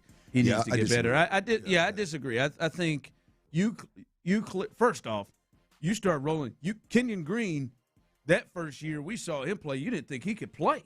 Yeah. They had to manufacture an injury to make him miss the whole year to get his body to right. All right, I don't care what they say. And Juice Scruggs, the first year you were like, oh hell. Blake Fisher, you're like, oh, I don't know. Like this cat came in and held down a left tackle spot, movement up and down, not just, from game to game, from quarter to quarter next to him. They were doing the musical chairs next to the rookie left tackle. So, no, I think Ursary is clearly – I'm not saying he's great or he's about to be, the next best tackle in the game, but you clearly say that's a solid player. Operative word being solid. Yeah, I'm not going to sit here and tell you he's a Pro Bowler. I'm not going to tell you he hung the moon. I think he's a solid player, and I hope more importantly, intangibly, he can take over the damn meeting room and be that alpha, and I hope that's what he's made of and who he is. But, yeah, I think a solid left tackle or they're talking about him being able to move left or right. I guess they've seen something that'll allow them to move left or right. I think he's solid, to say the least. I accidentally rang the bell. Oh, I thought that was, hey, get the hell out of here. My bad. Was an accident. What'd you say? It's over here. It's enough over there. You felt bad for telling me to shut up, so you use a bell now. Introduce the bell. That's not the case at all, for sure. Well, I know. That's fair. Just keep it interesting. Different tactics. It's just home run, Doug. It was just a really good time. Happy 1,000. I'll mention it again. One damn time. One damn time. I'm going to come in there. I've only been able to get him out once since. What you got coming up? All right, look, if the Texans, I want to that's right deep in that liquor. I want to stay right where we are, Ron. If the Texans are serious about accomplishing what they claim they want to accomplish, there's one move that they've got to make. They got the money. It's out there for the taking. Do they make it happen? We'll see how serious they are. We'll cuss and discuss next right here on Sports Radio 16. Before we do that, though, I got to tell you about Serta Pro Painters, y'all. Look, I've had a lot of work done.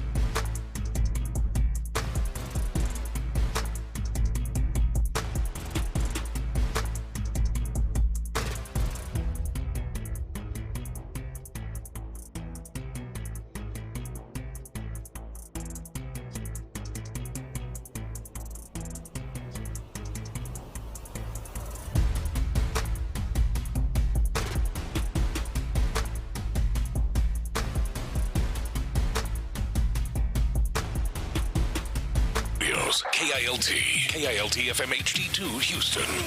On Odyssey Sports Station, the Texans play here. Dive into the mind of former NFL quarterback Clint Stoerner. I was thinking about coming out of the chute here and telling y'all about my new boots that I got on, but y'all want to talk about puppy chow? Clint, what is that, ostrich? Hell no, that's python. It's Sturdy's Daily. Before we get to that boner. On The Drive with Stoerner and Hughley. Going to get me some new Wranglers, boys, to wear with my boots, man. I got to get me some Wranglers, and I'm gonna be at an outlet mall, so I'm gonna go ahead and slide through the old Wrangler outlet and get me a pair. Wear with my boots. Wrangler, huh? Get you. Yeah. So your jeans don't look the way that Kamari Lassiter's jeans look with your boots. Kamari inspired me. I've got a couple of Takova's jeans, and I'm already boxy built. I don't need boxy britches. And I got to find the right ones, and I think Wranglers are the way to go. So speaking of them pythons and boots, I'm gonna get them right. I'm gonna get that look right. But before we get into the move that the Texans absolutely have to make if they're serious about accomplishing what they claim they want to accomplish, before we do that, I got a bone to pick. While I was out, did I see Bun B in this damn studio? You did indeed. I didn't. Sitting actually right where you are right now, Clint. Did I see Bun B? Yep. Mr. Freeman was here. here. I'm talking about UGK. The Trill OG? Yeah, he was here. Mr. Freeman was here.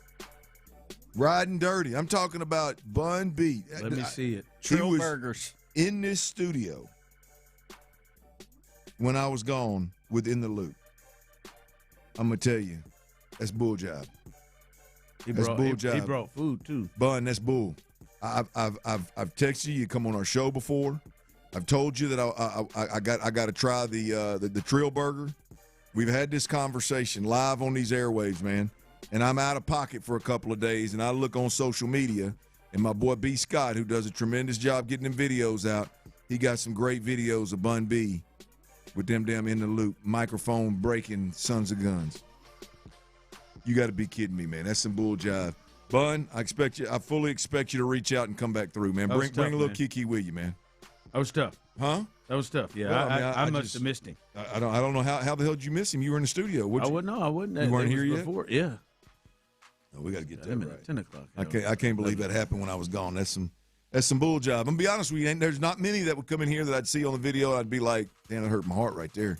Bun's one of them. That particular album, one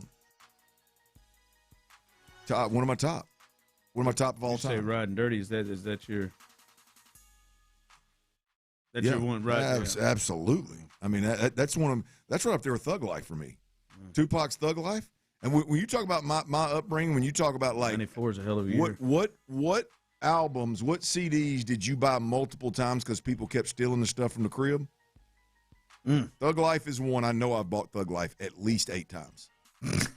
And I've got UGK. I'm talking about hard case CD. I got UGK at least 5. You know, Garth was one that got a lot of run, but I'll be honest with you, it didn't get stolen much. I really enjoyed Dirty Money. Yeah, no, 8 Ball and MJG coming out hard is another one. Let me see it. That's another one. I mean, there's just certain albums, man, that just, when I'm talking put it on and let it ride, I think everybody had Snoop, so Snoop didn't disappear very often. But Thug Life, coming out hard, 8 Ball and MJG, and Riding Dirty, UGK, yeah, boy, that's I don't even know if Mama had credit card receipts back then, but boy, that CD got purchased multiple times at the old CD shop around the corner. Times. Every bit of 8. There ain't no doubt about it. All right, the Houston Texans. Damn. Look, the Houston Texans, man, if they're serious about accomplishing what they claim they want to accomplish, which, by the way, we've all heard it. We're going to play great defense. We're going to run the football. We're going to establish the run. We're going to be physical. We're going what is it D'Amico said? Displacement at the line of scrimmage. I think something along those lines. But really, they want to be a downhill running football team. They want to be a downhill team that moves mass. They want to be a downhill team that's great in 4 minutes. They want to be a downhill team that can absolutely chew up the time of possession and shorten the game and let their defense rest, and take the pressure off their quarter. That's who the Houston Texans want to be. And, Ron, I'm going to tell you, if that's not just empty promises, if that's not just coach speak, there's one move they got to make. If they're dead-ass serious about running the football and being one of the more physical teams in football, all right, look, you're not going to go out there and go 4 for 4 with the offensive line and all of a sudden be one of the more physical guys, right? David Montgomery's not going to come out here and be Saquon Barkley, all right? Woody Marks ain't going to be Jahmyr Gibbs, all right? I know that's just Dalton Schultz ain't going to come in there and all of a sudden be one of the best blocking tight ends in the game. No shade at Dalton. Love what he's done. There's one move that the Houston Texans absolutely have to make, and that's the center position. I don't want to hear nothing about tackles. I don't want to hear nothing about guards. I don't want to hear nothing about inline tight ends. I don't want to hear nothing about wide receivers that they got to block in this offense. They got to block in this organization first and foremost. If you want to run the football and you want to run the football effectively, you've got to go get one of these top centers that are on the market. You got to go spend big money on a center. And they're out there, ladies and gentlemen. They're out there. Anywhere from, let's call it $10 million to $17 million you need to spend on a center. You got Tyler Lindenbaum, almost 26 years old, 4 years in the league. The best center in the game right now, at least the best center available, that's for damn sure. Maybe not in the game. I don't know, Creed, we're splitting hairs if you start talking about the Creed Humphreys and some of the other guys. But the best available is Tyler Linderbaum. His market value right now, $17 million roughly. All right? Connor McGovern, Ron had a promo. He mentioned Connor McGovern several times. 28 years old right now. His market value, $16 million. Absolute upgrade. Cade Mays, come out of Carolina, 27 years old this year. Right? Unrestricted free agent. His market value is looking to be $12 million. Ethan Posick, a little bit older, come out of Cleveland, been a part of a dominant run team before. 30 years old, knocking on 31. Right, his market value is going to be $10 million, a little over $10 million, almost 11 it looks like. All right, and then you look down the list here between the $5 and $8 million mark. There's 6 or 7 more centers that could help you. But at the end of the day, Ron, if you want to, we're not. I think it is silly to go into this offseason with the Texans and say we're going to rebuild this offensive line and we're going to come out on the backside of this thing and we're going to be one of the most physical, run-dominant football teams. I hope they do, but that means they hit it 4 different spots. Which is which will be hard to do. Yeah. Especially with their track record. Yes. You're crossing your fingers they are able to knock 2 off. Absolutely. So what I choose to do is I choose to go, okay, what positions, what single addition impacts the entire offense more? One was the running back. We've talked about that at length. I think they did a good job of getting David Montgomery. I don't think it's great. I think they did a good job. I like David Montgomery. I think it's enough. I think he's good enough to make to move the needle. The other spot other than running back is the center. Yes, we need the center to be a physical presence. We need a center to be really good at his job and at physically at his job at performing, technique, mechanic, execution, like we always hear from D'Amico Ryans. But what we need is to clean up the communication issue with this offensive line, right? And that communication issue has existed for 2 years now with C.J. Stroud. Okay, and I'm not saying it's all C.J. Stroud, but clearly he alone is not the answer to cleaning up the communication issues, right? A center that's long in the tooth, that can process at an extremely high level, that can handle all the communication that comes with playing the position, that can make both guards and both tackles better, that can take a bunch of the communication, execution off of the quarterback's shoulders.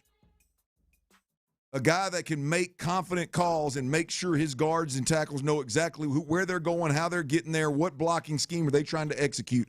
That guy right there makes this whole offense significantly better. I just want to kind of get an understanding. Come on. If they had one of these guys that you're kind of speaking of, how different does that type of player make this offense from last year?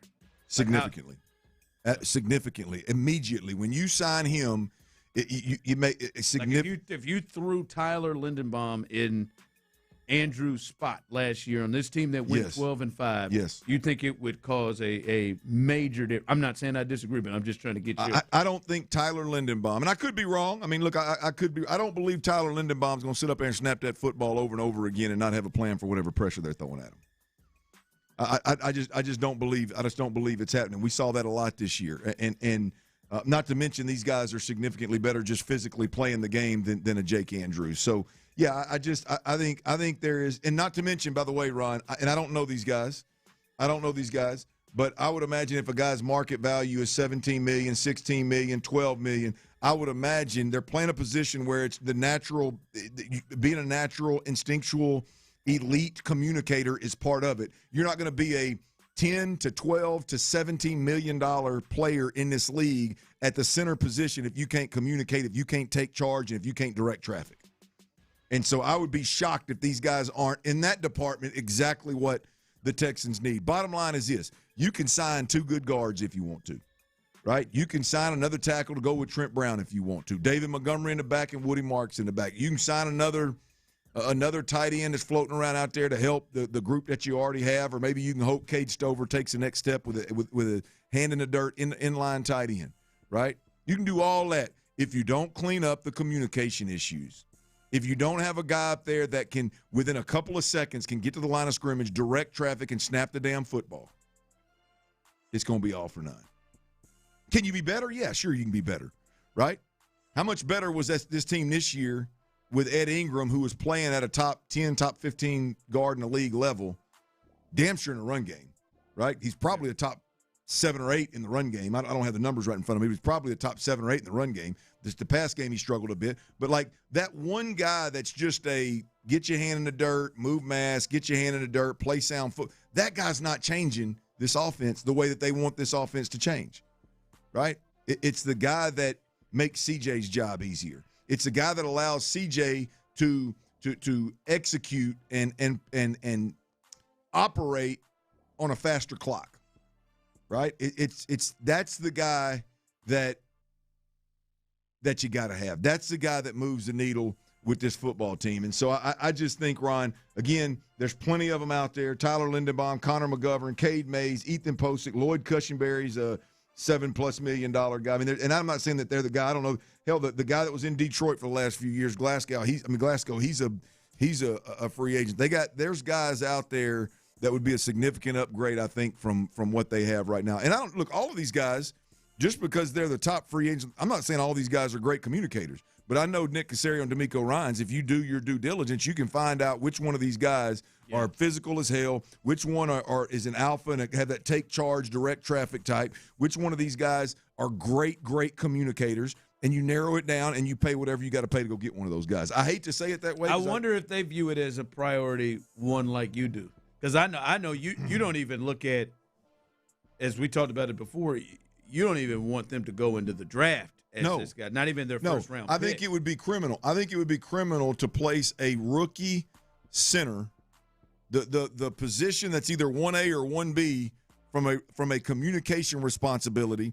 I think it would be criminal to take a rookie center and plug him not only into a new offense, but into the NFL itself in front of C.J. Stroud, who struggled with the communication piece, along with other linemen that have struggled communicating up and down the line to some degree. I don't know what degree, but to some degree.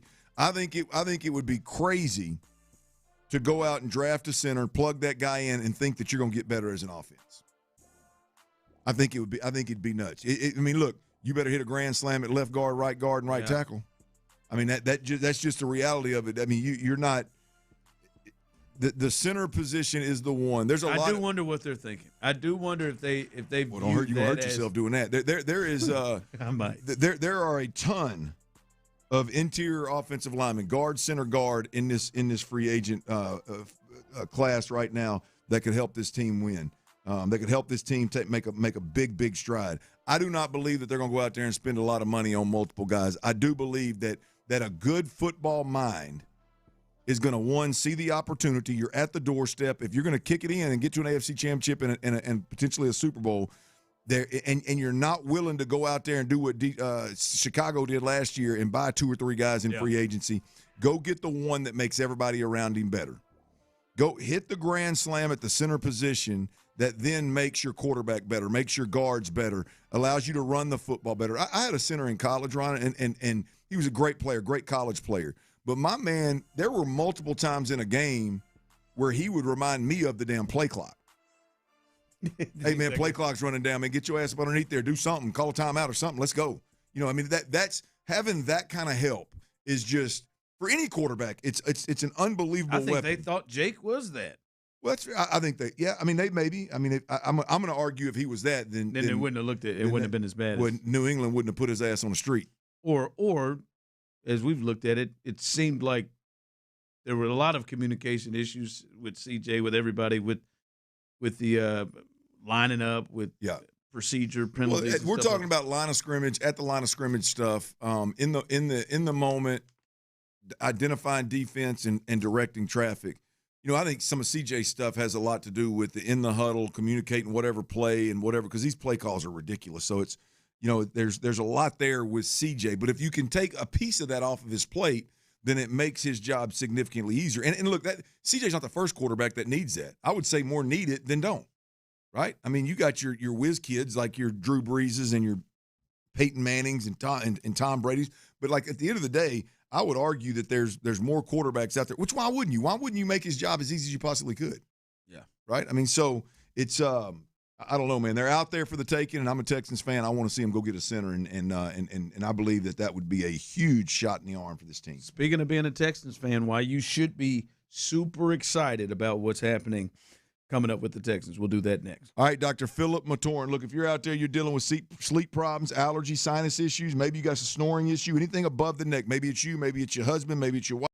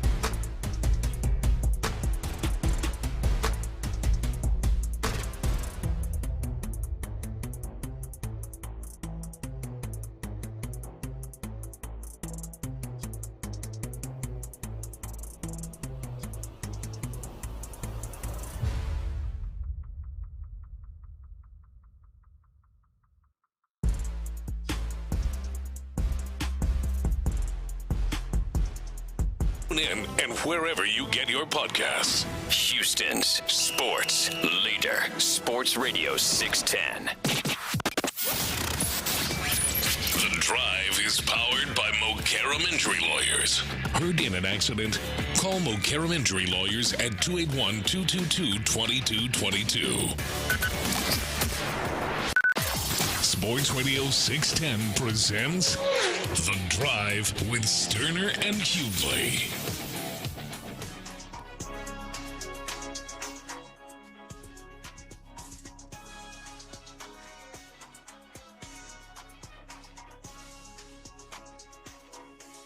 All right, welcome back into The Drive. As we would continue to roll through here, big news of the day. We will continue to update that 5 o'clock fire. Joe Mixon, he is out, been released. He not only has been released, he requested a release yesterday, according to reports.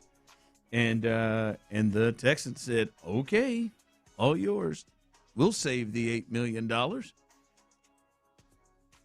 I wonder if Joe thought he still had a shot here before David Montgomery got here. Maybe. Don't know. We don't really know the situation, but wasn't a real surprise at all, even before David Montgomery was signed here. But that is the latest there with one of the big stories of the day here in Houston.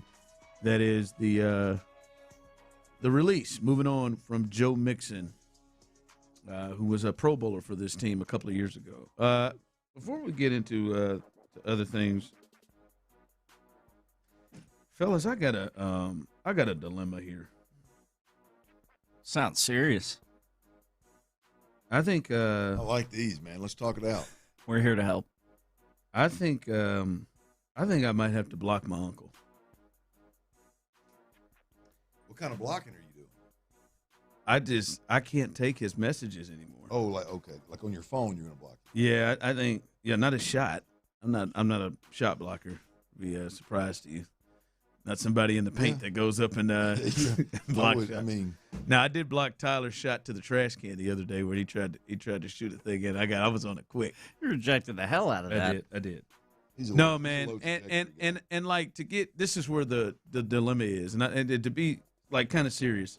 Him and obviously if you follow the show, you know my dad passed in October, and he and my dad were like they're always together, real super tight. So I know he is kind of struggled with it, and like, I mean, Clint, Tyler, you ever been in a one-sided 60-minute conversation? Yes. Where you just more than once in life. Yeah. I know, Unc. Yeah, I hear you, Unc. Yeah, because he just needed to unload and get it out. Well, now he has started to send, and me and my sister, and we text about it all the time. He started to send YouTube videos, like inspiration videos. He's just checking on y'all, man, keeping y'all right. Clint, he sent 10 yesterday. I'm bored, man. They are rolling through. Oh yeah, when you get time. They are rolling through, man. Like inspirational speakers, like Tony Robinson. It's just you. This latest one is Listen and Heal. How to listen to the Word of God affect your nervous system. Before that, Love This, motivational. I mean, they're just. Dude, you might need to add me to that group. That sounds lovely. It was at first, and now it's just like, it is like every time I look up, I got 3-4 messages from Uncle JJ. He's just thinking about you. I know he's just, and that's the thing. But I know it, and I know he's probably. But I'm just like, dang, man. This is getting the right thing to do. This is getting out of hand, man. No. Every text is a video. Everyone, Tyler, back to back. Tyler, it is Clint. How far is this going back?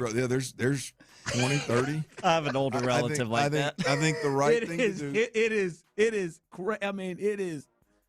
I understand text line. Unc trying to keep me. I get it, man, and I know he's looking out, but.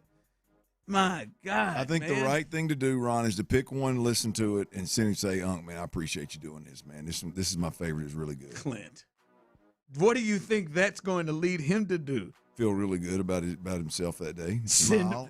Double up the sending. Feel proud. He's going to double it. And sometimes. Hell, it can't get no more annoying. You just scrolled through 40 of them. I mean, it can't get any worse. Clint, sometimes, Tyler, he gets on a roll. and he'll bang, bang, bang, bang, bang. He's got like he goes on an 8-0 run in 2 minutes. Probably lonely, man. He obviously is. Give him a call after work today. Oh, hey, I'll never get off. I promise you, man. He had me hemmed up. It was Alabama, Missouri, the football game. Fourth quarter. Commercials too. Pick one and the tell me it's whole your quarter. favorite. I mean, I this one really hit home, huh? I mean, I just like somebody said Clint's giving bad advice. No, you should start sending him random photos of shoes or something. No, maybe birds and turtles. No, man, that's old Unc, man. That's old school Unc, man. He clearly ain't got nothing to do. He's looking for some entertainment. Ron, don't be an a-hole to your uncle. Agreed. Suck it up, Ron. There's nothing like family. I understand this, but like, let's just come on. You He get lost what? his But brother. do you get? Yeah, I mean, I you get know what you're saying. It's you just lost your like, dad. It's the man. connection. Man, I can't tell nobody to be calling someone because I hate being on the phone, especially if I get stuck like that. But I get what you're saying. And I've let yeah, go ahead, Unc, man. Dude, we came out of the when we came to view the body. Very difficult day. Sure. We came to view the body, and he had me and my sister hemmed up in that parking lot. 45 minutes. Yeah. Courtney walked to the car. Courtney left you hanging. Yeah, man, it was. Man, I it was. wouldn't have had that Because he is the greatest to. He feels like he's ending, and then something triggers him, and he can start himself right. He can start himself right back up. The amount of times, all right, nephew, I ain't gonna hold you long, nephew. Go ahead and but this one thing I want to tell you, and I'm just like, go ahead, Unc. Go ahead, Unc. I'm telling you, I'm giving you the best advice, man. Because I saw you scroll through there, Tyler. You know what else was obvious? What's that? He ain't responded one time. Oh, I haven't. That's the other part there. I get it though, because if you do, you said, you open up the door to the floodgate. This ain't some random guy on Twitter. I responded early. I responded early in like the first, and I'll be honest, I did not open it and watch it, but I did respond. Appreciate it, Unc. Like that. Yeah. I did the first 11. Like I'd say every 4 in the first 11. So I probably responded 2 or 3 times. Let him send away once a week. Listen to one and tell him how much you like. You know what I'm going to do? Clint never responds. This is what I'm going to do. Here we're hearing this. Sure I do. This is what I'm going to do. I'm going to immediately send it. You got to send 40. Tyler, I'm going to immediately send it to the text chain. Okay. Every time he sends one to me, no, I just want you to know how much it's coming. No, I don't do it. I will leave the group. I want to be inspired. You can do it with me. I will leave the group. I mean, I'll take all the positive talk I can get. We have done this show. He sent 4 or 5. Really? And I 2 hours in. On your way home, watch one and say. And I talked to my cousin, his son. I'm like, yo, hey man, does your dad send these to you too? Like he's like. No. So he thinks more highly of you than his own son. Well, I think it's, and I know where it's coming from. That's why I'm saying it's a dilemma. No, it ain't. I'm giving you the answer. It's like I know he is. What's Courtney like tell you you said, chick. She just laughs. She walked off. She just laughs. Because I will sit. Because I'll be sitting there, and be like, dang, Uncle Jay, come on, man. Just block him. Need to tell your cousin. If you're not going to respond, block him. Can I mute? Like, and that's the thing. He's not slowed up by no responses. Block him. He's continued to can I mute him? Because I don't want to block him because there also may be some real text conversation that's mixed in. Well, he's clearly you don't care about that. I do care about that. When he's texted me about some of my dad's affairs, we've had conversations about it, like that we've had to deal with. Oh, like his life. Yeah, like stuff affairs. that we've had to. No, not his. Not extramarital. No. I didn't know what he was talking about. Oh, Dirty Red. Did he have videos or what? Dirty Red. No, his affairs, his life, the things, his affairs. Uncle would tell me about my dad's house. Someone texted, I hear you, Ron. My mom sends. Your dad's doing work in Kansas City, boy. My mom sends 7 to 10 TikToks to me a day while I'm working on the phone. Like that is. But see, I would that would have been easy. Hey man, come on, Mom, stop sending me these TikToks. I know where this is coming from. And I don't know how to. I know, and you're right, Clint. Though it's coming from, hey man, like your brother. I'm my brother's keeper, and I'm on look out for his. That's for his right. kids. Absolutely. Sports Radio 610, Houston Texans breaking news. God, all right, what you got? Did Unc break this news? More Houston Texans breaking news. Did you? Did Unc? Oh, no, Unc didn't. I was like, did I miss something? Because that would have been big news. He's got a motivational speech for it. Houston Texans breaking news once again on a Friday here on The Drive. Ian Rappaport says the Texans and tight end Dalton Schultz have agreed to terms on a one-year extension worth $12.6 million, sources say, with $17.6 million now guaranteed, combining 2026 and the 2027 football season. All right, Dalton Schultz, you had talked about maybe him being someone. We'll talk about what this means. This is very similar to what they did with the Denil Hunter. Adding another year, they cleared some space there. This is probably a similar thing. We'll discuss this on the other side. Dalton Schultz gets a one-year extension. By the way, I hope he's in better spirits from the last time we saw him. But Dalton Schultz gets a one-year extension. $12 million might do it. We'll discuss that and fill you in on that when we come back. But before we do that, guys, let me let you know, and you know this more than I do, unless there's some people who just moved here and you're dealing with the weather that comes with Houston.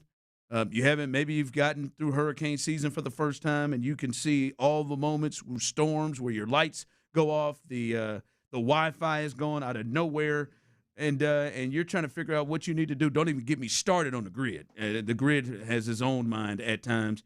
Base power is the switch that I made. In fact, man, I got guys coming out there this week. But base power, I made the switch, and I think you should make the switch. And the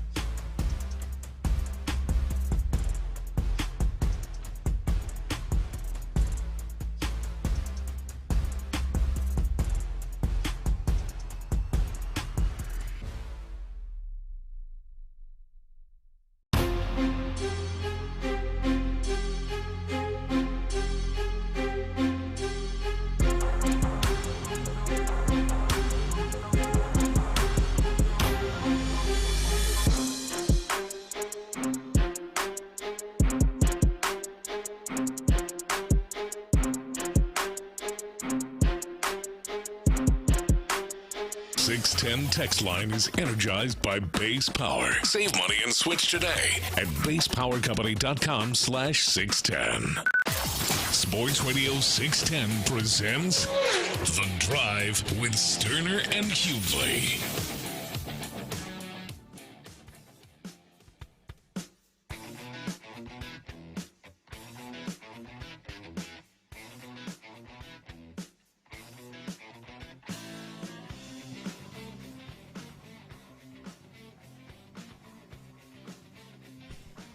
All right, welcome back in. The breaking news as Tyler came through just a couple of moments ago. I've got it from, there are a couple of sources. I've got it here from Aaron Wilson. Texans, they are signing tight end Dalton Schultz to a one-year extension worth $12.6 million. That means he is another candidate for somebody to move money around so they can have more money to spend right now. So that's what that makes sense. Just like they did with Denil Hunter, they're doing this with Dalton Schultz. This, to me, is another sign and another way, Clint, that they are able to open up money right now to be able to use. So that is the latest there. Big news day here with the Texans. But Dalton Schultz, who somebody – I know you have said here repeatedly lately you wouldn't mind if he were extended or here longer, and you had even talked about this is something that could happen for them to free up some more money and for to have him here longer because you don't mind him here for a couple more years. Yeah, look, I mean, a great candidate to extend for a year, which is going to allow you to manipulate the cap a bit here and there, and making enough money to make it where it makes sense, and a guy that clearly, in my opinion, did a 180. I mean, a year ago, I'm wanting to get out of the Dalton Schultz business, to be completely honest with you. And, a football season later, I mean, I am, and he talks about the system and how much he really likes the system.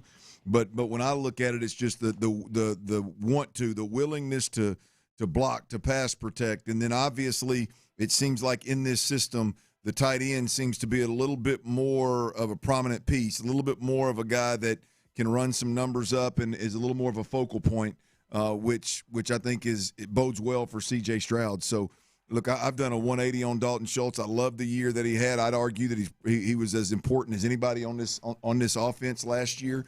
And to be honest with you, that role should grow. I would expect Dalton Schultz to have, if he can stay healthy, I would expect Dalton Schultz to have a career year this coming season. Yeah, anybody have any issue with that? 713-572-4610. There's those of you on the Base Power text line, YouTube and Twitch. Anybody have an issue with Dalton Schultz being here longer, them extending Dalton Schultz? Champ Slice, Clint used to hate Dalton Schultz. He did. He just said that. He flipped around on it. Dalton Schultz definitely redeemed himself last year from Rob Torres.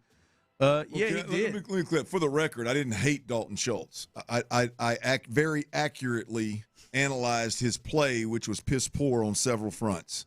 And I was interested in getting out of the Dalton Schultz business. And new offense, he turned a corner, did a 180. He himself has told us multiple times that, this offense, he just understands, he gets it, it's a good fit. And so we all can understand why there was a significant change. And it's not about liking or hating Dalton Schultz. The film that he put out there 2 years ago drove me insane and was not ideal, left a lot to be desired for a $12 million tight end. Fast forward to this past season, $12 million tight end, hell, I'd pay him more. I would extend him. Looks like the Texans saw the same thing. Well, especially what they have there, too. Right. And look, let's be honest. I mean, Dalton Schultz has all but said, hey, I get it. I mean, we've had other guys that are in that tight end room all but say, yeah, man, look, it was an ideal play the year before last. And so I think it was very fair. But let's be clear, it's not about hating an individual or anything like that. It's just the play left a lot to be desired. I told the people about it, and don't shoot the messenger now. Yep. They still need to get another tight end, but I think this was as much, let's open up some more space to be able to spend some money, to be able to get as much that we can heading into free agency, to be able to pay for what we want to get, and we are comfortable with having Dalton Schultz here, and because you don't have anything else right now ready to take his job to be honest, at the tight end spot. And even if you draft somebody this year, I don't think you're drafting Tyler Warren early in the first round. I don't know. Maybe you get the kid from Oregon, but I don't think you're drafting somebody, and that's not your priority to take this. So this makes sense. Yeah. This makes sense. Yeah, no, it makes perfect sense, and the team got better with it. I mean, you extend a player that you really like. That's a great fit in the system. That's really got good chemistry with your quarterback, and you extend him, keep him here a year longer, give yourself a little bit of flexibility on the cap, and is going to allow you to bring in some reinforcements this year. So yeah, this is a win-win, both from the Dalton Schultz front as well as the ability to bring in more talent. Are you? So that's the latest there with Dalton Schultz. Moving on to the Rockets and that ridiculous loss last night they had to the Golden State Warriors that they just got no business losing it. You're a team that's a top 4 team in the West. You got no business losing to Steph Curry, and who else? They got Draymond and exactly nobody. Like you right then, like looking for names. That's what it was. It was the G League team out of Golden State. I know Post. I know Quentin Post. I know you do, but I didn't. By the way, Quentin Post. That's just how did he get to Quentin? When I see that kid every doesn't time, look I like don't Q, know does how he? No, he doesn't. He definitely doesn't go by Q. No chance he does. No chance. I mean, I ain't gonna lie to you, man. I didn't know L.J. Cryer was getting minutes. Congratulations to him, that old Houston Cougar who hit a huge 3 in overtime against them. But no, Jimmy Butler wasn't out there. That was the name I was trying to reach for. Tom Balzo. But Jimmy Butler wasn't out there. Steph Curry wasn't out there. They didn't have their crew. You let Al Horford. Only LeBron is the only person older than Al Horford in the league just go off on you. Horford looked good last night, didn't he? He did.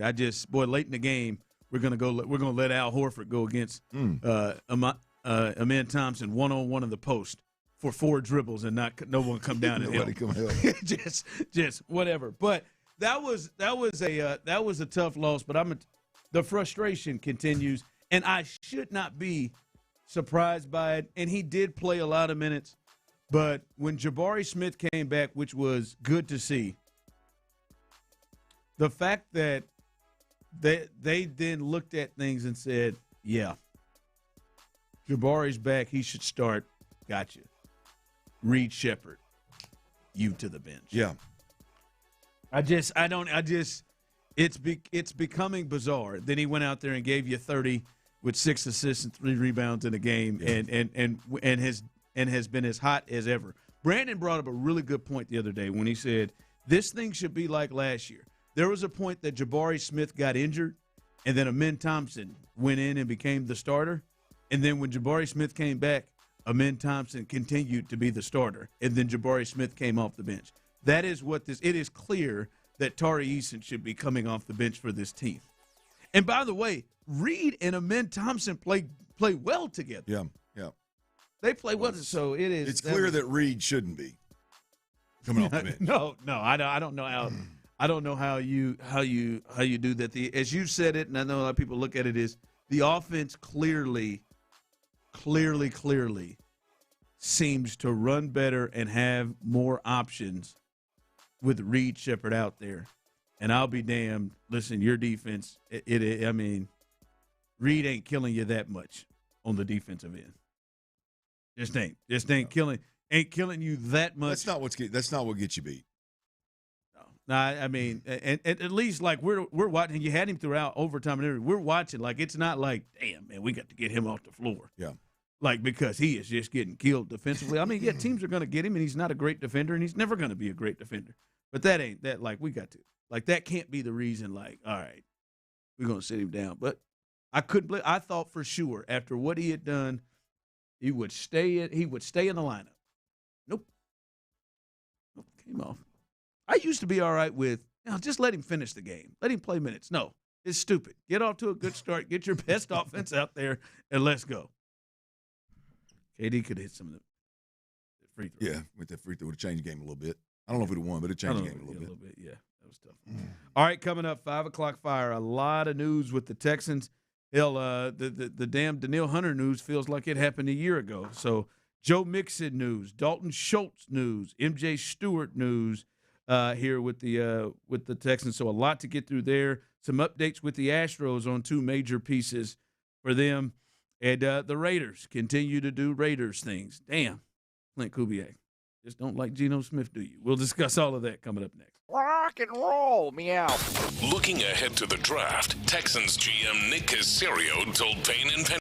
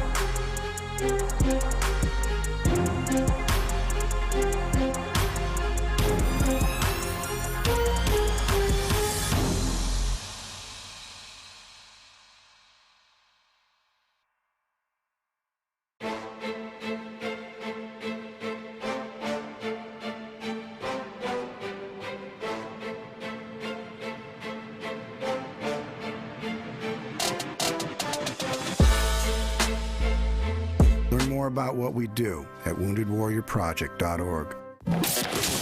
From the West Point Lincoln and West Point Lincoln of Sugar Land Studios, KILT FM HD2 Houston. On Odyssey Sports Station, the Texans play here. I said, oh, Lord Jesus, it's a fire.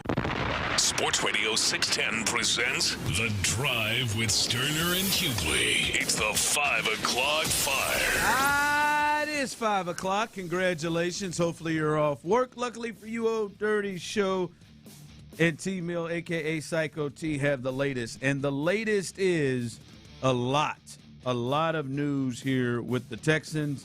And we can kind of go through each and every one of these as this has been a wild week, or at least a very busy week for Nick Cacerio and the front office with the Texans. And the latest thing, this jumped out as Tyler hit the breaking news sounder about 15, 20 minutes ago, and that is the Texans. If you're just getting in here on 5 o'clock, the Texans, Clint, are signing veteran tight end Dalton Schultz to a 1-year, $12.6 million extension through 2027. If you remember, basically, damn near he had a career year, Clint, nearly. Maybe one of those years in Dallas was a little close, but he was a really good he was right there on it, man. Right there on it. Really good tight end year for the Texans. And I think a couple of things. One, he played well enough, and they trusted him well enough and felt like, yes, this is a guy that we need to continue to be a part of our program. And the other part is this, just like another move they did last night that we'll get to here in a bit, this opens up money for cap space for the Texans to use. And it looks like they are really kind of putting the dominoes in place to be able to have a big free agency period. Yeah, let's hope that's what's going on here, man. Is look, they got some guys they got to pay, and so they got to be somewhat cautious with what they do moving forward. And in today's game, this restructure deal with your higher paid players is the going thing here to create a little cap space. And right now is the time. The Texans, if they're going to take a little bit of risk, a little bit more risk than maybe they're comfortable with, I think right now is the time, man. You're right there. I've said it a million times. You're right there on the doorstep. If you got this thing built the right way, you got a couple of more years, definitely one more year of a couple of your best players on rookie contracts. And if you're gonna take that extra risk, now's the time. And I think hopefully they're posturing to do that right now with how they're restructuring some of these contracts. So we'll see. You still got it. Your picker's got to be right. They still got to go get the right guys, but it sure looks like they're posturing for something, ain't it? Yep, it does. And we'll continue to put things together. They yesterday restructured. This is basically like a restructure, but yesterday they restructured with Derek Stingley to clear some money.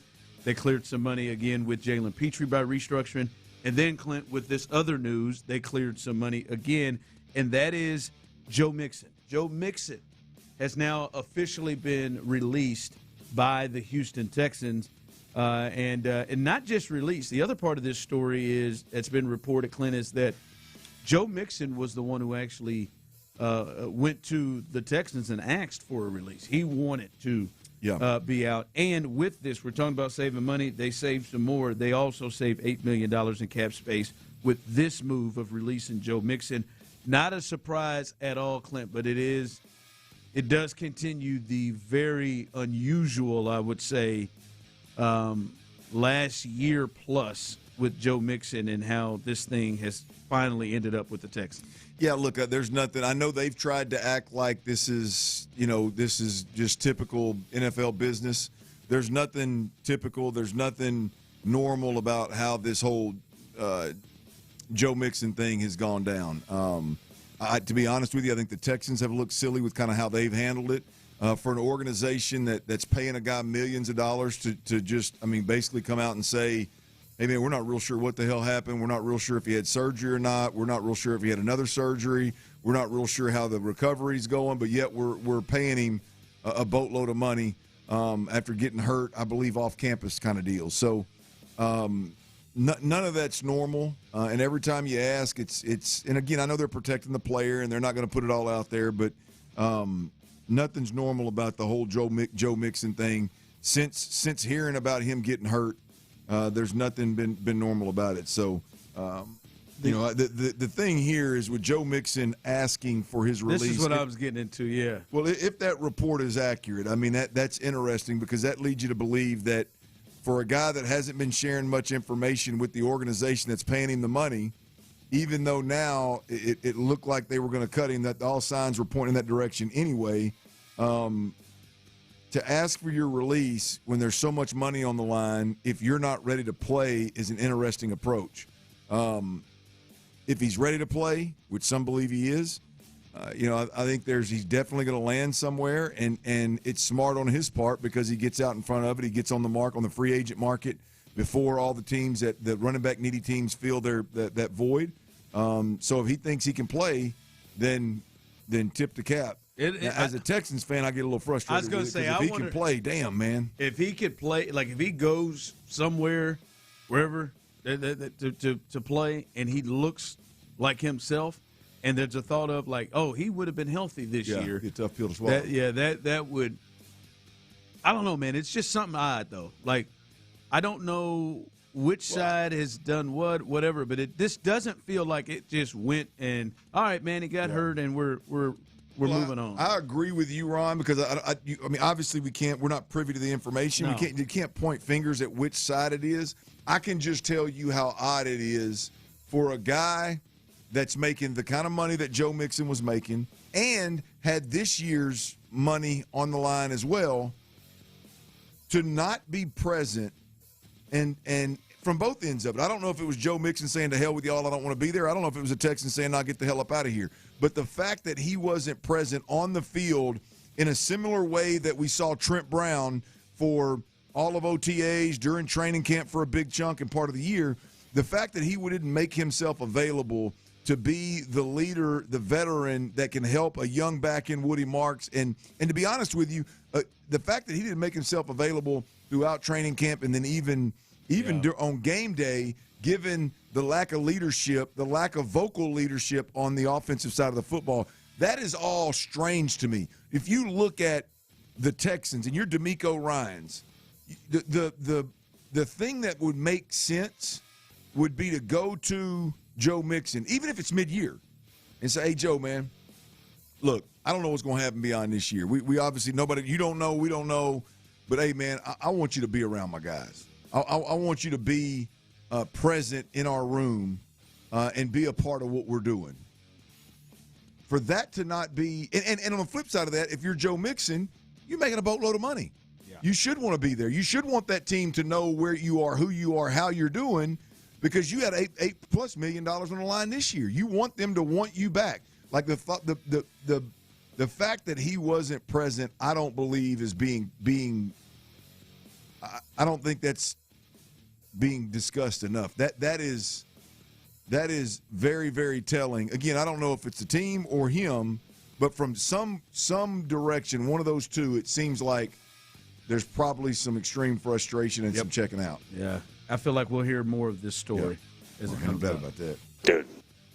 5 o'clock fire. All right, some more Texans news, and this is actually news that happened prior to us coming on the air. And I think the bigger of the two, obviously, of the players is, and this is very similar to what they're doing with Dalton Schultz, but also, just like Dalton Schultz, even in a bigger way, Denil Hunter has played in a way where the Texans desperately want to keep him, and they're not only able to keep him, but able to keep him while being able to rearrange his contract some to open up some cash to spend this year. They're signing Denil Hunter to a 1-year, $40 million extension. And with that extension, he will be here for the next 2 years. And not only is he here for the next 2 years, that then also allows them to shift money with another year that they can move things around to open up more cap space. But this doesn't happen if Denil Hunter hasn't played the way that Denil Hunter has a couple of years ago. Yeah. They're not restructuring and adding money to Danico Autry. Yeah. They're doing it to Denil Hunter because this dude had a second-team All-Pro type season and eventually was a Pro Bowler. So I think a win-win for both sides. Denil Hunter has, since he's been here, has gotten huge money every year because most of it's guaranteed, and the Texans get to keep a great player at almost a year-to-year basis and still be able to move money around to help the rest of their team. Yeah, look, you're talking about a guy that when you talk about PFF grades with the edge rushers, I mean, he's in the top 10, maybe even top 5. When you talk about sacks, 30-plus, I believe, in the last 2 years. When you talk about overall pressures, I believe he was second in the league in the last 2 years with over 100 pressures, 120-something, I think it was. I mean, you're talking about a guy that, from a production standpoint, is as productive as anybody not named Myles Garrett in this league.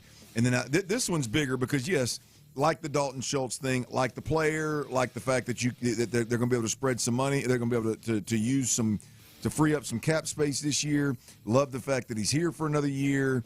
Should help us win. All those kind of things. But I'm telling you, man, as a fan, one of the things that draws fans to NRG Stadium in a big way is the fact that this defense has Denil Hunter on one side and Will Anderson on the other. Those two guys together, not one by themselves, but both of those two guys together. Both of those guys are two of the top edge players in the NFL today, but together they are the best duo, the best tandem in football today. And to know as a fan that for the next 2 years you're going to be able to go to a Texans game and you're going to see Denil Hunter on one edge and you're going to see Will Anderson on the other, not to mention you got Derek Stingley Jr. outside at corner and Kamari Lassiter outside at corner. The playbook defensively is wide-ass open for this team with those four pillars in place, and we know it's going to last for 2 more years, and it depends on how long I think Denil Hunter wants to play because it doesn't look like he's slowing down any. Like I said, the last 2 years for him have been absolutely tremendous. Really, the last 4 or 5 years have been absolute, but the last 2 years have been really, really good in D'Amico's system, and so it doesn't look like he's slowing down. We're going to get 2 more years of it with him and Will, and that's going to be fun, man. As a fan, it gets you good and excited. Them two right there can sell tickets together. And one more Texas move that is a little under the, not even under the radar, but just a lower level move for a potential starter is they're planning to bring back MJ Stewart on a 1-year deal, Clint. And MJ Stewart got injured midseason. He had taken over the role from C.J. Gardner-Johnson once they cut him loose. But he is going to come back and be in that safety room, and this makes a ton of sense. I would assume this 1-year deal ain't going to be for huge money, and he is a good, solid player back there and plays well with the other guys. He's kind of that. You can't have 5 just all-world players back there. Petrie, Lassiter, Stingley, Bullock are all Pro Bowl level. Are all Pro Bowl level players. He's just another solid one back there that you keep in there that you know where he's going to be, and he knows his role. And this move makes a lot of sense. Well, yeah, look, I mean, again, when you're playing inside the 2 corners that the Texans have, and you're playing behind the 2 edge rushers that the Texans have, I mean, and you're playing next to Kalen Bullock, you are in a really, really good spot. And I think MJ Stewart has been a role player. I think he's been a great special teams player. I think he definitely adds depth. But when you look at kind of how the season went last year, I know the Reed kid out of Penn State that was a draft pick last year. I know they got high hopes for him if he can stay healthy. But I think MJ Stewart, I think he raised a lot of eyebrows last year. I think he surprised some folks, and I think they're very confident with him in that secondary. The question is, do they look at him like a Miles Bryant of just a really, really good quality depth piece that they're confident in, or is he a player that is maturing and developing, and with more play, they feel like could be a starter and somebody they could rely on from the get-go as a plan before the season started? I don't know what they think about him. I would imagine it's more of the role player and the special teams guy, but I hope for his sake that they've garnered like starter level respect for him and give him a shot. All right, that's the latest there with the Texans. MJ Stewart, he is back with the Texans. 5 o'clock fire. That was weird. But Astros updates as this dropped down by Brian McTaggart. Astros Carlos Correa, he was scratched from the lineup late today, and he has a stiff neck on his right side, and it looks like Hader. Calm down. He wasn't even in the WBC. See, can't even put that on him. It's a good thing. You just think because it's going on, anybody gets hurt that they're around it. Cram might be laid up if he played He was in it. probably hanging out with one of the teams with a bunch of his buddies on it or something. Was it the stiff neck? Yeah, stiff neck. He's probably hanging out too late, slept wrong on it because he got a little inebriated with his buddies. Well, the Twins are down there, so that's his former team. So maybe he's got some. No, it down was there. definitely where's he from? What is he? Oh, Puerto Rico. Yeah, Yeah. he's Puerto Rico. Is there a team Puerto Rico here? I'm not sure because I don't follow the Well, he's dumbass. in West Palm. He's in West Palm Beach, though, right? Yeah, aren't they? Well, maybe they're out there. That's what I'm saying. Yeah, all them teams are out there. He can't even get his neck massaged. That's what sucks. He'll get a rib broken or Can't something. do that again. That's a good point, and then Josh Hader, he will throw a bullpen early next week. Ooh, he is so important to this team. Yeah, he is. Yeah, he is so, and not only just so important, he's so important to make sure they just wait till he's right. Well, thankfully, don't try to rush him in. Wait till he's right. That's what Dana Brown said. He was asked about it, and I think he wasn't asked about rushing him back. He was just asking about him being back. And within his comments, he said, to rush him back would probably be a mistake. So it sounds like Dana Brown is – I don't know if he's given advice to this new staff or if it's the messaging that they want coming from the organization overall is we're not going to rush guys back. But either way, it's what you want to hear about Hader. No, yeah, and yeah, because obviously, they have a closer there and Abreu who can jump in, but outside of that, boy, that really shrinks up. At least just makes a lot of unknowns in the bullpen. Yep. And when you are a team that, I'm not saying that the Astros are penny pinchers, but they are looking at how they spend. They're conservative. That's a good way to put it.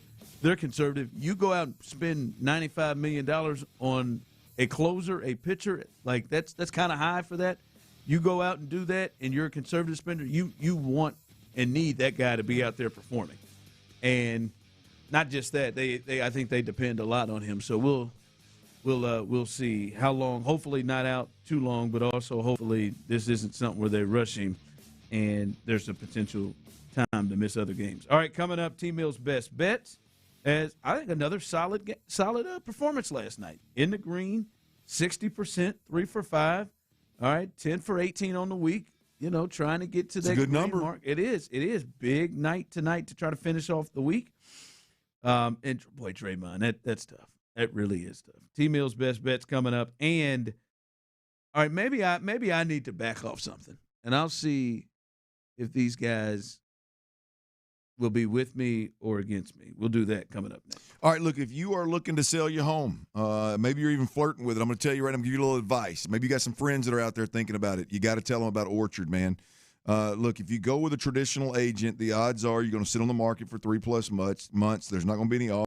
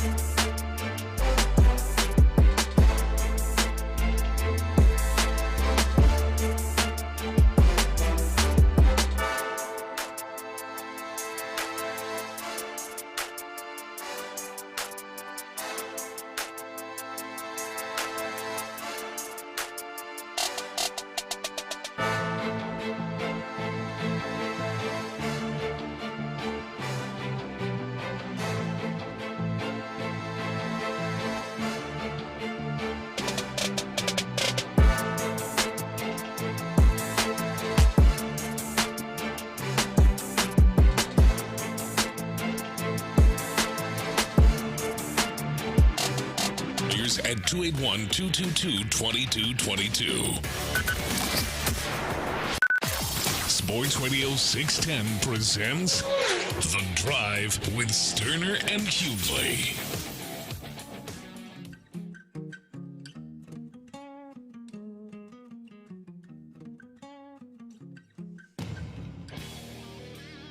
T-Mill's Best Bets coming up here in just a minute.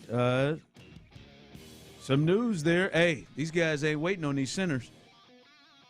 We know Drew Dahlman kind of surprisingly just signed a new deal with the Bears last year, has decided to retire at 27, the center, and he was a big pickup for them. Well, they've made swift moves. They made a trade, according to Ian Rappaport and Adam Schefter.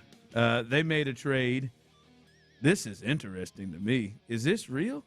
So Adam Schefter, Ian Rappaport reported the Patriots are trading center Garrett Bradbury to the Bears, giving them a new center. The deal can't officially be processed until the league year. And then Adam Schefter retweets it and says, comp update. Bears are trading a 2027 fifth-round pick to the Patriots for Bradbury. Damn, Adam went over there and took over his. Are they working together? Or is that pissing Ian off? I feel like that pisses Ian off after that time George Schultz almost whipped his ass in that Starbucks. But there's a center off the market. Teams are finding ways. They're getting them in trades. There's some free agents out there. We are clearly seeing, hey, baby, they can make it work. They can get this thing done. So a center off the board, but also meaning Chicago is no longer looking for a center, but I guess New England may be. So there it is. That's a big market for you. We'll talk about the centers here in a little bit because Clint has some real strong feelings on the center position. But speaking of not just the center position, Clint and Tyler, I'm in this thought of I have been completely, and I think fair, hard on Nick Cacerio and the staff and the lack of trust that I have or confidence that I have in them when it comes to drafting offensive linemen. It is. I just have no confidence at all. They have used high resources in terms of draft picks, first round, second round, multiple of them, and they haven't had a lot of success at all. Hell, before last year, you could argue it was Jarrett Patterson is the best draft pick they've had when it comes to offensive linemen. But last year, they made one selection in the 7 or 8 picks they had, and it was Ariante Ursery, kid from out of Minnesota. They drafted him, and he's clearly, to me, in a space where you look at him and say, all right, feel good that this kid is going to grow and play, and this kid is an answer on our offensive line. And he went in as a rookie to play left tackle, went in as a rookie to play left tackle with musical chairs going on around him, everything going on around him, and still played solid. And I think for me, which was big, Clint, Ursery seemed to get better as the year went on, and you could see a clear difference when they played Pittsburgh and New England in the playoffs to when they played the Rams to start the season. And they hit that one. That's a good shot. I'm trying to make myself say, all right, let's look at the most recent. Maybe they got a different plan. They've looked at different things. I know Popovich is now the O-line coach. I'm trying to get myself to maybe feel a little bit more comfortable about them drafting linemen and have success. Well, I mean, good luck with that. I don't. Didn't get you? Yeah, no, it didn't get me. No, I don't. I mean, look, no doubt about it. That was a great pick in Ariante Ursery, and I think he's an above average player, above solid player. He's been really, really good as a rookie. I mean, I like him a lot. I think they hit that pick for sure. But look, that one pick doesn't put me in a spot where I forget about the Kenyon Green and how bad that was. I mean, that was an unbelievable miss by the Texans. You look at Juice Scruggs, an unbelievable miss by the Texans. You look at right now, Blake Fisher doesn't seem to be playing up to the second round expectations, if you will. They just brought back Trent Brown, and nobody believes they brought back Trent Brown to back up Blake Fisher. Look, I mean, I think the only way he stuck around last year was to be that sixth offensive lineman kind of deal. And he did a decent job, but it wasn't anything. It wasn't a reason to go more sixth offensive lineman. And they probably don't want to cut us. They probably don't want to cut a second-round pick after one season. Yeah, I can get that. But the point is I mean, you missed on those draft picks: Kenyon Green, Juice Scruggs, Blake Fisher. You clearly missed on the Cam Robinson sign. You clearly missed on the Laken Tomlinson sign. I mean, there's just been way too many swing and misses, if you will, on the offensive line, whether it's free agency or with the draft, for me to feel like, yeah, man, these guys are going to knock this thing out of the park. I personally love the Trent Brown sign, but if we're being honest, I think you're probably more accurate or more realistic with your feelings about Trent Brown.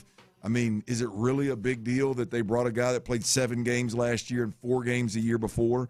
I mean, is that really a feather in the cap of the general manager in the organization? No, not really. You know what I mean? Is it, Jake Andrews, fell in their lap by getting cut in New England, and he played some decent ball this year. Is that a feather in the cap? I don't know. I just wonder, did they change up anything in how they're evaluating when they went after Ursery this year as they've done in the past? Because you named them all. Those are dreadful picks. Those are first and second round picks, all the ones you named. And I wonder with Cole Popovich or something, did they change up what they're looking at? I don't know. I'm not going to sit here and tell you I feel great. Yeah. I feel with them drafting corners. There's been a lot of bad, Ron, and one good second round pick that played solid football his first years. You can't just sweep everything else under the rug. It's the confidence level just can't be really high, because here's the thing: is it's not if I was just going in there going, hey man, really need to find a swing tackle, and you got a first and second round pick, okay, go take your swing. The reality of it is you need 2 guards and a tackle. And you can argue you need a significant upgrade at center. I will argue before we leave today that you absolutely must get a huge upgrade at center. But, that's the question: is, are you going to hit on all those pieces? Yeah. I think that's a little bit of a long shot. Yeah. No, we'll see. Yeah, I'm trying to feel a little bit better about them in the draft, because I do think with one of these first top 3 picks, they're going to go O-line. They might go O-line more than once. And, hopefully they – lean more towards what they did last year with Ursery than all of the other ones they wrote. I just think with Nick Cacerio running the show on the offensive side of the football and that New England way of doing things, I think it's hard for them to get outside of the do more with less. Yeah, I think it's hard for them to get out. Like, it's hard for them to wrap their head around paying 10 to 17 million, depending on what level you want, but $10 to $17 million for a center. I think it's very difficult for Nick to do that. He's more of a let's spread it all out across the offensive line and see if we can't get collectively as a group significantly better, instead of one player making lesser players better that's making the money. It's just, to me, it's hard to think. I hope he does, but it's hard for me to think that Nick's going to go out there and do what the Bears did last year and open up that checkbook for that interior. That's why I hope they get the draft is going to be huge for them. All right, let's get to T Mill's best bet. Yesterday, 3 for 5, coming off a 4 for 5 performance. Now 10 for 18 on the week, 56%, which is, making some money. Trying to get over into that green of that 60 land. Coming up as he went 2 for 4 last night. I thought he was right on the money on even the ones that he lost. But let's see if we can go to the weekend and get some good stuff going tonight. Remember, if you aren't able to hear this or you need to look at this again, go to @TMillRealDeal. He'll have those posted up there. So how many are you getting greedy tonight? No, gonna take the foot a little bit off the gas pedal here. Don't want back-to-back days with 5. I hear you. Yeah. I don't want to get crazy with it. But, man, if we just wouldn't – let me rephrase that. If I wouldn't suck so bad with these betting picks on Mondays, the rest of the week wouldn't be so damn hard. But we've been working. We're moving in the right direction. 3 more NBA bets on a Friday night. First, I got the Pacers +10. They're going to be in L.A. taking on the Lakers. Indiana Pacers +10. And then tonight, your Houston Rockets people, they do not have a lot of time to lick their wounds from last night's ugly-ass loss. They got the Portland Trailblazers in Houston at Toyota Center tonight, 7-10 tip, and I got 2 player props within that game. Old Faithful, one we have hit not only a lot this year, but we hit this bet earlier this week. Trailblazers, Drew Holiday, over 4.5 rebounds. Lock it in. Favorite bet of the night. And then your third and final best bet, I'm expecting a very angry, very determined Kevin Durant for the Houston Rockets tonight, and I'm on over for his points. Over 26.5 points scored by Kevin Durant and the Houston Rockets this evening. Hopefully they can rebound off that just nightmare loss last night. But those are your three best bets. Yep, nothing like a back-to-back to get you. I really like the first one there because the Lakers, an older team coming off a back-to-back, and the Pacers were sitting there. So I think that's pretty good. I think the Lakers will probably win. They beat the hell out of, or they usually beat bad teams.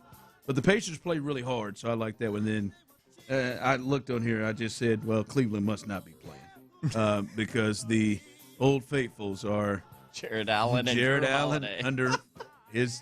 Somehow they set him in the teens for some reason on points, and he is hell on wheels to get to 13. And now it's just generally, is it going to be 12 or is it going to be 14? I love it. That's just what it is. So he's not playing, so he's not betting that. And then Drew Holiday, you see that 4.5, knock that on out. So those are T-Mill's best bets.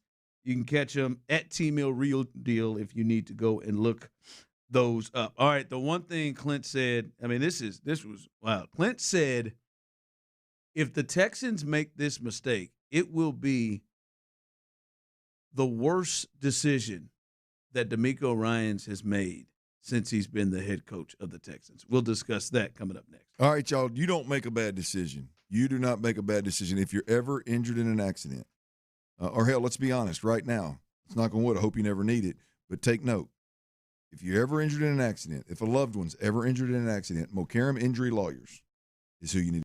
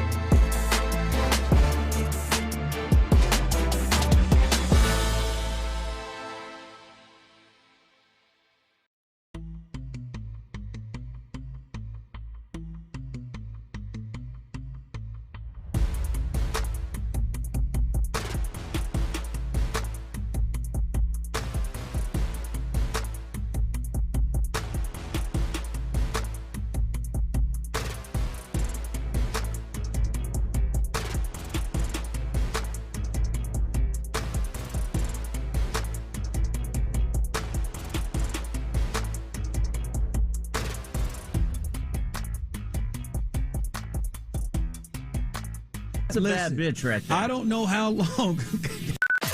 Sports Radio 610 presents The Drive with Stoerner and Hughley.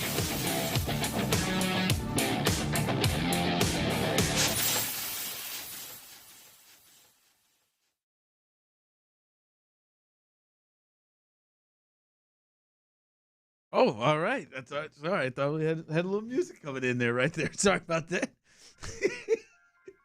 I got you. There we go. I messed him up talking during the intro. Right. I probably didn't. He didn't. He got lost. I talked too damn long. My bad, Chief. Sorry about that. We got music. It's all good. There it is. As we're back here on the drive. Hey, everybody have a great little weekend. I'll be out there at the rodeo this weekend. You'll be out at the rodeo this weekend. Got Monday. Totally. Monday, Tyler's going to cut a promo as he went off in the break. As you know, Dyken Park is hosting. Just want you to get. I don't need you to give it away. They're hosting WBC games, and they put out a video of Aaron Judge, and it has sent Tyler into a bad space, including his latest comment. I didn't know this would get me this upset, but this is total BS.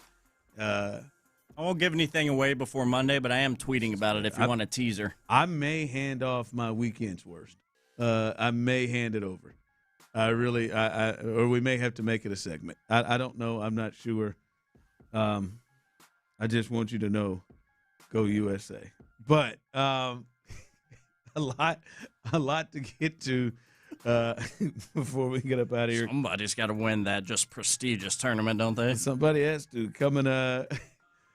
Coming up behind us, Texans All Access, Mark Vandermeer, John Harris. They will hold it down and have it live. I'm sure a lot of the big news from Denil Hunter to Joe Mixon to Dalton Schultz, I'm sure that will be covered on Texans All Access, and I know it certainly will, and we'll get the thoughts of the guys from Area 45 as they will be live and local. They will hold you down as they got it. Patrick Creighton, Sean Bijani, 7 to 11 to close out your Friday right here live on Sports Radio 610. So a lot rolling there as things are going down. This is Tyler can calm himself down. As we said, Clint, earlier, the Bears, they were in the center sweepstakes, and they went ahead and became very, very what's the word I want to use? Very aggressive. Aggressive. There you go. They were very aggressive and didn't wait.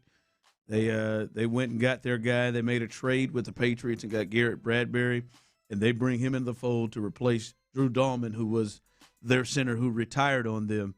He is now their center. So they have one off the market. I would assume maybe the Patriots, or unless they've got somebody behind them that they're ready to hand the reins over, they may be in the center market as well. The Texans, I don't know if they are in the center sweepstakes. I don't know if they feel like they're in need of that. Jake Andrews is still there. He was the starting center for this team last year, started almost all the games. And I do think they really like a lot about Jake. A lot of people feel like they should be going after a center, but we don't know if they do. I know you feel like they should be going after a center and they should use a big resource at it. But when I say to you, what if that big resource is in the draft? What if that big resource is pick number 28? Maybe they move up or something to go get whatever, but they go and get the best center in the draft. First round, second, they go and get that guy, and they say, this is going to be our Ariante Ursary at center. You really hate the idea of that. I hate it. I think it'd be criminal. I think that it would be the nail in the coffin of C.J. Stroud and him being a Texan longer term. Look, I mean, it's no secret with the Texans. There's been a bit of an offensive line problem. There's been a bit of a communication problem. There's been a bit of a technique, mechanic, execution problem across the board. Most importantly, right, and the quickest way to improve is for you to bring in a center, right? I would argue that the second-tier communicator in the offense, only below the quarterback, right? Bring in a guy that's seen it all. Bring in a guy that's proven he can do it. Bring in a guy that's got pelts on the wall. Make sure you get a guy that's a high-level communicator, a high-level processor. Make sure you get a guy that's a take-charge guy that can direct traffic in a confident manner and hold guys accountable to listen and respond to what the hell it is that he's doing. And I think if you look up beyond personnel and beyond, what we've been talking about for multiple days now of just all the pieces that they need to bring in from a player perspective, from a depth chart perspective, beyond that, I would say that the biggest thing they got to fix is whatever's been going on with the communication, right? And the last thing that you need to do, if you're aware of the communication problems, again, whether it's a C.J. Stroud problem or a Jake Andrews problem or whatever it may be, the problem exists. The last thing you need to do is introduce a rookie center to this issue, to the NFL, and expect them to go out there and not only be able to grasp the offense, but be able to grasp what NFL defenses throw at you game in, game out, be able to communicate it, be able to take charge of an entire room of offensive linemen. I think it's just a huge gamble, and I think it would be criminal for them to take that approach to fixing this offensive line. I think you got. You'd be all right if they drafted at any other position the offensive line, any other position as a fix. But center for you, center has to be a guy that has pelts on the wall that's played in the league already.